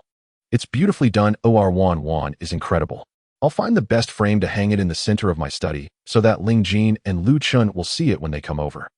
Su Wan's eyes instantly sparkled with joy, and she snuggled closer into his embrace, chattering excitedly about her day at the academy, how the mischievous tiger cubs had stolen Nuonuo's yarn ball, and how she and Luo had stood up to them, how she had correctly answered the teacher's question about Zerg defense knowledge and received a small red flower, and how Luo had shared half of the honey biscuits he brought from home with her, and how the cafeteria had just released her favorite honey-flavored beast milk cake, which she had saved a piece to bring back for him. She spoke animatedly, and Jiang Chun listened quietly, occasionally responding gently, stroking her head with his fingertips, his earlier cold demeanor completely melted away by warmth. Scenes. ID 1. Text. The warmth in Ling Xiao's dark golden eyes was undeniable as he gently touched his forehead against Su Wan's. "It's beautifully done. Wan is incredible," he praised, his voice filled with affection. Su Wan's cheeks flushed with pride, and she nestled closer into his embrace, chattering excitedly about her day. ID 2. Text. As the evening progressed, the living room buzzed with laughter and chatter. The 3 little friends shared their treasures, their voices a delightful symphony of innocence. Ling Chun and Lu Chun observed from a distance, their expressions softened by the joy radiating from the children. ID 3. Text. Ling Xiao turned to Ling Jin and Lu Chun, their expressions shifting as the gravity of their responsibilities settled upon them. "We must discuss the situation regarding Ling Chun. His alliance with the remnants of the insect race poses a significant threat to Wan," Ling Jin stated, his tone serious. ID 4. Text. Lu Chun nodded in agreement, his brows furrowed. I've dispatched 3 S-level mech squads to secure the periphery of Dawnstar. Should he attempt to approach, we will take immediate action. The defenses around the academy and our residence have been reinforced with layers of protection, ensuring their safety. ID 5. Text. Ling Xiao's jaw tightened, the temperature in the room dropping as his resolve strengthened. 3 days from now, I will personally lead the assault on the M49 sector to eliminate this threat. Ling Jin, your soothing mental powers will be crucial. Lu Chun, you will remain at Dawnstar to safeguard Wan. ID 6. Text. Without hesitation, they both affirmed their roles, their commitment unwavering. Just then, a familiar mechanical voice echoed in their minds, activating the defense protocols and enhancing their capabilities in response to the impending confrontation. ID 7. Text. As they meticulously outlined their plans, unaware of the slight crack in the door that allowed Su Wan to overhear their conversation, she stood in the corridor, her innocent demeanor replaced by a determined glint in her amber eyes. The realization that Ling Chun was indeed allied with the insect race ignited a fierce resolve within her. ID 8. Text. Su Wan returned to the living room, donning her usual cheerful facade as she played with Luo, and yet her mind was racing with strategies. She understood the gravity of the situation and the need to take matters into her own hands. ID 9. Text. When Ling Xiao, Ling Jin, and Lu Chen exited the study, they were greeted by the sight of 3 children joyfully sharing snacks, laughter filling the air. Su Wan sprang up, her excitement contagious, as she called out to them, urging them to join in the meal prepared by Elvin. ID 10. Text. The dinner table was alive with energy, the children giggling and feeding each other while the adults exchanged amused glances, their hearts warmed by the scene. Yet amid the laughter, Su Wan was quietly plotting her next move. ID 11. Text. As the night deepened and the guests departed, leaving the house in a serene, quiet, Ling Xiao tended to Su Wan, ensuring she was bathed and comfortable. He settled her into the cozy window nook, reading her a bedtime story with a soothing cadence. ID 12. Text. Su Wan nestled against him, feigning sleep, while her mind was already focused on the impending operation. The system within her whispered confirmations of her capabilities, assuring her that she was ready. ID 13. Text. In the early hours of the operation day, Ling Xiao rose quietly, dressing in his dark military uniform. He glanced back at the sleeping Su Wan, placing a gentle kiss on her forehead before departing to the waiting mothership. ID 14. Text. As the mothership roared to life and departed Dawnstar, Su Wan opened her eyes, her resolve unwavering. She swiftly donned her prepared combat attire, the golden glow of her bloodline illuminating the room as she activated her system, ready to pursue. ID 15. Text. With a determined stride, she approached the window, watching the mothership disappear into the horizon. Her heart raced with a mixture of adrenaline and certainty, and with a firm declaration, she commanded, "Track them." ID 16. Text. The golden light enveloped her petite frame, and in an instant she vanished from the room, following the trail of Ling Xiao into the dark, perilous expanse of the desolate star sector. Covers. In the desolate M49 star domain, the battleground of the Zerg's first large-scale outbreak 10 years ago, darkness and a chilling aura enveloped the space without respite. At the forefront of the fleet, the Black Gold Lion ship led the way, its hull slicing through cosmic dust, safely anchoring in a concealed area of the asteroid belt. Inside the command cabin, 3 figures stood before the main control screen, exuding an unmistakable, formidable presence. The left-wing Vanguard fleet is in position, and all ambush points in the asteroid belt have been checked with no anomalies, reported Lu Chen, clad in a sharply tailored military uniform. His fingers traced the screen, and his voice was steady as a clock. The Zerg's outer patrol will pass through this area in half an hour. We can use their cover to infiltrate the main star region. Ling Jin, standing nearby, appeared refined in his pale blue robe, though his eyes betrayed no trace of mirth. He gently tapped the screen, marking the weak points of Ling Chen's flagship energy barrier. Ling Chen's flagship is equipped with a mental interference layer, rendering conventional scans ineffective on the core cabin.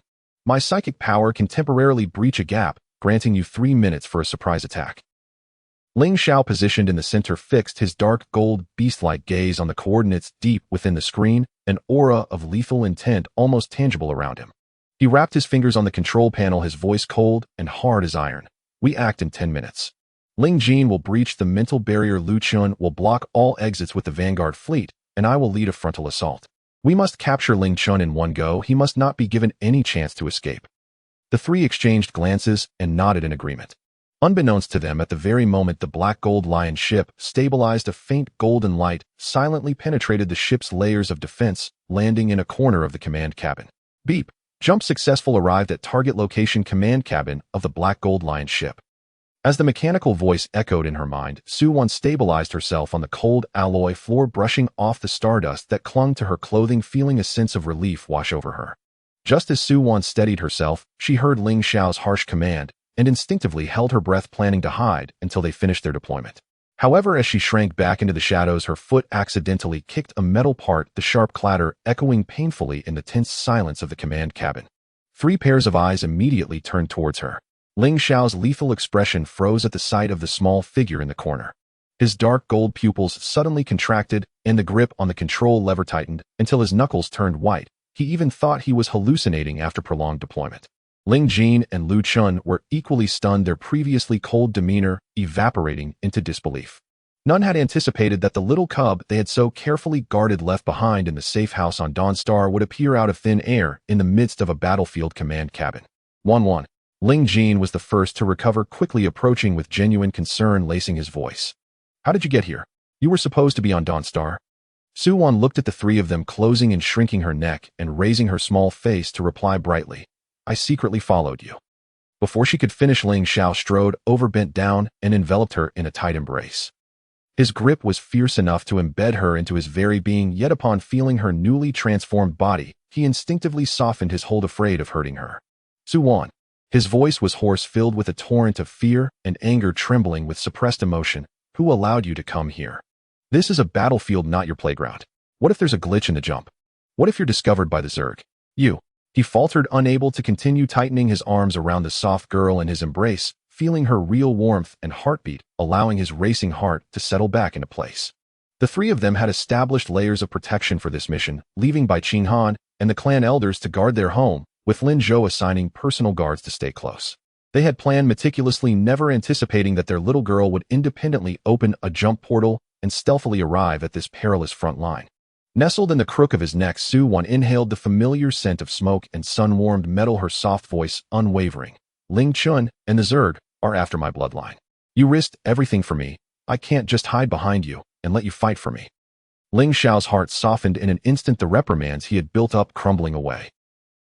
After holding her for a long while, he finally released her, trembling fingers brushing off a speck of stardust from her cheek, his eyes filled with a blend of anger and pain, melting into a reluctant warning. This cannot happen again. Next time I'll lock you in the safe house for a year, and you won't be allowed to leave. I'm not here to be a burden. Su-Wan protested, wriggling out of his embrace and darting to the main control screen, looking up at the densely packed star map. She raised her hand and gently pressed against the screen. In her mind, the system surged to life, filling her consciousness with coordinates of countless Zerg ambush points, warship vulnerabilities, and the loopholes in Ling Chen's flagship shield, all laid out with clarity that surpassed even the Black Gold Lion ship's top-tier sensors. She secretly clicked her tongue, realizing that although this golden finger had arrived late, it was indeed very useful. Of course, these thoughts remained unvoiced as they whirled in her mind. Look here, she pointed to a shadow in the asteroid belt displayed on the screen, her voice crisp and clear. There are 12 Zerg ambush ships hidden here. Their energy cores are all at the bottom of the hull, and they've shut down all signals, waiting to ambush us when we enter. Also, regarding Ling Chen's flagship shield, the weakest point is not at the rear, but on the left side of the bridge, where the energy chamber connects to the mother nest source, which is why it has lighter defenses. Ling Xiao, Ling Jin, and Lu Chun were instantly taken aback, immediately redirecting the highest precision sensor towards the location Su-Wan indicated. Indeed, 12 Zerg warships lay quietly hidden in the asteroid's shadow, perfectly avoiding their previous 3 scans, and the weak point of Ling Chen's flagship shield aligned precisely with Su-Wan's information, completely opposite to their earlier predictions. Lu Chen suppressed his astonishment, bowing slightly towards Su-Wan, his voice low yet gentle. Thank you for the reminder, Wan. Without it, our surprise attack might have fallen into this ambush. Su-Wan waved her small hand, her eyes shining brightly. I can see all the Zerg positions, sense their weaknesses, and suppress their mental assaults.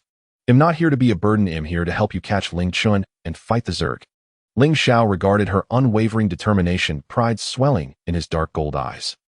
He reached out, ruffling her hair, and finally acquiesced. Fine, but you must stay close to us, never out of our sight. As he spoke, he gently placed her in a special child seat next to the command platform, carefully securing her with a safety harness and surrounding her with 3 energy barriers, ensuring that even if the ship was hit, stray bullets wouldn't harm her in the slightest. He then turned back to Ling Jin and Lu Chun, his tone returning to its usual coldness. Redeploy the operation. According to Wan Wan's marked coordinates, first eliminate the ambush ships. Ling Jin cooperate with Wan Wan's bloodline suppression to breach the flagship shield. Lu Chen continue to block all exits. We act in 10 minutes. Understood. Ling Jin and Lu Chen replied in unison.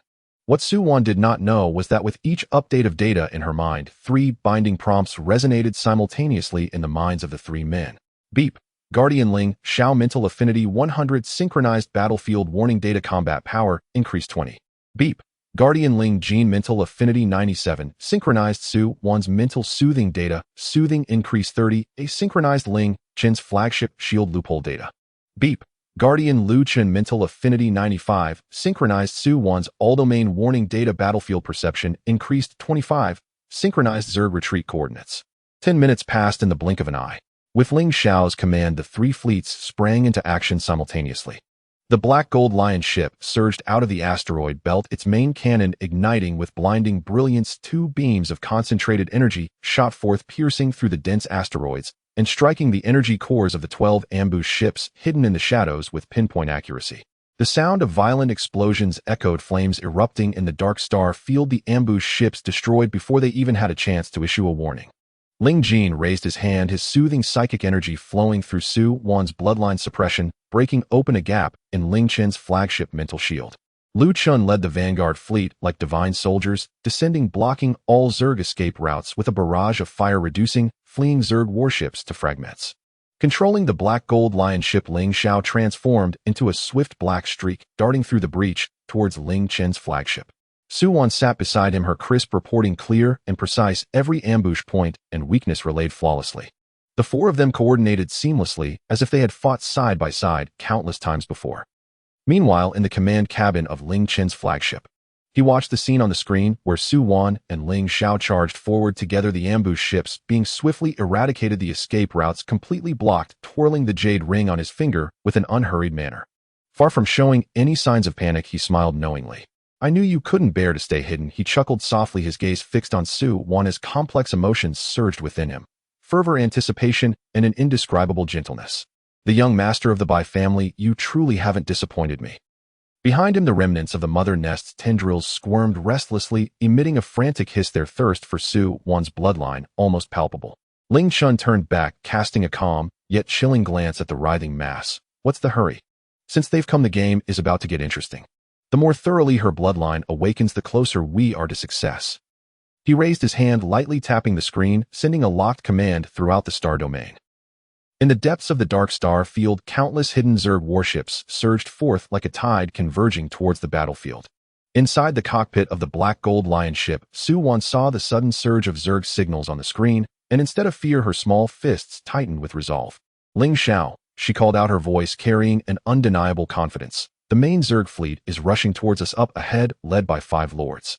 Their weaknesses are all in the compound eyes on their heads. I'll help you suppress their movements, and we'll charge straight through. Ling Xiao glanced at her, his dark gold eyes swirling with unshakable tenderness and pride, answering in a deep voice. All right. Hold on tight.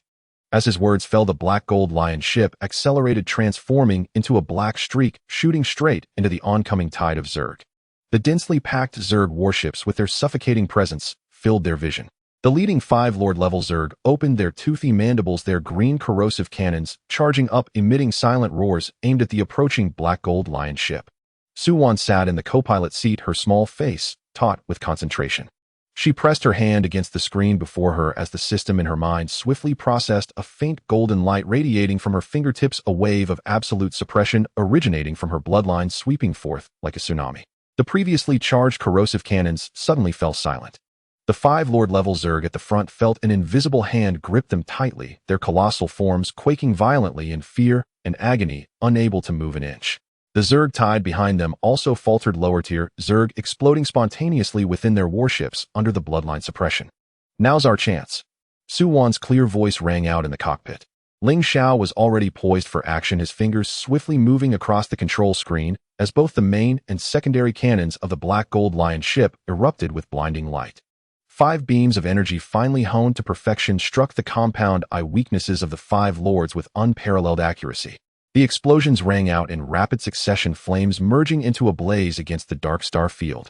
The 5 Lord-level Zerg, feared even by interstellar fleets, had no chance to fight back before being obliterated into cosmic dust. With their commanders gone, the Zerg horde descended into chaos, becoming living targets for the Black Gold Lion ship. Beautiful. Suwon cheered, her small fists clenched, her eyes shining like starlight. Had it not been for the system precisely synchronizing with the Zerg's weaknesses and amplifying her bloodline suppression, she would never have been able to immobilize the 5 lords so effortlessly. Of course, these thoughts remained unexpressed, swirling quietly in her mind. Ling Xiao glanced at her, his pride swelling further, but his focus remained unbroken, skillfully maneuvering the Black Gold Lion ship through the Zerg tide, each swipe of his energy blades slicing apart several Zerg warships. At that moment, Lu Chen's steady voice rang through the communication channel, laced with a hint of gravity. Ling Xiao, a large number of Zerg reinforcements have appeared in the right sector, at least 30 main battleships converging towards us. There's also movement on the left. It's the Devourer Zerg, and they're interfering with our signals. They'll hold the left flank. Ling Jin's voice followed, calm and collected. My psychic energy can shield against their interference. When your bloodline suppression will help stabilize the Zerg on the right flank, ensuring they don't flank Lu Chen. Understood.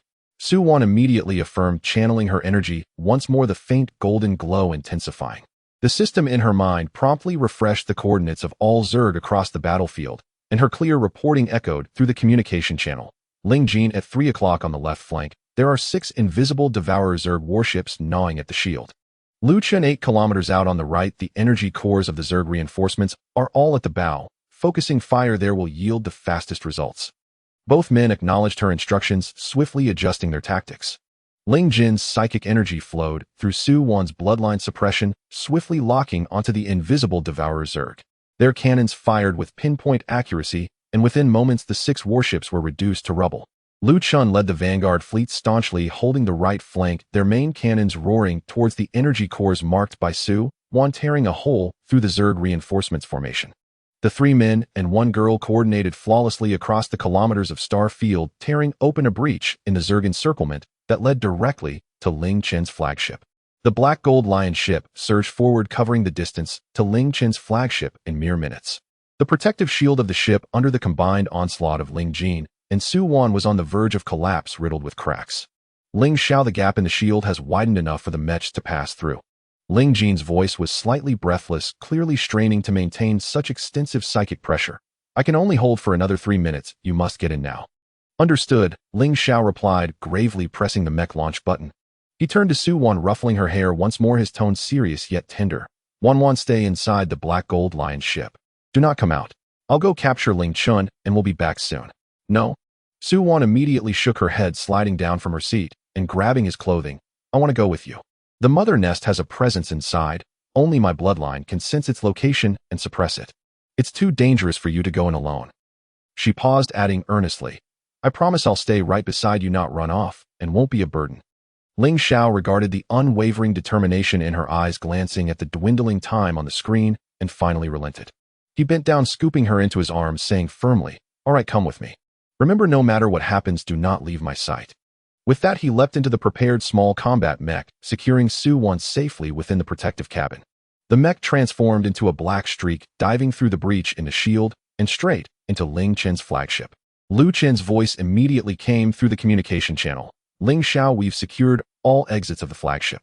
Not a single Zerg will escape, nor will Ling Chun have a chance to flee. Be cautious of the ambushes inside. Ling Jin's voice followed, laced with concern. Ling Chun must have laid traps within. Wan's bloodline can sense danger, so listen to her. Rest assured. Ling Xiao affirmed, controlling the mech as they sped through the narrow passageways of the flagship. Suwon nestled in his arms, eyes closed, focused intently on the system's readings of their surroundings. The system marked all the ambush points and energy fluctuations within the flagship with remarkable clarity. Ling Xiao, at the left front passage corner, there are 10 Zerg guards hiding in the shadows. The door ahead has an explosive trap. It'll detonate on contact. Her voice rang out clearly. Ling Xiao's fingers moved deftly, the small cannon on the shoulder of the mech igniting 2 beams of light, firing precisely around the corner, obliterating the hidden Zerg guards. He deftly maneuvered the mech to avoid the trap door, cutting through the alloy wall on the side with the energy blade and bypassing it. With a clear path ahead, they reached the command door at the innermost part of the flagship in just 2 minutes.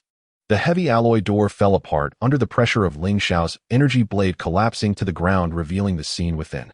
Ling Qin sat in the main seat at the command platform, leisurely twirling the jade ring on his finger as he looked at the intruders with no hint of fear, instead smiling as he stood. Behind him, the tendrils of the mother nest's avatar writhed frantically, emitting a pungent, rotting stench. Yet upon touching the faint golden light surrounding Su Wan, they recoiled, emitting terrified hisses. "Welcome, my young master and Commander Ling Xiao." Ling Qin's gaze fell upon Su Wan, his eyes swirling with complex emotions, fervor, anticipation, and an inexplicable tenderness. "I have waited far too long for this day." In an instant, Ling Xiao shielded Su Wan behind him, his lethal aura surging fiercely, dark gold eyes locking onto Ling Qin, his voice icy. "Ling Qin, surrender. I can offer you a chance to accept military judgment." "Judgment?" Ling Qin chuckled, shaking his head, still focusing on Su Wan. "Ling Xiao, you can't possibly think that I went to such lengths to bring you here, just for a fight, right?" He snapped his fingers. The tendrils of the mother nest's core surged violently, countless strands of dark green energy weaving out from them, filling the entire command cabin. These strands targeted not Ling Xiao or Su Wan, but Ling Qin himself. Su Wan's heart sank, and the system in her mind suddenly blared an urgent warning. Warning. Abnormal energy fluctuations detected from the mother nest's core. Target is forcibly merging with the bloodline. Scenes. ID 1. Content. The tendrils of the mother nest's core surged violently, countless strands of dark green energy, weaving a chaotic tapestry around Ling Qin. The moment was electric, and Su Wan's heart raced as she realized the implications of Ling Qin's actions. He was not merely transforming. He was becoming something far more dangerous, something that could obliterate reason and humanity. ID 2. Content. Ling Qin turned to her with a complex smile that mirrored both madness and clarity. "You don't understand, little master. This is the only way to fulfill my mission.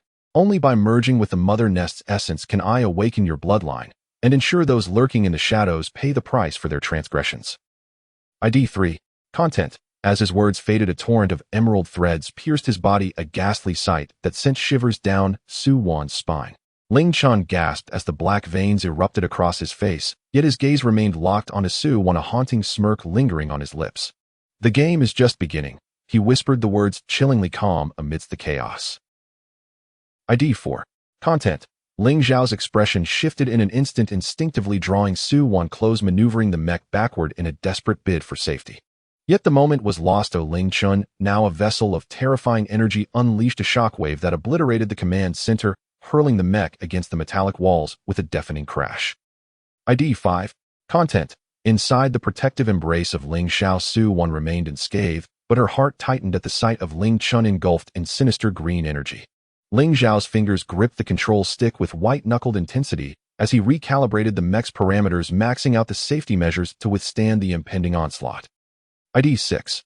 Content. With a steely gaze, he targeted Ling Qin, his dark golden eyes radiating a lethal intent devoid of any superfluous emotion. Su Wan, clutching the fabric of his uniform, felt a surge of determination. She sensed the energy from Ling Qin swelling dangerously, while invisible tendrils of the mother nest crept closer through the cracks in the walls, laying traps of corrosion beneath their feet. ID 7. Content. Watch your feet, she warned, pressing her hand against the mech's inner wall, a golden light spreading outward. There are 18 tendrils, corrosive entities from the mother nest. Any contact with the mech's shielding will breach it. ID 8. Content. Without hesitation, Ling Xiao yanked the control stick backward, propelling the mech into the air. The shoulder-mounted rapid-fire cannon unleashed a barrage of energy beams, accurately striking the lurking tendrils. They shrieked in pain, retreating into the shadows, leaving behind smoking pits on the ground. ID 9. Content. Quick reactions. Ling Qin chuckled, darkly, slowly raising his hand. The green energy coalesced, forming a long scythe that glinted ominously. His figure, shrouded in this energy, became even more unsettling, black veins snaking up his neck, yet his eyes retained clarity, free of the madness the mother nest sought to impose. ID 10. Content. With each step toward the mech, the metallic floor beneath him corroded, leaving deep imprints. Ling Xiao, do you really think your meager abilities can protect her? You don't even understand what lies within her bloodline, nor the dangers she faces. You're far too arrogant. ID 11. Content. Ling Xiao remained silent, retreating the mech while ensuring Su Wan was secured in the safest core position. His fingers danced over the control screen, sending encrypted coordinates to Ling Jin and Lu Chen outside, where the battle raged on in a sea of chaos. ID 12. Content. Ling Jin's Royal Dark Guard fleet was ensnared by numerous insectoid warships, and as he watched the energy readings spike on his screen, cold sweat beaded on his forehead. He forced his mental energy outward, cleaving through 3 enemy ships with sheer will. Lu Chen, can you spare anyone? Something's wrong on the flagship. Ling Xiao and Wan Wan are trapped. ID 13. Content, no can do. Lu Chen's voice was drowned by explosions as he smashed his mech into an oncoming self-destructing insect warship. They're everywhere, swarming like mad. There's no end to them. Ling Chun had this all planned, trapping us here. ID 14. Content. They both understood that Ling Chun had never intended to merely ambush them. The relentless tide of insects was a deliberate ploy to delay them, granting him time to execute his plans aboard the flagship. ID 15. Content. Inside the command center, Ling Chun rushed toward them, wielding the scythe with devastating intent. The green energy blade struck the mech's protective shield, with catastrophic force, spiderwebs of cracks spreading across its surface as the whole structure shook violently, warning alarms blaring throughout. ID 16. Content. Ling Xiao grunted, channeling every ounce of mental energy to stabilize the crumbling shield. In a swift counter, he swung the mech's energy blade to clash with Ling Chen's scythe. The collision unleashed a cataclysmic force, shattering the command center into fragments, debris filling the air. ID 17. Content. Su Wan bit her lip, pressing her palm against the core compartment of the mech. The golden light of her bloodline surged through the core circuits, revitalizing the engine on the brink of overload, while the cracked shield regained some integrity. Simultaneously, a profound bloodline suppression bore down on Ling Chen, a wave of pressure pulsing through the aftermath of their clash. ID 18. Content. Ling Chen faltered his grip on the scythe, trembling, a low groan escaping his throat. His eyes met Su Wan's, devoid of rage, instead reflecting a glimmer of satisfaction. Impressive, even better than I anticipated. Bringing you here was indeed the right choice. Only in the face of death can your bloodline truly awaken, revealing the filth hidden beneath the facade of peace. ID 19. Content. Ling Xiao would not grant him a moment's respite. Seizing the opportunity, he accelerated the mech, the energy blade slicing through the air towards Ling Chen's throat. Yet at the critical moment, Ling Chun fragmented into countless dark green motes, vanishing from sight. ID 20. Content. An illusion. Ling Xiao's pupils constricted as he spun the mech around, but it was too late. Ling Chun reappeared behind the mech, unleashing an energy cannon blast that struck the engine compartment with explosive force. The rear half of the mech disintegrated instantly, the engine sputtering to a halt, leaving them immobile. ID 21. Content. Inside the cockpit, Ling Xiao was thrown back, blood spilling from his lips, yet he instinctively shielded Su Wan beneath him, bracing against the storm of flying debris. ID 22. Content. Ling Chen kicked open the hatch, standing at the threshold as the green energy gradually receded, the scythe dissipating into the ether. He regarded Ling Xiao, who shielded Su Wan, shaking his head. Ling Xiao, I told you, you cannot protect her. ID 23. Content. Su Wan lifted her head from Ling Xiao's embrace, her golden eyes fierce and unwavering, the surge of bloodline energy intensifying around her, a tidal wave of pressure crashing down upon Ling Chun. What do you want? ID 24. Content. Ling Chun chuckled, stepping forward, his gaze fixed on Su Wan. I want you to awaken, little master. Did you think the mother nest appeared out of thin air? Did you believe the prior insect outbreak was merely an accident? Did you think the high-ranking officials of the Galactic Alliance were merely wary of your bloodline, wanting to keep you docile? ID 25. Content. He crouched down to meet her gaze, his eyes swirling with tumultuous emotions. Your parents, Bai Yuan and Su Qingli, did not die by accident. They were killed by those who conspired against you. They feared your bloodline, feared the power of the Bai family, terrified that you would upend their fabricated peace. ID 26. Content. Su Wan froze, her pupils dilating in shock. All this time she had known she was a direct descendant of the Bai family, yet no one had ever told her how her parents had perished. Not even Bai Qinghan had mentioned anything about that fateful day. ID 27. Content. Ling Xiao's expression darkened to an abyss, positioning himself to shield Su Wan, protectively locking eyes with Ling Chun. What did you just say? ID 28. Content. You will soon find out, Ling Chun replied, retreating slowly. My merging with the mother nest's essence is not for the purpose of killing you, it is to send a signal to those lurking in the shadows.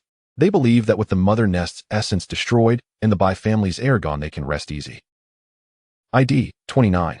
Content. With a snap of his fingers, the entire flagship trembled violently as the self-destruct sequence initiated in the core compartment. ID 30. Content: Ling Chun, are you insane? Ling Zhao's face paled, instinctively scooping Su Wan into his arms and bolting toward the exit. You can't. ID 31. Content: Don't worry, I won't let my little master die here. Ling Chen's figure began to fade. Ling shall take care of her. The road ahead will be far more treacherous than you imagine. Don't let her trust the wrong people, and don't let her repeat the fate of her parents. ID 32. Content: As his words hung in the air, his form completely dissipated, leaving behind the countdown to the flagship's self-destruction already ticking down to 10 seconds. ID 33. Content: Outside, Ling Jin and Lu Chun, watching the frantic countdown on their screens, felt their hearts race as they surged toward the flagship, thwarted by the relentless tide of insects. ID 34.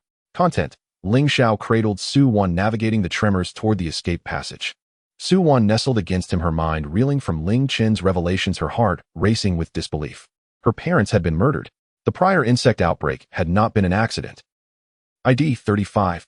Content: As the countdown reached its last second, a thunderous explosion erupted behind them, the shockwaves sweeping over them. Ling Xiao shielded Su Wan's back against the onslaught of flying debris and heat as he leaped from the flagship into the frigid cosmos. ID 36. Content: At that moment, as they leaped from the flagship, several top-tier warships, hidden and silent, emerged from the depths of the star domain, observing the explosion with predatory intent.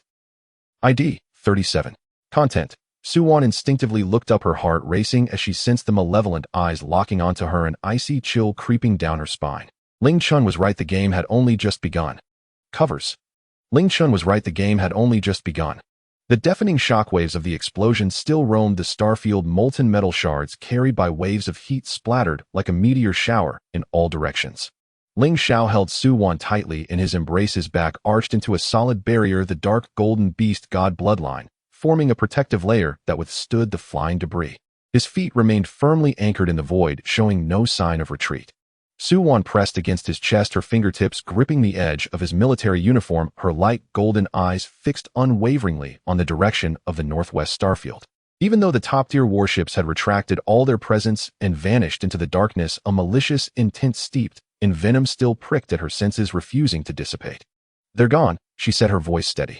Ling Xiao glanced at the direction she indicated, his expression sinking like a stone.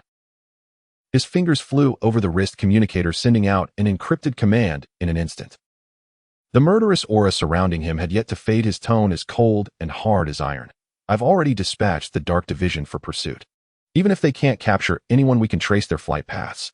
At that moment, two blinding beams of mecha light burst through the remaining insect tide, racing toward them. The hatch opened and Ling Jin and Lu Chun leaped out simultaneously, hastening to join them. Ling Jin's moon-white robe was splattered with the black blood of the insect race, his hair tousled by the shockwaves. He raised his hand immediately, a gentle mental force spreading out to quickly scan the bodies of the two, and when he encountered Ling Xiao's deep, bone-exposed wounds on his back and the internal injuries affecting him, his brows knitted tightly. His fingertips glowed with a soft white light, stabilizing the turbulent energy within him. "The internal injuries are serious. Do not push yourself."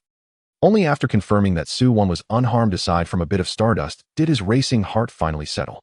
Lu Chen stood to the side, his military uniform crisp, but marred with smoke and scratches, a bit of dirt smudged across his face.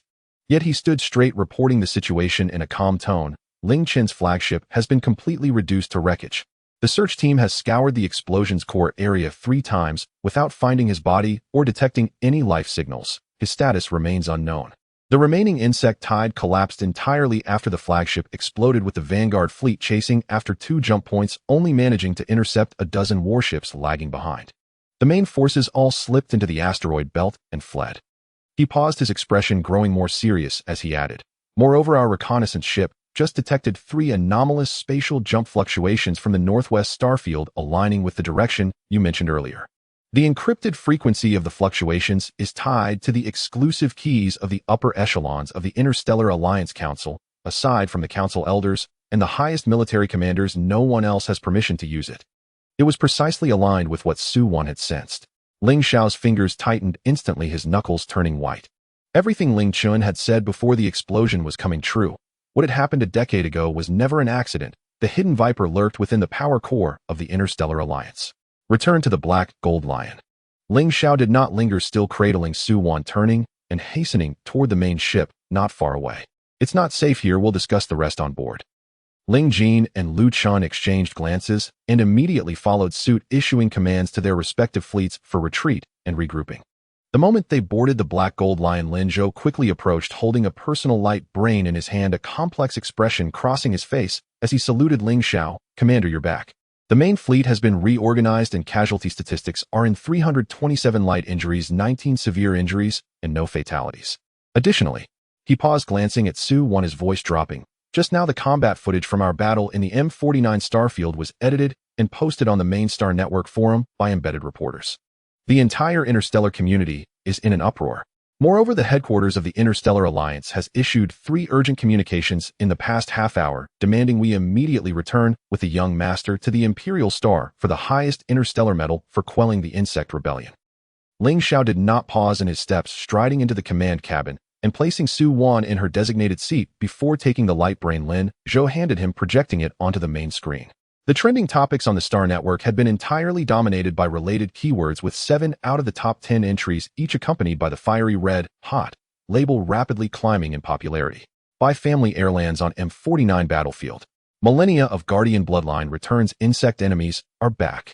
M49 battlefield live footage, air sees through insect ambush. Alliance Council urgently summons by family air back to Imperial Star. 7th Legion annihilates main insect forces. Ling Chen's flagship self-destructs, status unknown. The most popular entry posted by an embedded battlefield reporter of the 7th Legion contained 3 clips of rigorously vetted non-classified content. The first showed Su Wan accurately reporting the coordinates of ambushing ships in the asteroid belt, followed by Ling Xiao obliterating the ambush team with a single shot. The second depicted Su Wan subduing 5 Lord-level insects, with her bloodline cooperating with Ling Xiao 4.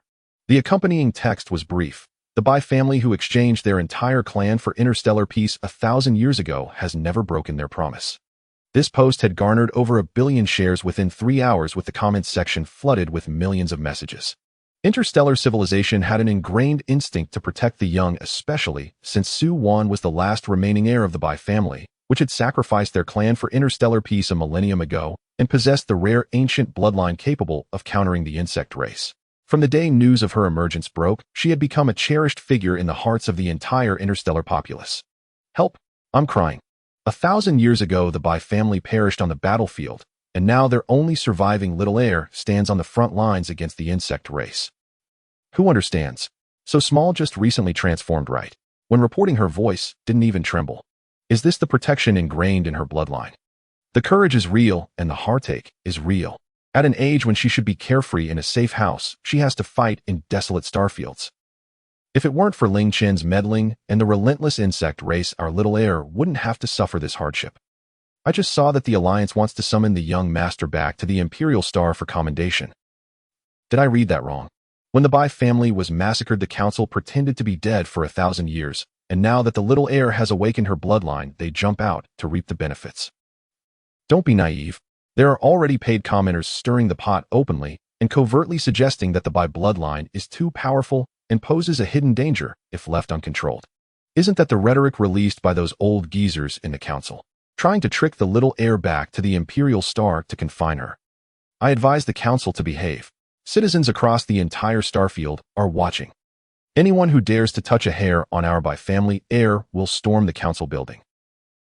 Isn't anyone going to keep an eye on Commander Ling Xiao? He must protect our little heir. The Imperial Star is a den of dangers. We mustn't let her suffer any grievances." Lin Zhou observed the barrage of comments and added, "It has been verified that the reporter who posted the content is a veteran embedded journalist with years of service who did not leak any classified information nor expose the young master's core abilities. The overall public sentiment is leaning in our favor, but there are about a dozen high-profile anonymous accounts stirring negative sentiment with their IP addresses encrypted in multiple layers. When traced back, all sources point to the internal network of the Imperial Star Council." Ling Xiao leaned against the command console, his fingers tapping lightly, his dark golden eyes devoid of extraneous emotions, yet a chilling aura began to seep forth. As he had anticipated, the Council had just begun to reveal itself in the shadows, and was eager to manipulate public sentiment on the Star Network, attempting to exert pressure through public opinion to legitimize their hold on Su Wan. Seated in her designated chair, Su Wan had already read through all the content on the screen, her expression revealing little, but her mind was crystal clear. As someone who had crossed over from the 24th century, she understood these media tactics all too well. First, they tugged at the public's empathy with positive content, then subtly introduced paid comments to create danger theories, step by step laying the groundwork to ultimately confine her under the guise of interstellar safety, draining every last drop of value from her bloodline. No need to engage with the paid commenters. Su-won looked up at the others, her tone calm. The more we explain, the more they'll seize on our words. Right now, the entire interstellar community is watching this matter. They won't dare to come at us directly. They can only play these underhanded games. Ling Xiao nodded slightly, looking at Lin Zhou with clear and decisive instructions. Notify the public opinion department not to control comments, just to compile and archive all evidence of the accounts stirring the narrative. Additionally, contact Ling Jin's secret guards. If the council dares to create any more negative sentiment regarding Wan, release the evidence of their tampering with battlefield records and withholding compensation for fallen soldiers from 10 years ago in batches on the Star Network. Then he raised his eyes to the other two, issuing precise commands. Lu Chen, you take the Vanguard fleet ahead to secretly investigate the defensive arrangements of the Imperial Star along with all relevant documents on the deaths of Bai Yuan and his wife from 1,000 years ago. I want everything, not a single detail must be missed. Ling Jin, contact the Royal Secret Guards and monitor the movements of those council elders, especially their private financial dealings and contacts with the remnants of the insect race. Keep a close watch on them. Lin Zhou, organize the main fleet. We set sail for the Imperial Star in 1 hour. Release a statement that we are happily accepting the Alliance's commendation and will arrive as scheduled. The three responded in unison, turning to carry out their orders. Soon only Ling Xiao and Su-won remained in the command cabin. Outside, the endless dark starfield lay before them. The explosion's flames had fully extinguished, leaving only the distant stars emitting a faint and cold light. Su-won sat in her designated chair, her fingertips repeatedly rubbing the light screen, displaying the trending entry about the Bai family's sacrifice for the nation from 1,000 years ago. She raised her downcast eyes to Ling Xiao, who stood at the command console, her voice steady and devoid of hesitation. What exactly happened 1,000 years ago? Tell me everything you know. Previously, Ling Xiao had only provided a general overview, but she was acutely aware that for an entire clan that had protected the starfield for a millennium to be annihilated, and for those behind it to have hidden the truth for 1,000 years, the events from back then were undoubtedly far more complex than just sealing the mother nest and bloodline sacrifice. Ling Xiao turned to face her, silent for a few seconds. He raised his hand and input a complex key sequence on the console. A folder labeled Bai Yuan instantly appeared on the screen. This is the encrypted video log left by your father that I found 3 years ago in the Bai family ruins on Dead Star. Aside from me, no one else has seen it. Ling Xiao's voice deepened, his fingertip lightly tapping the screen to illuminate the video. The footage was somewhat blurry, marked by the signs of interstellar dust. The background, a battlefield engulfed in flames, the roar of the insect race palpable even through the screen, suffocating in its intensity. In the center of the frame stood two figures clad in silver-white battle armor. The man had a sharp expression with light golden eyes that bore a three-part resemblance to Su-won, while the woman beside him exuded a gentle aura but held an unmistakable determination in her gaze. It was Bai Yuan and Su Qingli. Su-won's fingertips tightened instantly, her breath catching slightly, her gaze locked onto the screen. I am Bai Yuan, the 137th head of the Bai family. The man in the video spoke, his voice raspy from the echoes of cannon fire, yet every word was clear. Today, the first-generation mother nest has swept across the starfield, and the Alliance's defenses have collapsed entirely. 37 colonial stars have been devoured by the insect race, leaving billions displaced. My wife, Su Qingli, and I, alongside 217 members of the Bai family, will use our souls as bait and our bloodline as a sacrifice to seal the source of the mother nest, trading our lives for a slim chance of survival for the starfield. Behind him, explosions continued to erupt, the cries of the Bai family members ringing clear head. The passage is ready. Bai Yuan glanced back and then turned forward, a fleeting glimmer of tenderness crossing his eyes as he looked toward the camera, as if gazing at his still unborn daughter. My daughter Su-won is still in gestation. I have sealed her within the heart of the Dead Star ruins with my soul. If anyone sees this footage, please ensure her safety as she grows up. Do not let her know of today's events, nor let her bear the weight of vengeance. I only wish for her to live a peaceful life, free from worries. Su Qingli stepped forward, her eyes reddening, yet holding back tears, her voice gentle but resolute. Wan, your father and mother love you dearly. We are sorry we cannot be there to watch you grow up.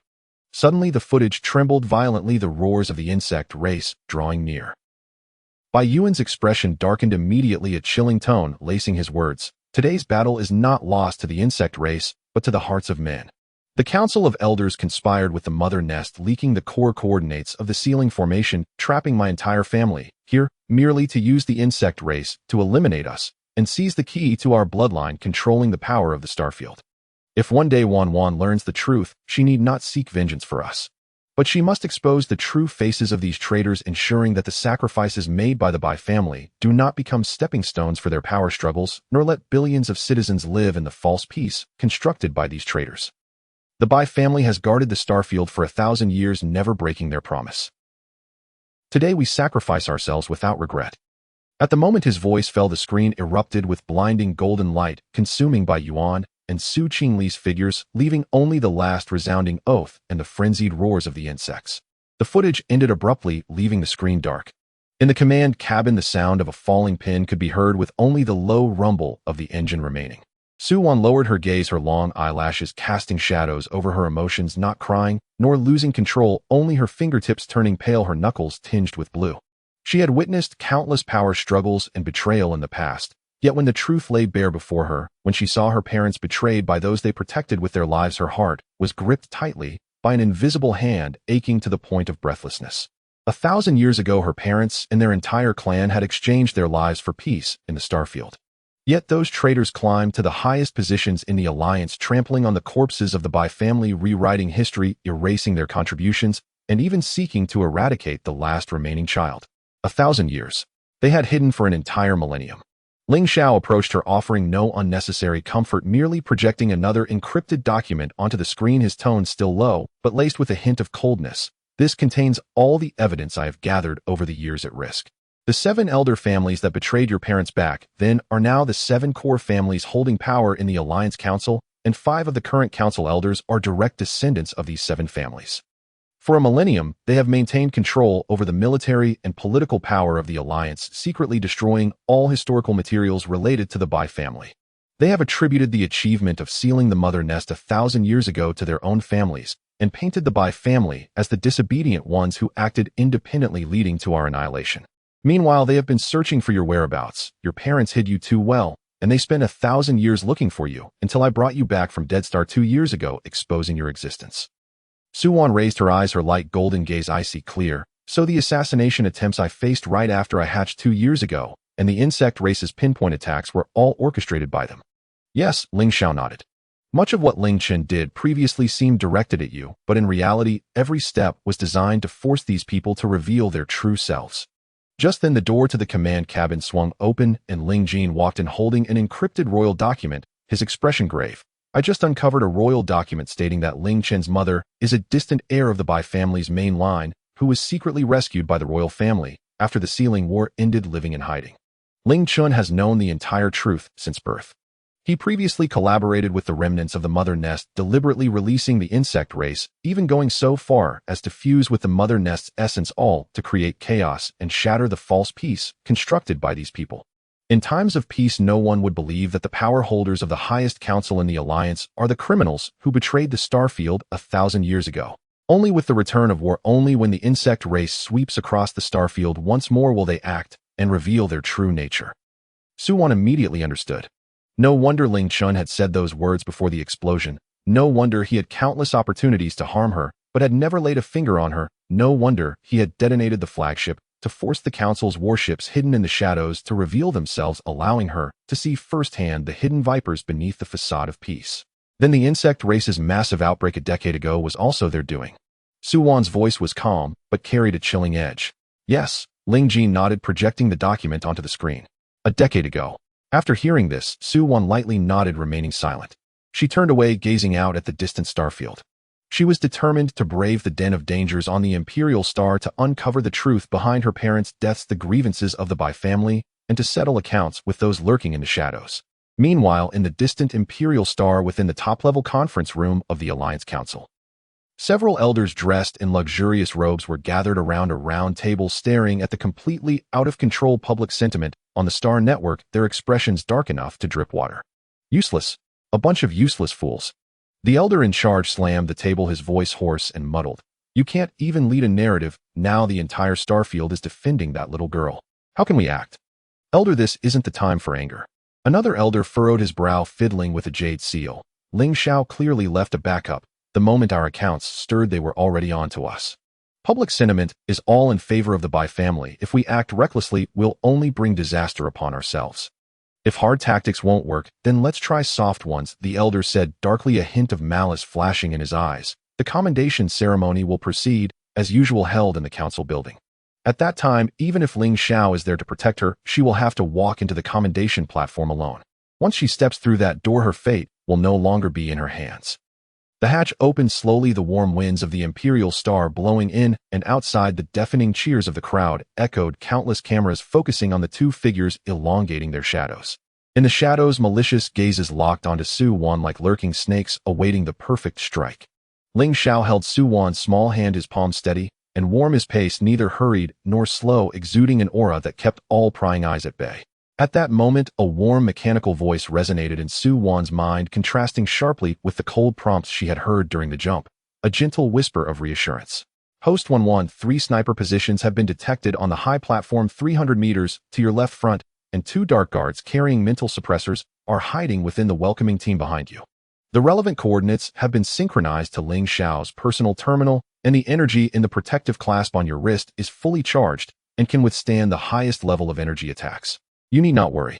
Su Wan's steps faltered imperceptibly for a brief moment, her fingers curled slightly at her side, a ripple of surprise stirring in her heart. She hadn't expected the system to have 2 sides, showing such softness in private scenes. ID 1. Text. As they entered the luxurious villa, Su Wan felt a wave of relief wash over her. The high-security area was well guarded by the 7th Legion, providing her a semblance of safety. Yet a nagging thought lingered in her mind. The Council's underhanded tactics were never far behind, and she knew the appearance of security could be deceiving. ID 2.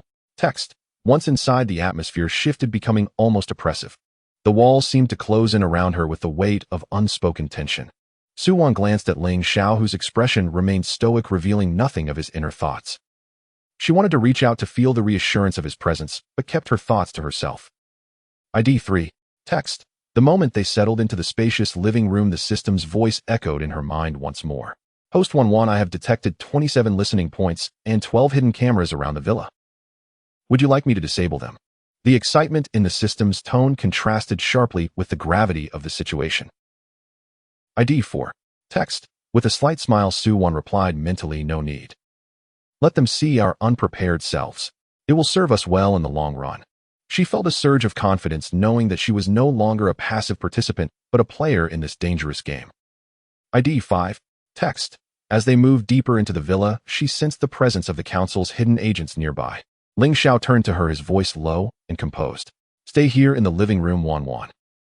If you need anything, just call for the servants. We'll be in the study for a bit. ID 6. Text. Su Wan nodded, her heart racing with a mix of excitement and apprehension. Can I join you? I can be of help, she insisted, tugging at his sleeve with earnest eyes. Ling Xiao exchanged a glance with the others, Ling Jin and Lu Chun, before relenting, allowing her into the study. ID 7. Text. The study was a stark contrast to the rest of the villa, filled with plans and maps sprawled across the table. Ling Xiao began to discuss their strategic deployment for the next day, while Su Wan listened intently, her mind racing with ideas. She couldn't shake the feeling that something crucial was at stake. ID 8. Text. Just as Ling Xiao began outlining the Council's expected moves, Su Wan's eyes lit up. There's a hidden passage here, she exclaimed, pointing at the structure diagram. The revelation silenced the room, all eyes turned to her in astonishment. She had identified a location that even they had overlooked. ID 9.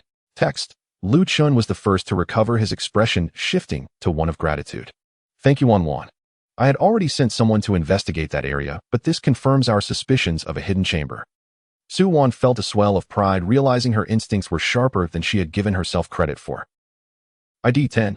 Text. Empowered by their trust, she continued to contribute insights about the Council's plan for the award ceremony, framing them as her own observations. The 3 men listened intently, nodding in agreement as she outlined potential vulnerabilities in their strategy. ID 11. Text. As the meeting progressed, Su Wan's confidence grew. She pointed out discrepancies and suggested alternatives, each idea further solidifying her place within their ranks. The atmosphere in the room shifted from tense to collaborative as they united under a common goal. ID 12. Text. Hours passed and the night deepened. Exhaustion began to settle in, and as Su Wan let out a yawn, the system's voice chimed in soothingly. Host 1-1, you have expended significant mental energy today. It is advisable to rest now. I have disabled the listening devices in your bedroom and set up a protective barrier around you. ID 13. Text. Grateful Su-1 thanked the system silently and allowed Ling Xiao to escort her back to her room. She felt a strange mix of safety and apprehension as she lay down staring out at the twinkling lights of the imperial city, her mind churning with the events of the day. ID 14. Text. In her heart, she no longer felt like a mere pawn. She had power, intelligence, and allies who believed in her. The burdens of the past weighed heavy, but she was determined to confront them head on. Tomorrow's ceremony would be their chance to turn the tide against the council. ID 15. Text. Meanwhile, in the upper chamber of the council building, several elders were reviewing their plans for the ceremony, their expressions filled with arrogant confidence. They believed they had orchestrated a flawless scheme, unaware that each of their moves had been anticipated and recorded. ID 16. Text. The elders were oblivious to the fact that their every calculation had already fallen into the hands of their opponents, who were poised to turn the tables. Su-1's resolve solidified as she prepared for the confrontation ahead, aware that the upcoming award ceremony was not merely a celebration but a reckoning. Covers. The morning on the Emperor Star arrived early, with soft golden sunlight streaming through the floor-to-ceiling windows, spilling into the bedroom adorned with plush carpets and warming the small figure curled up beneath the covers on the round children's bed. Su-1 was roused by a gentle voice in her mind, akin to the melting snow in spring softly falling upon her consciousness without causing any disturbance. 1-1, it's time to wake up. It's 6 o'clock in the morning on Emperor Star, and there are still 4 hours until the awarding ceremony. She rubbed her round eyes, stretched with a soft yawn, and kicked the covers with her little short legs, mumbling in her mind, got it. The council didn't pull any tricks last night, did they? The lights on the top floor of the council building stayed on all night. Zhou Xing and several elders were in a meeting finalizing plans at 3 in the morning. They created a fake video to be shown during the ceremony, claiming you colluded with Ling Chun and have placed something in the ventilation ducts to suppress your bloodline. I've noted the locations. The voice continued to gently clarify everything she needed to know, adding at the end, Ling Xiao and the others are waiting for you downstairs. The kitchen has made your favorite honey pancakes, and they're still warm. Su-1 swung her little legs over the side of the bed, her feet sinking into the soft carpet as she dashed to the wardrobe. Hanging on the rack was a set of silver-white formal attire embroidered with the light golden emblem of the Bai clan, crafted by the tailor based on the designs of ancient Bai artifacts that she had insisted on just days ago.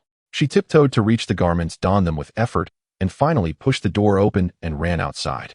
In the living room downstairs, 3 people were already seated at the dining table.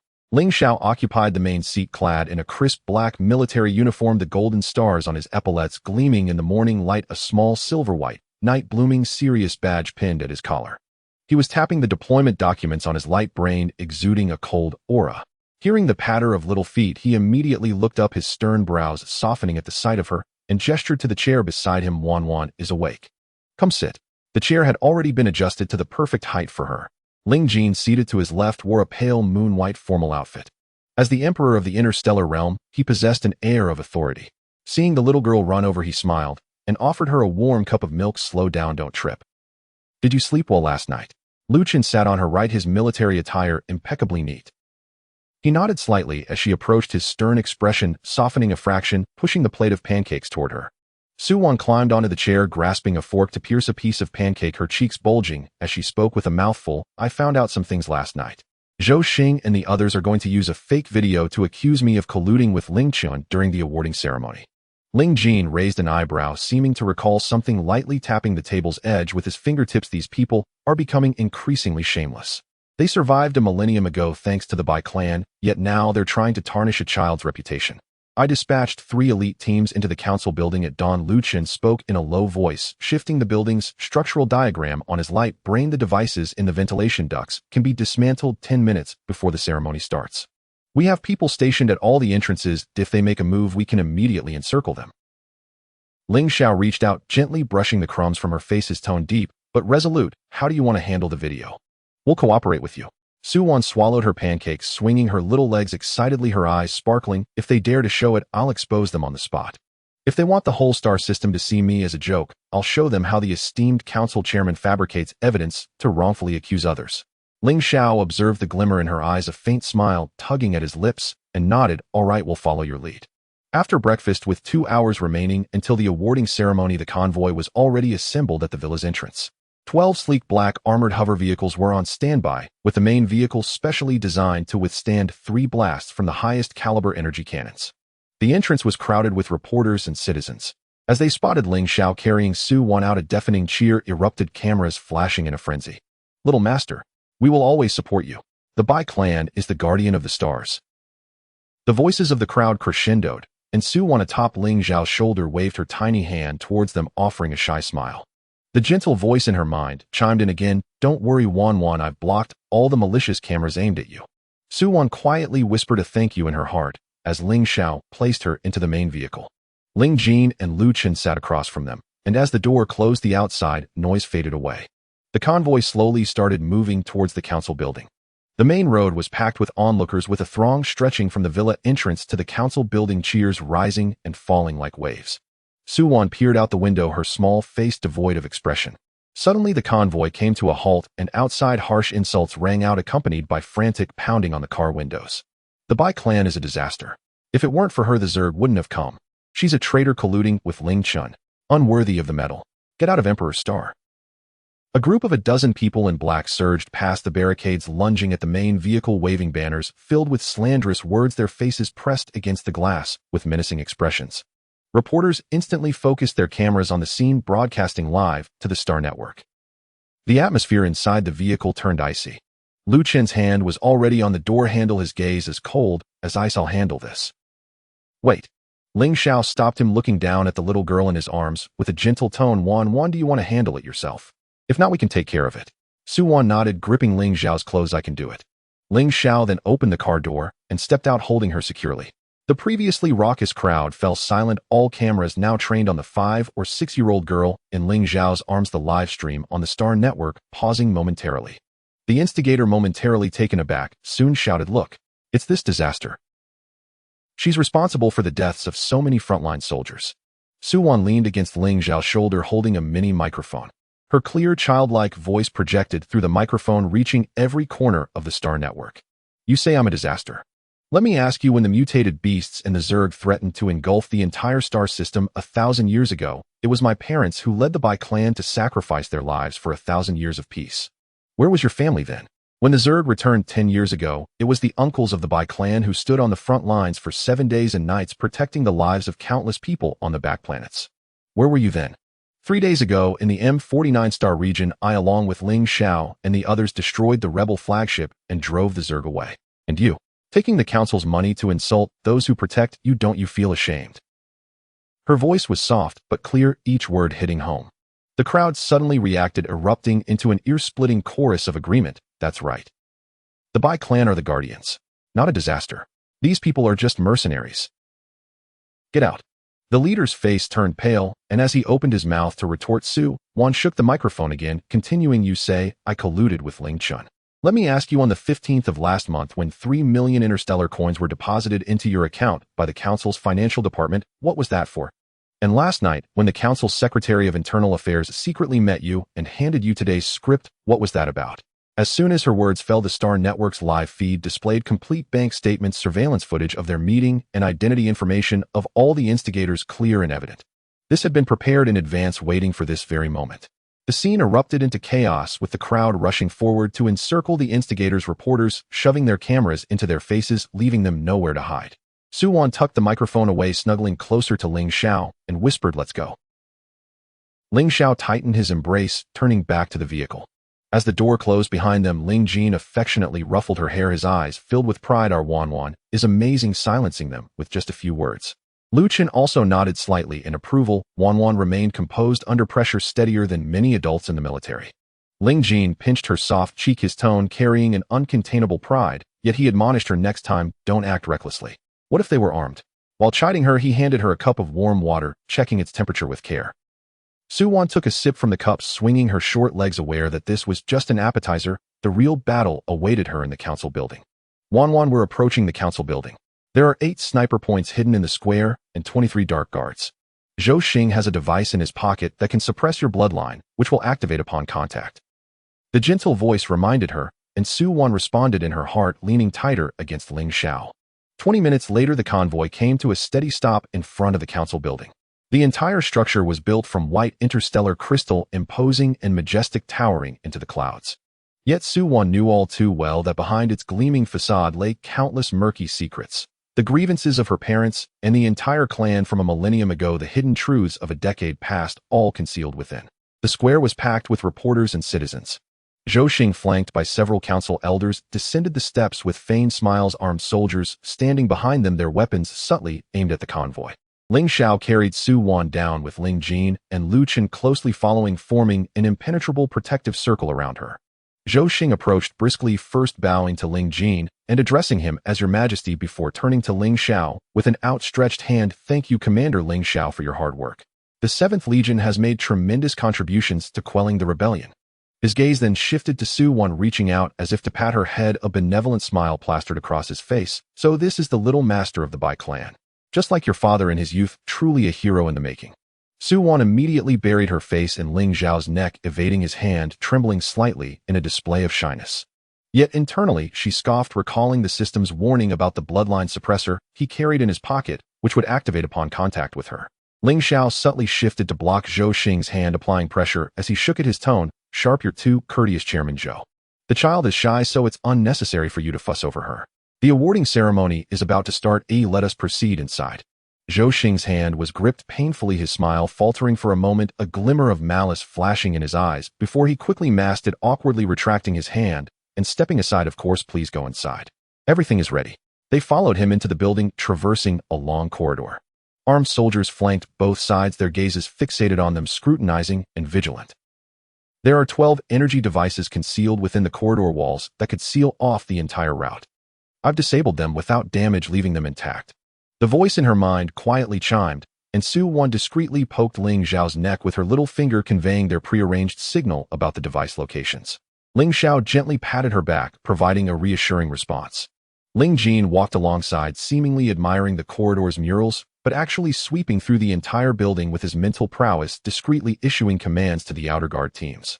Lu Chan brought up the rear, his steps steady, his sharp gaze scanning the surroundings, the communicator on his fingertip vibrating continuously as the infiltrating teams reported their findings, confirming that all dangerous points had been secured. While the 4 of them appeared calm, they had already dismantled all visible traps, tightening a web directed at the council. Upon reaching the entrance to the council hall, Zhou Xing paused, smiling at Su Wan. Little master, you will need to take the stage alone to receive the medal. This is the highest honor bestowed by the alliance to the Bai clan. You wouldn't mind, would you?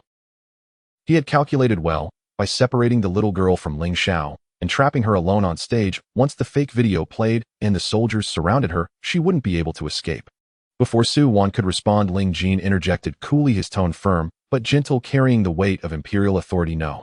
Wan is still young, and as the last remaining direct descendant of the Bai clan, it is only reasonable for her guardian Ling Xiao to accompany her on stage. Furthermore, in this rebellion suppression, Ling Xiao has made great contributions and should be jointly honored. Has Chairman Zhou forgotten this basic protocol? Zhou Xing was left speechless, smiling awkwardly. I apologize for my oversight. Of course, that is acceptable. Please go inside. As he pushed open the heavy alloy door, the Grand Council Hall came into view. In the center stood a circular awarding platform surrounded by alliance officials, military leaders, and representatives from the public. Countless cameras set up around, broadcasting live across the star system, all lenses trained on the entrance. Seeing Ling Jin enter with his entourage, the crowd rose and bowed, calling out, Your Majesty. When their eyes fell on Su Wan, most gazed upon her with kindness and respect, many nodding gently in acknowledgement of the Bai clan's millennia of guardianship. Ling Xiao carried Su Wan to the front row, where she intentionally avoided the seats next to the awarding platform, nestling into his embrace, her small face devoid of expression. The ceremony proceeded slowly. The Alliance Secretary took the stage, delivering an excessively lengthy commendation speech, half-heartedly dividing the credit between the Council and the 7th Legion, leaving only a fraction for Su Wan.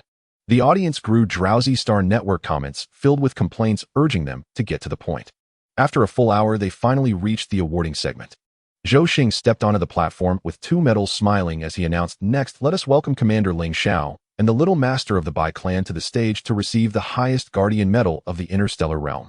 Applause erupted as Ling Xiao ascended the platform with Su Wan in his arms. Cameras focused on them, broadcasting the moment throughout the star system. Zhou Xing first placed the medal on Ling Xiao, uttering a few ceremonial phrases before turning to Su Wan, approaching with the highest level medal in hand. Just as he reached out to adorn Su Wan with the medal, he suddenly gestured to the audience below. The screen that had been displaying the commendation shifted abruptly to a blurry video.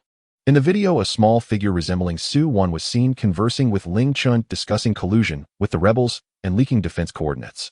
The audio had been altered, sounding eerily similar to Su Wan's childlike voice. As soon as the video played, an uproar erupted in the hall, the audience in chaos, reporters flashing their cameras frantically, the Star Network comments halting momentarily before exploding into disarray. Zhou Xing's expression darkened as he pointed accusingly at Su Wan. Su Wan, what do you have to say for yourself? Out of respect for your lineage, we grant you the highest honor, and yet you collude with Ling Chun, the traitor, and consort with the Zerg, causing the deaths of so many frontline soldiers. Can you face your ancestors and the entire star system? The armed soldiers in the audience instantly sprang into action, raising their weapons, poised to apprehend her at Zhou Xing's command. Ling Xiao immediately turned, shielding Su Wan firmly in his embrace, back to the cameras, his dark golden eyes filled with chilling intensity, his aura expanding, pressing down on the soldiers who dared not advance a step. Ling Jin suddenly stood, the imperial pressure sweeping through the hall, his voice ringing out sharply. Zhou Xing, you dare! In front of the entire star system, you use an unverified video to frame the Bai clan's direct descendant. What are your intentions? Lu Chun also stood, his hand resting on his sidearm, signaling to the perimeter guards, instantly sealing off all entrances to the hall, the atmosphere tense and charged. Zhou Xing, witnessing their reactions, smirked inwardly, but outwardly maintained a righteous demeanor. Your Majesty, I wouldn't dare to frame anyone.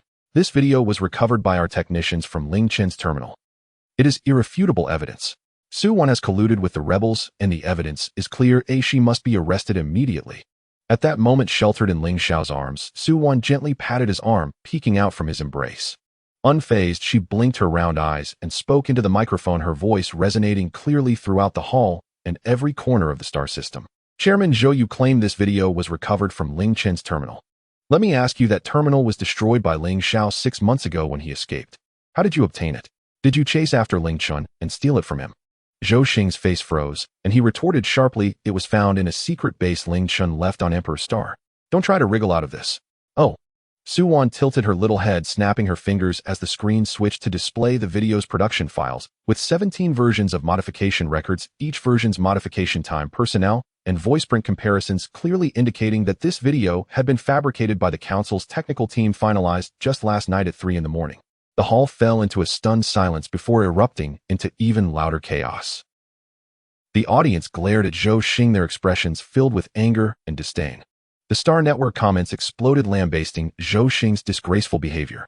Zhou Xing's face turned pale, his hand trembling around the medal as he shouted furiously, fake. You fabricated this. To absolve yourself, you're slandering the Council.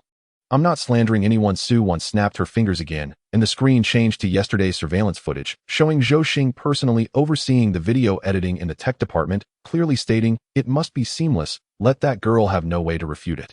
The evidence was irrefutable, leaving him no room for argument. The crowd erupted in outrage, demanding Zhou Xing's removal and answers from the Council.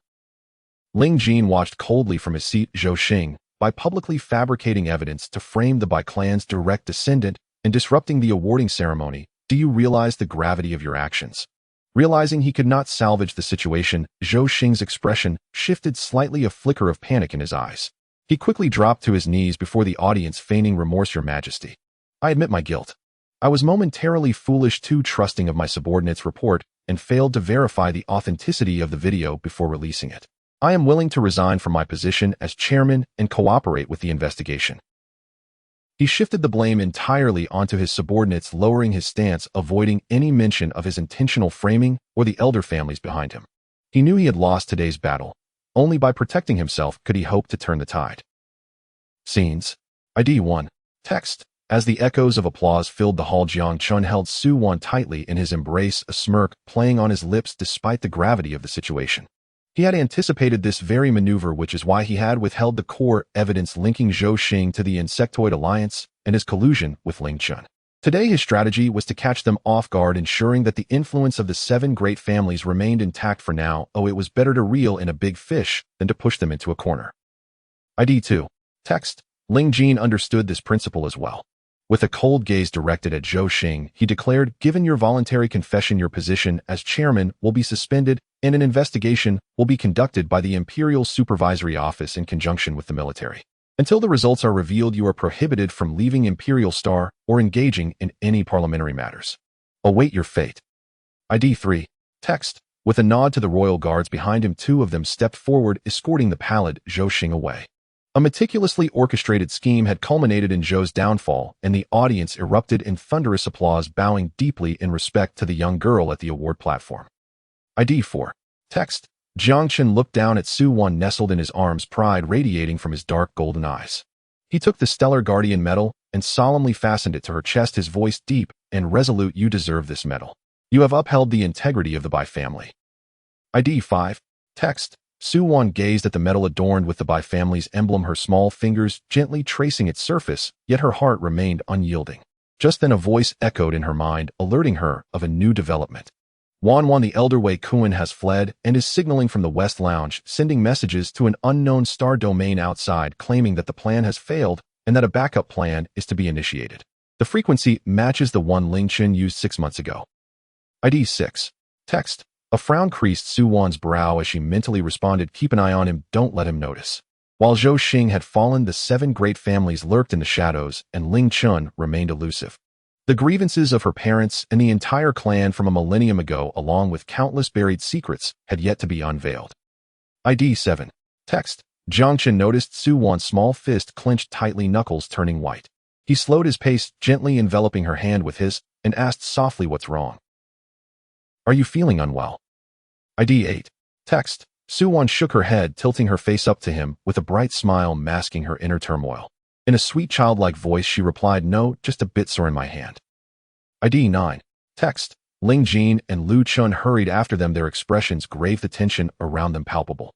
Ling Jin spoke first, his voice low, elders Wei Kuan, Zhang Lin, and Zhao Song slipped away amidst the chaos. I've dispatched the royal shadow guards to follow them. Zhou Xing has been taken by the supervisory office, our interrogation team will handle him. Even if he remains stubborn, we will extract some dirt on the 7 great families. ID 10. Text. Lu Chun added with a grave tone, the parliamentary building has been entirely secured. All interference devices and weapons have been confiscated.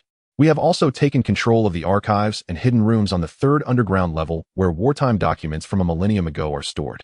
We are arranging for a thorough investigation of the altered records. We must find the original versions. ID 11. Text. Jiang Chun nodded slightly, cradling Su Wan as they continued their path forward, his steps firm and steady, his tone both cold and reassuring. There's no rush. The accounts of a millennium ago and the debts of 10 years past do not require haste. Let's return to our residence, stabilize the situation from today, and we can gradually settle the scores. ID 12. Text. Once they settled into the bulletproof hovercar, the doors sealing shut created a barrier against the outside world's prying eyes and noise. Nestled in Jiang Chen's embrace, Su Wan quietly inquired in her mind about the developments regarding Wei Kuan. Yes, Wan Wei Kuan has just sent an encrypted communication received at the abandoned military base 37 on the outskirts of Imperial Star. It has been sealed off due to insectoid contamination, with no one entering or exiting. I intercepted a short, unencrypted voice segment mentioning Ling Chen's name in terms like mothership sample and backup plan. The remaining encryption levels are too high. I'm still working on deciphering it. ID 13. Text. Su Wan's brow furrowed deeply. The abandoned military base 37. Ling Chun was indeed hiding on Imperial Star. The mention of a mothership sample. Did the 7 great families still possess remnants of the original mothership? She pressed her face against the window, watching the cityscape flash by. The night of Imperial Star was ablaze with lights. The hover car navigated through towering buildings. The citizens on the streets continued to discuss the dramatic turn of events from the award ceremony, their voices echoing support for the Bai family and condemnation of the parliament, creating a scene of bustling harmony.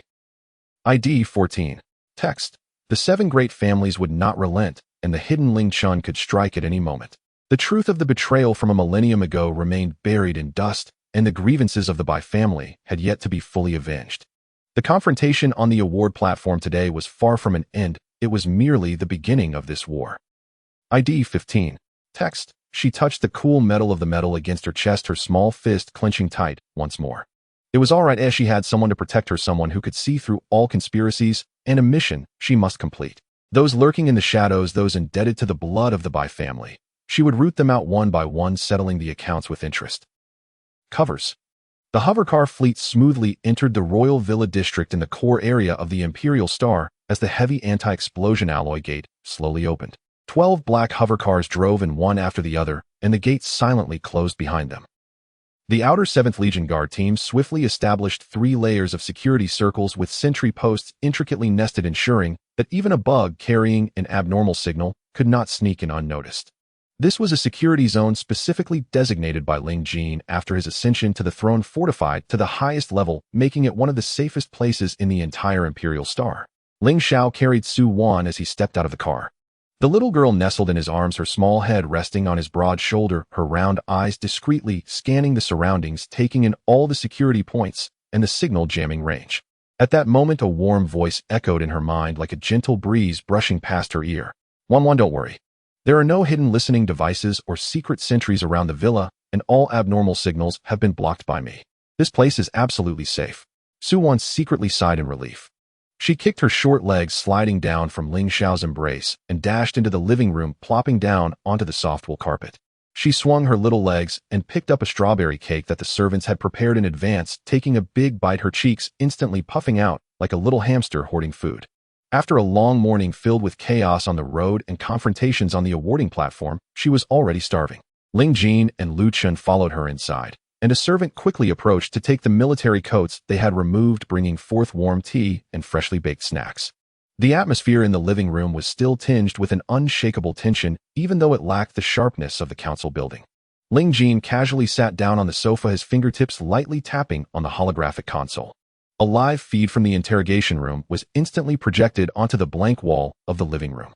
In the feed, Zhou Xing sat in the interrogation chair, wearing prison garb, his hair disheveled. The confident demeanor he had displayed in the council building was gone, replaced by a face full of despair, yet he still held his neck high, refusing to utter a word. When faced with the interrogator's questions, he either remained silent or shifted all blame to his already detained subordinates, insisting he was merely a naive leader failing to supervise, refusing to mention the 7 major families at all, presenting himself as a dead pig unafraid of boiling water. This old man is very stubborn, Lu Chun remarked, frowning tightly as he watched the screen, his knuckles cracking from being clenched. The interrogation team has been at it for 3 hours, employing all compliant methods, yet he remains unyielding, let alone divulging the connections to the 7 major families. After all, he knows very well that the moment he speaks a word, not only will he suffer, but the entire Zhou family will be buried with him. Ling Xiao sat in a single sofa, his fingertips lightly tapping the armrest, his dark golden eyes filled with coldness. He understood these old foxes, steeped in power for decades, all too well. They would not relent until they were backed against the wall, and without solid, undeniable evidence that could pin him down, they would never concede. Su Wan chewed on her cake, her little eyes fixed on Zhou Xing on the screen, and her brows furrowed slightly. She quietly asked the system in her mind, "Can we find something to use against Zhou Xing? Something that would break his defenses instantly, like his private dealings with Wei Kuan, embezzled money, or any unspeakable activities?" "Of course, Wan," the warm voice replied, imbued with reassuring certainty. "I've just hacked into Zhou Xing's private encrypted terminal, and I've extracted everything. It includes 5 years of complete encrypted communication records with Wei Kuan, clearly outlining the plot to frame you, as well as records of his embezzlement of military funds and the withholding of compensation for fallen soldiers, totaling 37 billion interstellar coins, all deposited in an anonymous account at the Swiss Interstellar Bank. Oh, and there is also evidence regarding the fall of the Black Rock Star defense line. 10 years ago, he leaked the coordinates to the Zerg, leading to the annihilation of the Black Rock Star's forces and the deaths of over 3,000 soldiers." Su Wan's bite on the cake halted abruptly, her little body stiffening slightly. She knew about the Black Rock Star defense line.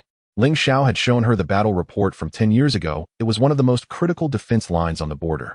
Its sudden fall allowed the Zerg to sweep in, swallowing several colonial stars and causing untold civilian deaths. It was the most brutal battle during the Zerg outbreak a decade ago. The military had investigated for many years and only concluded that there were issues with the defense deployment, never suspecting that Zhou Xing had leaked the coordinates. Swallowing the cake, she pointed her little cream-stained hand at the screen, displaying Zhou Xing, and piped up in a baby voice, clear yet soft enough for the 3 present to hear, "Ling Xiao, you should have the interrogators ask him 2 questions. One is about the coordinates of the Black Rock Star defense line from 10 years ago. He leaked it to the Zerg. The other is about his anonymous account at the Swiss Interstellar Bank, which contains 37 billion interstellar coins from Wei Kuan as a payoff for his services to the 7 major families." The room fell silent. Ling Xiao, Ling Jin, and Lu Chen all turned to her in shock. The Black Rock Star Defense Line leak case had been a cold case for the military for 10 years, and even with all the Royal and 7th Legion resources deployed, they had failed to uncover core evidence. How could this little girl barely of age know such specifics? Ling Xiao was the first to recover, suppressing his shock and not inquiring about the source of her information in public. He immediately grabbed his communicator and issued orders to the interrogation team. In less than a minute, the interrogation personnel in the room began to ask Zhou Xing the questions Su Wan had suggested word for word. In the footage, Zhou Xing, who had been obstinate and rigid, turned pale as he heard Black Rock Star Defense Line and 37 billion anonymous account. His entire demeanor crumbled as if all his bones had been drawn out, and he shot up from the interrogation chair only to be pushed back down by the guards beside him. His lips trembled uncontrollably, repeating, "Impossible. How could you know? This matter is absolutely impossible for anyone to know." He knew best that the Black Rock Star incident was the biggest leverage he had in his life. Once exposed, not only would he suffer, but the entire Zhou family would be crushed by the military. Even Wei Kuan and their associates only knew he was involved. They were unaware that he had left behind evidence. Seeing his reaction, the interrogation team recognized they had struck a nerve and immediately pressed on reciting the account information and transaction times that Su Wan had provided. Zhou Xing's psychological defenses shattered completely, and he slumped in the interrogation chair, his face ashen, finally ready to confess. The real-time audio from the screen revealed Zhou Xing's trembling voice as he admitted everything. The plot to frame Su Wan during this awarding ceremony had originally been a scheme orchestrated by the 7 major families.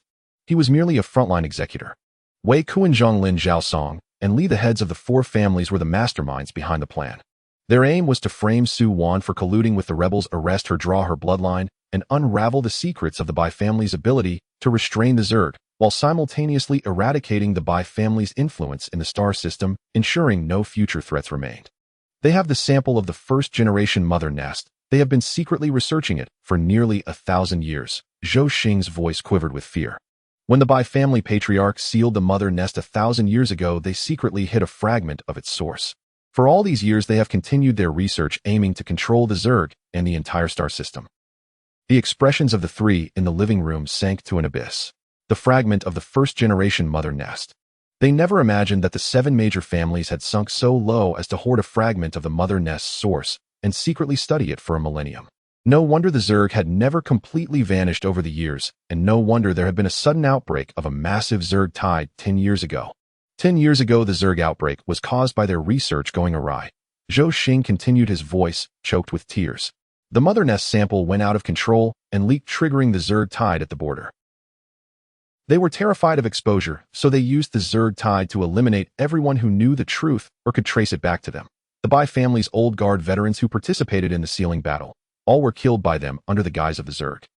Su Wan's little fists clenched tightly, her nails digging into her palms. She never anticipated that the Zerg tide 10 years ago had been orchestrated by the 7 major families. To cover their crimes, they had watched as dozens of colonial stars were consumed, billions of civilians perished, and thousands of soldiers died on the battlefield, even backstabbing their own allies to eliminate anyone who knew the truth. These people were more repugnant and vicious than the Zerg themselves. What about Ling Chen? Ling Xiao suddenly interjected, his voice as cold as ice. What happened 6 months ago when Ling Chen suddenly defected? Mentioning Ling Chen caused Zhou Xing to tremble even more, and after swallowing hard, he continued, Ling Chen, 6 months ago, he discovered their research on the mother nest and obtained some evidence. When Wei Kuan and the others found out, they accused him of colluding with the Zerg and forced him out of the Imperial Star. In truth, Ling Chen has never colluded with the Zerg. He was always investigating the 7 major families and even secretly destroyed several of their peripheral research bases, taking with him samples of the mother nest. Su Wan instantly understood. No wonder Ling Chen had countless opportunities to harm her, yet never laid a finger on her. No wonder he had created disturbances each time, compelling the 7 major families to reveal their true colors. No wonder he had self-destructed his flagship in the M49 star region just to expose the hidden council warship and let her see the 7 major families' conspiracy with her own eyes. From the very beginning, his target was not her, but the 7 major families, the traitors who had killed his mother and destroyed the Bai family. Where are their research bases? Ling Jin suddenly rose, the imperial pressure radiating from him, his voice filled with suppressed fury. Where are they hiding the mother nest samples? In the abandoned military base number 37 on the outskirts of the Imperial Star, Zhou Xing answered, his voice trembling. It was sealed off 6 months ago due to Zerg contamination, officially labeled as a forbidden zone. In reality, it is their core research base, where most of the mother nest samples and research data are stored. Ling Chun has been hiding there for the past half-month, confronting Wei Kuan and their people trying to obtain complete research evidence. The abandoned military base, number 37. This was the same location where the system previously identified as the endpoint for the encrypted signals sent by Wei Kuan with no discrepancies. Lu Chun instantly stood up, his hand resting on his sidearm, his gaze sharp as a blade. Commander, Your Majesty, I will immediately mobilize the elite fleet of the military to surround base number 37. Even if we have to turn the entire base upside down, we must retrieve the mother nest samples and all research evidence and capture these traitors. No, Su Wan suddenly spoke, her small voice quiet, yet instantly halting the actions of the three. She got up from the carpet, trotting over to the others, raising her small face, her round eyes filled with conviction. We can't send a large force right now. The base contains mother nest samples and the mutated Zerg they have cultivated. If we surround them ostentatiously, they might destroy all research evidence and kill all the knowledgeable researchers. They could even release the mother nest eggs. With the population density of the Imperial Star, if the eggs spread, the consequences would be unimaginable. Even a cornered dog would jump over the wall, let alone these crazed individuals who held onto mother nest samples. Ling Xiao looked at the little girl, barely reaching his knee, pride swelling in his chest. He squatted down to meet her gaze, his voice softening. What does Wan think we should do? First, send people to monitor the base discreetly, without alarming them, to prevent them from moving the mother nest samples. Su Wan waved her little hand, speaking clearly. At night, we'll sneak in and first obtain all research evidence, control the core research room, find the mother nest samples, and only then let the outside forces move in to surround them. This way, even if they want to destroy evidence or release the Zerg eggs, they won't have the time. Ling Jin looked down at her, his previously tense expression softening considerably as he smiled and ruffled her hair. Our Wan thinks this through so thoroughly, even more so than many veteran generals in the military. Well, do as you say. The plan was quickly settled. Lu Chun immediately arranged for an elite team to covertly position themselves around base number 37, monitoring the movements for 24 hours. Should anyone attempt to transfer samples or leave, they would be intercepted without revealing their presence, ensuring no alarm was triggered. Ling Jin mobilized the royal secret guards to watch the residences of Wei Zhang Zhao and Li families to prevent them from fleeing, while also arranging for the interrogation team to continue questioning Zhou Xing for more details about the base. Ling Xiao remained at the villa with Su Wan, formulating a detailed plan for infiltrating the base. As the others busied themselves, only Ling Xiao and Su Wan remained together. Su Wan nestled on the sofa, holding the public structural map of base number 37 that Ling Xiao had provided her. Her brows furrowed tightly. This map was from 10 years ago, before the base was abandoned and many areas were no longer accurate, failing to reveal the underground research room's location or the defensive setups and traps within. Wan, don't worry. I've obtained the complete current structural map of the base. The warm voice in her mind reassured her once more. It includes the redesigned blueprints detailing the underground 5 levels of research rooms, all monitoring points, energy traps, patrol routes, and guard deployments, all clearly marked just for you. As the voice fell, a vivid 3D structural map appeared before Su Wan's eyes, laying out the entire layout of base number 37. The upper 3 levels consisted of abandoned barracks and training grounds, while the underground 5 levels housed research rooms and cultivation chambers. The core mother nest samples were hidden in the deepest safety room of the underground, surrounded by energy barriers and Zerg guards. Even the patrol teams, shift times, monitoring blind spots, and trap triggers were all meticulously indicated. Su Wan's eyes lit up and she secretly exclaimed, "You're amazing." She took a pen and leaned over the coffee table, marking on the old map according to the structural layout visible only to her, indicating where the surveillance was, where the traps lay, where the patrol blind spots were, and how to access the underground research rooms, all clearly annotated. Ling Xiao sat beside her, watching as she diligently marked the old map with her little hands, the once abandoned blueprint now filled with her notations, even the most hidden ventilation ducts marked. He glanced at the map, his pupils narrowing slightly. This blueprint was more precise than any the military could obtain, detailing the underground structure more clearly than any classified information they had access to. He did not question her about how she knew, but gently wiped the pencil dust from her nose. His dark golden eyes were filled with tenderness. Our Wan is truly a little genius. Su Wan tilted her little face up, flashing him a sweet smile, her baby voice tinged with pride. Of course, throughout the afternoon, they refined their infiltration plans. Lu Chen relayed updates from the base perimeter that matched the system's markings perfectly. Every hour a patrol team would rotate, and the guards at the entrance were all mercenaries from the 7 major families, well-equipped and unwavering in their vigilance. Wei Kuan had personally visited the base in the afternoon, staying for 2 hours before leaving, likely pressuring for research progress, while arranging defenses to prevent Ling Chen from taking evidence out. As evening approached, the sky over the Imperial Star gradually darkened, bathed in the orange glow of sunset. The group donned specially made black stealth suits designed to shield body heat and signal detection, the pinnacle of the 7th Legion's equipment. Ling Xiao provided a tailored small stealth suit for Su, one which she wore snugly, revealing only her round, bright eyes resembling a soft little black cat, utterly adorable. "Remember, once we're in, no matter what happens, you must not leave my side, okay?" Ling Xiao squatted down, adjusting her suit's protective clasps, fastening a miniature energy shield at her waist, his tone serious, yet laced with concern. "Even if danger arises, don't rush forward. I'll be with you." "Got it, Ling Xiao." Su Wan nodded obediently, shaking her little hands. "I'll definitely stick close to you. I won't wander off. Wan, rest assured, I will keep an eye on the surroundings at all times. I'll inform you of any dangers in advance and will absolutely not let you get hurt." The warm voice in her mind reassured her once again. At 8 o'clock, the Imperial Star was fully cloaked in the night. Several inconspicuous civilian hovercars silently departed from the Royal Villa district, heading towards the abandoned military base, number 37, on the outskirts of the Imperial Star. An hour later, the hovercars stopped 3 kilometers from the base, nestled in a dense forest. This was a signal jamming zone as well as a blind spot for the base guards, making it ideal for infiltration. Lu Chun, leading 20 of the 7th Legion's elite stealth operatives, had been waiting there for some time. Upon seeing them disembark, he quickly approached, lowering his voice to report, "Commander, Your Majesty, everything is normal at the base." After Wei Kuan left in the afternoon, no high-ranking officials have returned. The guard shift changes at 9 o'clock tonight, and there are 10 minutes left. This is the moment when monitoring and guards are at their most lax, perfect for entry through the west side ventilation duct, the route that Wan marked. Ling Xiao nodded, picking up Su Wan, signaling to the others while quietly giving the command, "Proceed as planned. I will take Wan through the middle route directly to the core research room on the 5th underground level. Lu Chen, take a team to control the monitoring room and energy room, cutting off all external communications while securing all exits. Ling Jin, take a team to the holding room on the 3rd underground level to rescue the captured experimental subjects and secure the researchers. Under no circumstances must they be allowed to destroy evidence. Maintain silence throughout the operation. Do not trigger alarms unless absolutely necessary." "Understood. Understood." The group responded in unison, their voices barely above a whisper, but filled with unyielding resolve. At exactly 9 o'clock, the guards at the base changed shifts, and the monitoring room's footage switched, creating a 3-second blind spot.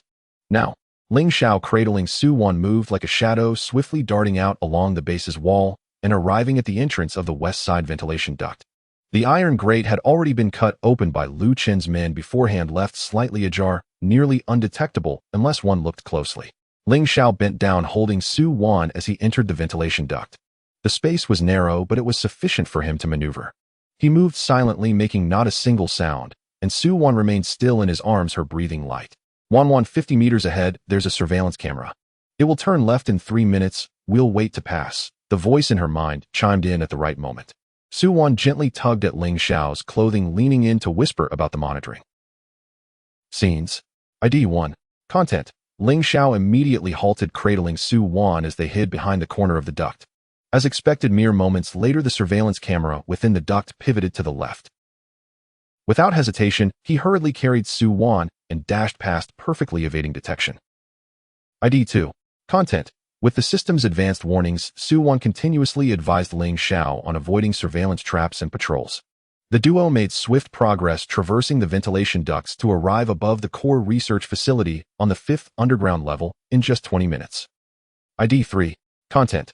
Ling Xiao cautiously lifted the vent grill silently, descending with Su Wan into the expansive corridor below. Flanking the corridor were transparent cultivation chambers, each filled with dark green liquid, where various mutated insectoids floated. The sight of human limbs fused grotesquely with them, sent shivers down their spines. ID 4. Content. As Su Wan gazed at the grotesque chambers, her small fists clenched tightly, her stomach churning with nausea. The 7 great families were conducting experiments on living beings, merging human and insect genes to create these abominations, a truly insane and inhumane act. ID 5. Content. 1. There are 3 researchers and 4 guards in the research room ahead, but no heavy weaponry. The core nest sample is secured in the inner safe room, I've already hacked the password for you. Once you're near, you can access it directly. ID 6. Content. Also in the left corridor, someone is approaching. He bears no guard insignia. It's Ling Chun. ID 7. Content. Su-Wan instantly tugged on Ling Xiao's clothing, whispering urgently about the situation. Ling Xiao's grip tightened on his sidearm, positioning Su-Wan protectively behind him, his dark golden eyes fixed intently on the left corridor, his muscles coiled tight as he entered a state of high alert. ID 8. Content. Seconds later, a dark figure emerged from the corridor wielding an energy gun and wearing a mask that obscured his face, revealing only a pair of sharp, cold eyes. It was Ling Chun, who had vanished for half a month. ID 9. Content. Upon spotting Ling Xiao and Su-Wan, Ling Chun froze momentarily, then raised his energy gun to aim at them, his voice low and chilling. Ling Xiao, what are you doing here? ID 10. Content. I could ask you the same question, Ling Xiao retorted, leveling his gun at Ling Chun, his tone icy, yet restrained. What are you hiding here for? ID 11. Content. Hiding. Ling Chun scoffed, his gaze slipping to Su-Wan behind Ling Xiao, a complex undertone in his voice. I'm here to gather evidence against these traitors and avenge my mother. ID 12. Content. Su-Wan peeked from behind Ling Xiao, her soft voice cutting through the tension. We know you haven't colluded with the insectoids and that you've been investigating the 7 great families. Zhou Xing has confessed. We know everything now. ID 13. Content. Ling Chen's body stiffened, his grip on the gun loosening slightly as he stared at the little girl, astonished. After 5 years of investigation, he had uncovered the truth, yet this child knew it all. ID 14. Content. Suddenly, footsteps and voices echoed from the end of the corridor, accompanied by the sound of energy guns being readied. Hurry! The sample data in the safe room needs updating. The Wei Patriarch has ordered that the formula for cracking the Bai family's bloodline must be completed tonight, or we're all done for. ID 15. Content. Don't worry. With the core nest source, as long as we obtain that little girl's blood sample, we can crack it in no time. Once we control the insectoids, the entire star system will be ours. ID 16. Content. Ling Chun immediately holstered his gun, gesturing urgently to the others, whispering, now's not the time for this. Let's get the evidence first. Their core research data and nest sample are in the inner safe room. I've been watching for 3 days and never had a chance to get in. Since you're here, let's team up to secure the evidence. What do you say? ID 17. Content. Ling Xiao glanced down at Su-Wan, who nodded slightly, and he too holstered his gun, responding solemnly, all right. Let's join forces for now and settle our scores later. ID 18. Content. The 3 quickly took refuge in a nearby empty research room.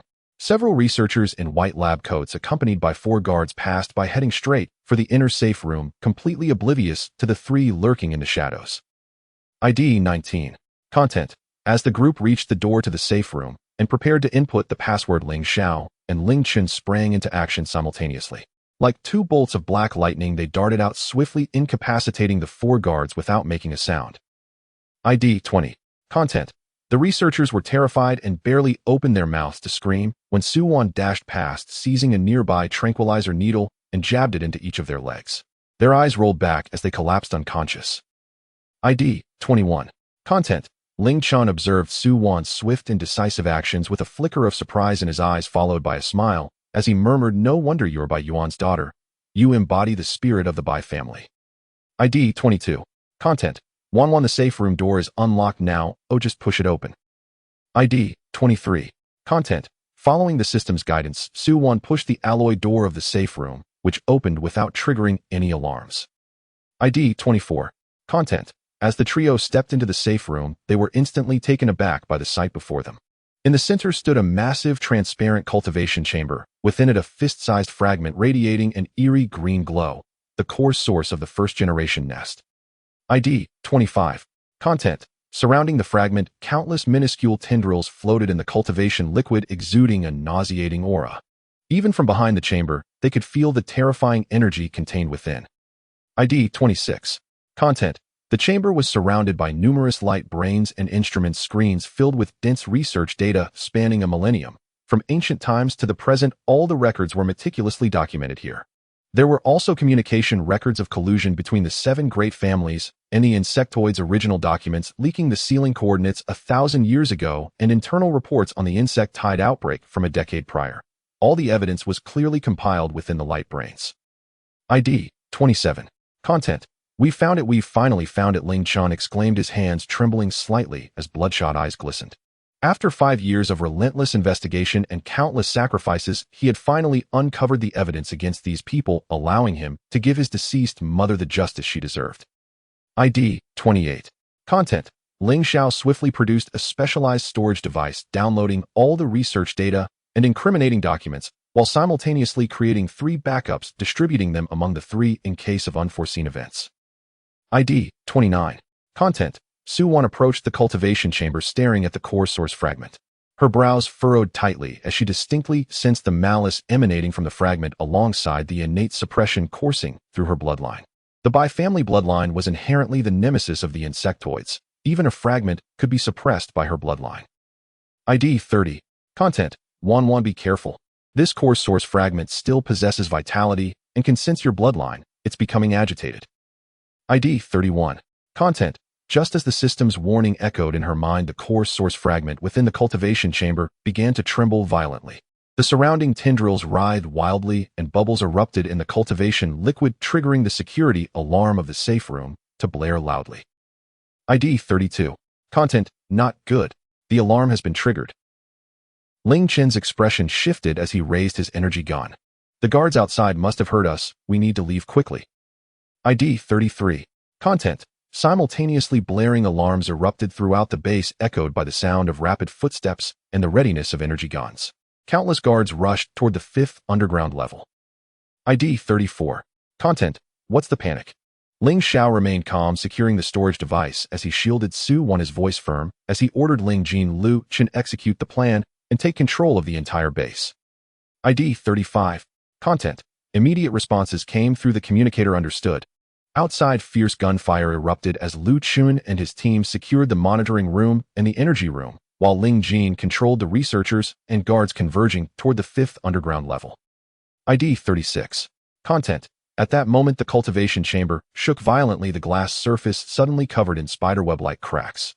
The core source fragment of the first-generation nest erupted with blinding, eerie green light, and countless thick tendrils burst forth from the chamber, violently lashing toward the trio. ID 37. Content. Watch out. Ling Chun shouted, raising his energy gun and firing at the tendrils, but the energy beams merely left shallow marks, inflicting no substantial damage. This core source fragment was the heart of the first-generation nest, and normal energy attacks wouldn't harm it in the slightest. ID 38. Content. The tendrils lunged at Ling Xiao, who swiftly dodged while cradling Su-Wan, narrowly avoiding the strike as the tendrils slammed into the ground, leaving a massive dent in the hard alloy floor. ID 39. Content. Suddenly, Su-Wan broke free from Ling Xiao's embrace, standing resolutely before the cultivation chamber with her eyes closed. A pale golden light erupted from her, the power of the Bai bloodline enveloping the entire safe room. ID 40. Content. The wildly thrashing tendrils upon contact with the pale golden light recoiled, as if burnt, emitting sizzling sounds as they shrank back. The once agitated core source fragment instantly calmed, its glow dimming significantly as it retreated to a corner of the cultivation chamber like a frightened insect. ID 41. Content. The safe room fell eerily silent. The only sound remaining was the low hum of the energy equipment. ID 42. Content. Ling Xiao and Ling Chun stood in stunned silence, gazing at the little girl surrounded by pale golden radiance, their faces etched with shock. They knew the Bai bloodline could restrain insectoids, but they never anticipated its power could suppress even the core source fragment of the first-generation nest. ID 43. Content. Su-Wan opened her eyes, her face slightly pale, beads of sweat glistening on her forehead. Forcing the bloodline power had been taxing for her young body. ID 44. Content. Wan, don't overexert yourself. Withdraw your power. It'll help stabilize your bloodline to prevent it from going out of control. ID 45. Content. The system's voice was warm, yet contained a hint of concern. A gentle force surged into Su-Wan's body, calming the once restless bloodline power and alleviating her fatigue. ID 46. Content. Su-Wan sighed in relief, retracting her bloodline power and turning back into Ling Xiao's embrace, her small voice tinged with a hint of grievance. Ling Xiao, I'm a bit tired. ID 47. Content. Ling Xiao promptly caught her, cradling her in his arms, wiping the sweat from her forehead with his sleeve, his voice softening. It's all right. You did wonderfully, Wan. Just leave the rest to us. ID 48. Content. At that moment, the safe room door swung open and Lu Chen stepped inside with his team, saluting respectfully as he reported, Commander, we've fully secured the base. All guards and researchers have been captured, not a single one escaped. The nest's eggs and mutated samples have also been sealed off with no leaks. ID 49.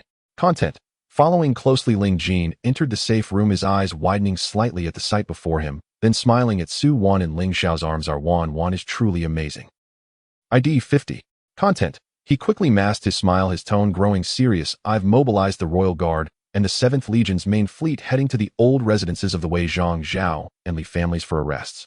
All incriminating evidence has been synchronized to the Star Network, and the entire Star system is now in chaos. Citizens are protesting outside the council hall, demanding severe punishment for the traitors. ID 51. Content. Nestled in Ling Xiao's arms, Su Wan listened to their words, a relieved smile brightening her small face. They had finally obtained the evidence of the crimes committed a millennium ago. The conspiracies of the 7 great families were exposed at last. The injustices faced by her parents and the entire Bai clan could finally be rectified. ID 52. Content. The dawn light began to break on the horizon, illuminating the world as they prepared to evacuate the abandoned military base 37, carrying the sealed core nest fragment, all incriminating documents, and the captured key personnel. Ling Xiao cradled Su Wan in the hovering vehicle, where the little girl, exhausted from the night's events, rested her head against his chest and quickly fell asleep. ID 53.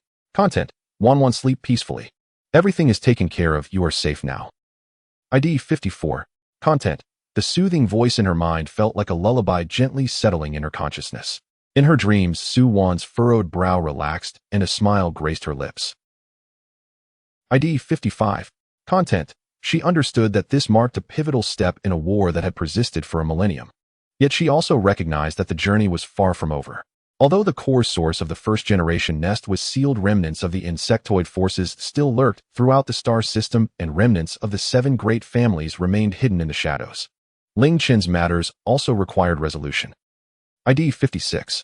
Content. Those who owed debts to the Bai family, those who betrayed the star system. She would unearth each and every one of them, settling the score with clarity and precision. Covers. Su Wan was awakened by the warm morning light that spilled over her. The previous night, she had exhausted all her strength sealing the fragments of the nest. As soon as she touched the bed, her form transformed into that of a beast. A soft pink-white cub curled up in the silky quilt, resembling a fluffy ball. Delicate horn-like ear feathers in a gradient of pink and gold adorned her head, with soft fuzz at the tips. A faint pink cloud pattern graced her forehead, while the markings of the Bai clan glimmered warmly beneath her soft fur at her chest. A few strands of plaited fluff hung by her side, and her large bushy tail enveloped her body with tiny paws tucked under her belly, their black pads revealing a hint of tender pink.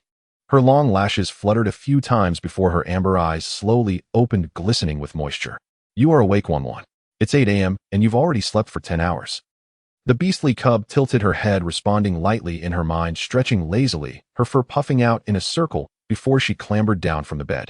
Her little paws gripped the edge of the bed as she landed on the floor, her eyes still carrying a trace of sleepiness. During your slumber, several matters have been settled. The principal offenders, Zhou Xing, Wei Kuan, and Zhang Lin, have all confessed. The coordinates of the millennial sealing battle have been leaked. The 10-year siege of the Black Rock Star has fallen. Evidence of the Bai clan's bloodline experiments is irrefutable, with no possibility of retraction. All core members of the 7 great families, numbering 127, have been detained, while remnants of the collateral families have been surrounded by the Lu Chun Vanguard fleet, cutting off all external connections. This morning, Ling Chun submitted a request for an audience bearing the relics of your parents waiting in the side courtyard. The items he carries have been verified: the battle log of Bai Yuan and the complete hand-drawn sealing formation diagram by Su Qingli, both original and unaltered, posing no danger. Ling Chun is unarmed, and the side courtyard is under triple security, ensuring absolute safety. Su Wan nodded lightly in her mind. Although the conferral ceremony had toppled Zhou Xing and sealed the fragments of the nest, the hidden dangers of the nest still lingered. The remnants of the 7 great families had escaped with core data towards the border wastelands, and the remnants of the insect race roamed the stars. Ling Chun had remained hidden for many years, seeking an audience. He must possess the ultimate truth regarding the extermination of the Bai clan and the demise of her parents. She would not let a single traitor, those who colluded with the nest and betrayed their kin, escape. A gentle white light surrounded her, instantly transforming her into human form. Now appearing as a girl of 5 or 6 years old, her black hair softly framed her forehead, the ends dusted with remnants of white fluff from her beast form. Her round face was bright, her eyes clear and bright. She wore a custom-made light yellow dress from Ling Xiao adorned with the white by clan's emblem at the collar. Though she looked delicate, there was a composure about her that belied her age. Slipping into bunny slippers, she hurriedly washed up her movements brisk as she sorted her thoughts. First, meet Ling Chun to retrieve her parents' relics, and second, stabilize the border against the remnants in desperation. Once ready, she grasped the handrail and descended the stairs slowly, her crisp footsteps shattering the villa's tranquility. Downstairs, 3 people lifted their eyes simultaneously at the sound. Ling Xiao immediately set down his holographic device and quickly stepped forward. As she took her final 2 steps down, he securely wrapped her in his arms, his tones soft yet earnest. Be careful, the stairs are slippery. You must be hungry, though I've warmed your favorite shrimp porridge and custard buns in the kitchen. He placed her in a children's dining chair, served the porridge, and gently reminded, eat slowly, don't burn yourself. Su-Wan held the bowl and took small bites, her cheeks slightly puffed. She glanced at Ling Jin, who was by the window, her eyes curving into crescents. Ling Jin was dressed in pale moon-white attire with royal patterns embroidered at the sleeves. He approached after setting aside the confidential documents, using a wet wipe to dab at the porridge stains at the corner of her mouth, his tone gentle. Did you sleep well? Su-Wan set down her small spoon and looked up to speak. I slept well, but I need to meet Ling Chun. Ling Xiao's brows instantly furrowed, his tone resolute. No, it's too dangerous. He once merged with the remnants of the nest. His mental state is unstable, and you cannot take that risk. The Bai clan's last bloodline was a gamble he could not afford. He would extinguish even the slightest risk. Su-Wan remained unyielding, her gaze sharp. He has my parents' relics. I must go. Ling Jin interjected at the right moment, his tone steady as he elaborated. Ling Chun will not harm her. His mother was the former empress and the sister of the chief of the Guardian Beast clan, recognized as a female war god of the empire.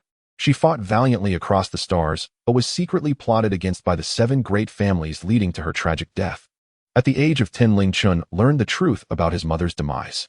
At 15, he was framed by the 7 great families, resulting in a horse riding accident that shattered his left leg, leaving him reliant on mechanical limbs for life. Since then, he has gone into hiding, biding his time for 30 years to gather evidence, avenge his mother, and uncover the truth behind the extermination of the Bai clan. He harbors hatred for the 7 great families, not us. Ling Xiao was silent for a moment, lowering his gaze to observe the determination in her eyes. He finally relented, ruffling her hair and establishing a rule. I will carry you the entire time. You cannot stray beyond 3 steps from me. Whatever he hands you must be checked by me first. Can you comply, eh? I can. Su-Wan quickly nodded, tiptoeing to place a light kiss on his cheek, her eyes sparkling like stars. Ling Jin chuckled as he stood. I should also accompany you. With my royal identity, I can help prevent any unforeseen incidents. As soon as he finished speaking, Lu Chun pushed the door open and entered. Dressed in dark military attire dampened by morning dew from the border, his eyes showed fatigue, but when they landed on Su-Wan, all sharpness melted into tenderness. He squatted down to meet her gaze, speaking softly. Wan, you're awake. Regarding the border situation, we will encircle but not attack. Su-Wan stated firmly, her tone clear and assertive. They hold core data, and if cornered will destroy evidence and summon the insect tide while blocking signals. We must gather evidence before taking action. Lu Chun showed no doubt, responding immediately. I will follow Wan's orders and send the command right away. Protection assessment. Follow the Cub's decisions. Trust completely. Reward combat precision increase of 28, battlefield response enhancement of 10. Ling Xiao's eyes brimmed with pride as he pinched her soft cheek. Once we secure the evidence, not a single traitor will escape. Moments later, they set off. Ling Xiao held Su-Wan securely with Ling Jin on the left and Lu Chun on the right, forming a protective triangle as they approached the side courtyard. The guards along the way bowed, their gazes filled with reverence. This was the Bai clan's young mistress, the hope of the stars. In front of the meeting room in the side courtyard, Ling Chun had been waiting for a long time. Clad in black formal attire, he stood tall, though his left leg bore a slight limp. His face, now over 30, was etched with the restraint and weariness of decades in hiding, devoid of youthful spirit, leaving only solemnity. As the group approached, he slowly bowed, his voice deep and respectful. Young mistress. Su-Wan stepped down from Ling Xiao's embrace and looked up at him, her small face tense. Do you have my parents' relics? I do. Ling Chun stepped aside to let them in. These are the original items I have spent 2 to 3 decades recovering. Ling Xiao took a step forward, scanning the room for safety before taking Su-Wan's hand and entering. In the center of the table lay a silver metal box engraved with the Bai family crest. Ling Chun approached, pressed his fingertip against the fingerprint lock, and entered an ancient password. The box clicked open with a soft sound. Inside lay two items: a yellowed leather battle log titled By Yuan Battle Log, and a well-preserved sealing formation diagram. Ling Chun cradled the log with both hands, extending it towards Su Wan, his voice trembling with the weight of years of grief and anger. Young mistress, this is your father's battle log, documenting everything from 3 months before the millennial sealing battle to the day he and your mother sacrificed themselves to activate the formation, detailing all the crimes of betrayal and collusion with the nest. This is the only truth of the Bai clan's millennia of injustice. Su Wan reached out to take it. The moment her fingertips brushed against the cover, the bloodline within her resonated sharply. A warm power spread through her palm and fragmented memories surged into her mind. A blood-soaked battlefield, her parents' resolute figures, and a beast egg sent into a temporal rift. Her body shivered, her eyes reddening, yet she suppressed her emotions, clenching her small fist tightly. Bloodline resonance triggered, activating ancestral memory fragments. Reward mental power enhancement of 30, a bloodline suppression reinforcement. Where's the diagram? She asked, her voice steady. Ling Chun unfurled the formation diagram, revealing the complete sealing formation of the nest, intricate and sacred, each stroke crafted by Su Qingli's hand. This is the original diagram hand-drawn by your mother, containing the ultimate eye for completely sealing the nest. Ling Chen's voice was cold, his hatred barely concealed. 1,000 years ago, your parents could have eradicated the nest in one fell swoop, but just before activating the eye, the 7 great families secretly destroyed the core hub, forcing them to sacrifice themselves, leading to the massacre of the Bai clan. When I was 10, my mother, a war god, sensed the conspiracy and sought to expose it, but the 7 great families forged evidence of treason, pushing her into a death struggle where she perished in battle, still bearing the shame. I learned the truth at 10, and at 15 I was harmed and fell, leaving me crippled. I have endured humiliation for decades, waiting for this day to reveal the truth and make the traitors pay for their blood debts. Ling Chun suddenly knelt on one knee, his mechanical limb striking the ground with a heavy thud. He bowed his head, his voice choked. Young mistress, I have waited for this day for 2 to 3 decades. I beg you, for the Bai clan, for my mother, and for all the wrongfully slain, deliver justice. Ling Xiao, Ling Jin, and Lu Chun wore solemn expressions. Such deep-seated grievances and such restraint were enough to move anyone's heart. Su Wan looked at the kneeling Ling Chun, her posture straight, her voice clear yet resolute. You are innocent. I will wash away their grievances. I will demand retribution from the 7 great families. I accept the evidence you have gathered over half a lifetime. From today forward, you are an ally of the Bai clan and a hero guarding the stars. The millennia-old game must end. The debts of a millennium must be settled. Reputation assessment justifying loyalty and valor, consolidating combat power. Reward leadership enhancement of 25, full access for the Bai clan and the Guardian Beast clan's old factions. As soon as she finished speaking, Lu Chen's holographic device suddenly blared urgently, the voice of the Vanguard Fleet Commander, filled with anxiety. General, anomalies at the border. The remnants of the 7 great families have allied with the insect race, activating the teleportation array to summon the insect tide. The nest's avatar has appeared, crashing against the starry barrier in a bid to break free. The expressions of the group stiffened. Ling Xiao immediately tightened his hold on Su Wan, his aura turning icy. Ling Jin unleashed his imperial pressure, his eyes sharp. Lu Chun gripped his blade, prepared for battle at any moment.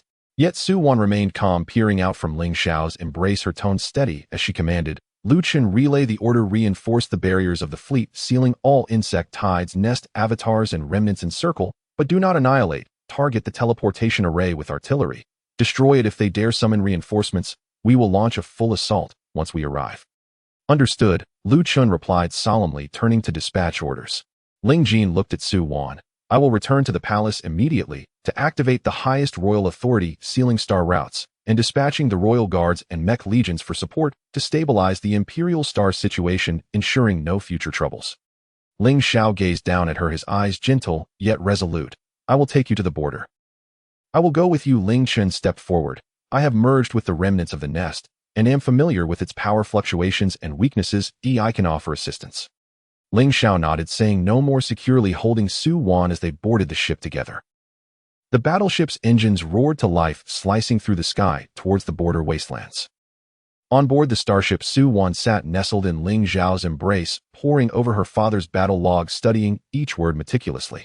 The log detailed decades of conspiracy from the 7 great families, her parents' determination to guard the stars, the heroic sacrifice of the entire Bai clan, and concealed the whereabouts of the nest's true body, the depths of the starry abyss. Ling Chun stood beside her patiently explaining the mysteries of the formation diagram and the secrets of the royal family.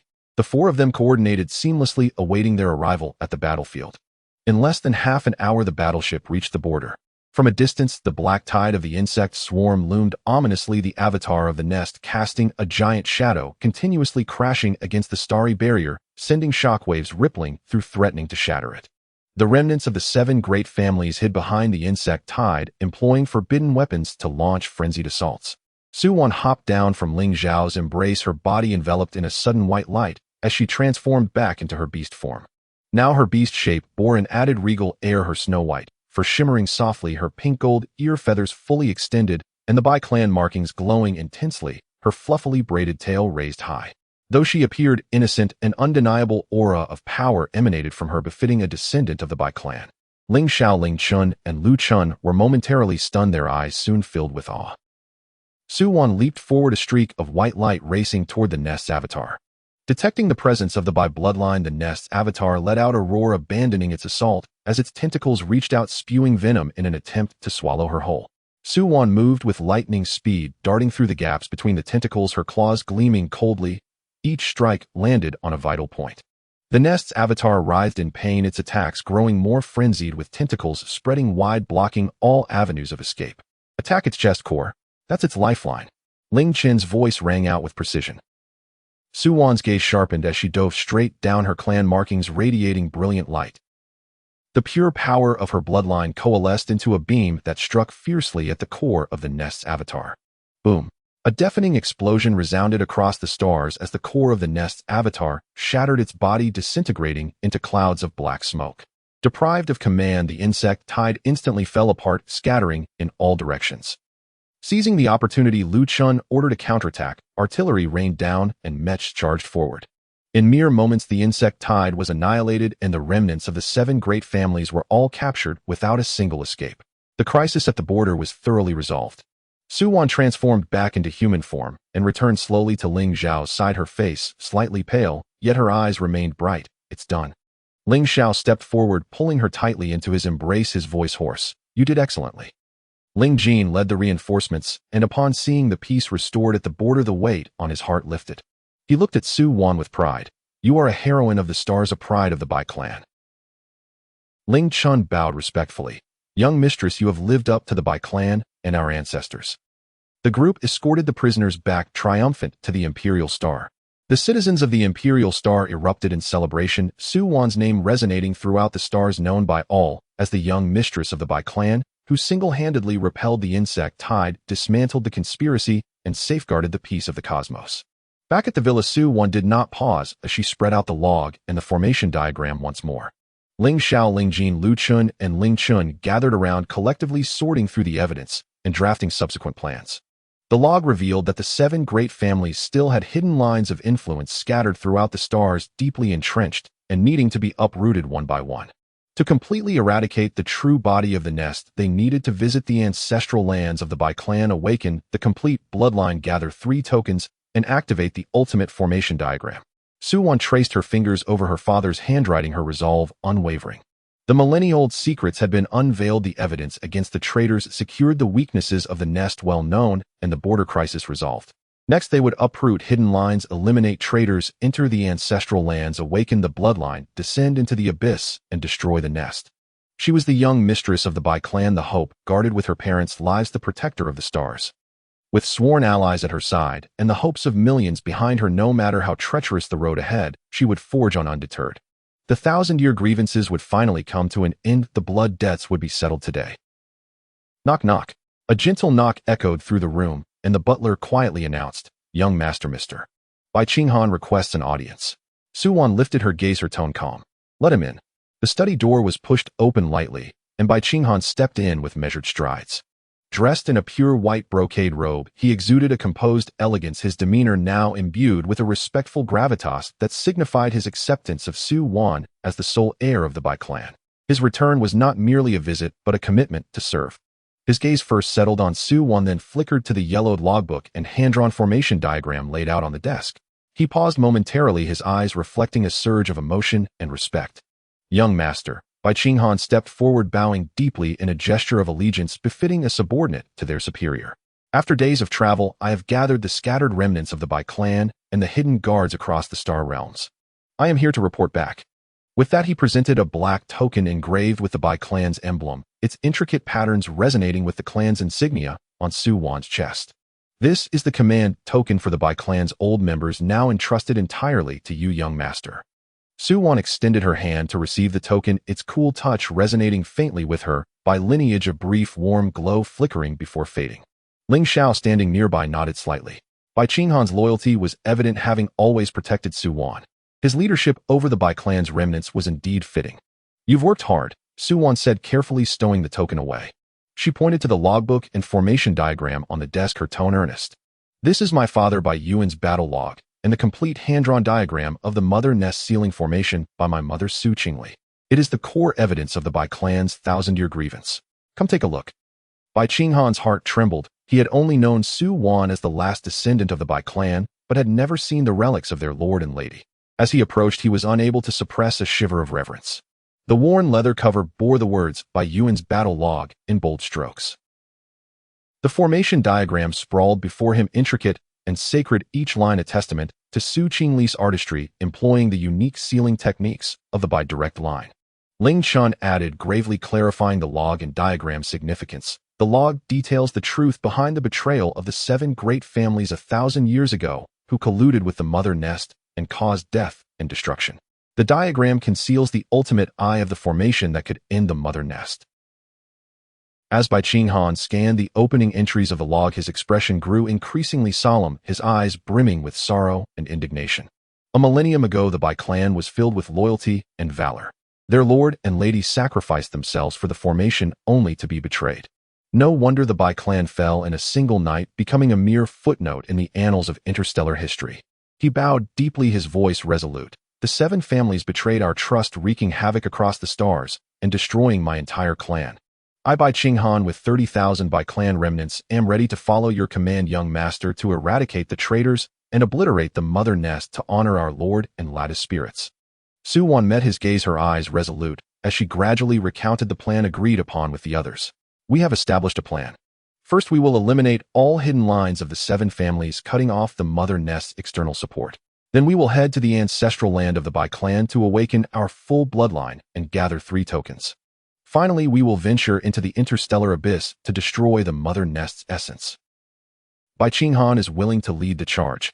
Bai Qinghan immediately replied.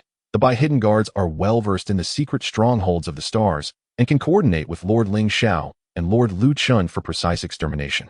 Within 3 days, we will uproot the hidden lines of the 7 families. Ling Xiao nodded, his tone steady.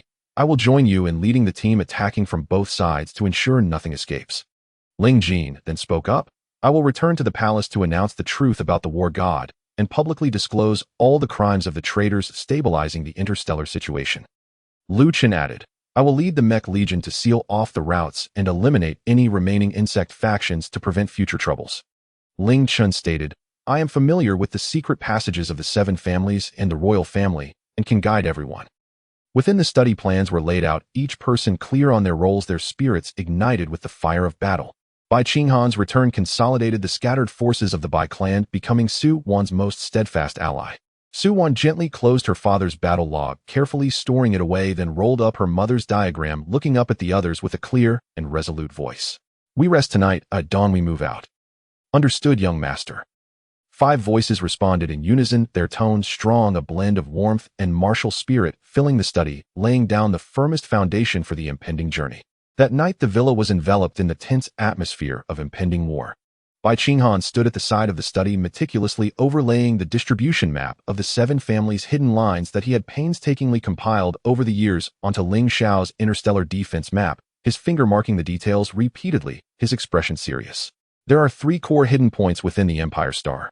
They communicate via encrypted channels. If one is compromised, the others will immediately destroy evidence and summon the insects.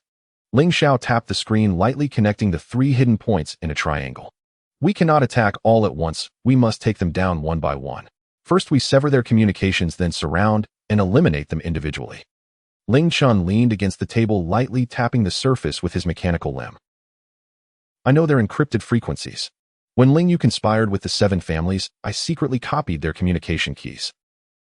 I can hack into their channels, first creating false orders to make them think it's just a routine check. Su Wan sat in her chair, cradling a warm cup of water. After listening to the discussions, she softly said, I will use my bloodline power to interfere with their mother nest signals, preventing the insects from providing timely support. Upon hearing this, Bai Qinghan immediately bowed. The young master's bloodline is key to countering the insects. With your presence, we will gain the upper hand. The Bai hidden guards excel in stealth. I will lead a team to infiltrate the hidden point and cut off their self-destruct protocols. After meticulous planning, the entire eradication scheme was finalized by deep night. The next morning, as dawn broke, the Empire Star was still shrouded in mist. Bai Qinghan donned a black hidden guard uniform, his figure sharp and agile, especially made short blade from the Bai clan at his waist. Following him were 10 elite hidden guards, all focused and silent. I will set out first. After half an hour, I will send a safety signal, and Lord Ling Xiao will lead the main team to encircle. Ling Xiao nodded. Be cautious. If you encounter danger, retreat immediately. Understood. Bai Qinghan looked at Su Wan and bowed. Young master, rest assured that I will not fail my mission. With that, he turned with his hidden guards, vanishing into the morning mist like a shadow, merging with the night, quietly advancing toward the first hidden point, the underground workshop of the old city of Empire Star. This was the base where the 7 families manufactured forbidden insect weapons, heavily guarded with sensors, and alarms spread throughout. Bai Qinghan, familiar with the terrain of Empire Star, led his team to bypass 3 lines of defense and infiltrate through an abandoned ventilation duct. Just as they landed, they overheard the traders discussing the border war and preparations to destroy data. Move quietly. I take control of the console first. Bai Qinghan whispered, his figure flashing as he swiftly subdued the guard at the door, knocking him out cleanly. The hidden guards dispersed silently, eliminating the outer sentinels and inching closer to the central control console. Just as they were about to reach the console, a sharp alarm suddenly blared. Intruders! A hidden lookout concealed in the shadows screamed as he pressed the alarm, instantly flooding the workshop with light. Dozens of traders charged out, weapons drawn, and the insect test subjects in the corners were awakened, emitting piercing shrieks. Bai Qinghan's expression hardened, and he drew his short blade. Stick to the plan. I'll hold the console. Do not let them destroy the data. The hidden guards immediately formed a defensive formation, engaging in combat with the traders. The clang of metal, the roar of battle, and the cries of the insects filled the underground workshop, the conflict escalating rapidly. Bai Qinghan faced 3 opponents at once with fierce precision, but the traders madly rushed toward the console, their fingers hovering over the self-destruct button. At that moment, a gentle yet overwhelming force suddenly enveloped the entire workshop. Su Wan's bloodline power had arrived. The previously agitated insect test subjects collapsed to the ground, immobilized, while the traders felt their bodies grow heavy, their movements slowed. Ling Xiao, leading the mech squad, burst through the wall, their firepower precisely suppressing the traders. In no time, they subdued all the adversaries. Ling Xiao glanced at Bai Qinghan, nodding slightly. Are you all right?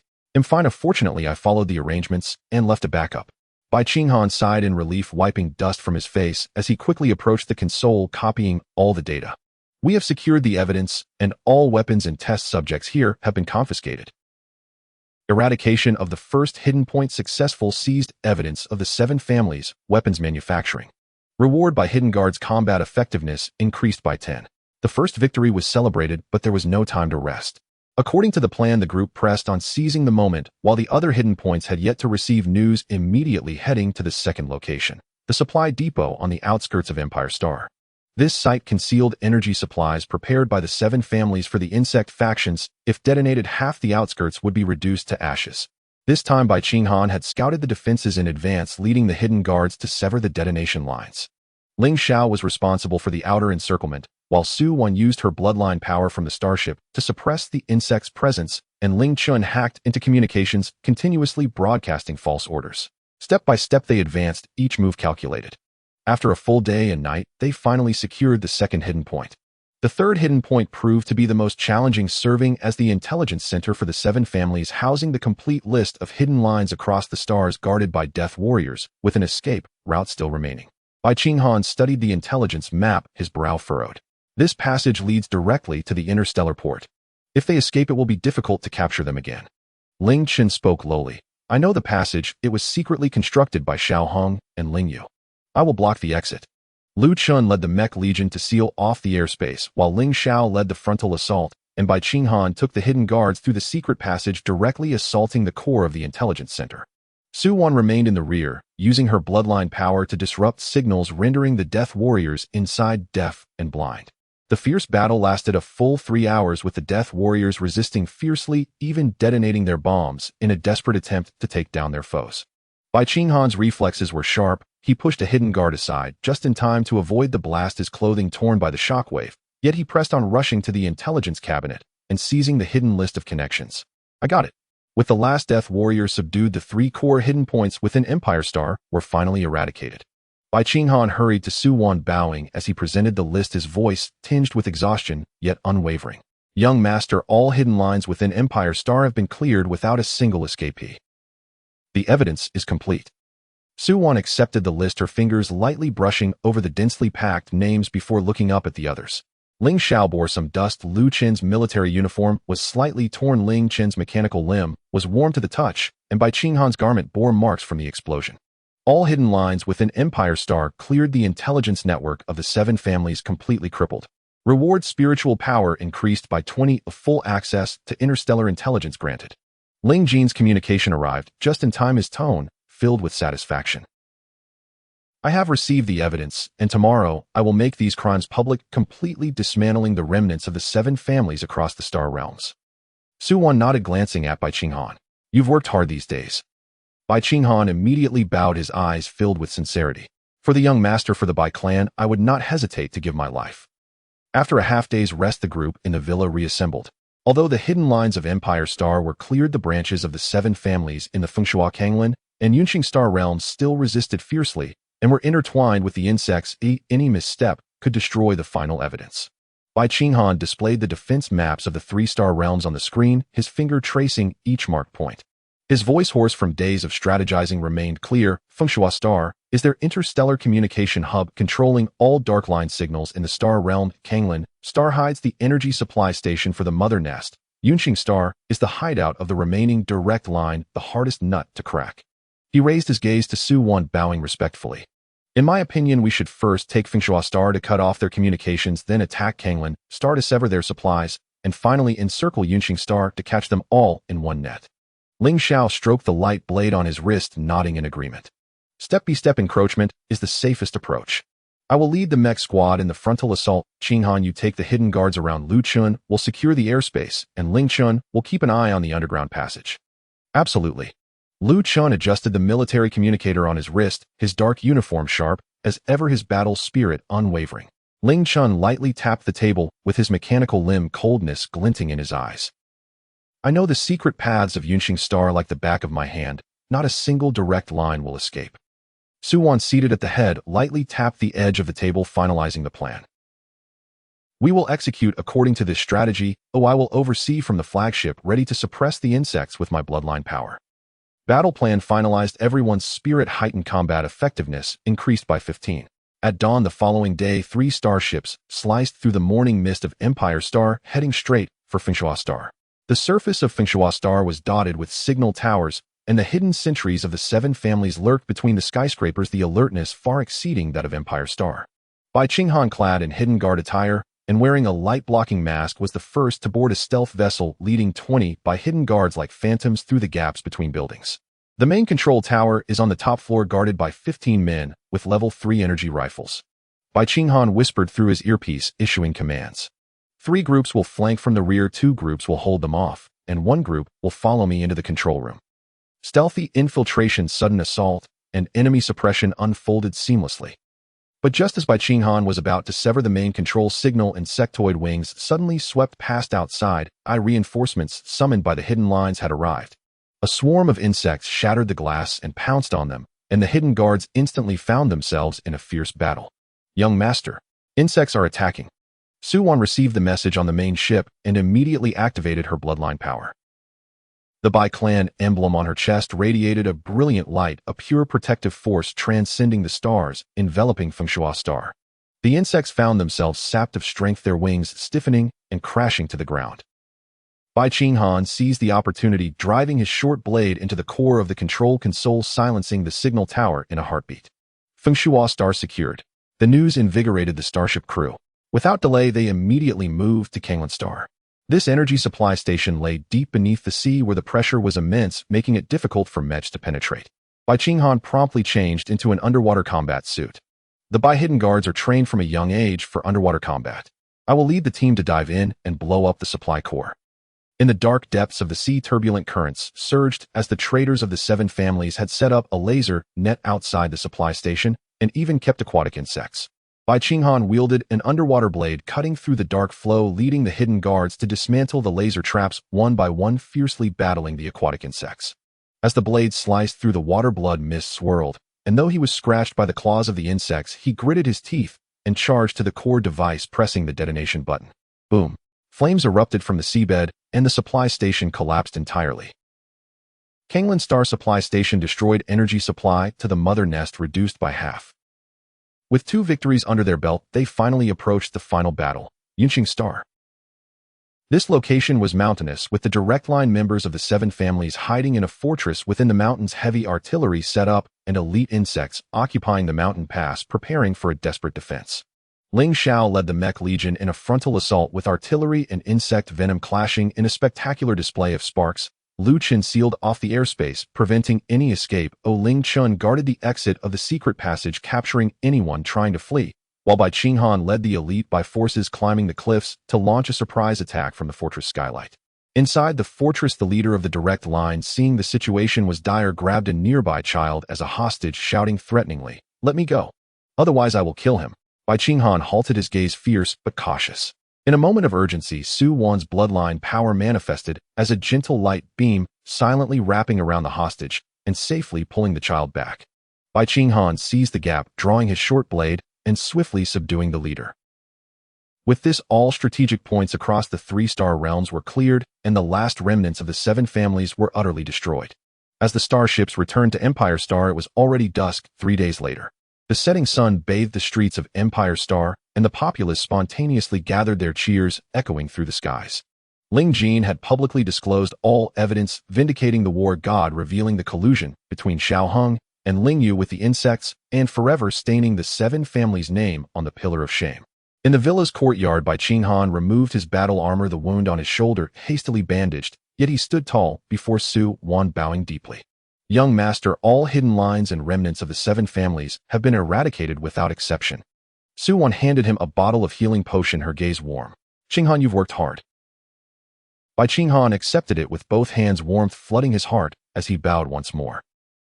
"To relieve the young master of worries and to avenge the Bai clan, I would not hesitate to sacrifice my life." Ling Jin approached, Su Wan speaking softly. "The ancestral starship is fully stocked, and the messenger from the Beastman tribe has arrived at Empire Star, ready to set off for the Bai ancestral land at any time." Su Wan looked toward the depths of space, the Bai clan emblem on her palm radiating warmth. "Tomorrow morning we depart for the Bai ancestral land. The complete eradication of the 7 families' forces has been achieved, and external support for the mother nest has been completely severed. Reward conditions for the complete awakening of the Bai bloodline fulfilled, the ancestral stargate will automatically open." The starship sliced through layers of nebulae, racing toward the depths of the interstellar rift. Inside the cabin, warm light enveloped Su Wan as she nestled in a cashmere chair specially crafted by Ling Xiao, tightly clutching her father by Yuan's battle log. Her fingertips traced the delicate white epiphyllum pattern on the title page, freshly activated by her touch. Just half an hour ago, this unassuming pattern had allowed her to hear a gentle male voice, tender and deep, imbued with a timeless affection and expectation, every word etched into her heart. "My daughter Wan, by the time you hear this message, your mother and I have already sacrificed ourselves for the formation, our souls returning to the heavens and earth. Forgive your parents for not being able to watch you grow up, for not being there when you hatched from your shell, and for not protecting you as you stumbled through childhood. The Bai family has always been responsible for guarding the stars, but what we desire most is not for you to bear burdens, but for you to live peacefully and happily, free from worry. Do not be bound by hatred. Do not force yourself to grow up too quickly. Just hold on to your true self, protect those you cherish, and that will be enough. My daughter Wan, no matter how far you go, our souls will always accompany you, forever proud of you." Even now her fingertips tingled, her heart wrapped in warmth, yet tinged with a bittersweet ache. It dawned upon her she was not merely a solitary spirit adrift in this vast cosmos. She was the child they had longed for. Previously, she had felt like a mere egg in a strange world, utterly alone, but now she understood that the blood flowing through her veins and the people surrounding her granted her immense strength. The gentle voice echoed in her consciousness, flowing like melting snow in a mountain stream, soothing and steady coursing through her bloodline. Su-Wan paused for a moment, then relaxed, raising her eyes to those in the cabin, the bitterness in her gaze gradually transforming into warmth. Ling Xiao sat beside her, his large hand hovering protectively near her chair. Whenever the starship jolted slightly due to passing through an asteroid belt, he would steady it with his mental power. Noticing her gaze, he leaned closer, his fingers deftly brushing away a speck of white fluff from her hair, his dark golden beast-like eyes devoid of the coldness he showed toward the insectoid race, filled only with an inescapable tenderness. What's wrong? Are you feeling unwell? I can ask the pilot to slow down. The mechanical voice in her mind chimed in, devoid of any superfluous emotion.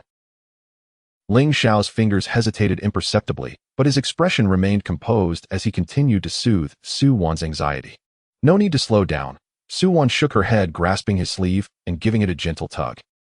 I'm not tired. I just want to know how much longer until we reach the ancestral land. Not long now. Ling Jin approached, dressed in royal white robes embroidered with dark royal patterns, his imperial demeanor softened by his gentle gaze. He released a faint wave of calming mental energy that quietly settled her racing heart, adding, "We will pass through the interstellar rift in 3 hours. The hidden ancestral star is just beyond it. I've instructed the royal guard to clear the outer pathways. There will be no unexpected incidents." The mechanical voice echoed in her mind once more. Ling Jin's eyes flickered with a hint of understanding as he maintained his warm demeanor, raising his hand to display the navigational chart of the ancestral land for Su-Wan, softly explaining the precautions for the journey. Lu Chen stood at the command platform, his dark military uniform crisped, the stars on his shoulder epaulets gleaming under the light. His fingers flew across the display, marking out the asteroid belt's areas of spatial turbulence and potential risks one by one. He glanced at Su-Wan, his gaze stern yet earnest. The Vanguard fleet has already entered the rift for reconnaissance. Any anomalies along the way will be dealt with beforehand. You can rest easy during the journey. The mechanical voice announced in her consciousness. Lu Chen's jaw tightened slightly as he nodded respectfully to Su-Wan, then turned to rearrange the fleet formation with unhurried precision. Ling Chun leaned against a nearby metal pillar, tapping his mechanical leg against the ground as he displayed a three-dimensional map of the ancestral land.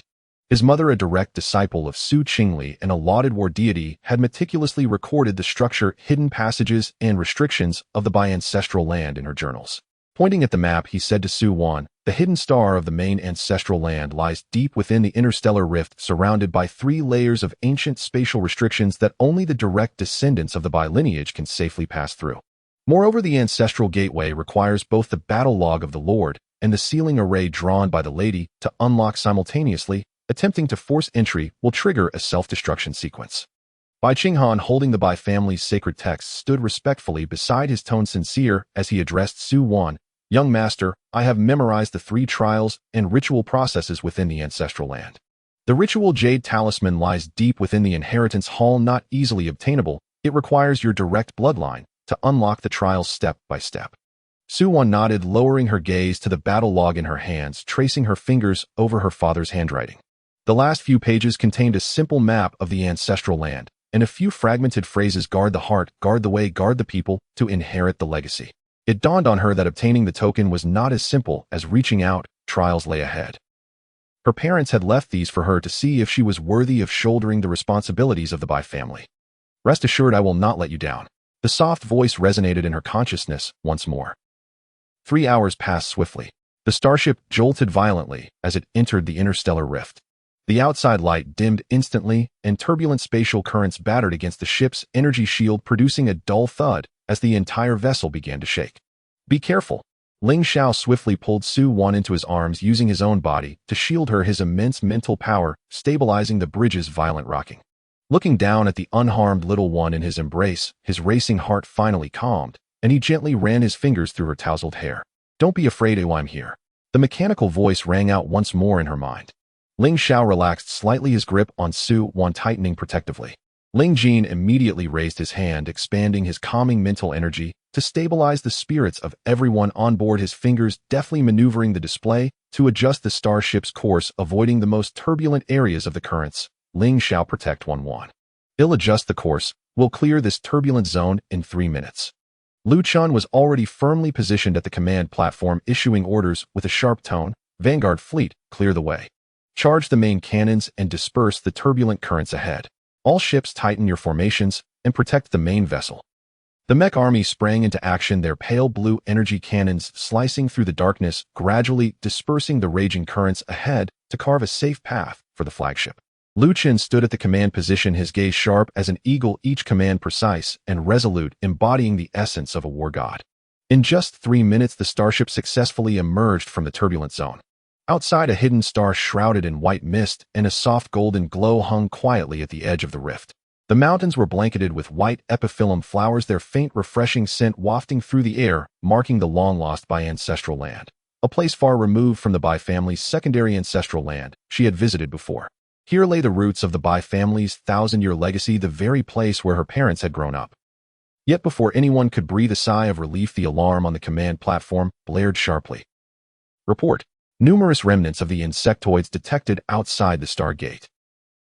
There are also remnants of the 7 major families' warships heading our way. Lu Chen's expression hardened as he swiftly drew his energy, soared, his gaze steady and resolute as he looked at Su Wan. Don't worry, Wan Wan. I'll deal with these pests outside. Oh, I won't let them disturb your entrance to the ancestral land.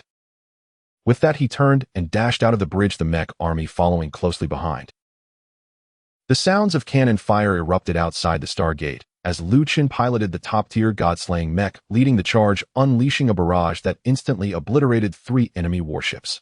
His sole thought was to ensure that these pests would not disturb the soft little one within. The mechanical voice echoed in her mind once again. Lu Chen's movements intensified. Within half an hour, he led the mech army to completely cleanse the enemy forces outside the Stargate, leaving not a single stray ship behind. The starship came to a steady stop before the Stargate. Before them loomed the towering white jade Stargate, intricately engraved, with the bi-epiphyllum patterns still intact after millennia. There were no locks, only 2 parallel grooves perfectly sized to hold the battle log and the array diagram. Su Wan stepped out of Ling Xiao's embrace and walked slowly to the Stargate. She looked down at the battle log in her hands, then retrieved her mother's hand-drawn sealing array diagram. Taking a deep breath, she embedded both items into the grooves simultaneously. In an instant, the Stargate erupted in dazzling warm golden light, and the bi-epiphyllum pattern on her chest glowed brightly, perfectly aligning with the patterns on the Stargate. The heavy Stargate emitted a long-forgotten hum, slowly swinging open. Behind it, the mountains of white epiphyllum flowers bloomed in response, their petals falling like snow, creating a path of white jade leading deep into the ancestral land. At the end of the path stood the ancestral hall of the Bai family, with the Hall of Inheritance nestled behind the ancestral hall. Ling Xiao stepped forward first, protecting Su Wan side, his gaze scanning the surroundings vigilantly. He'll go first to follow closely behind me. He'll test for traps. No need. Su Wan grasped his sleeve, shaking her head. The Bai family's traps only harm enemies, not me. You can all follow me. Nothing will happen. She stepped onto the white jade path, and sure enough, the shimmering runes along the roadside dimmed into a gentle glow the instant she set foot upon them, becoming remarkably docile. Ling Xiao remained steadfastly at her side, while Ling Jin and Lu Chen flanked her, and Ling Chun and Bai Qinghan followed closely behind, moving steadily towards the Hall of Inheritance. Half an hour later, they stood before the Hall of Inheritance. The doors were tightly shut, etched with 3 trial runes labeled "Guard the Heart, Guard the Way, Guard the People." Bai Qinghan stepped forward, immediately bowing as he explained, "Young master, these are the 3 trials of the Bai family legacy. Only by passing them in order will the doors open, and the ritual jade talisman lies upon the altar within." Su Wan nodded and placed her hand on the first, "Guard the Heart" rune. The moment her fingertip touched the rune, her surroundings shifted abruptly. It was as if she had returned to the moment she hatched back to that desolate dead star where countless insectoids surged toward her, and behind her lay an abyss. Countless voices whispered in her ears, enticing her, "Give up, hide away. You can't protect anyone, you're just a useless little one." But as she gazed at the oncoming insectoids, she felt no inclination to retreat. "I am no longer a newly hatched little one. I have people to protect, a mission to fulfill. Ooh, I will not back down." She raised her hand, the power of her Bai bloodline surging forth, a soft golden light, exploding, shattering the illusion before her. The first trial of Guard the Heart was passed, and the reward was a permanent increase of 30 to her mental strength, rendering her immune to all mental manipulation. The first rune on the hall doors lit up in response. In the second trial of Guard the Way, she found herself on a battlefield sealed 1,000 years ago. She witnessed her parents being backstabbed by the 7 major families, surrounded by insectoids, and the entire Bai clan fighting valiantly. The soft voices of her parents echoed in her ears. "Wan Wan, remember, the Bai family's way is never revenge, it is protection." As she stared at the blood-soaked battlefield, her eyes brimmed with tears, yet she spoke firmly. I remember. I will guard this starry expanse, protecting the myriad homes that my parents fought for with their lives. With her words, the illusion dissipated again. The second rune lit up in response. In the third trial of Guard the People, she stood at the edge of an interstellar abyss surrounded by countless insectoids with billions of lives behind her. Without a moment's hesitation, she raised her hand and summoned her mother's sealing array even as her bloodline surged, knowing she might have to sacrifice herself, but she did not falter. I am the young master of the Bai family. Protecting the stars is my destiny and my choice. A blinding white light erupted, and the third rune lit up completely. The heavy doors of the Hall of Inheritance slowly swung open. In the center of the white jade altar within a jade talisman inscribed with by epiphyllum patterns floated serenely, the very artifact they had sought for so long. Su-Wan stepped onto the altar, extending her hand. The moment her fingertip contacted the talisman, it transformed into a streak of light, settling steadily in her palm. Almost simultaneously, the time-space crystal and the remnants of the war gods soared from her bosom, forming a triangular formation with the ritual jade talisman as the three beams of light intertwined, flooding into her body. The gentle voice in her consciousness conveyed a sense of warmth. The mechanical voice echoed in the minds of Ling Xiao, Ling Jin, and Lu Chun. Su-Wan slowly opened her eyes, her amber gaze sparkling like stars, embodying both the purity of a young one and the gravitas of a thousand-year legacy. She stepped down from the altar, facing the 5 people gathered at the door. A radiant smile graced her lips as she raised the 3 tokens high. The tokens are complete. Next we shall venture into the interstellar abyss and resolve this 1,000-year-old grudge. The mountain wind swept into the Hall of Inheritance, carrying the scent of blooming white epiphyllum flowers as the 1,000-year wait finally culminated in this moment, heralding the final chapter. Emerging from the Hall of Inheritance, Su-Wan walked at the front.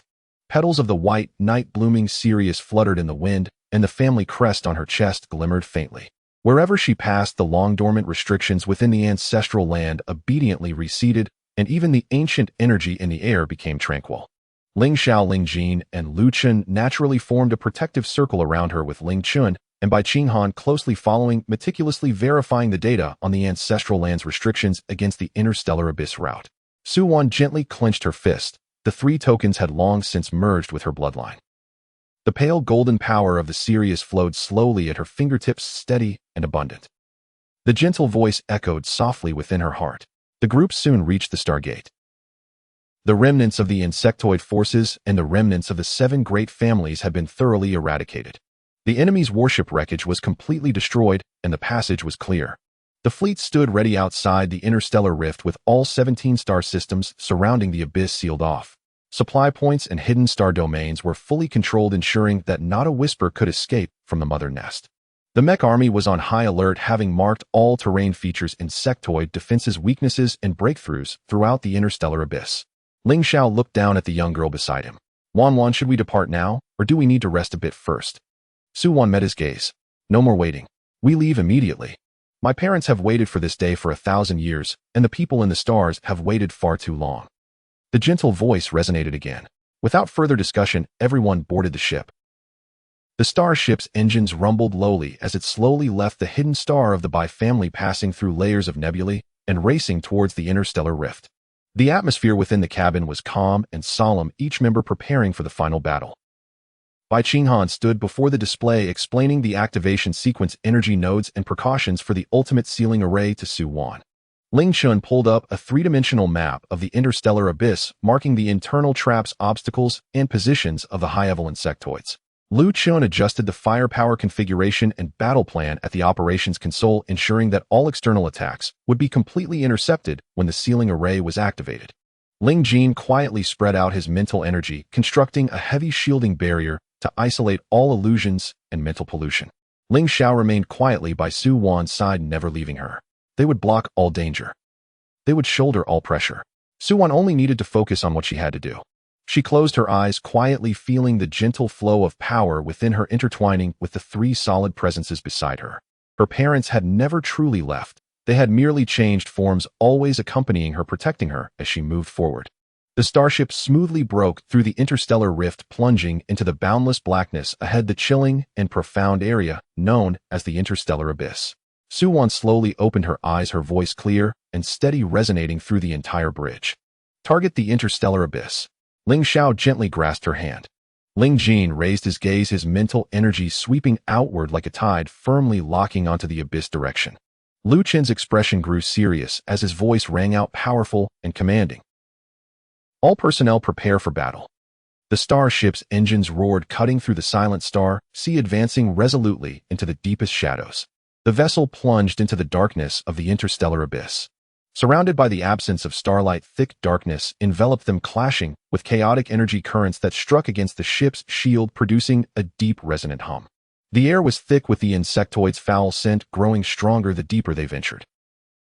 Seated in the captain's chair, Su Wan felt the serious power within her bloodline stir slightly, developing a clear resonance with the source of the insectoids deep within the abyss.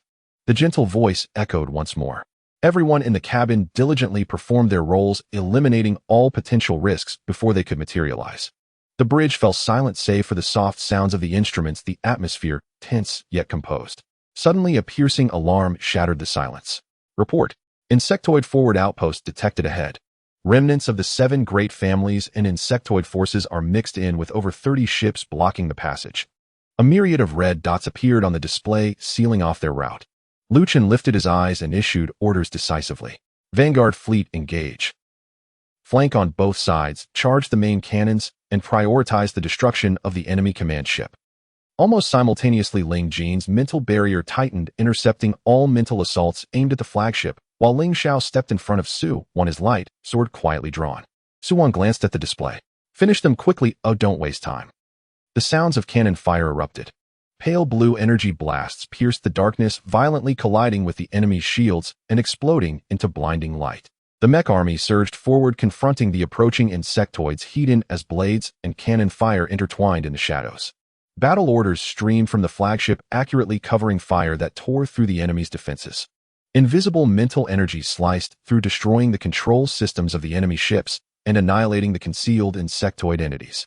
In less than 15 minutes, the red dots on the display extinguished entirely. The enemy ships were annihilated, and the insectoid forward outpost was completely obliterated, reopening the passage. Detected that the young one is safe. All Guardian tasks are complete. Reward: enhanced perception of the insectoid source for the young one, and increased damage dealt to the insectoids for all personnel.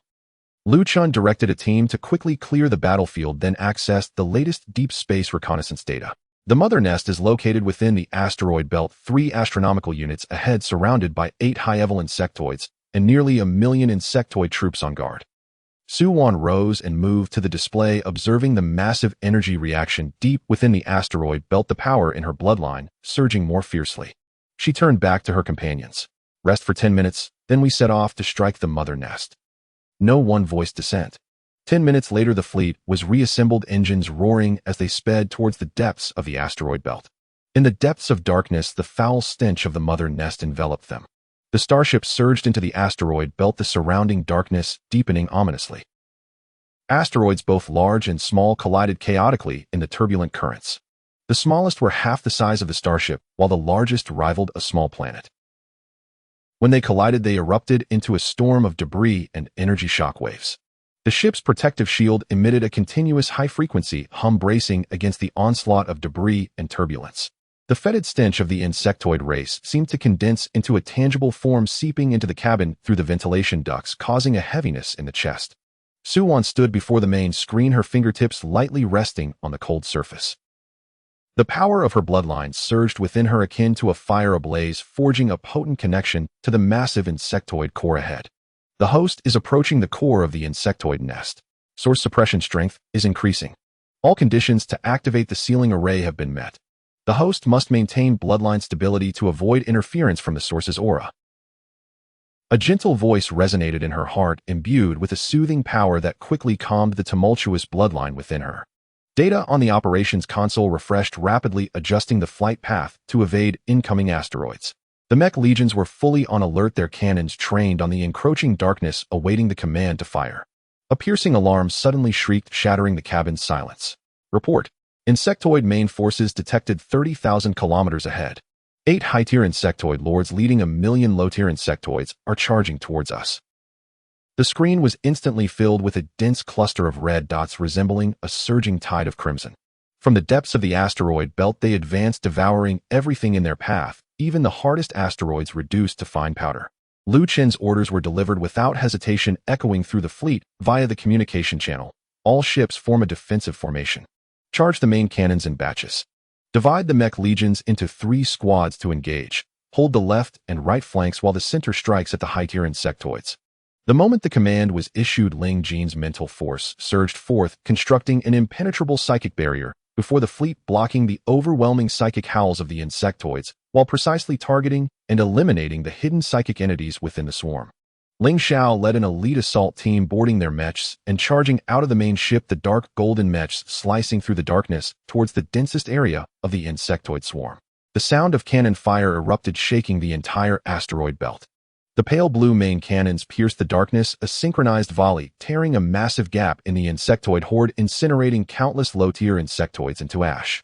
The mech legions plunged into the swarm like daggers, their light blades whirling as they sliced through the approaching insectoids. Yet the sheer number of low-tier insectoids was overwhelming. After one wave was decimated, another surged forth, relentless and fearless, crashing against the shields and attempting to corrode their surface with acidic fluids. Ling Xiao led the charge at the forefront, each swing of his light sword cleaving through numerous insectoids. He confronted the strongest of the 8 high-tier insectoids, a blade bug its size comparable to a small warship with a shell so hard it could withstand main cannon fire. Its forelimbs were like the sharpest swords, cleaving through a mech with a single blow. The two collided, the screech of metal reverberating through the dark as light blades clashed against blades, igniting a shower of sparks. The remaining 7 high-tier insectoids also sprang into action. Some spewed powerful acids capable of melting mechs, others charged at the fleet formation with their heavy shells, while others hid within the swarm, unleashing psychic pollution in an attempt to breach Ling Jin's mental barrier. Lu Chen commanded from the command deck, issuing precise orders as firepower was adjusted to keep 6 physically attacking high-tier insectoids at bay. Meanwhile, Ling Jin remained focused, confronting the last remaining psychic high-tier insectoid, their intangible mental forces clashing in the darkness, sending ripples of energy spiraling outward. Ling Chun, leading a small team, flanked the side, detonating an insectoid hatchery hidden behind the asteroids. Countless unhatched eggs were obliterated, severing the insectoid's reinforcements. Bai Qinghan stood beside Su Wan, holding the ancient texts and continuously verifying the energy nodes of the sealing array, ensuring Su Wan could activate the formation at any moment. After half an hour of combat, the visible number of insectoids finally began to dwindle, but the fleet had also suffered damage. A dozen mechs were destroyed and 2 escort ships had their shields breached, forcing them to withdraw from the battlefield. 3 of the 8 high-tier insectoids had been slain, while the remaining 5, though wounded, grew increasingly frantic in their assault. Just as the battle seemed to stabilize, an unexpected turn of events occurred. Several dark energy cannons suddenly fired from the gaps in the nearby asteroids, targeting the main ship's bridge. The target was unmistakably Su Wan, standing before the screen. The shields instantly flared up, yet the energy cannon struck with such force that the shield quaked violently, its surface cracking like spiderwebs. Alarms blared once more in the cabin, and Su Wan felt a sharp pain in her chest as the power of her bloodline surged wildly, seemingly triggered by something, the clan's symbol on her chest burning with an unbearable heat, her vision blurring. Report: hidden warships detected in the side asteroid belt. They belong to the remnants of the 7 great families. A total of 12 ships, all modified, just fired forbidden energy cannons. New red dots appeared on the screen, concealed within the previously overlooked asteroid gaps, clearly laid in ambush, waiting for them to weaken each other before launching a surprise attack. From the communication channel came a sinister laugh laced with deep-seated hatred. You remnants of the Bai family, did you think we'd forgotten? Your parents died at our hands, and today you will too. We can destroy the Bai family once we can do it again. These were the descendants of those who had orchestrated the betrayal of Bai Yuan and his wife, leading the remnants this time. They had resorted to the forbidden techniques that once betrayed the Bai family, manipulating the power of the insectoid source specifically against the Bai bloodline, aggravating its backlash, and interfering with the sealing array's operation, even causing the insectoid source to spiral into chaos. Su Wan braced herself against the console, her fingertips turning pale as the turmoil within her bloodline intensified, akin to countless needles piercing her. In her ears, the roar of the insectoid source echoed constantly, tempting her spirit. The host is experiencing a backlash from forbidden techniques against the bloodline. Source interference is escalating and the compatibility of the sealing array is decreasing. Purification of the backlash power is underway. Please stabilize your mind. The gentle voice carried a hint of urgency, continuing to resonate within her as a faint golden power circulated within her, attempting to suppress the agitated bloodline. Simultaneously, three figures sprang into action. Ling Xiao swiftly dispatched the blade bug he had been battling for so long, revving his mech's engine to the max as he darted back towards the main ship, swinging his light sword to shatter the pursuing energy cannons. Ling Jin retracted most of his mental force, enveloping Su Wan, completely shielding her from all source temptations and psychic pollution, while directing the backlash of the forbidden techniques with great force. A cry of anguish echoed through the communication channel as the source's origin was struck. Lu Chun had already redirected all main cannon fire towards the warships hidden in the asteroid gaps, simultaneously ordering the mech legions to defend, protecting the main ship at all costs. Threat detected against the Cub host's protective behavior activated. Reward Cub's bloodline backlash paused temporary immunity to source interference lasting 15 minutes. The cold mechanical voice resounded in the hearts of the three, devoid of emotion, yet precisely stabilizing Su Wan's condition. Taking a deep breath, Su Wan suppressed the metallic taste in her throat, raising her gaze to the concealed warships on the screen, her eyes devoid of fear, only cold determination. She raised her hand, her fingertips glowing with a faint golden hue of the Tianhua power flowing through her bloodline, not only suppressing the backlash, but also redirecting the forbidden energy that had provoked her bloodline outward. The faint golden light followed the trajectory of the energy cannons, swiftly spreading to the 12 warships. Wherever it passed, the dark power of the forbidden techniques was instantly purified and the warship's control systems failed.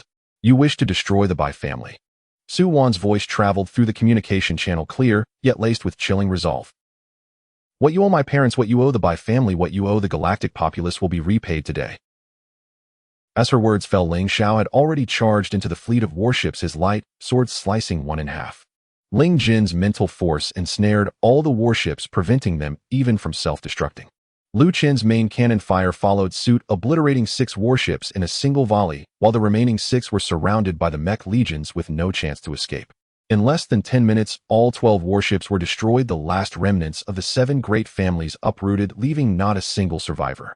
With the ambushers dealt with, the team turned their attention back to the remaining 4 high-tier insectoids. Without the enhancement of forbidden techniques and the cover of the swarm, the already wounded high-tier insectoids could not withstand the combined assault of the 3. In less than a quarter of an hour, the last 4 high-tier insectoids were all slain, exploding into a cloud of ash. The million-strong insectoid army was completely eradicated. The cannon fire in the asteroid belt gradually subsided, leaving only the faint sound of debris striking the ship. The fetid stench in the air lessened, significantly replaced by the scent of smoke and residual energy. Lu Chen quickly assessed damage and adjusted the fleet's formation. Ling Xiao returned to the main ship with the assault team, the mech hatch opening as he hurried to Su Wan's side, steadying her trembling arm with his cool touch, providing support despite the battle's aftermath. Ling Jin withdrew his mental force, the coldness in his gaze dissipating, replaced by concern for her. Su Wan shook her head, indicating she was fine. I'm okay, don't worry about me. She raised her eyes towards the screen where the enormous, writhing, flesh-colored entity lay revealed deep within the asteroid belt. That was the insectoid nest. It resembled a colossal planet suspended in the depths of the asteroid belt, its surface covered in countless hatching chambers swarming with low-tier insectoids. The fetid stench emanated from here. At the core, a swirling mass of black energy represented the insectoid source and was Su Wan's ultimate target for sealing. The fleet advanced slowly, halting 10,000 kilometers from the nest, all cannons aimed at the core. The mech legions formed a protective ring around the main ship, readying themselves for the final showdown. Su Wan stepped to the front of the bridge, her gaze fixed on the immense nest. The power of her bloodline settled peacefully, fully merging with the strength of the 3 artifacts flowing steadily within her. The host has arrived at the core of the insectoid nest. The ultimate sealing array is ready for activation. Do you confirm activation? The gentle voice resonated in her heart, imbued with solemnity. Su Wan did not respond, immediately turning to look at those behind her. Ling Xiao stood at her side, his fingers hovering protectively over her, prepared to deflect any danger. Ling Jin and Lu Chun positioned themselves behind her, one shielding her mind with full mental force, the other commanding securing her rear. Ling Chun and Bai Qinghan flanked her, ready to respond to any unforeseen circumstances. All eyes were upon her. Su Wan slowly turned back, gazing at the insectoid nest once more. Taking a deep breath, she raised her hand. Faint golden patterns of Tianhua illuminated from beneath her feet, spreading across the ship, intricately outlining a massive array in the void, resonating with the clan's symbol on her chest. The powers of the time crystal, the battle god's remnant blade, and the ritual jade symbol erupted simultaneously, intertwining their light into the array. Ultimate Sealing Array Activate. The array in the void glowed instantly, the brilliant pale golden light piercing the darkness of the galactic abyss, slowly enveloping the colossal insectoid nest. The nest thrashed violently as countless insectoids roared forth, and the insectoid source emitted a frenzied howl, the black energy surging, attempting to break free from the array's grasp. The pale golden seal array unfurled completely, enveloping the vast insectoid mother nest within its confines. The intricate patterns of the array pulsed, the purifying power of the Bi-Clan's legacy continuously permeating through. The hatching chambers on the surface of the nest erupted in succession, unformed insect eggs instantly reduced to ashes. The essence of the insectoid race let out a deafening roar as dark energy surged from the core of the nest, violently crashing against the array's barrier and creating blinding ripples of energy. The bridge trembled slightly as Su-Wan stood at the core of the array, her hands forming seals. The ephemeral power surged from her fingertips into the array without interruption. The patterns beneath her feet resonated with the grand formation in the void above, and the Bi-Clan's emblem on her chest shone brilliantly, effectively isolating the dark aura of the insectoid essence. The gentle voice echoed in her heart. The host is maintaining the ultimate sealing array, the purifying power is functioning normally, and the insectoid essence is being continuously suppressed. Bloodline energy must be maintained without interruption. The mother nest's counterattack suddenly intensified. Countless mutated elite insectoids surged forth from the depths of the nest, fearlessly crashing into the array's barrier. Acidic fluids, sharp claws, and energy cannons bombarded in succession, causing the golden light on the surface of the array to flicker and develop fine cracks. Ling Xiao, Ling Jin, and Lu Chun formed a triangular formation surrounding the array, protecting Su-Wan in the center. Ling Xiao drew his lightsaber, synchronizing the main cannon of his mech to fire. Each swing of his sword shattered several attacking elite insectoids, establishing an impregnable defense before the array. Ling Jin unleashed his mental energy as countless blades precisely slaughtering the psychic entities within the swarm, while simultaneously reinforcing the array's barrier to counteract the essence's psychic assault. Lu Chen commanded from the control platform, the fleet firing in waves, obliterating the oncoming insect swarm in droves. The mech corps split into two teams to cut off any escape routes for the insectoids. The sounds of gunfire, metal clashing, and the roars of the insectoids intermingled, causing the entire asteroid belt to tremble slightly. The number of elite insectoids exceeded expectations as the mother nest poured all its accumulated strength into the fray. After one wave was defeated, another would follow relentlessly in an attempt to disrupt the seal. Ling Chun led an assault team around to the side of the mother nest, detonating its energy supply chamber. Black insect blood sprayed forth, causing the nest to shudder violently. Bai Qinghan stood at the edge of the array, continuously reinforcing it with Bi-Clan runes to counteract the corrosive effect of the insectoid's acidic fluids. The battle raged on for nearly an hour, with the mother nest's counterattack gradually diminishing. Fewer insectoids broke free, and the purifying power of the array had already penetrated to the core of the nest. The roar of the insectoid essence grew increasingly frantic, its dark energy contracting ominously, evidently preparing for a final retaliation. Su-Wan's complexion paled slightly. The continuous output of bloodline energy was taking a toll on her. Her fingertips trembled, yet she showed no sign of stopping. She could distinctly feel the power left by her parents merging completely with her own. The three tokens of power gleamed ever more brightly, and the efficacy of the sealing array continued to rise. At that moment, the insectoid essence erupted. The core of the mother nest exploded abruptly, unleashing a surge of dark primordial energy that coalesced into a colossal insectoid entity rivaling the size of the flagship. Its antennae glimmered with a destructive radiance as it opened its mouth to unleash a black primordial cannon aimed directly at Su-Wan at the heart of the array. This strike gathered the entirety of the insect race's strength. Wherever it passed, the void tore apart, and asteroids were instantly reduced to dust. Ling Xiao immediately pushed his mech to its limits, leaping to shield the array, his lightsaber poised to create a barrier. All of his mental energy and mech power surged forth as he erected a shield. The primordial cannon collided violently with the barrier, causing the mech to emit a strained hum as its outer armor shattered under the pressure, yet Ling Xiao did not retreat an inch despite the metallic tang rising in his throat. Ling Jin unleashed his mental energy in full, merging it with Ling Xiao's barrier, while simultaneously launching a fierce counterattack along the trajectory of the primordial cannon into the consciousness of the insectoid essence. The insectoid entity let out a pained howl. The power of the primordial cannon diminished drastically. Lu Chun had long since redirected all main cannons, dozens of shots firing in unison, colliding with the primordial cannon and igniting a storm of energy. The mechanical voice resounded in their minds, detected juvenile under lethal attack from primordial source. Host self-sacrificial defense is highly effective. Reward ceiling array powered, doubled juvenile's energy, fully restored, temporary surge in bloodline power. Almost simultaneously, Su Wan felt the ephemeral power within her surge explosively, her drained strength replenished in an instant.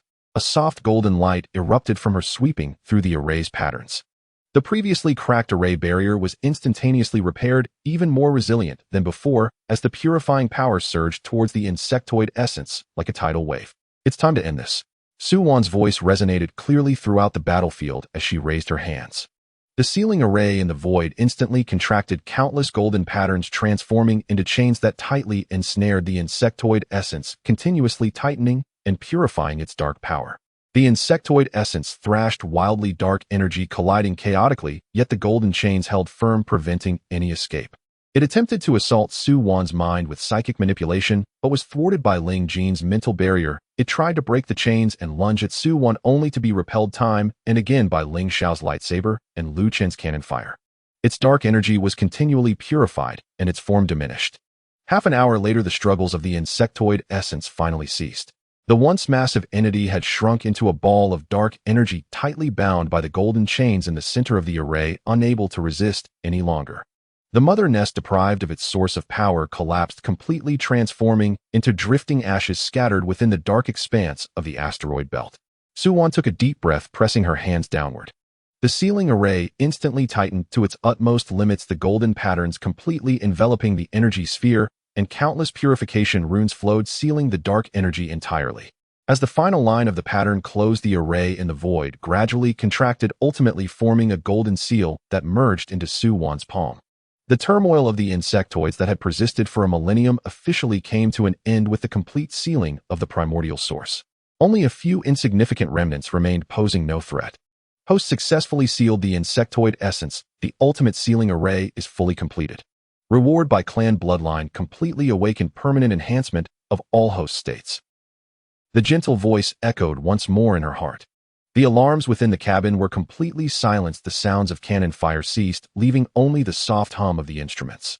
Ling Xiao emerged from his damaged mech, quickly approaching Su Wan and steadying her swaying figure.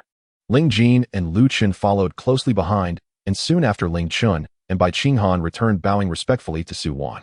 The communications channel erupted with jubilant cheers from countless warships and mechs, spreading through the interstellar signals to every system within the Empire and the Alliance.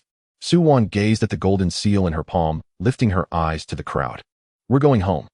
The fleet slowly adjusted its course, the engines roaring as they departed from this long, silent interstellar abyss, steadily heading into the depths of the starry sea.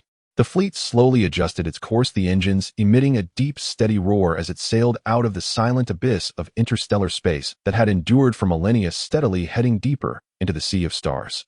Outside the window, the thick darkness had dissipated, replaced by scattered starlight filtering through the porthole, illuminating Su Wan's slightly pale little face. At just 4 years old, her small body was securely cradled in Ling Xiao's arms, her soft cheek against his chest, her fingertips clutching the recently formed golden seal mark. The rancid scent of the insect race was left far behind, and the tense atmosphere within the cabin gradually eased, yet the lingering exhaustion from the sustained output of Tan Hua's power made her instinctively curl closer into Ling Xiao's embrace. "Wan, if you're tired, just take a nap," Ling Xiao said, tightening his arms around her, wrapping her chilly hands and feet in his warm jacket. He gently rested his chin on her soft head, speaking in a voice tender and gentle, as if afraid of breaking the precious treasure in his arms. "It will take 3 more days to return to Dawnstar. With us here, you have nothing to fear." Su Wan obediently nodded. Just as she closed her eyes, that familiar, gentle mechanical voice echoed in her mind. "Host's bloodline circulation is stable. Full status recovery in progress. Current recovery rate 25. No risk warnings." It was this voice that had left her with an unshakable curiosity throughout their journey. Previously in the Ancestral Heritage Hall, she had heard the recordings left by her parents in the Inheritance Crystal. The voice belonging to her mother, Su Qingli, was strikingly similar to the system's voice in her mind, even down to the soft tone at the end of the sentences. At that time, with the impending battle weighing heavily on her mind, she had no time to ponder it. But now as the dust settled, something fell off like a stone thrown into a lake, sending ripples through her heart. The 3-day voyage was smooth and uneventful. Ling Jin would come over after handling urgent Imperial War directives to peel the wrappers off nutrient paste for her, using his soothing mental energy to alleviate the fatigue caused by her bloodline. Lu Chun would always bring her favorite interstellar milk candies after tallying the battle losses, quietly standing by her side, saying little, but always accurately handing her a warm cup of water whenever she reached for it. Ling Xiao was never far away, whether eating, sleeping, or resting, always keeping her nestled in his arms, tightening his embrace whenever the starship jolted to protect her small body. Cuddled in Ling Xiao's arms, Su Wan listened to the occasional system notifications in her mind, her little brows furrowing tighter. Who besides her blood relatives would watch over her day and night regardless of the cost? Who would understand her bloodline limits better than she did herself, always able to pull her back just when she was about to break? 3 days later, the fleet landed steadily in the private airspace of Dawnstar. The familiar breeze carried the sweet scent of soft fluff flowers, with the silver-gray outline of the 7th Legion's garrison visible in the distance, and nearby was the safe house Ling Xiao had built for her, its courtyard filled with her favorite flowers and plants.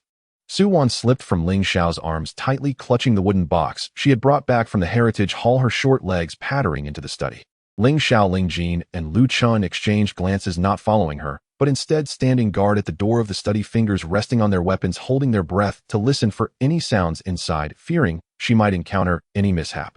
Inside the study, Su Wan climbed onto a small stool to reach the desk, cautiously opening the wooden box.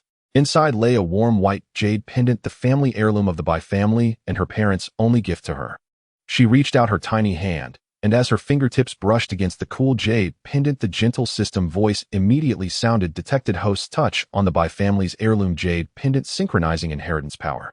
In that instant, Su Wan trembled, instinctively tightening her grip on the pendant. The recorded voice of her mother in the inheritance crystal and the system's voice finally merged completely in her mind. Her cheeks puffed up, her round eyes suddenly reddening, and in a soft childlike cry she asked, "Who are you really? Stop pretending to be a system and tricking me." The consciousness within her mind fell silent with no response, only a faint energy fluctuation gently swaying, as if someone was frantically avoiding her. "I know it's you." Su Wan shivered, tears splattering onto the warm jade pendant. "When Ling Chun defected to the insect race and fused with the mother nest, you only then appeared. You're not some golden finger from another world. You are my mother, Su Qingli, aren't you?"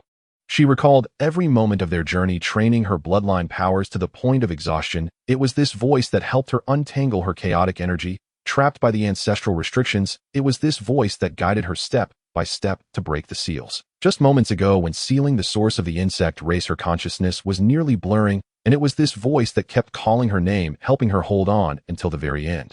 She had always thought it was merely her good fortune to possess the essential golden finger of a transmigrator, but now she understood that it was not luck at all. Her mother had always been hidden in the shadows, desperately protecting her. After a long silence, the system voice, which had remained stable and mechanical, finally shed all pretense, carrying the suppressed sobs and affection of 1,000 years, gently calling out, "Wan Wan, my precious daughter." With that, Su Wan could no longer hold back and burst into tears. Hunched over on the stool, clutching the jade pendant, her shoulders shook violently as the grievances and longings accumulated over the years surged forth in that moment. "Mother, mother," she sobbed, her small voice cracking with emotion. "Why did you only recognize me now? I thought I was a child without parents. It's my fault letting my Wan Wan suffer." Su Qingli's voice was filled with an unshakable guilt. "When your father and I were betrayed by the 7 great families and sacrificed ourselves to seal the insect race's rift, our souls were on the brink of scattering. The Lord of Gods, moved by our dedication to guarding the stars, granted us one last chance, allowing us to use the remnants of our souls to form 2 protective thoughts, waiting to watch over you as you grew. But our soul thoughts were too weak. I could only attach myself to your body, following you in slumber, unable even to speak a word." Her voice was soft and filled with endless heartache. "It wasn't until Ling Chun defected to the insect race, putting you in a life-and-death crisis, that my soul was finally stimulated. That was when I could awaken the power within my residual soul, and I became this system, truly emerging to protect my Wan Wan."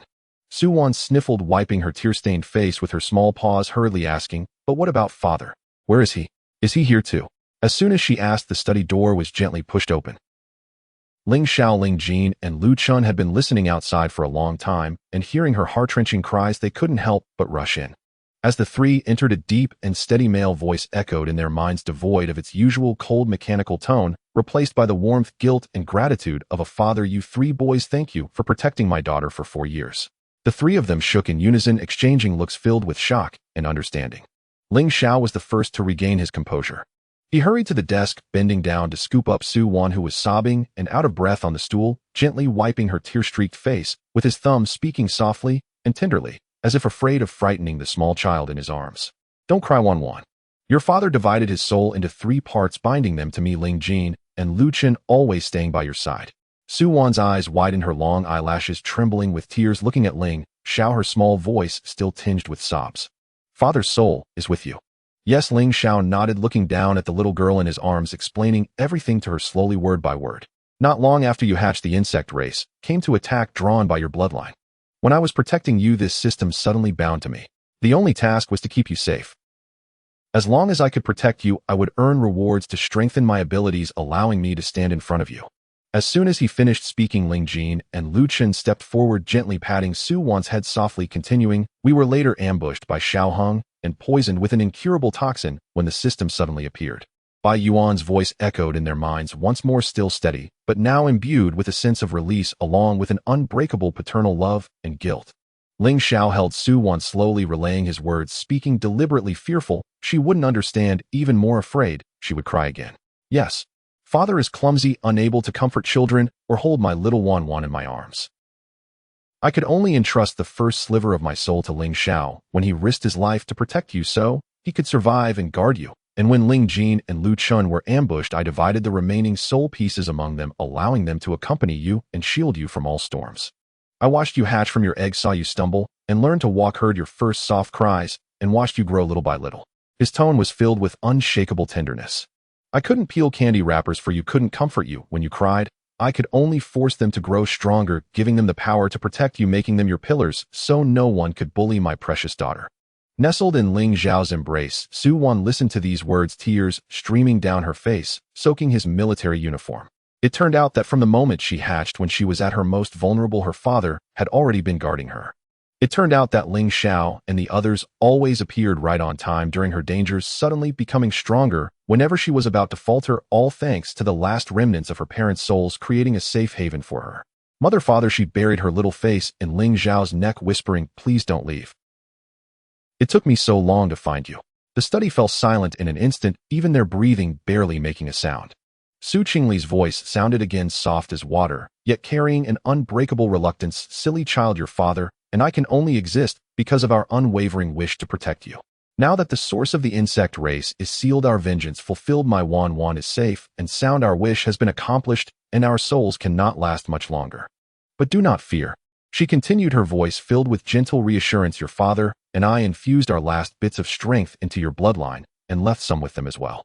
From now on, no matter where you are or what danger you encounter, the strength of your father and mother will protect you. No matter how far you go, the love and concern of your parents will always be with you." Bai Yuan's final words also came through Ling Xiao, firmly landing in Su Wan's ears. "My Wan Wan, you no longer need to bear the burden of the Bai family, nor do you need to be a great hero. Just be yourself from now on, eat what you want, play what you want, and be safe and happy. With these 3 accompanying you, your mother and I can rest easy. Live well, my precious daughter." As the last words faded, the 2 voices grew fainter, like the wind brushing against the petals of soft fluff flowers, dissipating slowly into the air. Su Wan distinctly felt 2 warm streams of energy flowing into her limbs and bones, completely merging with her by bloodline. The crest on her chest warmed slightly, as if her parents' hands were gently stroking her head. Ling Xiao and the others also sensed a steady power entering their bodies, firmly binding with Su Wan's essence, forever sharing life and death, protecting her fully. It was a promise from a father entrusted to them with his last remnants of soul, a lifetime of commitment. Clutching the jade pendant against her chest, nestled in Ling Xiao's arms, Su Wan sobbed quietly, finally understanding that they had always been there for her, in the most clumsy yet profound way, accompanying her for an entire millennium, protecting her for an entire millennium. Ling Xiao held her gently, rubbing her back, as if lulling her to sleep, his voice so soft it could drip with tenderness. "Don't cry, Wan Wan. Your parents have always been here in your bloodline by our sides, forever accompanying you." Ling Jin offered her a warm cup of sweet water, bringing it to her lips, coaxing, "Softly drink some water, Wan Wan. Your voice has gone hoarse from crying. From now on, we'll always be with you. Go wherever you want, do whatever you want." Lu Chen stood by quietly placing the wooden box on the table, wiping the jade pendant clean with a soft cloth before putting it in Su Wan's small pocket, promising solemnly, "We will protect you for a lifetime," living up to Bai Uncle's trust. Su Wan took a sip of the sweet water, her tear-stained eyes glancing at Ling Xiao holding her, then at Ling Jin and Lu Chun beside her, her small hands reaching out to wrap around their necks, burying her face among them, softly murmuring an affirmative sound. Outside the window, the wind stirred the petals of the soft fluff flowers falling onto the windowsill of the study. A love that transcended millennia, a bond that crossed life and death, finally settled in that moment, bringing peace to their hearts. In the years to come, love would endure and protection would remain. The next morning, the first shaft of dawn filtered through the floor-to-ceiling window and fell softly across the princess' bed padded with cashmere. Su Wan awoke to a lingering sweet fragrance.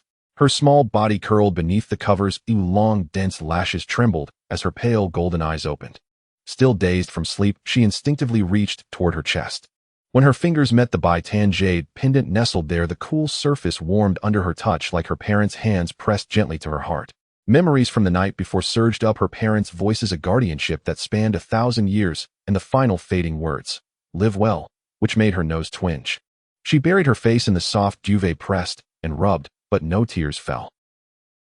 Her parents had told her to be safe and joyful. At 4 years old, she no longer needed to shoulder the Baishur's burdens or seal the insect tribe on her own. With Ling Xiao, Ling Jin, and Lu Chun at her side, and the strength her parents had left in her blood, she was no longer alone. The bedroom door opened with a soft creak. Ling Xiao stepped in, carrying a small silver tray with warmed milk porridge and finely chopped honeyed fruit, her favorite. His usual stern features melted into tenderness the moment he saw the little figure sitting up in bed. Awake! Ling Xiao moved quietly to the bedside, set the tray on the nightstand, and scooped the child, blanket and all, into his arms. He brushed the damp from the corner of her eye with his fingertip, his voice hushed and gentle. "Did you dream?" Su Wan clung to his neck, nuzzling into the hollow of his throat. Her small, sleepy voice was soft and warm. "I didn't dream. I missed Mom and Dad." Ling Xiao tightened his hold and stroked her back, slow and steady. "They're always with you." He could feel it clearly, the power left behind by Bai Yuan in his own veins softened when Su Wan drew near, answering the warmth of the little one's blood as if offering a father's quiet reassurance. "I know." Su Wan nodded earnestly, eyes bright. "They're in my blood, and they're in you all." At that moment, the door opened again. Ling Jin entered with a tiny dress embroidered with Bai-Tan flowers, and Lu Chun followed, holding a pair of soft-soled little shoes. Ling Jin spread the dress out by the bed and smiled, one awake. "I made this new dress. Do you like it?" Lu Chen set the shoes on the nightstand and lowered his voice so it barely carried non-slip, "So you won't fall when you run." Su Wan slid from Ling Zhao's arms, her bare feet sinking into the cashmere rug. She ran and wrapped both Ling Jin and Lu Chun around the waist, her small voice as fluffy as cotton. "I like them." "Thank you, Ling Jin." "Thank you, Lu Chun." At the instant she embraced them, 3 gentle currents of power flowed from their bodies into hers and merged with the lineage within her, warmth pooling like the embrace of her parents. After washing and dressing, Su Wan sat in her high chair in the dining room, spooning milk porridge fed to her by Ling Xiao. Midway through the meal, she set down her spoon and touched the pendant at her throat, brow knitting slightly. Almost simultaneously, Ling Xiao, Ling Jin, and Lu Chun halted in their movements and turned toward her, tension in their eyes. "What is it, Wan? Are you unwell?" Su Wan hesitated, then shook her head, her eyes lighting up. "I'm not sick. The pendant is heating up. Mom and Dad's power is stirring." Before she finished speaking, the pendant slid free of her collar and hovered, suffused with a soft pale gold light. Countless tiny Baishur sigils flowed from the jade, circled Su Wan, and settled upon her brow, forming a faint imprint of a Bai-Tan flower. A surer, more mature inheritance flooded into her mind, the Baishur main house's most complete bloodline technique and her parents' tender messages preserved within. Blessings they had carved for her when she was still an egg, soothing rites left in case her lineage faltered, self-preservation techniques taught to guard her against harm, and the repeated abiding refrain, "My Wan, be safe, be happy." Tears blurred Su Wan's eyes, but she smiled and lifted her little feet to wiggle them at the 3 I know. "Mom and Dad left me the whole inheritance." Relief washed over the 3 guardians' faces. Seeing the child beam, all their cares eased. Her happiness mattered most. No sooner had breakfast ended than a herald outside announced guests by Qing Han, the Baishur clan leader, had come with the young master Luo to pay their respects. Su Wan's eyes brightened. Her short legs pitter-pattered to the door, and Ling Xiao followed at once, steadying her wobbling form in case she fell. When the door opened, Luo came barreling in on short legs and stopped before Su Wan. He performed the cub rite of the Baishur with childish solemnity, and called out in a high, earnest voice, "Sister Wan Wan." Bai Qinghan stepped forward and bowed deeply to Su Wan in the Bai Shi's most formal master word, greeting his tone full of deference and reverence. Bai Qinghan of the Bai Shi guardian family greets the returning young master of the main house. Now that the insect tribe's origin had been sealed and the interstellar wars had quieted, he finally dared bring the clan's collective homage to the young master who had been awaited for 1,000 years. Su Wan blinked, then reached out to touch Bai Qinghan's hand. Her small voice was earnest. "Qinghan, you don't need to bow so formally. Just call me Wan Wan." Bai Qinghan straightened, looking at the soft little bundle before him with warmth and emotion. He waved, and attendants presented a simple wooden box. He handed it to Su Wan with both hands, voice solemn. "Young master, this contains the ancestral seal of transmission and the complete inheritance tomes kept by the main house for generations. For thousands of years we have safeguarded these, awaiting the return of the bloodline. Now that they have come back, please accept them." Su Wan took the box and looked to Ling Xiao. When he nodded, she cradled it and inclined her head to Bai Qinghan. "Thank you, Qinghan. Thank you for keeping them safe all these years."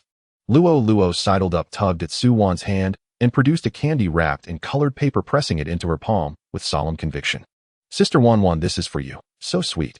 I'll come every day to keep you company and to learn the master house techniques with you. My father said I must stay with you forever to protect you."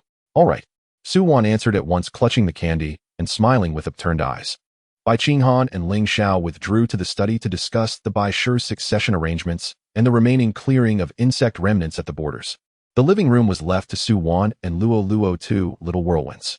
Luo chattered about the Cub Academy and how her classmates awaited her return. Su Wan sat on the carpet with her knees drawn up, answering now and then while her fingers stroked the well-worn jade pinned at the smooth surface, reassuring under her touch. Life settled into an unhurried rhythm. Her days brimmed with gentle purpose. In the mornings, Ling Xiao guided her through the fundamentals of her bloodline art. Ling Jin taught her to recognize characters, and Red Lu Chen showed her basic self-defense. Afternoons belonged to play with Luo, and Bai Qinghan came regularly to lecture on the heirloom tomes.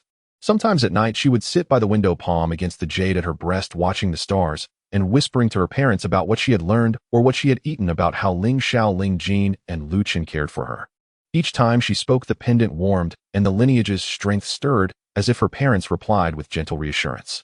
One evening, fresh from the Legion training grounds with a smudge of dust on her cheek and bubbling with excitement, she brandished her fists at Ling Jin and Lu Chen. "Ling Jin, Lu Chen, today I condensed half of the Tanhua power into a white by Tanflower phantasm." Ling Xiao said, "My control is super steady, really strong." Ling Jin bent to wipe her face with a damp cloth, smiling. "Our Wan Wan is the most extraordinary." Lu Chen, rarely smiling so openly, offered a neatly wrapped box. A reward for Wan Wan, the newest Cub mech model. Su Wan's eyes lit up. She accepted the gift and flung herself at them, giving each a grateful hug. That night, Ling Xiao carried the freshly bathed Su Wan to the terrace lounge chair where they watched the stars. Ling Jin and Lu Chen sat close by, warming their hands around cups of sweet wine and keeping silent company. The evening breeze carried the delicate scent of plush blooms. Su Wan nestled against Ling Xiao's chest, clutching the Baitan pendant head resting against him as she listened to his steady heartbeat. In a small voice, she asked Ling Xiao, "Ling Jin, Lu Chen, do you think Mom and Dad are watching me from the sky now?" Ling Xiao lowered his chin to press lightly against her crown, his voice calm and certain. "Yes, they watch our Wan Wan. Seeing you joyful and safe would put them at ease." Ling Jin leaned in to ruffle her hair and murmured, "They will always watch you and accompany you as you grow." Lu Chen looked at the little one and added in a deep, resolute tone, "So will we." Su Wan lifted her head to the glittering firmament, then glanced at the three who adored her. She pressed the pendant close to her heart and smiled, radiant. She understood. Her parents had never truly left. They had become the stars, the wind, the everlasting power in her blood, companions through every year. The evening breeze softened the starlight, was kind. A love that had crossed life and death would never fade. The vow to protect, made in the name of guardianship, would remain a warm and enduring presence in the years to come. Half a month slipped by in the blink of an eye. The soft, velvety flowers of the dawn star bloomed in full splendor, and as the wind swept through the courtyard, it carried delicate petals that fluttered down to the grass. In the serene morning light, Su Wan stood barefoot in the center of the lawn, her light golden eyes focused. Her small hands swiftly formed seals, and the faint golden power of the ephemeral bloom burst forth from her fingertips, coalescing into a translucent barrier before her. In the next moment, with a flick of her fingers, the barrier transformed into several golden blades of light, precisely slicing the petals drifting in the air. Impressive. Luo, seated on a stone bench nearby, clapped his hands in delight, his eyes sparkling. He had been learning basic techniques from Su Wan for half a month, yet he could only conjure a few meager golden sparks, unable to form even the simplest barrier. Watching Su Wan's fluid movements filled him with admiration. As Su Wan withdrew her power, the golden blades dissipated like scattered starlight in the air. She bounded over to Luo and shook her small fist playfully. Stop focusing solely on conjuring power. You need to stabilize your control first. Practice the foundational techniques Bai Qinghan gave you 3 times a day. Just then the courtyard door swung open, and Bai Qinghan entered dressed in simple white clan attire, flanked by 2 elite guards of the Bai family. Upon seeing Su Wan in the lawn, he promptly approached, performing the formal greeting customary for Bai family servants. Young mistress, I told you not to keep bowing like that. Su Wan waved her hand dismissively and ran over to tug at his sleeve. Aren't you supposed to be at the border? You're back so soon. Indeed, Bai Qinghan straightened up, reporting in a steady tone. General Ling Xiao has led the 7th Legion to eliminate 3 insect nests at the border. His Majesty Ling Jin's Imperial Fleet has cleared out the 7 major families' remnants in the asteroid belt, and Commander Lu Chun has sealed off the escape routes at the Alliance border. The visible remnants have all been eradicated, with only a few traces of unknown forces remaining, which we are currently investigating. He paused, retrieving a neatly bound document from his spatial pouch and presenting it to Su Wan with both hands. There is also another matter. The Council of Elders has decided to hold the family inheritance ceremony at the Bai ancestral grounds in 3 days. All branches of the Bai family across the star system will attend to formally welcome you back to the family and complete the recognition ceremony. This is the procedure for the ceremony. Oh, please review it. Su Wan accepted the document and quickly flipped through it. The contents were detailed, covering everything from the sky-worshipping rites to the transfer of inheritance seals, as well as the family audience and branch offerings. She reached the end, closed the document, and frowned slightly. Just the thought of standing before tens of thousands and navigating the lengthy procedures, all while dealing with the small talk and probing from various branches, made her feel overwhelmed. Luo leaned in and whispered, Sister Wan, the elders said we've been waiting for this ceremony for nearly 1,000 years. Everyone in the family wants to see you in person. Su Wan remained silent, her fingertips tracing the cover of the document, then brushing over the white jade pendant pressed against her chest. It wasn't the ceremony she feared, it was being bound by the identity of young mistress. The responsibility of sealing the source of the insect race had been hers to bear, and now that the war was over, she didn't want to be trapped in clan meetings and regulations every day, nor deal with trivial disputes among the branches. Bai Qinghan sensed her concerns and did not rush her, speaking gently. Young mistress, you need not bear any burdens. The ceremony is merely a rite of recognition. Regardless of whether you manage the clan's daily affairs, you are the only direct descendant of the Bai family. I and the Council of Elders will handle the clan's mundane matters, and you need not worry about them. As soon as he finished speaking, 3 figures entered the courtyard.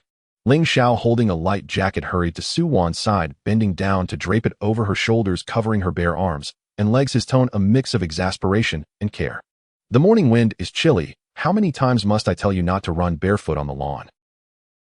Ling Jin and Lu Chun followed closely behind. Ling Jin glanced at the document in Bai Qinghan's hands and quickly grasped the situation. He ruffled Su Wan's hair affectionately, saying softly, if you don't want to go, then don't. No one in the Bai family would dare force you to do something you don't wish to. Lu Chun stood beside them, his voice steady and resolute. If the Council of Elders has any objections, I will communicate with them. I won't let them bother you with rules. It's not that I don't want to go. Su Wan shook her head, looking up at the 3 of them. I want to visit the ancestral grounds and see the place where my parents lived. The recognition ceremony can be held, but I won't manage the clan's daily affairs. I'll leave that to Bai Qinghan and the Council of Elders. She paused to add, simplify the ceremony's procedures.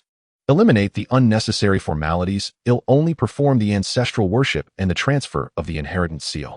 Everything else can be omitted. Bai Qinghan immediately bowed in agreement. Yes, I will modify the plan as per your wishes. Ling Xiao looked down at the small girl in his arms, a flicker of a smile in his eyes. Everything will be done according to your wishes. We will accompany you to the ancestral grounds in 3 days, and we will arrange for security. There will be no issues. All right. Su Wan nodded, her furrowed brows finally relaxing. 3 days later, at the Bai ancestral grounds. The entire planet was adorned with white ephemeral blooms, and the Heritage Hall stood atop the central mountain, its exterior engraved with ancient Bai family runes enveloped in a soft golden glow. The Heritage Square was filled by family members from various branches across the star system, from elderly elders with white hair to toddlers just learning to walk, all in clan attire, standing quietly and solemnly, even their breaths barely audible. As the auspicious hour arrived, Su-won appeared at the entrance of the Heritage Hall clad in white clan attire embroidered with dark patterns of ephemeral blooms. Ling Xiao, Ling Jin, and Lu Chun flanked her on either side, dressed in military uniforms, exuding a cold aura like three impenetrable barriers steadfastly guarding her as she advanced. Bai Qinghan followed at the rear, his expression grave. Step by step, Su-won ascended the heritage platform and stood before the central altar. Bai Qinghan approached, presenting a brocade box containing the inheritance seal, announcing the simplified ceremony process in a loud voice. Su-won reached for the inheritance seal inside the box, channeling her ephemeral bloom power. A faint golden glow of her bloodline burst forth from within her, merging with the inheritance seal and the jade pendant at her chest, forming three dazzling beams of light that shot into the sky. Countless family runes surged from within the heritage hall, swirling rapidly around her. The ephemeral bloom mark on her forehead fully manifested, exuding a gentle yet unassailable power. At that moment, the mountains and fields filled with ephemeral blooms blossomed simultaneously. The Bai family members below knelt in unison, their voices resonant and reverent, echoing throughout the valley. "We welcome the young mistress back." The entire Bai family vows to follow her unto death. Holding the inheritance seal, Su-won's gaze swept over the clan members below. Her voice, clear and unwavering, resonated through their minds, revealing no hint of timidity. "Today we recognize our ancestry. The Bai family must uphold the teachings of our ancestors, protect the peace of the star system, and ensure the safety of our kin. The daily affairs of the clan will be managed by clan leader Bai Qinghan, with the council of elders assisting him. Major matters should be reported to me." As her words fell, a unanimous response echoed from below, with no one daring to object. The ceremony concluded more swiftly than anticipated, taking less than an hour. Su-won declined the banquet arranged by the Council of Elders and requested Bai Qinghan to take her into the inner chamber of the Heritage Hall, the very place where her parents had lived. The inner chamber retained its furnishings from 1,000 years ago, with neatly arranged letters from Bai Yuan and Su Qingli on the shelves, unfinished annotations of techniques spread across the desk, and even a small embroidered infant swaddle adorned with half a white ephemeral bloom resting on the soft couch by the window. Its delicate stitches were lovingly crafted by Su Qingli during her pregnancy, left incomplete. Su-won picked up the swaddle, her fingertips gently brushing over the stitches, and the jade pendant at her chest felt warm. She didn't shed tears. Instead, she carefully stored the swaddle in her spatial pouch and gathered her parents' letters from the shelf, holding them close to her chest. Ling Xiao and the others stood quietly at the door, shielding her from the throng of clan members wishing to meet her. When Su-won finally emerged from the inner chamber, the sky had nearly darkened. Cradling the letters in her arms, she nodded at the three men. "Let's go back to Dawnstar." Ling Xiao stepped forward naturally, taking the letters from her arms and lifting her effortlessly as he turned toward the starship. Ling Jin and Lu Chun followed, closely clearing a path through the gathering clan members and isolating them from the noise. Aboard the starship, Su-won nestled in her seat, perusing her parents' letters. Ling Jin sat beside her, peeling candied fruits for her, while Ling Xiao and Lu Chun sat opposite, reviewing the border defense maps on the screen. As she turned to a page of encrypted letters, Su-won's fingers froze. It detailed the past collusion between the 7 major families and the insect race, prominently mentioning a core figure, the head of the Lin family, Lin Kuan, who had feigned death during the last war, taking with him ancient forbidden weapon blueprints that resonated with the insect race's source, disappearing without a trace. She abruptly looked up at the 3 men across from her. Ling Xiao, Ling Jin, Lu Chun, there's still a core figure from the 7 families who has slipped through the net. Lin Kuan is still alive. The 3 men immediately halted their conversation. Ling Xiao quickly approached her, leaning down to read the content of the letter, his expression turning cold. The list we previously cleared indicated that Lin Kuan was declared dead in battle, with no records of his faking his death. He had set everything in motion long ago, hiding in the shadows. Su-won pointed at the letter's content, her small face reflecting determination. My parents' letters say that he orchestrated the breach that opened the rift to the insect race and led the betrayal that resulted in my parents' deaths. The unidentified forces traced at the border must be his subordinates. Ling Jin's fingers tapped rhythmically on the table, his imperial aura radiating cold authority. I will immediately issue a nationwide wanted order for Lin Kuan, coordinating with the Alliance and the Bai family's guard. We will seal off all interstellar routes and hidden jump points. Even if he hides in the deepest crevices of the asteroid belt, we will find him. I want to go with you. Su-won lifted her gaze, her eyes brimming with resolve. He is the one who caused my parents' deaths and the instigator of the millennium-long war. I must capture him myself. Moreover, my power is precisely what can counter the forbidden weapons he wields, which could save many lives. Lu Chen looked at her intently, his tone serious. The opponent has ancient forbidden weapons and hidden insect forces, and their movements are unpredictable. It will be very dangerous.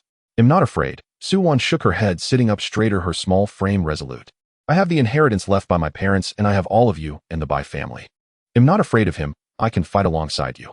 The three men exchanged glances, each finding reassurance in the other's eyes. Ling Xiao gently ruffled her hair, his voice steady and certain. Very well, you can come with us. But all actions must follow our plans, no acting on your own. Absolutely. Su-Wan eagerly agreed, her eyes shining with excitement as she lowered her head to continue searching through the letters for clues about Lin Kun's possible hiding places. As her fingertips traced her parents' handwriting, the jade pendant at her chest radiated warmth as if her parents were silently responding to her.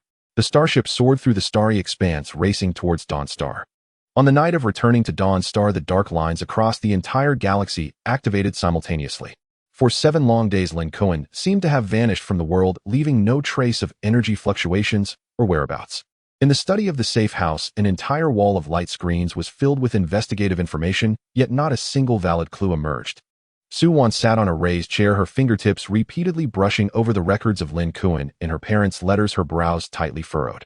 We've searched all the conventional areas, but there's no sign of him, Ling Xiao said, his fingertip resting on the star map, his voice cold and somber. He's either hiding on an abandoned, unclaimed planet or concealed within the old nests of the insectoids in the asteroid belt. We're screening both locations simultaneously, but it will take time.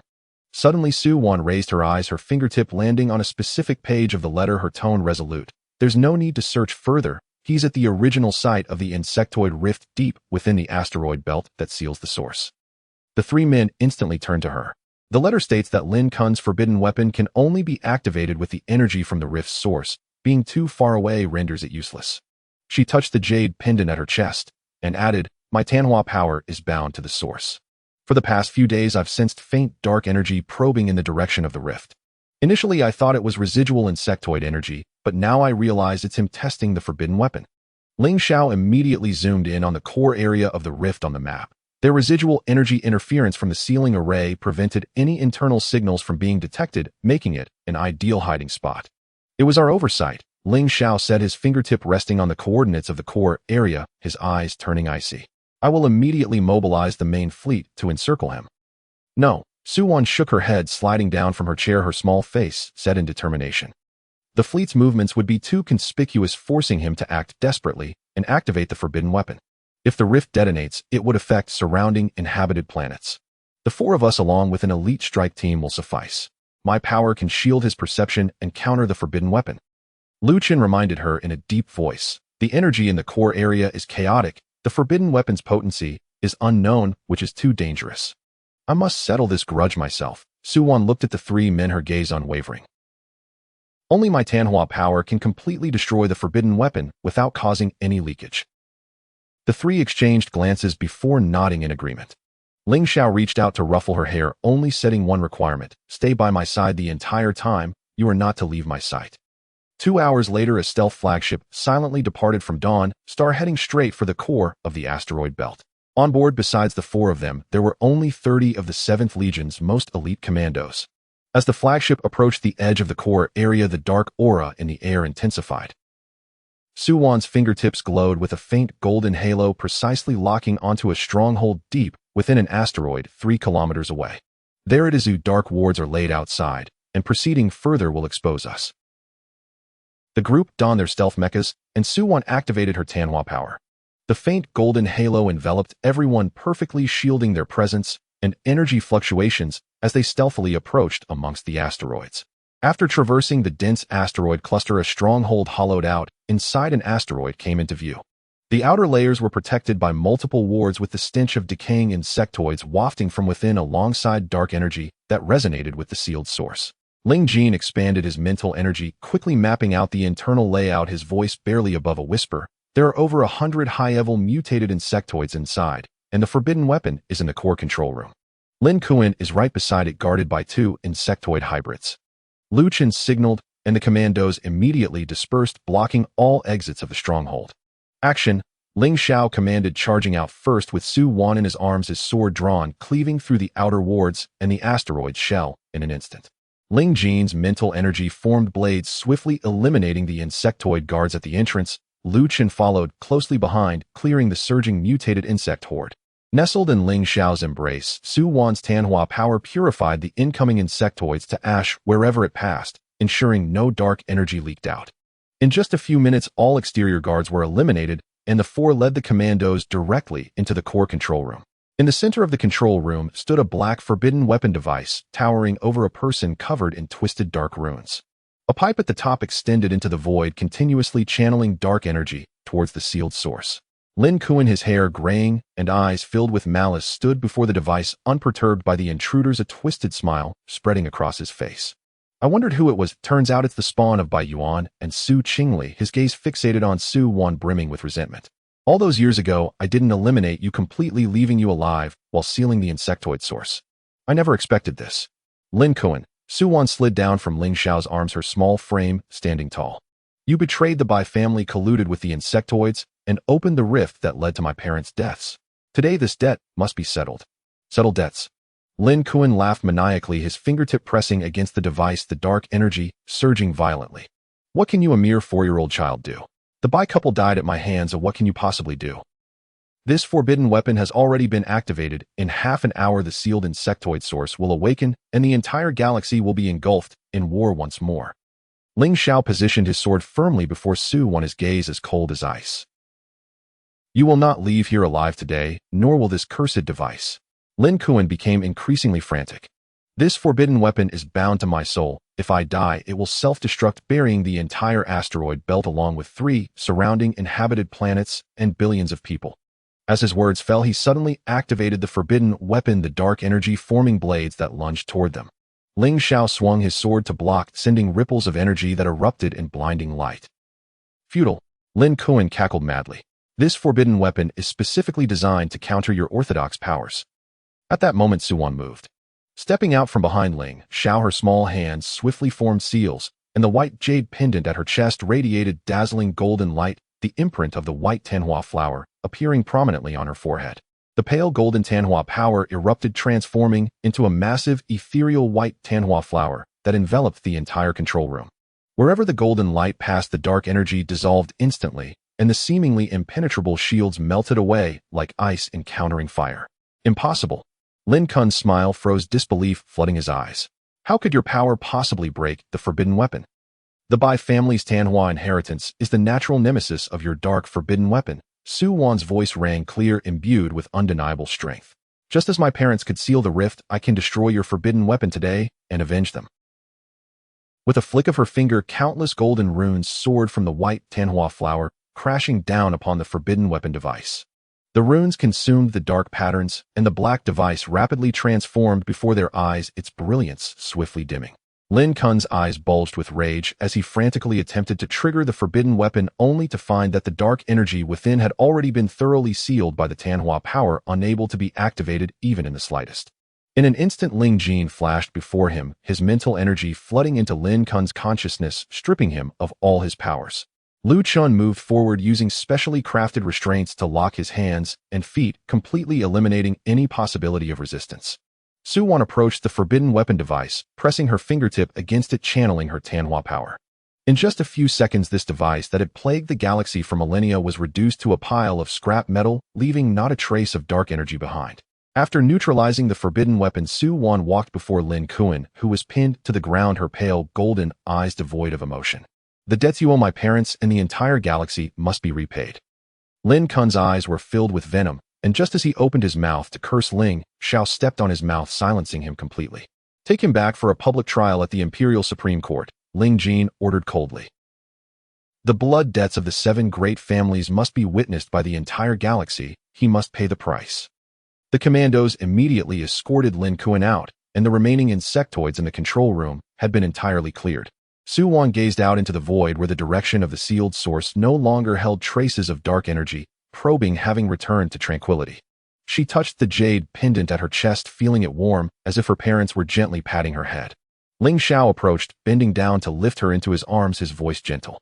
It's all over, we've avenged you. Suwon wrapped her arms around his neck, burying her small face in his neck, softly responding. Half an hour later, the stealth flagship departed the asteroid belt, racing back toward Dawnstar. Outside the window, the universe was filled with a dazzling sea of stars. Nestled in her seat, Suwon carefully wrote on the last page of her parents' letter, Lin Kuan has been captured, vengeance has been achieved, peace returns to the galaxy, and may my parents rest in peace.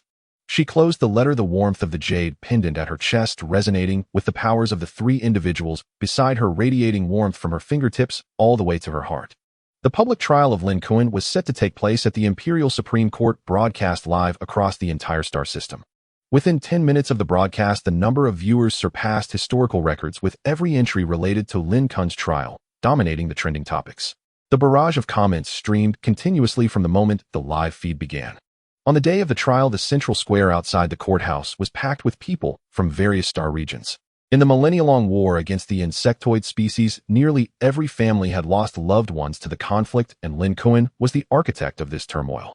Inside the courtroom, the plaintiff's bench was filled with the families of victims of the betrayal by the seven great families. At the front sat members of the Bai clan with Bai Qinghan and Luo Luo wearing solemn white clan robes. Suwon occupied a central seat in the spectator area, flanked by Ling, Xiao Lingjin, and Lu Chun. Dressed in a simple white dress, she clutched a white jade pendant, remaining silent throughout, though her fingers occasionally tightened at her side. The court police escorted the handcuffed Lin Kuan to the defendant's seat, and the atmosphere erupted. "Traitor! How dare you stand here? Return my son's life, you beast!" Emotional family members surged forward, only to be restrained by court police, their eyes still red as they screamed. The comments in the live stream flooded the screen.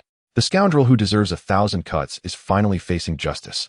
My grandfather went to war with Marshal Bai Yuan and never returned. Oh, I need to see him sentenced to death today. A dog that betrays its master for glory. If it weren't for him, the Bai couple would never have died. My heart aches for Wan as she has to face this at just 4 years old." The judge struck the gavel 3 times to quell the uproar and began reading the charges against Lin Kuan. The first charge: colluding with the insectoids over a millennium, betraying the star system, and leaking the strategic defense map, which allowed the insectoids to invade, sparking a millennium-long war that resulted in billions of military and civilian casualties. As the words were read, the courtroom erupted in anger once more. An elderly veteran with a leg that had been amputated stood with the aid of a cane. His eyes reddened as he shouted, "Over 300 brothers from the 3rd defense line died because of the map you leaked. You deserve to die." The comments on the Star Network were instantly filled with calls for the death penalty, and official accounts of various military factions clamored for a death sentence, causing the server to lag. The second charge: setting a trap to kill Marshal Bai Yuan and his wife, opening a rift for the insectoids, which led to the near annihilation of the Bai clan's direct line and almost allowed the insectoids to breach the empire. The Bai clan's members in the plaintiff's section were immediately in tears, and cries of justice for Marshal Bai Yuan echoed throughout, shaking the glass of the courtroom. Suwon tightened her grip on the jade pendant, and Ling Xiao noticed quietly, covering her hand with his sleeve. The hashtag "Justice for Marshal Bai Yuan and Wife" surged to the top of the trending list, filled with tributes to the Bai couple and denunciations of Lin Kuan. Next, the judge continued to read the remaining charges: lying low for a millennium after the war, supporting the remnants of the insectoids, and repeatedly planning border attacks. After Suwon hatched, he attempted multiple assassinations to erase the last bloodline of the Bai clan. Each charge was backed by irrefutable evidence, and with each reading, the emotions in the courtroom and on the Star Network intensified as crowds gathered on multiple planets, holding signs demanding Lin Kuan must pay with his life. Once all charges were read, the synchronized cries for the death penalty from inside and outside the courtroom became deafening, completely drowning out the live broadcast. The judge raised the gavel and brought it down with authority. Defendant Lin Kuan guilty of treason, anti-stellar crimes, genocide, and numerous other serious offenses. The evidence is conclusive. I hereby sentence you to death, to be executed immediately. All assets under your name will be confiscated for compensation to the families of war victims."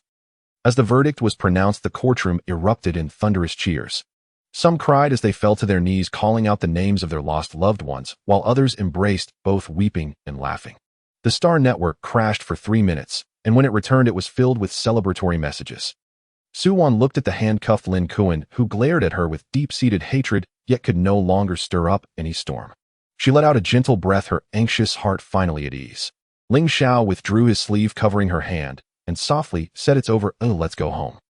Suwon nodded, sliding off her seat to follow the three as they turned to exit the courtroom.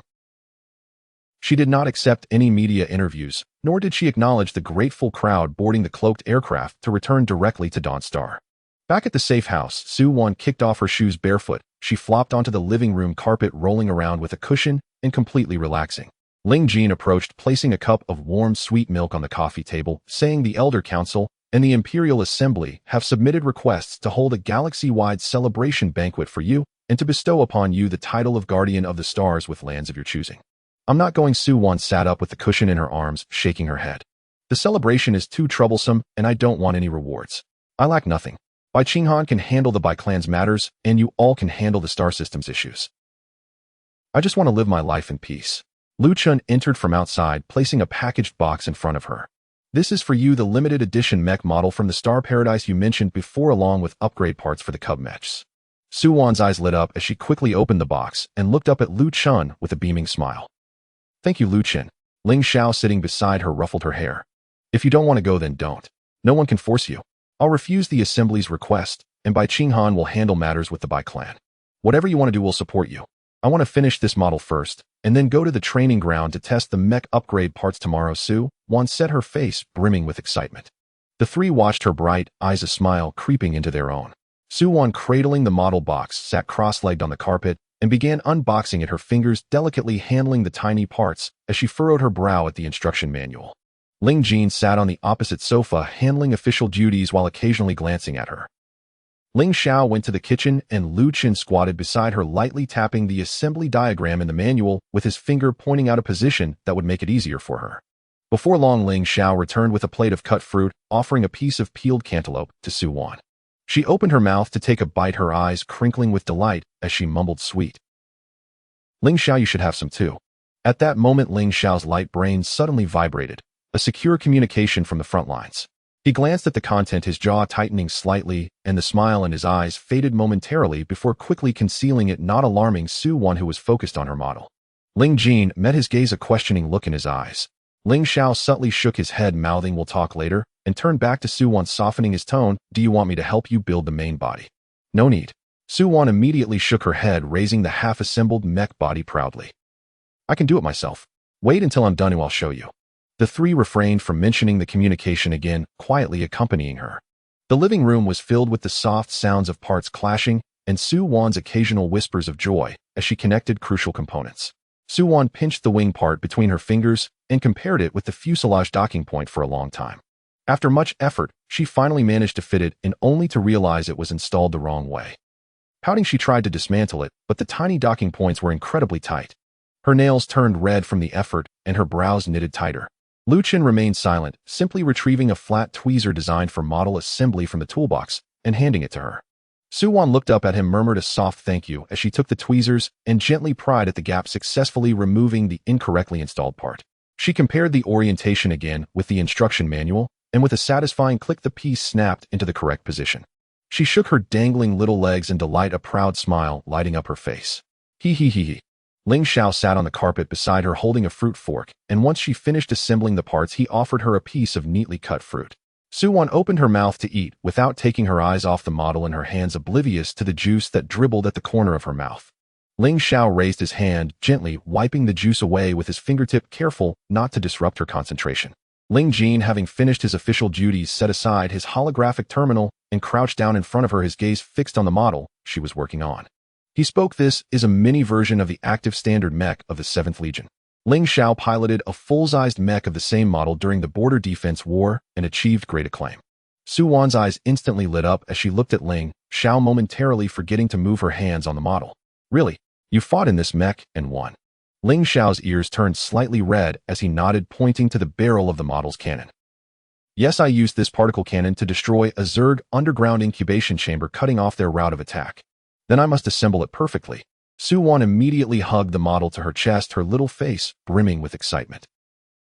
"Once I finish, I'll take it to the training ground tomorrow, and using the parts you modified for me, I'll learn combat with my mini-mech." Ling Xiao smiled and replied, "All right, I'll accompany you tomorrow and be your sparring partner." Time ticked by, and the sunlight outside shifted from the floor-to-ceiling window to the corner of the wall. At last, Su-won snapped the final piece of the tail wing into place. She cheered, jumping up from the carpet, while holding her complete model, running in a circle in front of the three men, her small voice filled with pride. "Look, I finished. Doesn't it look just like the real one? The silver and light blue mini-mech fit together perfectly. The cannon wings and cockpit replicated flawlessly. Even the intricate landing gear parts were assembled precisely. It was hard to believe that such a masterpiece was completed by a 4-year-old in just 2 hours. Ling Xiao reached out to scoop her up into his arms, preventing her from jumping too eagerly and falling onto the carpet.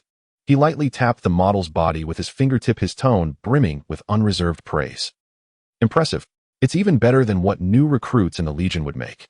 They usually take at least 3 hours to assemble this model and often misplace the landing gear's drive structure. Ling Jin pinched her soft cheek gently and smiled. Our Wanwan excels at whatever she does. Lu Chun had picked up the holographic terminal and snapped a photo of the model, storing it in the dedicated album he created for Su Wan. He then said, I've modified the upgrade parts for the mech. Tomorrow at the training ground you'll be able to install them directly onto your mini-mech. Su Wan squirmed in Ling Xiao's arms, nodding vigorously while clutching the model. Great. We'll go first thing tomorrow. Just then the holographic terminal on the carpet vibrated again, this time with continuous encrypted message alerts, the screen lighting up incessantly. Ling Xiao glanced at the content, his brows knitting tightly, and the atmosphere around him instantly became tense. Ling Jin noticed the change in his expression and inquired, is it about the front line? Ling Xiao nodded, placing Su Wan down on the sofa and handing her a strawberry-flavored biscuit before switching on the terminal and projecting the encrypted document onto the living room screen. The 3rd Legion just sent an urgent report. 3 days ago, a small Zerg rift appeared on border colony Star No. 3, and a 12-member team station there was completely wiped out. The scene revealed Zerg breeding equipment identical to that in Lin Kuan's possession. The screen displayed footage from the scene. In a dark underground cave, shattered mech remains lay scattered. Half-melted Zerg breeding pods toppled against the rock walls, and the ground was smeared with dark green Zerg slime and fresh blood, a shocking sight. Su Wan paused, her hand clutching the biscuit, and looked up at the screen, her smile fading. She had seen too many such scenes in Lin Kuan's public trial evidence, some even more horrific, and she realized this meant more lives had been lost to the Zerg. Ling Jin's face darkened as he scrolled through the casualty reports and scene investigation records in the document, his voice chilling. Was the rift opened intentionally? Yes, Ling Xiao confirmed, zooming in on a black insignia in the corner of the footage, a star-shaped totem formed by lines. This mark was left at the scene. It's the emblem of the Dark Star organization. They've hidden in the shadows for so long, and now they've finally dared to reveal themselves. Dark Star. Ling Jin echoed the name, his brow arching. The Intelligence Bureau has spent 6 months investigating, yet they couldn't uncover the core of this organization. Now that Lin Kuan is dead, they've stopped hiding. As soon as he finished speaking, the access control at the safe house chimed. Ling Xiao glanced at the surveillance footage by the door to see the director of the Imperial Intelligence Bureau, Chi Yu. Ling Jin gestured for the door to be opened, and it swung wide. Chi Yu entered dressed in a deep gray Intelligence Bureau uniform, his usual nonchalance replaced with grave seriousness. Upon entering, he saluted formally, his gaze sweeping over the people in the living room before finally resting on Su Wan. His tone softened a bit as he addressed her young mistress Wanwan. Su Wan nodded, clutching her model, and softly replied hello, inching closer to Ling Xiao. Chi Yu wasted no time, directly handing the encrypted tablet to Ling Jin. Your Majesty, Legion Commander Ling, Commander Lu, we've finally unearthed the first layer of the Dark Star Organization's secrets.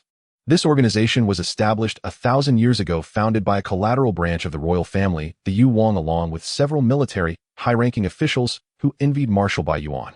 After Marshal Bai Yuan and his wife died in battle, Lin Kuan was able to seize control of the military, all orchestrated by this organization.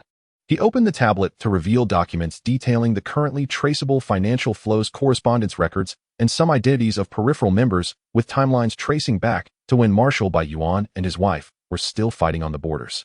From start to finish, Lin Kuan was merely a pawn they pushed into the spotlight. Chi Yu's tone grew colder. The Zerg breeding technology, he possessed the equipment for opening spatial rifts in the routes, and intelligence for several assassination attempts on young mistress Wanwan were all provided by the Dark Star Organization. Now that Lin Kuan has been executed, they've lost their shield and have boldly emerged to cause trouble at the borders. Ling Jin scrolled through the information on the tablet, his expression growing increasingly grave. The contents were more complicated than he had anticipated. The Dark Star Organization had infiltrated multiple core departments of the Imperial military, and even the upper echelons of the Interstellar Alliance had their people. Every major Zerg movement over the past millennium bore the traces of this organization's influence. What is their core objective? Ling Jin asked, his voice carrying the undeniable weight of authority. To open the main interstellar rift, release the Zerg mother nest, and collaborate with the Zerg to divide the rule of the entire galaxy, Chi-Yu replied immediately. We intercepted their core orders. They are currently constructing the embryonic form of the Zerg mother nest underground on Colony Star No. 3-0, intending to connect this nest to the main rift, bringing the sealed mother nest from the Zerg territory into the galaxy. Mother nest. Ling Zhao's voice turned icy. His hands clenched into fists at his sides, knuckles turning white. Marshal Bai Yuan and his wife fought desperately to seal the main rift to trap the mother nest in Zerg territory. How dare they attempt to build a mother nest within the galaxy? Yes, Chi-Yu affirmed, his expression growing even more serious. According to the intelligence we've gathered, the incubation progress of the mother nest has reached 60%. In no more than 3 months, the first batch of high-tier Zerg will be birthed. Once they break free, the entire border defense line will be directly overwhelmed, and it will be too late to block them. Additionally, we've discovered that the Dark Star organization possesses an encrypted file left by Marshal Bai Yuan and his wife, which they've been unable to decipher even after 10 years. This is also the core reason they've been trying to capture young Mistress Wanwan alive. Only the bloodline of the Bai family can unlock this double encrypted file. Upon hearing Marshal Bai Yuan and his wife and encrypted file, Su Wan slid off the sofa, clutching her model as she walked up to Chi-Yu, her eyes wide with curiosity. The file left by my parents. What does it contain? Chi-Yu immediately crouched down to meet her gaze, softening his tone. We haven't been able to determine the specific contents yet. The encryption level is extremely high. Without the bloodline of the Bai family, there's no way to decrypt it.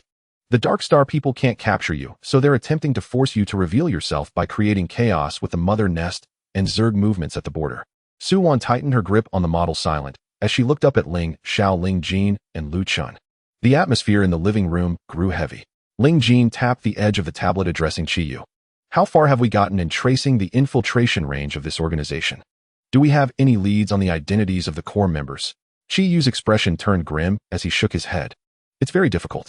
They've been established for over 1,000 years with a highly secretive organizational structure split into visible and hidden lines. So far, we've only uncovered the peripheral low-ranking members. We can't even reach the mid-level ones. Their core members all use code names, and their identity information is entirely fabricated. Many of them could even be hidden among our military and political officials. He paused before adding, we've previously purged Lin Kuan's remnants from the military and council. Now it appears at least 30% of them were planted by Dark Star, but we didn't uncover it at the time. This organization is like a parasite gnawing at the bones, having devoured the galaxy for thousands of years. It's impossible to eradicate them completely in a short time. Ling Jin nodded, immediately adjusting his strategy. Chi-Yu, I'm issuing a new order. The Intelligence Bureau will be deployed across the board. First, sever all connections between Dark Star and the Mother Nest at the border, blocking all jump points leading to Colony Star No.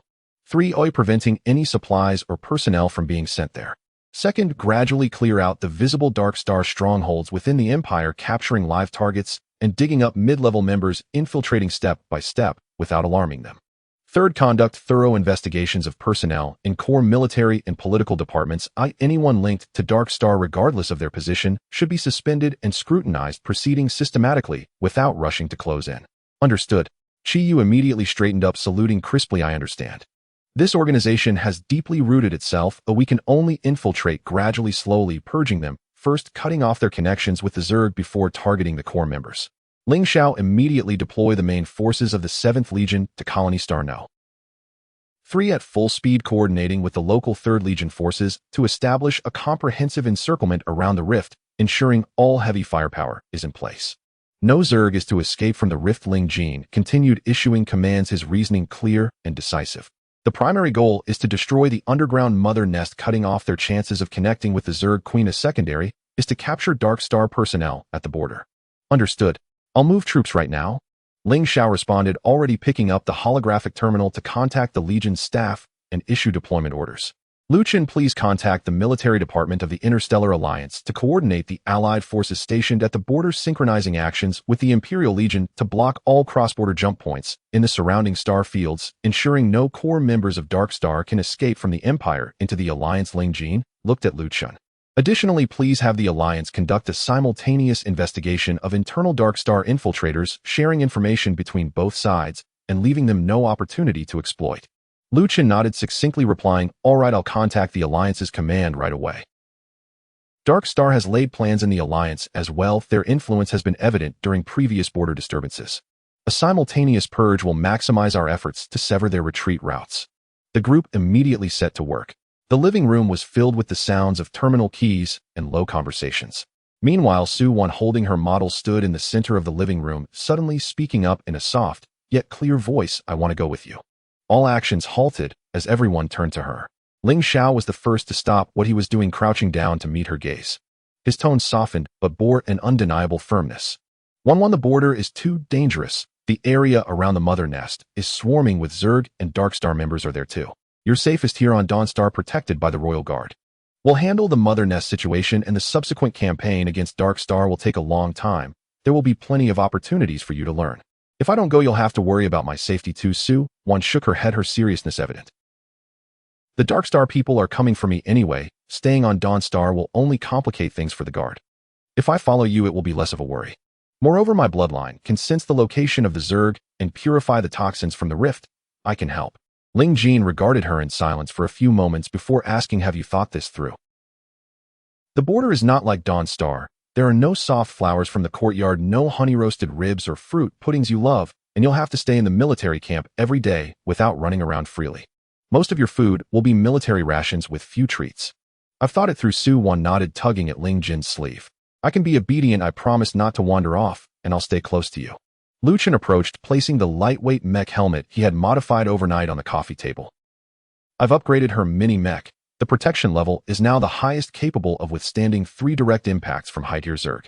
It has an invisibility barrier that connects with her bloodline power to shield her from Zerg perception, along with an emergency teleportation function that will instantly transport her to us in case of danger. As long as she stays within our sight, nothing will happen to her." Ling Xiao furrowed his brows, remaining silent. He understood how safe the mech was, but the border was the front line of Zerg devastation, the most dangerous place in the galaxy. Deep down, he didn't want this soft little girl to be stained by blood or danger. Yet seeing the determination in Su-Wan's eyes reminded him of the tattered tactical manual of Marshal by Yuan he had flipped through at the military academy, particularly the line that stated a soldier's duty is to protect the people behind them and to trust their comrades beside them. Su-Wan was never meant to be a flower hidden in a greenhouse. She was the heir of the Bai family, the daughter of Marshal by Yuan and his wife, and she had every right to face all matters concerning her. Finally, Ling Xiao relented, reaching out to ruffle her soft hair, his tone a mix of concession and uncompromising demand. "All right, I'll take you. But you must promise me to stay close to us at all times, no wandering off, don't touch anything unfamiliar, and if danger arises, you'll hide behind us immediately. Can you do that?" "I can." Su-Wan nodded vigorously, her eyes sparkling like stars as she bounced with her model in her arms. "I'll definitely be obedient. I won't cause any trouble for you." Ling Jin, watching her enthusiasm, chuckled helplessly, then turned to Chi Yu. "Make the arrangements. We'll depart for the border first thing tomorrow morning using a specialized stealth aircraft. The escort team should be selected from the elite of the Royal Guard and the 7th Legion. The numbers don't need to be large, just the best fighters. Also, please ensure that the encrypted file left by Marshal by Yuan and his wife is uploaded to the aircraft's secure terminal in advance, so one can access it whenever she wants." "Understood. I'll finalize all arrangements immediately." Chi Yu replied, saluting again before hastily leaving the safe house to coordinate everything for the departure. The busyness in the living room continued. Ling Xiao sat on the sofa, connecting with the commander of the 3rd Legion on the front lines to finalize the defensive plans for the border, coordinating troop deployments and heavy firepower arrangements, occasionally glancing at Su-Wan to ensure she remained quietly by his side. Ling Jin sat nearby, engaged in an encrypted meeting with the highest commander of the Interstellar Alliance to coordinate joint defenses at the border, succinctly reaching agreements on cooperation and responsibilities. Lu Chen took Su-Wan's mini-mech into a specialized workshop for final adjustments and modifications, adding all possible protective features to ensure nothing went wrong. Su-Wan hugged her model and dashed back to her room, opening her special backpack to start packing. She carefully placed the assembled mini-mech model into a waterproof storage box at the top of her backpack, then packed several bags of her favorite dried fruits, biscuits, and milk candies. She took off the Bai Tan jade pendant from around her neck, wiped it gently with a soft cloth, and put it back on, finally also placing the protective helmet that Lu Chun had modified into the side pocket of her backpack. Once finished, she returned to the living room with her stuffed backpack, holding it up for the 3 men to see. "I'm all packed. We can leave first thing tomorrow." Ling Xiao had just concluded his communication with the front lines and scooped her into his arms, weighing her little backpack with a smile. "Did you pack all this? Is it heavy?" "Not heavy." Su-Wan shook her head, hiding the backpack behind her and wrapping her arms around Ling Xiao's neck, softly asking, "Are the Dark Star people very powerful?" Will we be able to blow up the mother nest? We can. Ling Xiao nodded, his tone firm. No matter how many tricks they have up their sleeves, the mother nest must be destroyed and the Zerg rift must be sealed. With us here, no one can harm you. Su Wan nodded, burying her face in the nook of Ling Xiao's shoulder while clutching her model, falling silent. She understood that the Dark Star organization, which had been concealed for 1,000 years, would be a formidable challenge for her and those around her in the time to come. One day she would completely eradicate this organization that had caused the deaths of her parents and countless others in the galaxy. The next morning, as dawn broke, the safe house on Pashao Star began to stir. Su Wan stood at the door, her small backpack stuffed with essentials slung over her shoulder and a waterproof storage box for her mini-mech models cradled in her arms. She was dressed in a custom black combat suit tailored specifically for her by Ling Xiao. The lightweight fabric was resistant to the corrosive acid of the insectoids, with tiny white ephemeris patterns embroidered around the collar and cuffs. Ling Xiao had just finished a communication with the front lines when he scooped her up into his arms, weighing her little backpack with a smile. Packed so much. Is it heavy? Not heavy. Su Wan shook her head, tucking the backpack behind her. She wrapped her arms around Ling Xiao's neck, resting her chin on his shoulder, and whispered, "When are we leaving? Do you think the people from Darkstar are ready to accelerate the maturation of their mother nest? We'll set off early tomorrow morning, and we won't give them that chance," Ling Xiao reassured her, running his fingers through her hair with certainty. "The 3rd Legion has sealed off the area around the rift. Without our fire support, they won't dare to hasten the hatching. If they push us too far, we'll bombard the entire mining area, and they'll get nothing." At that moment, Ling Jin approached, placing a secured tablet on the coffee table. The screen displayed a border defense map just sent by Chi Yu. The 3rd Legion has dispatched 2 mech squadrons to guard Colony Star No. 3. The Dark Star personnel can't act for now. I just finished a meeting with the Alliance headquarters. Lu Chun has coordinated, and the border garrison will simultaneously seal off the nearby jump points. Even if they want to flee, there's nowhere to go. Lu Chun exited the workshop carrying 2 storage boxes, one containing Su Wan's mini-mech and the other packed with modified firearms and reconnaissance equipment. The mech's defense system and cloaking barrier have been debugged. It can synchronize with her bloodline, making it undetectable by high-level insectoids when it conceals its presence. Additionally, I've added emergency ammunition storage, so should danger arise, it can protect itself. He squatted down, opening the storage box to show Su Wan the cockpit of the mini-mech, which had been fitted with custom soft padding and compartments for her models and snacks. Su Wan's eyes lit up as she poked the soft padding, smiling brightly at Lu Chun. On the landing pad, 2 stealth aircraft were ready. 12 elite guards stood in formation, all handpicked from the Royal Guard and the 7th Legion, each with practical experience in soloing high-level insectoids. They had accompanied Su Wan on several missions and recognized her as the scion of the Bai family. Chi Yu arrived shortly after, holding an encrypted USB drive, which he handed to Ling Jin. "Your Majesty, this is the latest intelligence gathered overnight. The coordinates of 5 peripheral outposts of Darkstar are included, along with a complete geological map of Colony Star No. 3. Moreover, all 7 individuals who had access to this flight route have been neutralized. The Deputy Minister of the Equipment Department has been the toughest to crack. He hasn't budged under interrogation, but his anonymous account transactions match perfectly with Darkstar." He paused, crouching to hand a small positioning bracelet to Su Wan. This bracelet provides real-time location tracking and has a 1-button distress signal function. Pressing this button will alert military intelligence stations across the star system. "The last time you went on a border mission, His Majesty had me prepare this for you, and it's perfect for this trip." Su Wan accepted the bracelet and slipped it onto her wrist, finding it a perfect fit. She nodded and quietly said, "Thank you." Ling Jin clapped Chi Yu on the shoulder. "The rear is in your hands. Continue interrogating the mole. Monitor the peripheral outposts we've uncovered without alarming them. Once we handle the mother nest, we'll clean up everything in one go." "Yes.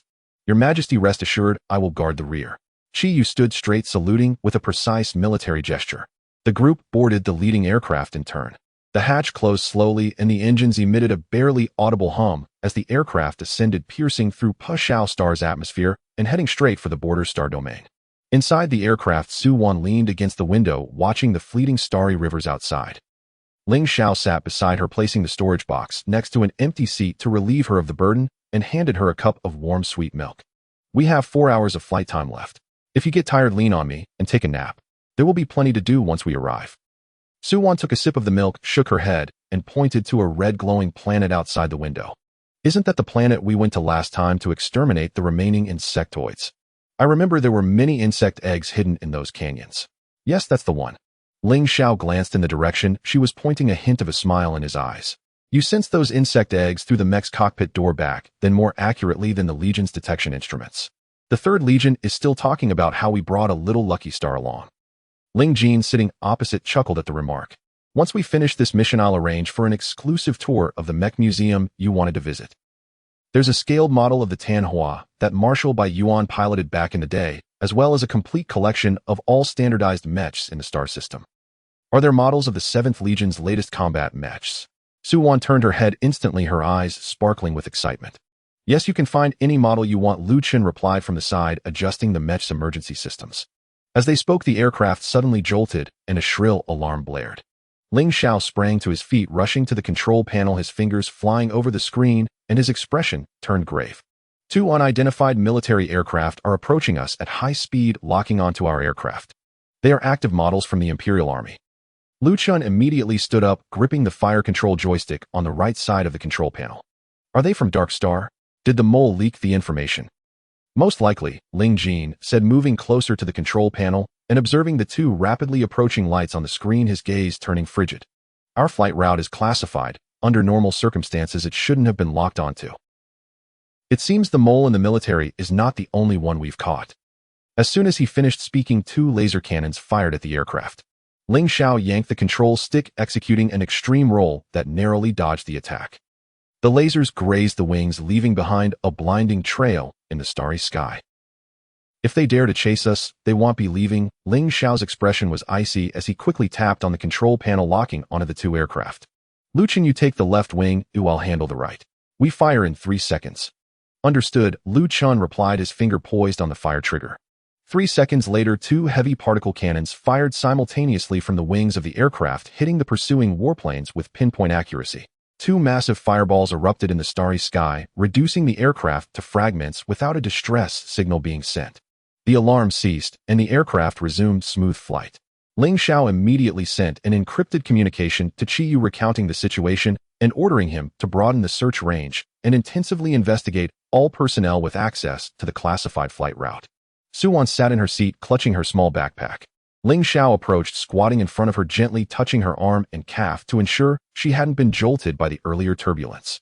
Only then did the tension in his jaw relax slightly. Are you scared? No, Su-Wan shook her head. It was a lot rougher when we fought the insectoids before. Ling Xiao couldn't help but chuckle, ruffling her hair. He almost forgot that this seemingly delicate girl had already faced the front lines with him and was no stranger to such dangers. The 4-hour journey soon came to an end as the aircraft passed through the atmosphere of the Border Star domain, landing steadily on the exclusive helipad of the 3rd Legion's frontline military camp. The moment the hatch opened, a wind filled with the stench of insectoid mucus rushed in, even stronger than when Su-Wan had arrived before, mingled with a faint smell of gunpowder. A throng of armed soldiers filled the helipad, and the commander of the 3rd Legion, Zhao Yi, rushed over. A scar that stretched from his brow to his chin marked his face, a testament to past battles against the insectoids. Upon spotting Ling Jin and the others, he immediately saluted, though his gaze softened when it landed on Su-Wan in Ling Xiao's arms. Your Majesty, Commander Ling. Commander Lu, Miss Wan. The camp has been secured, and the command room is prepared with the latest reconnaissance data. Please, this way. Ling Xiao carried Su-Wan inside, who peered over his shoulder at the scene within the camp. Soldiers and mechs patrolled everywhere, while heavy combat mechs took off and landed every 10 minutes on the launch pads. In the distance, faint blue traces of particle cannon fire could be seen along the border, and the entire camp was tense with the atmosphere of impending battle. Once inside the command room, Zhao Yi immediately had the latest reconnaissance footage projected onto the central screen. The image, captured by a micro-reconnaissance drone, revealed a pitch-black underground crevice teeming with low-level soldier insects. Dark green mucus clung to the rocky walls, and every dozen meters a high-level insectoid guarded a fork in the path, its crimson compound eyes glowing ominously in the darkness. The entrance to the crevice is located in the abandoned mining area of Colony Star No. 3, connected to a natural cave 300 meters below. The mother nest is built in the very center of that cave, Zhao Yi explained, pointing with a laser pen at the cave structure diagram on the screen. This cave is extensive with 12 forks in total. Out of the 6 our drones explored, 4 were dead ends filled with insect eggs, while the other 2 were guarded by high-level insectoids with energy traps laid by Dark Star. He paused, his expression darkening. We've sent 4 reconnaissance teams down, totaling 24 people, but only 1 severely injured soldier crawled back, and he's still in critical care. All he managed to say was, There are at least 10 high-level insectoids at the core of the mother nest, and 4 key members of Dark Star who have been injecting energy liquid to accelerate its maturation. Ling Xiao stepped closer to the screen, tracing the cave structure with his fingers furrowing his brow. What is the current hatching progress of the mother nest? I need the energy fluctuation data from this morning. It just measured at 70%. Zhao Yi promptly handed over the data tablet. That's nearly 20% faster than 3 days ago. Dark Star must know we're coming and are rushing to accelerate the hatching. In at most 10 days, the first batch of high-level insectoids will emerge. Ling Jin, seated at the command table, flipped through the casualty reports, his fingers lightly tapping on the pages without saying a word. Su Wan slid down from Ling Xiao's arms and approached the screen, staring at the image of the mother nest for a few seconds, feeling her by family talisman warming against her neck. She closed her eyes briefly, and when she opened them again, she pointed at a narrow side tunnel on the left side of the cave structure shown on the screen. This tunnel's entrance was sealed off by thick insectoid mucus which the drone had been unable to penetrate. This tunnel has no eggs or high-level insectoids, just 3 low-level soldier insects guarding it. It leads to the side rear of the mother nest. The command room fell silent. Zhao Yi blinked in surprise at Su Wan, but didn't question her. He had heard of her innate ability to sense insectoids through her bloodline. On multiple border extermination missions, she had accurately pinpointed the hiding places of insectoids even more precisely than the Legion's top detection instruments.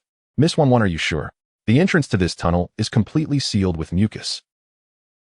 We previously thought it was an abandoned mining passage and didn't investigate it further. Sure. Su Wan nodded, touching her warm talisman. There's a ventilation opening at the end of that tunnel that leads directly to the outer wall of the mother nest. There are no ambushes or energy traps. It's the safest route for infiltration. Lu Chun then spoke, pointing at the entrance of the side tunnel. The mucus-sealed entrance can be cut open with a silent cutter in 3 minutes. This route is far from the main passage, so even if there's noise, it won't easily alert the main nest's insectoids. Tonight, our infiltration reconnaissance will take this route. Ling Jin glanced at the screen and finally nodded. All right, we'll go this way. Ling Xiao, you take 2 mech squadrons and set up a perimeter around the crevice entrance before nightfall. Prepare heavy firepower. If there's any unusual activity inside, provide immediate fire support and help them out. I'll remain in the command room to coordinate the defenses. If there's any sign of premature hatching from the mother nest, we'll initiate the total assault plan. He turned to Lu Chun and added, the infiltration team will be led by you along with Wan, making a total of 7 members, all selected for their experience in underground nest operations. The mission is simple: gather intelligence on the internal structure of the mother nest, the location of the energy core, and the specific movements of the Dark Star members. Retrieve the data and withdraw. No prolonged engagements, and absolutely no charging in recklessly. Understood.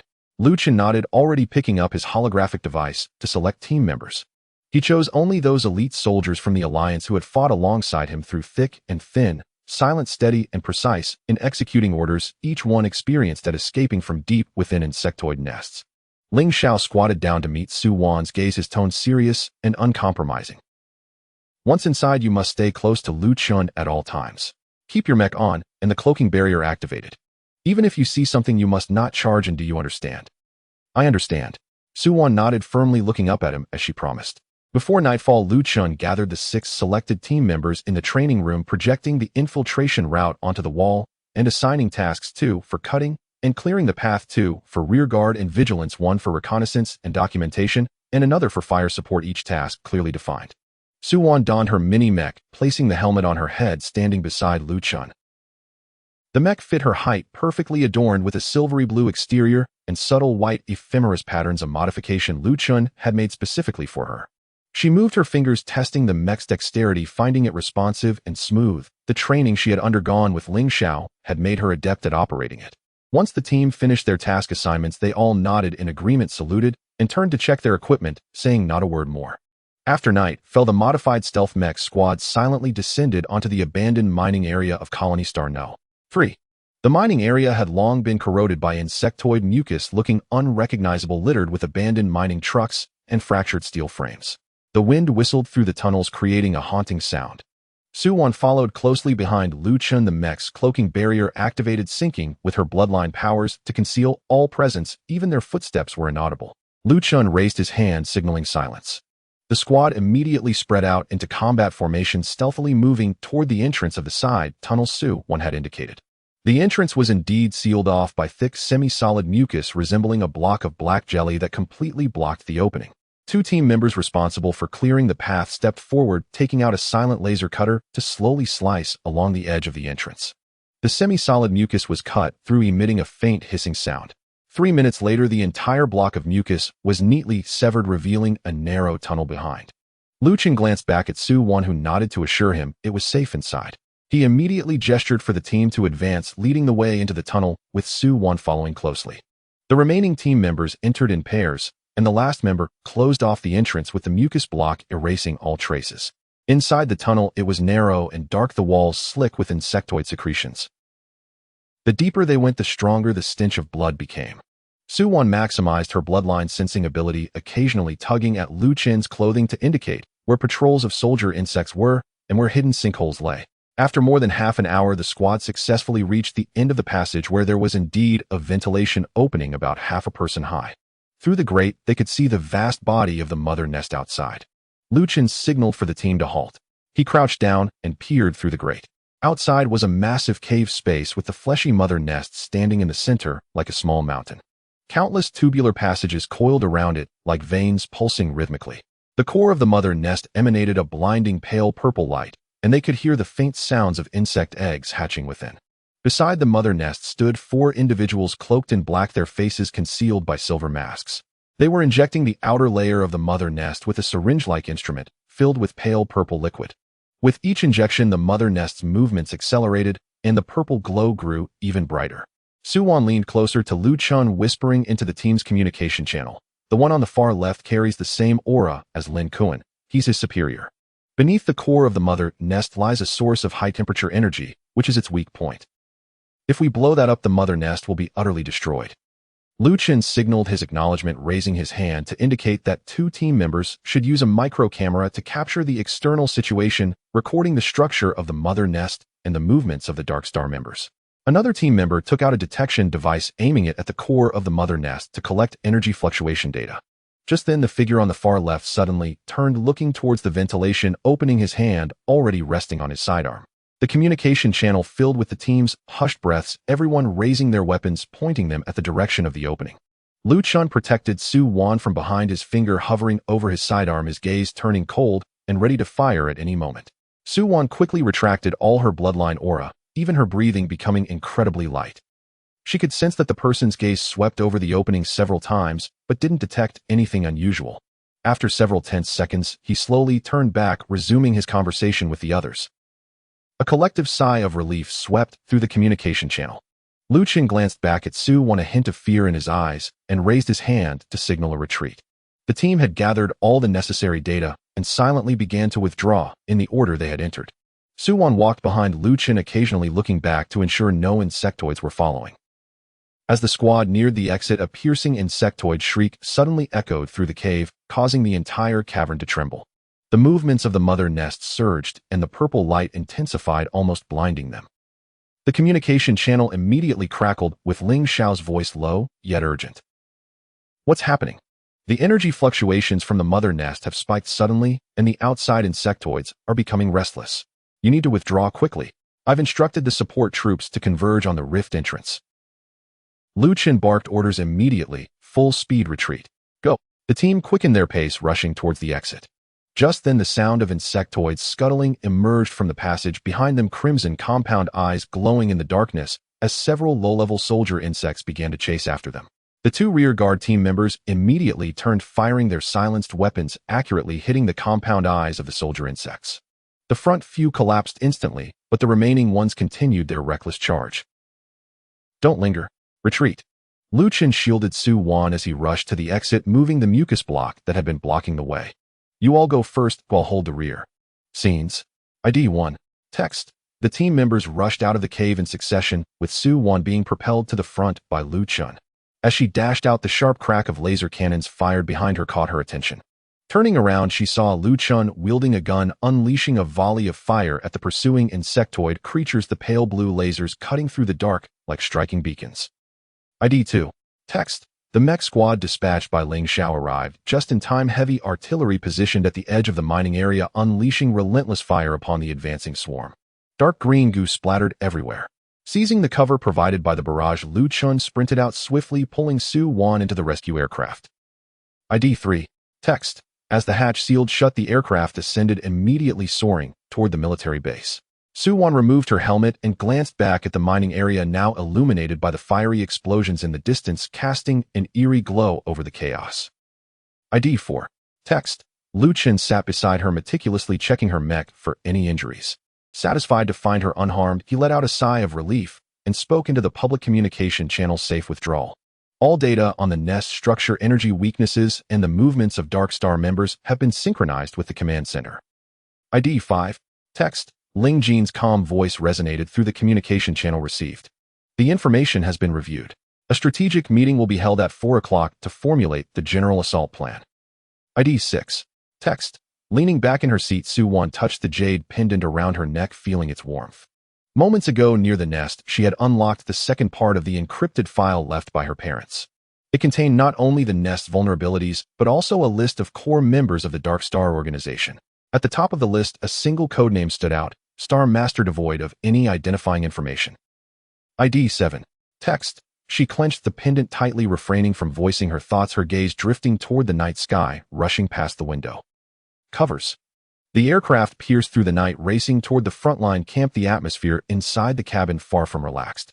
Su Wan leaned back in her seat, her fingers repeatedly stroking the slightly warm by tan jade pendant around her neck, remaining silent. Moments ago, outside the ventilation shaft of the mother nest, harnessing the energy fluctuations of the mother nest's core, she had unlocked the second part of the encrypted files left by her parents. In addition to the precise weaknesses of the mother nest, she had discovered the core structure of the Dark Star organization. At the very top was a figure codenamed Star Master, with no identifying information. Even Lin Kuan was merely a pawn under this codename. Lu Chen sat beside her, synchronizing and encrypting all the data recorded during their infiltration to the command room, his fingers flying across the holographic interface. Occasionally, he glanced at Su Wan, ensuring she was unaffected by the earlier incident. The two team members left behind were checking their gear and finishing the count of remaining ammunition. On the public communication channel, Ling Xiao's voice came through again, cold and hard with the remnants of gunfire. The insectoids around the mining area have been cleared. The support troops have returned to the camp. Stay vigilant on your way back. I've arranged for people to wait on the helipad. Received, Lu Chen replied, pressing the acceleration key on the aircraft. 20 minutes later, the aircraft landed steadily on the exclusive helipad of the 3rd Legion's frontline camp. As soon as the cabin door opened, they saw Ling Xiao waiting outside with his aide, his combat uniform still smeared with dark green insectoid slime, clearly just returned from the mining front. Seeing Su Wan safe, his tense jaw relaxed slightly. "You're not injured, are you?" Ling Xiao reached out to take the mecha storage box from Su Wan's arms, his other hand instinctively shielding her back, avoiding a passing troop transport. "The military doctor is waiting in the command room. Let's get you checked first." "I'm fine, it's just some slime on the mecha, no injuries." Su Wan shook her head and looked up at him. "What about Ling Jin?" "In the command room waiting for you. The commanders of the various legions have already arrived. They're just waiting for the first-hand information you brought back," Ling Xiao replied, leading them toward the command room. At 3:30 a.m., the command room was brightly lit, a massive star map projected on the central screen with the location of Colony Star No. 3 marked with a glaring red circle. Ling Jin sat at the main seat, flipping through the reconnaissance data just transmitted. Upon noticing their arrival, he gestured for them to take their seats without inquiring about the situation on the way, only raising his hand to his aide, project the mother nest data sent by Commander Lu onto the main screen. The aide immediately complied, and in the next moment, high-definition images of the mother nest structure, the movements of the Dark Star members, and the energy core's location were clearly displayed before everyone. The dozen or so Legion commanders seated around the conference table leaned in to observe, closely murmuring to one another with grave expressions. At precisely 4 a.m., the operation meeting began. Lu Chen stood first, positioned in front of the screen with a laser pointer, succinctly reporting, "Last night's infiltration confirmed that the mother nest is located in the center of a cavern 300 meters underground on Colony Star No. 3, constructed as a flesh chamber incubation structure. The core power source is a 2-meter diameter insectoid gene energy core situated within the lowest cavity of the mother nest. This is its only weakness." He paused, shifting the laser pointer to the distribution map of the cavern's forks. There are 12 main forks in the cavern. 6 are dead ends for insect egg incubation, while 4 are guarded by high-level insectoids and energy traps. Only the abandoned mine tunnel on the far left leads directly to the rear side of the mother nest, serving as the sole infiltration route. Currently confirmed there are more than 10 high-level insectoids permanently stationed within the mother nest, and tens of thousands of lower-tier soldier insects alongside 4 core members of Darkstar, all equipped with standard weaponry and insectoid breeding equipment. After completing his report, Lu Chun returned to his seat. Ling Jin tapped his fingers on the table, scanning the faces of all present. Everyone understands the situation. The mother nest's incubation progress has reached 70%. In no more than 10 days, the first batch of high-level insectoids will break free, and the entire border defense line will be overwhelmed. We do not have the luxury of hesitation. At 6 a.m. today, we will officially launch a full-scale assault. With his words, no one at the table objected. All understood this was their only opportunity. For the next half hour, the meeting finalized the complete plan for the assault, divided into 4 synchronized phases. First, the frontal diversion team, led by Ling Xiao, would launch a strong attack with 2 main mecha squadrons from the 7th Legion and the entire 3rd Legion from the main entrance of the fissure, using heavy firepower to attract the main force of the insectoids within the mother nest, drawing most of the high-level insectoids to the outer battlefield to create opportunities for the infiltration team. Second, the infiltration demolition team, led by Lu Chun, would select 6 elite soldiers with underground combat experience equipped with high explosive armor-piercing shells to infiltrate along the abandoned mine tunnel confirmed last night, heading straight for the mother nest's core energy source, install explosives, and completely destroy the mother nest. Third, the outer blockade team would be responsible for the Interstellar Alliance's border garrison, simultaneously sealing off all star domain jump points surrounding Colony Star No. 3 and eliminating the 5 outer strongholds of Dark Star at the border, ensuring no member escaped the encirclement. Fourth, the command headquarters, led by Ling Jin, would coordinate the entire deployment, monitor battlefield dynamics in real time, and activate emergency plans for any unexpected situations. As the plan reached completion, the only point of contention centered on whether Su-1 should rejoin the infiltration team to enter the mother nest again. I disagree. Ling Xiao was the first to voice his opposition, his tone leaving no room for negotiation. Last night's infiltration was already risky. Today is the full-scale assault, and the insectoids within the mother nest will be agitated by the firepower, making the risks tenfold greater. She cannot go. I must go, Su-1 immediately interjected, sliding out of her seat and stepping forward to point at the core of the mother nest on the screen. Only my bloodline can accurately pinpoint the weakest point of the energy core. Your detection devices will be interfered with by the mother nest's energy. Even if you place the bomb, it is highly likely it won't destroy the core. Furthermore, when the energy core detonates, the insectoid toxins and eggs will spread with the shockwave. Once they touch the ground, the entire colony Star No. 3 will be permanently contaminated. Only my Tanhua bloodline can deploy a purification barrier to contain these pollutants. She paused, looking firmly at Ling Xiao. When I fought the high-level insectoids alongside you on the front line, I never held you back. This time I won't run around. I'll stay with Lu Chun and do what I can. At that moment, Lu Chun stood and projected a mecha inspection report onto the screen. Her mini-mecha was reinforced with 3 layers of shockproof protection last night. It can withstand the core shockwave from the mother nest's explosion. The invisibility barrier and emergency teleportation system have all been debugged and are fully linked with her bloodline abilities. Moreover, only her bloodline can shield against the mother nest's energy interference, ensuring the bomb accurately hits the core's weak point. This is the only way we can guarantee the mother nest's destruction in one shot. Ling Jin fell silent for a few moments, his gaze resting on Su-1.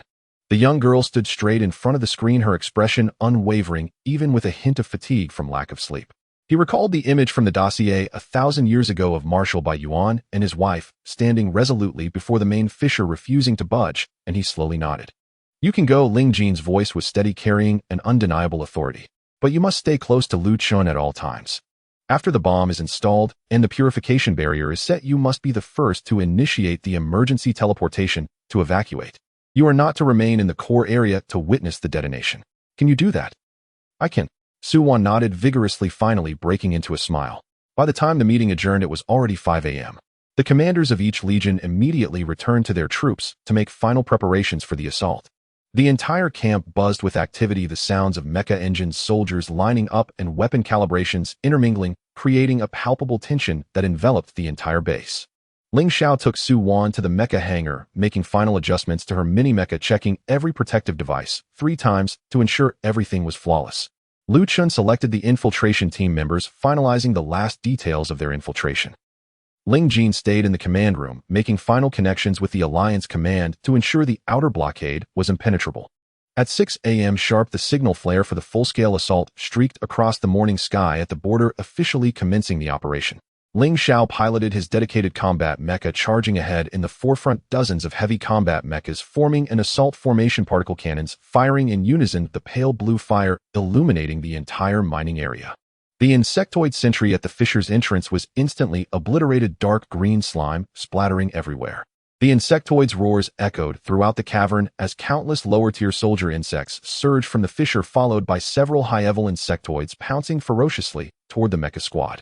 Ling Xiao maneuvered his mecha to avoid the impact of the high-level insectoids, the particle cannon accurately shattering one of its compound eyes, his cold voice ringing through the public communication channel.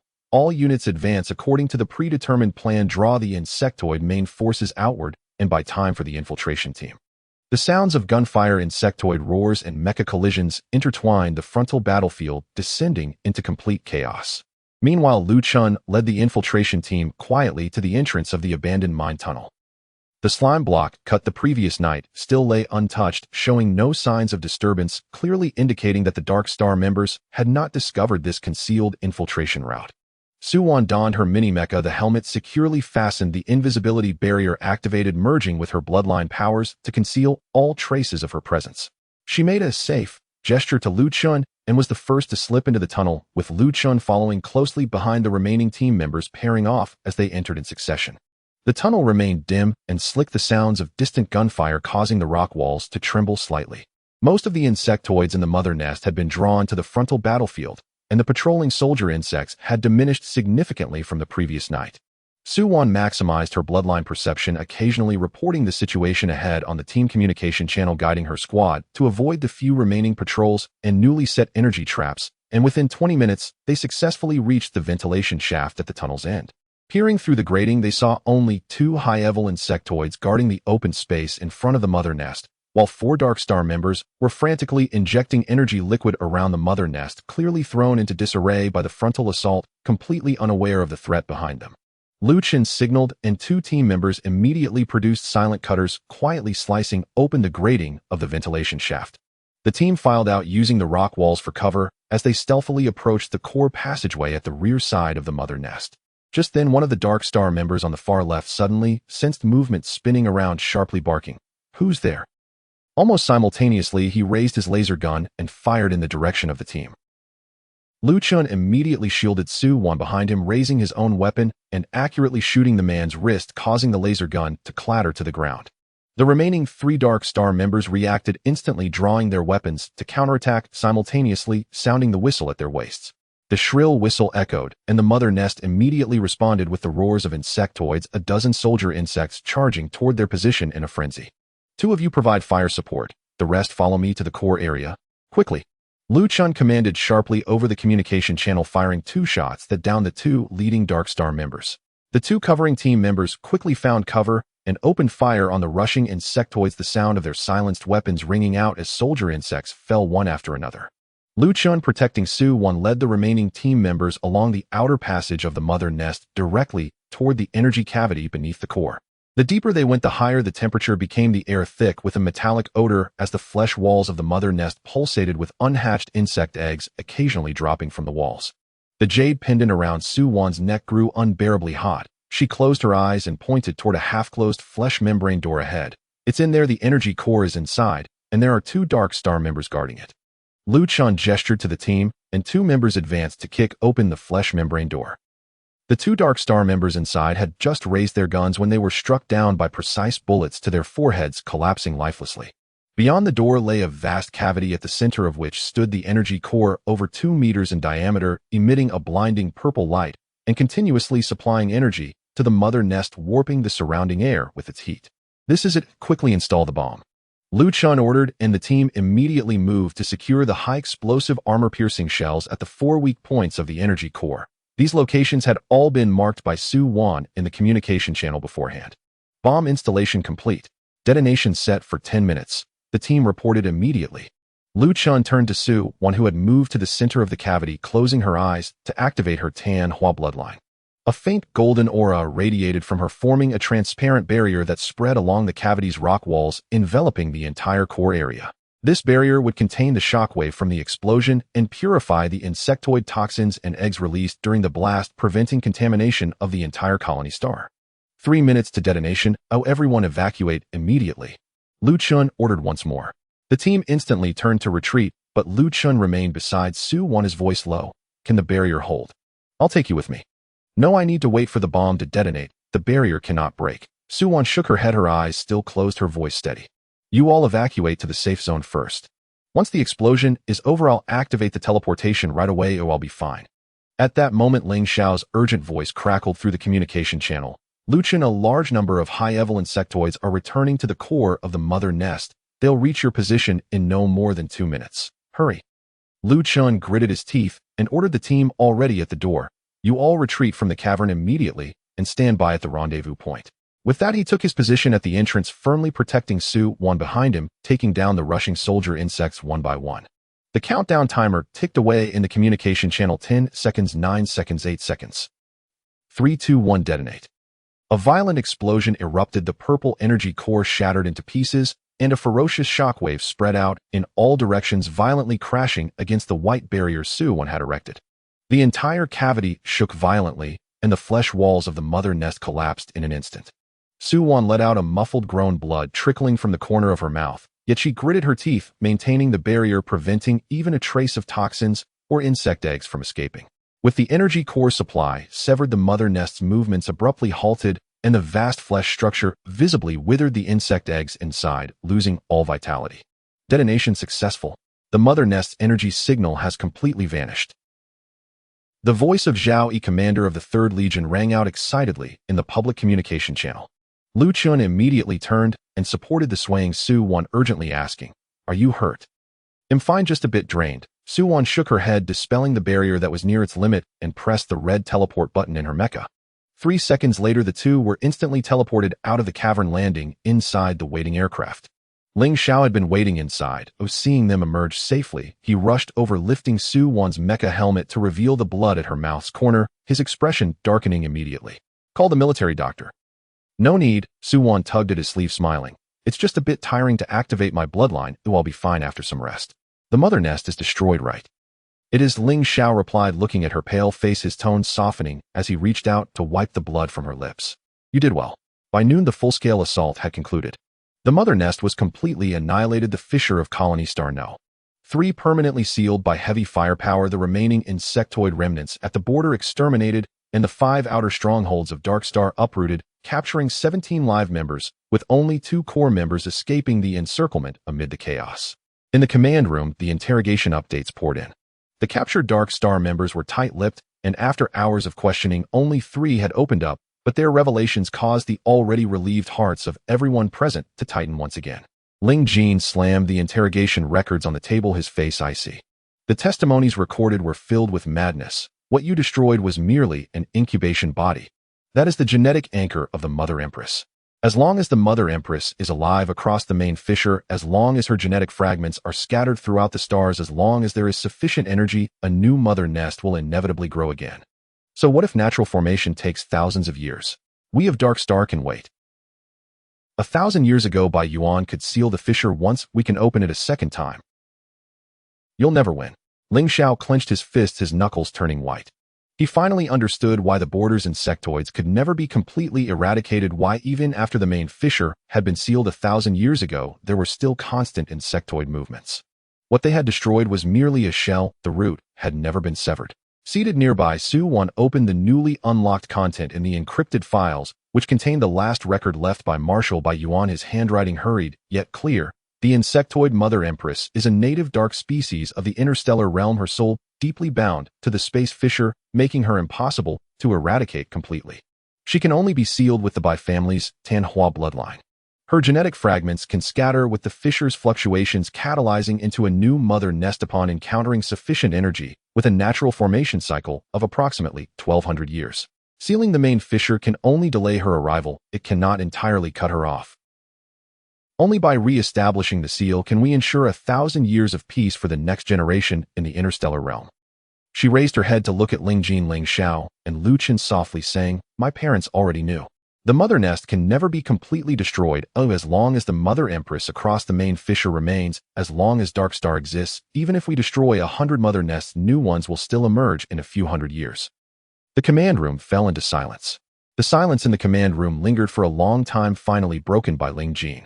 He tapped his fingertips on the table, gathering the scattered interrogation records, and his tone regained the calm authority of an emperor, devoid of excessive emotion, but imbued with undeniable clarity. The matters concerning the Empress and the genetic anchor points are long-term hazards that cannot be rushed. For now, we must solidify the cleanup efforts at the borders and leave no chance for the Dark Star to reignite. He raised his eyes to scan the assembled personnel and quickly assigned tasks. Zhao Yi, take the 3rd Legion and eliminate the remnants of the insectoids on Colony Star No. 3 and its surrounding star systems. Conduct a thorough search of all underground mines and caverns. If any genetic energy reactions from the insectoids are detected, report it immediately. We must not leave behind any scattered genetic fragments. Yes, I will ensure the mission is completed. Zhao Yi immediately stood and saluted. Lu Chen, please coordinate with the Interstellar Alliance headquarters to synchronize intelligence on the genetic anchor points. Have them investigate any suspicious energy fluctuations within the Alliance territories, particularly in abandoned mining areas and uninhabited star systems. If any signs of nest hatching are detected, eliminate them immediately. We must share information to deny the Dark Star any opportunity. Lu Chen nodded succinctly. Understood, I will contact them now. Ling Xiao, you are in charge of interrogating the live captives from the Dark Star. Focus on 2 lines of inquiry. First, the identity of the Star Lords. Second, the locations of the scattered genetic fragments across the galaxies. Extract as much information as you can. For the stubborn ones, hand them over to the Military Intelligence Bureau. They have their methods. Ling Xiao responded affirmatively, pinching the bridge of his nose, his gaze drifting to Su Wan, his tone softening slightly. What about Wan Wan? She has more important tasks to attend to. Ling Jin looked at Su Wan, his voice gentler. In the underground caverns of Colony Star No. 3, there are still significant residual insectoid toxins and genetic fragments from the explosions. Ordinary disinfection methods won't suffice. If left untreated, new insect eggs will breed. Only your Tianhua bloodline can purify these remnants completely. We must trouble you with this. I can do it. Su Wan slid off her chair, nodding without hesitation. I can sense where the fragments are located. I won't miss anything. Ling Xiao immediately stood. I will accompany you, and Lu Chun will join as well to prevent any potential insectoid or Dark Star ambush.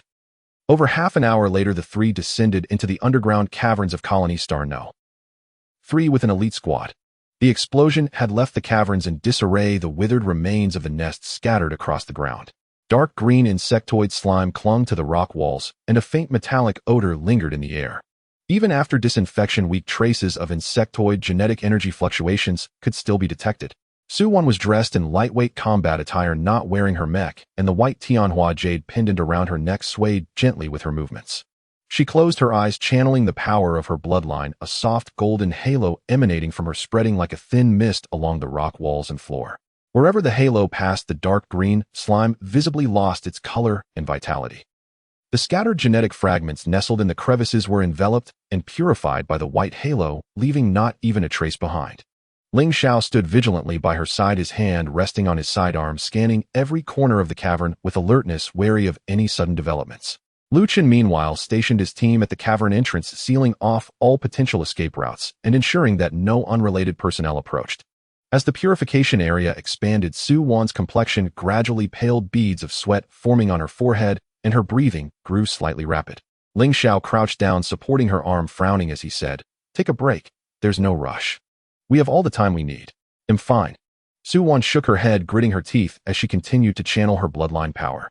"These fragments are too dispersed. I need to clean them all at once to be at ease. Otherwise, if they seep into the groundwater, it will be troublesome." At that moment, the jade pendant around her neck suddenly grew intensely hot, hotter than ever before. Su Wan let out a muffled sound, instinctively clutching the pendant. A flood of text and diagrams surged into her mind, a decryption of files left by her parents. This deep resonance with the genetic fragments of the Empress had unlocked a complete section. When she opened her eyes again, her expression was filled with complexity. Ling Xiao immediately asked, "What's wrong? Are you feeling unwell?" "I've unlocked new file content regarding the main rift seal." Su Wan's voice was soft. "My parents sealed the main rift using the ancestral Tianhua seal, which is the only thing that can suppress the Empress soul. But they noted that the seal is not permanent, it loosens every 1,000 years, and this year happens to mark the seal's expiration." She paused, adding, "The Dark Star must have known about this long ago, which is why they rushed to catalyze the nest, to take advantage of the seal loosening and open the main rift to bring the Empress over." To stabilize the seal completely and reforge the barrier, we must find the Tianhua seal left by my parents in the capital, and we also need the bloodline of the Bai family to reactivate the seal. Ling Xiao's expression instantly darkened. He was all too familiar with the war 1,000 years ago. It was the Bai Yuan marshal and his wife, who faced with the main rift exhausted their souls and bloodline powers to activate the seal, ultimately not returning alive. Now that Su Wan mentioned reactivating the seal, using her bloodline, his immediate reaction was to refuse. No. Ling Xiao's tone left no room for negotiation. Do you understand how much soul and bloodline power it takes to activate the seal? 1,000 years ago your parents couldn't withstand it. You were only 4, you absolutely cannot take this risk. We will find another way to deal with the seal. Surely there is a method that doesn't require you to sacrifice your bloodline. There is no other way. Su Wan looked up at him. Aside from me, there is no other Bai family direct descendant in the entire galaxy. Her voice was soft, but it struck Ling Xiao like a stone to the heart. He crouched down, meeting her gaze, wiping the sweat from her brow, his tone uncharacteristically firm, yet underlined with undeniable concern. That is not an option. Your parents sacrificed everything to activate the seal. Oh, I cannot let you take that risk. We will find another way to deal with the seal. Even if it means turning the entire interstellar research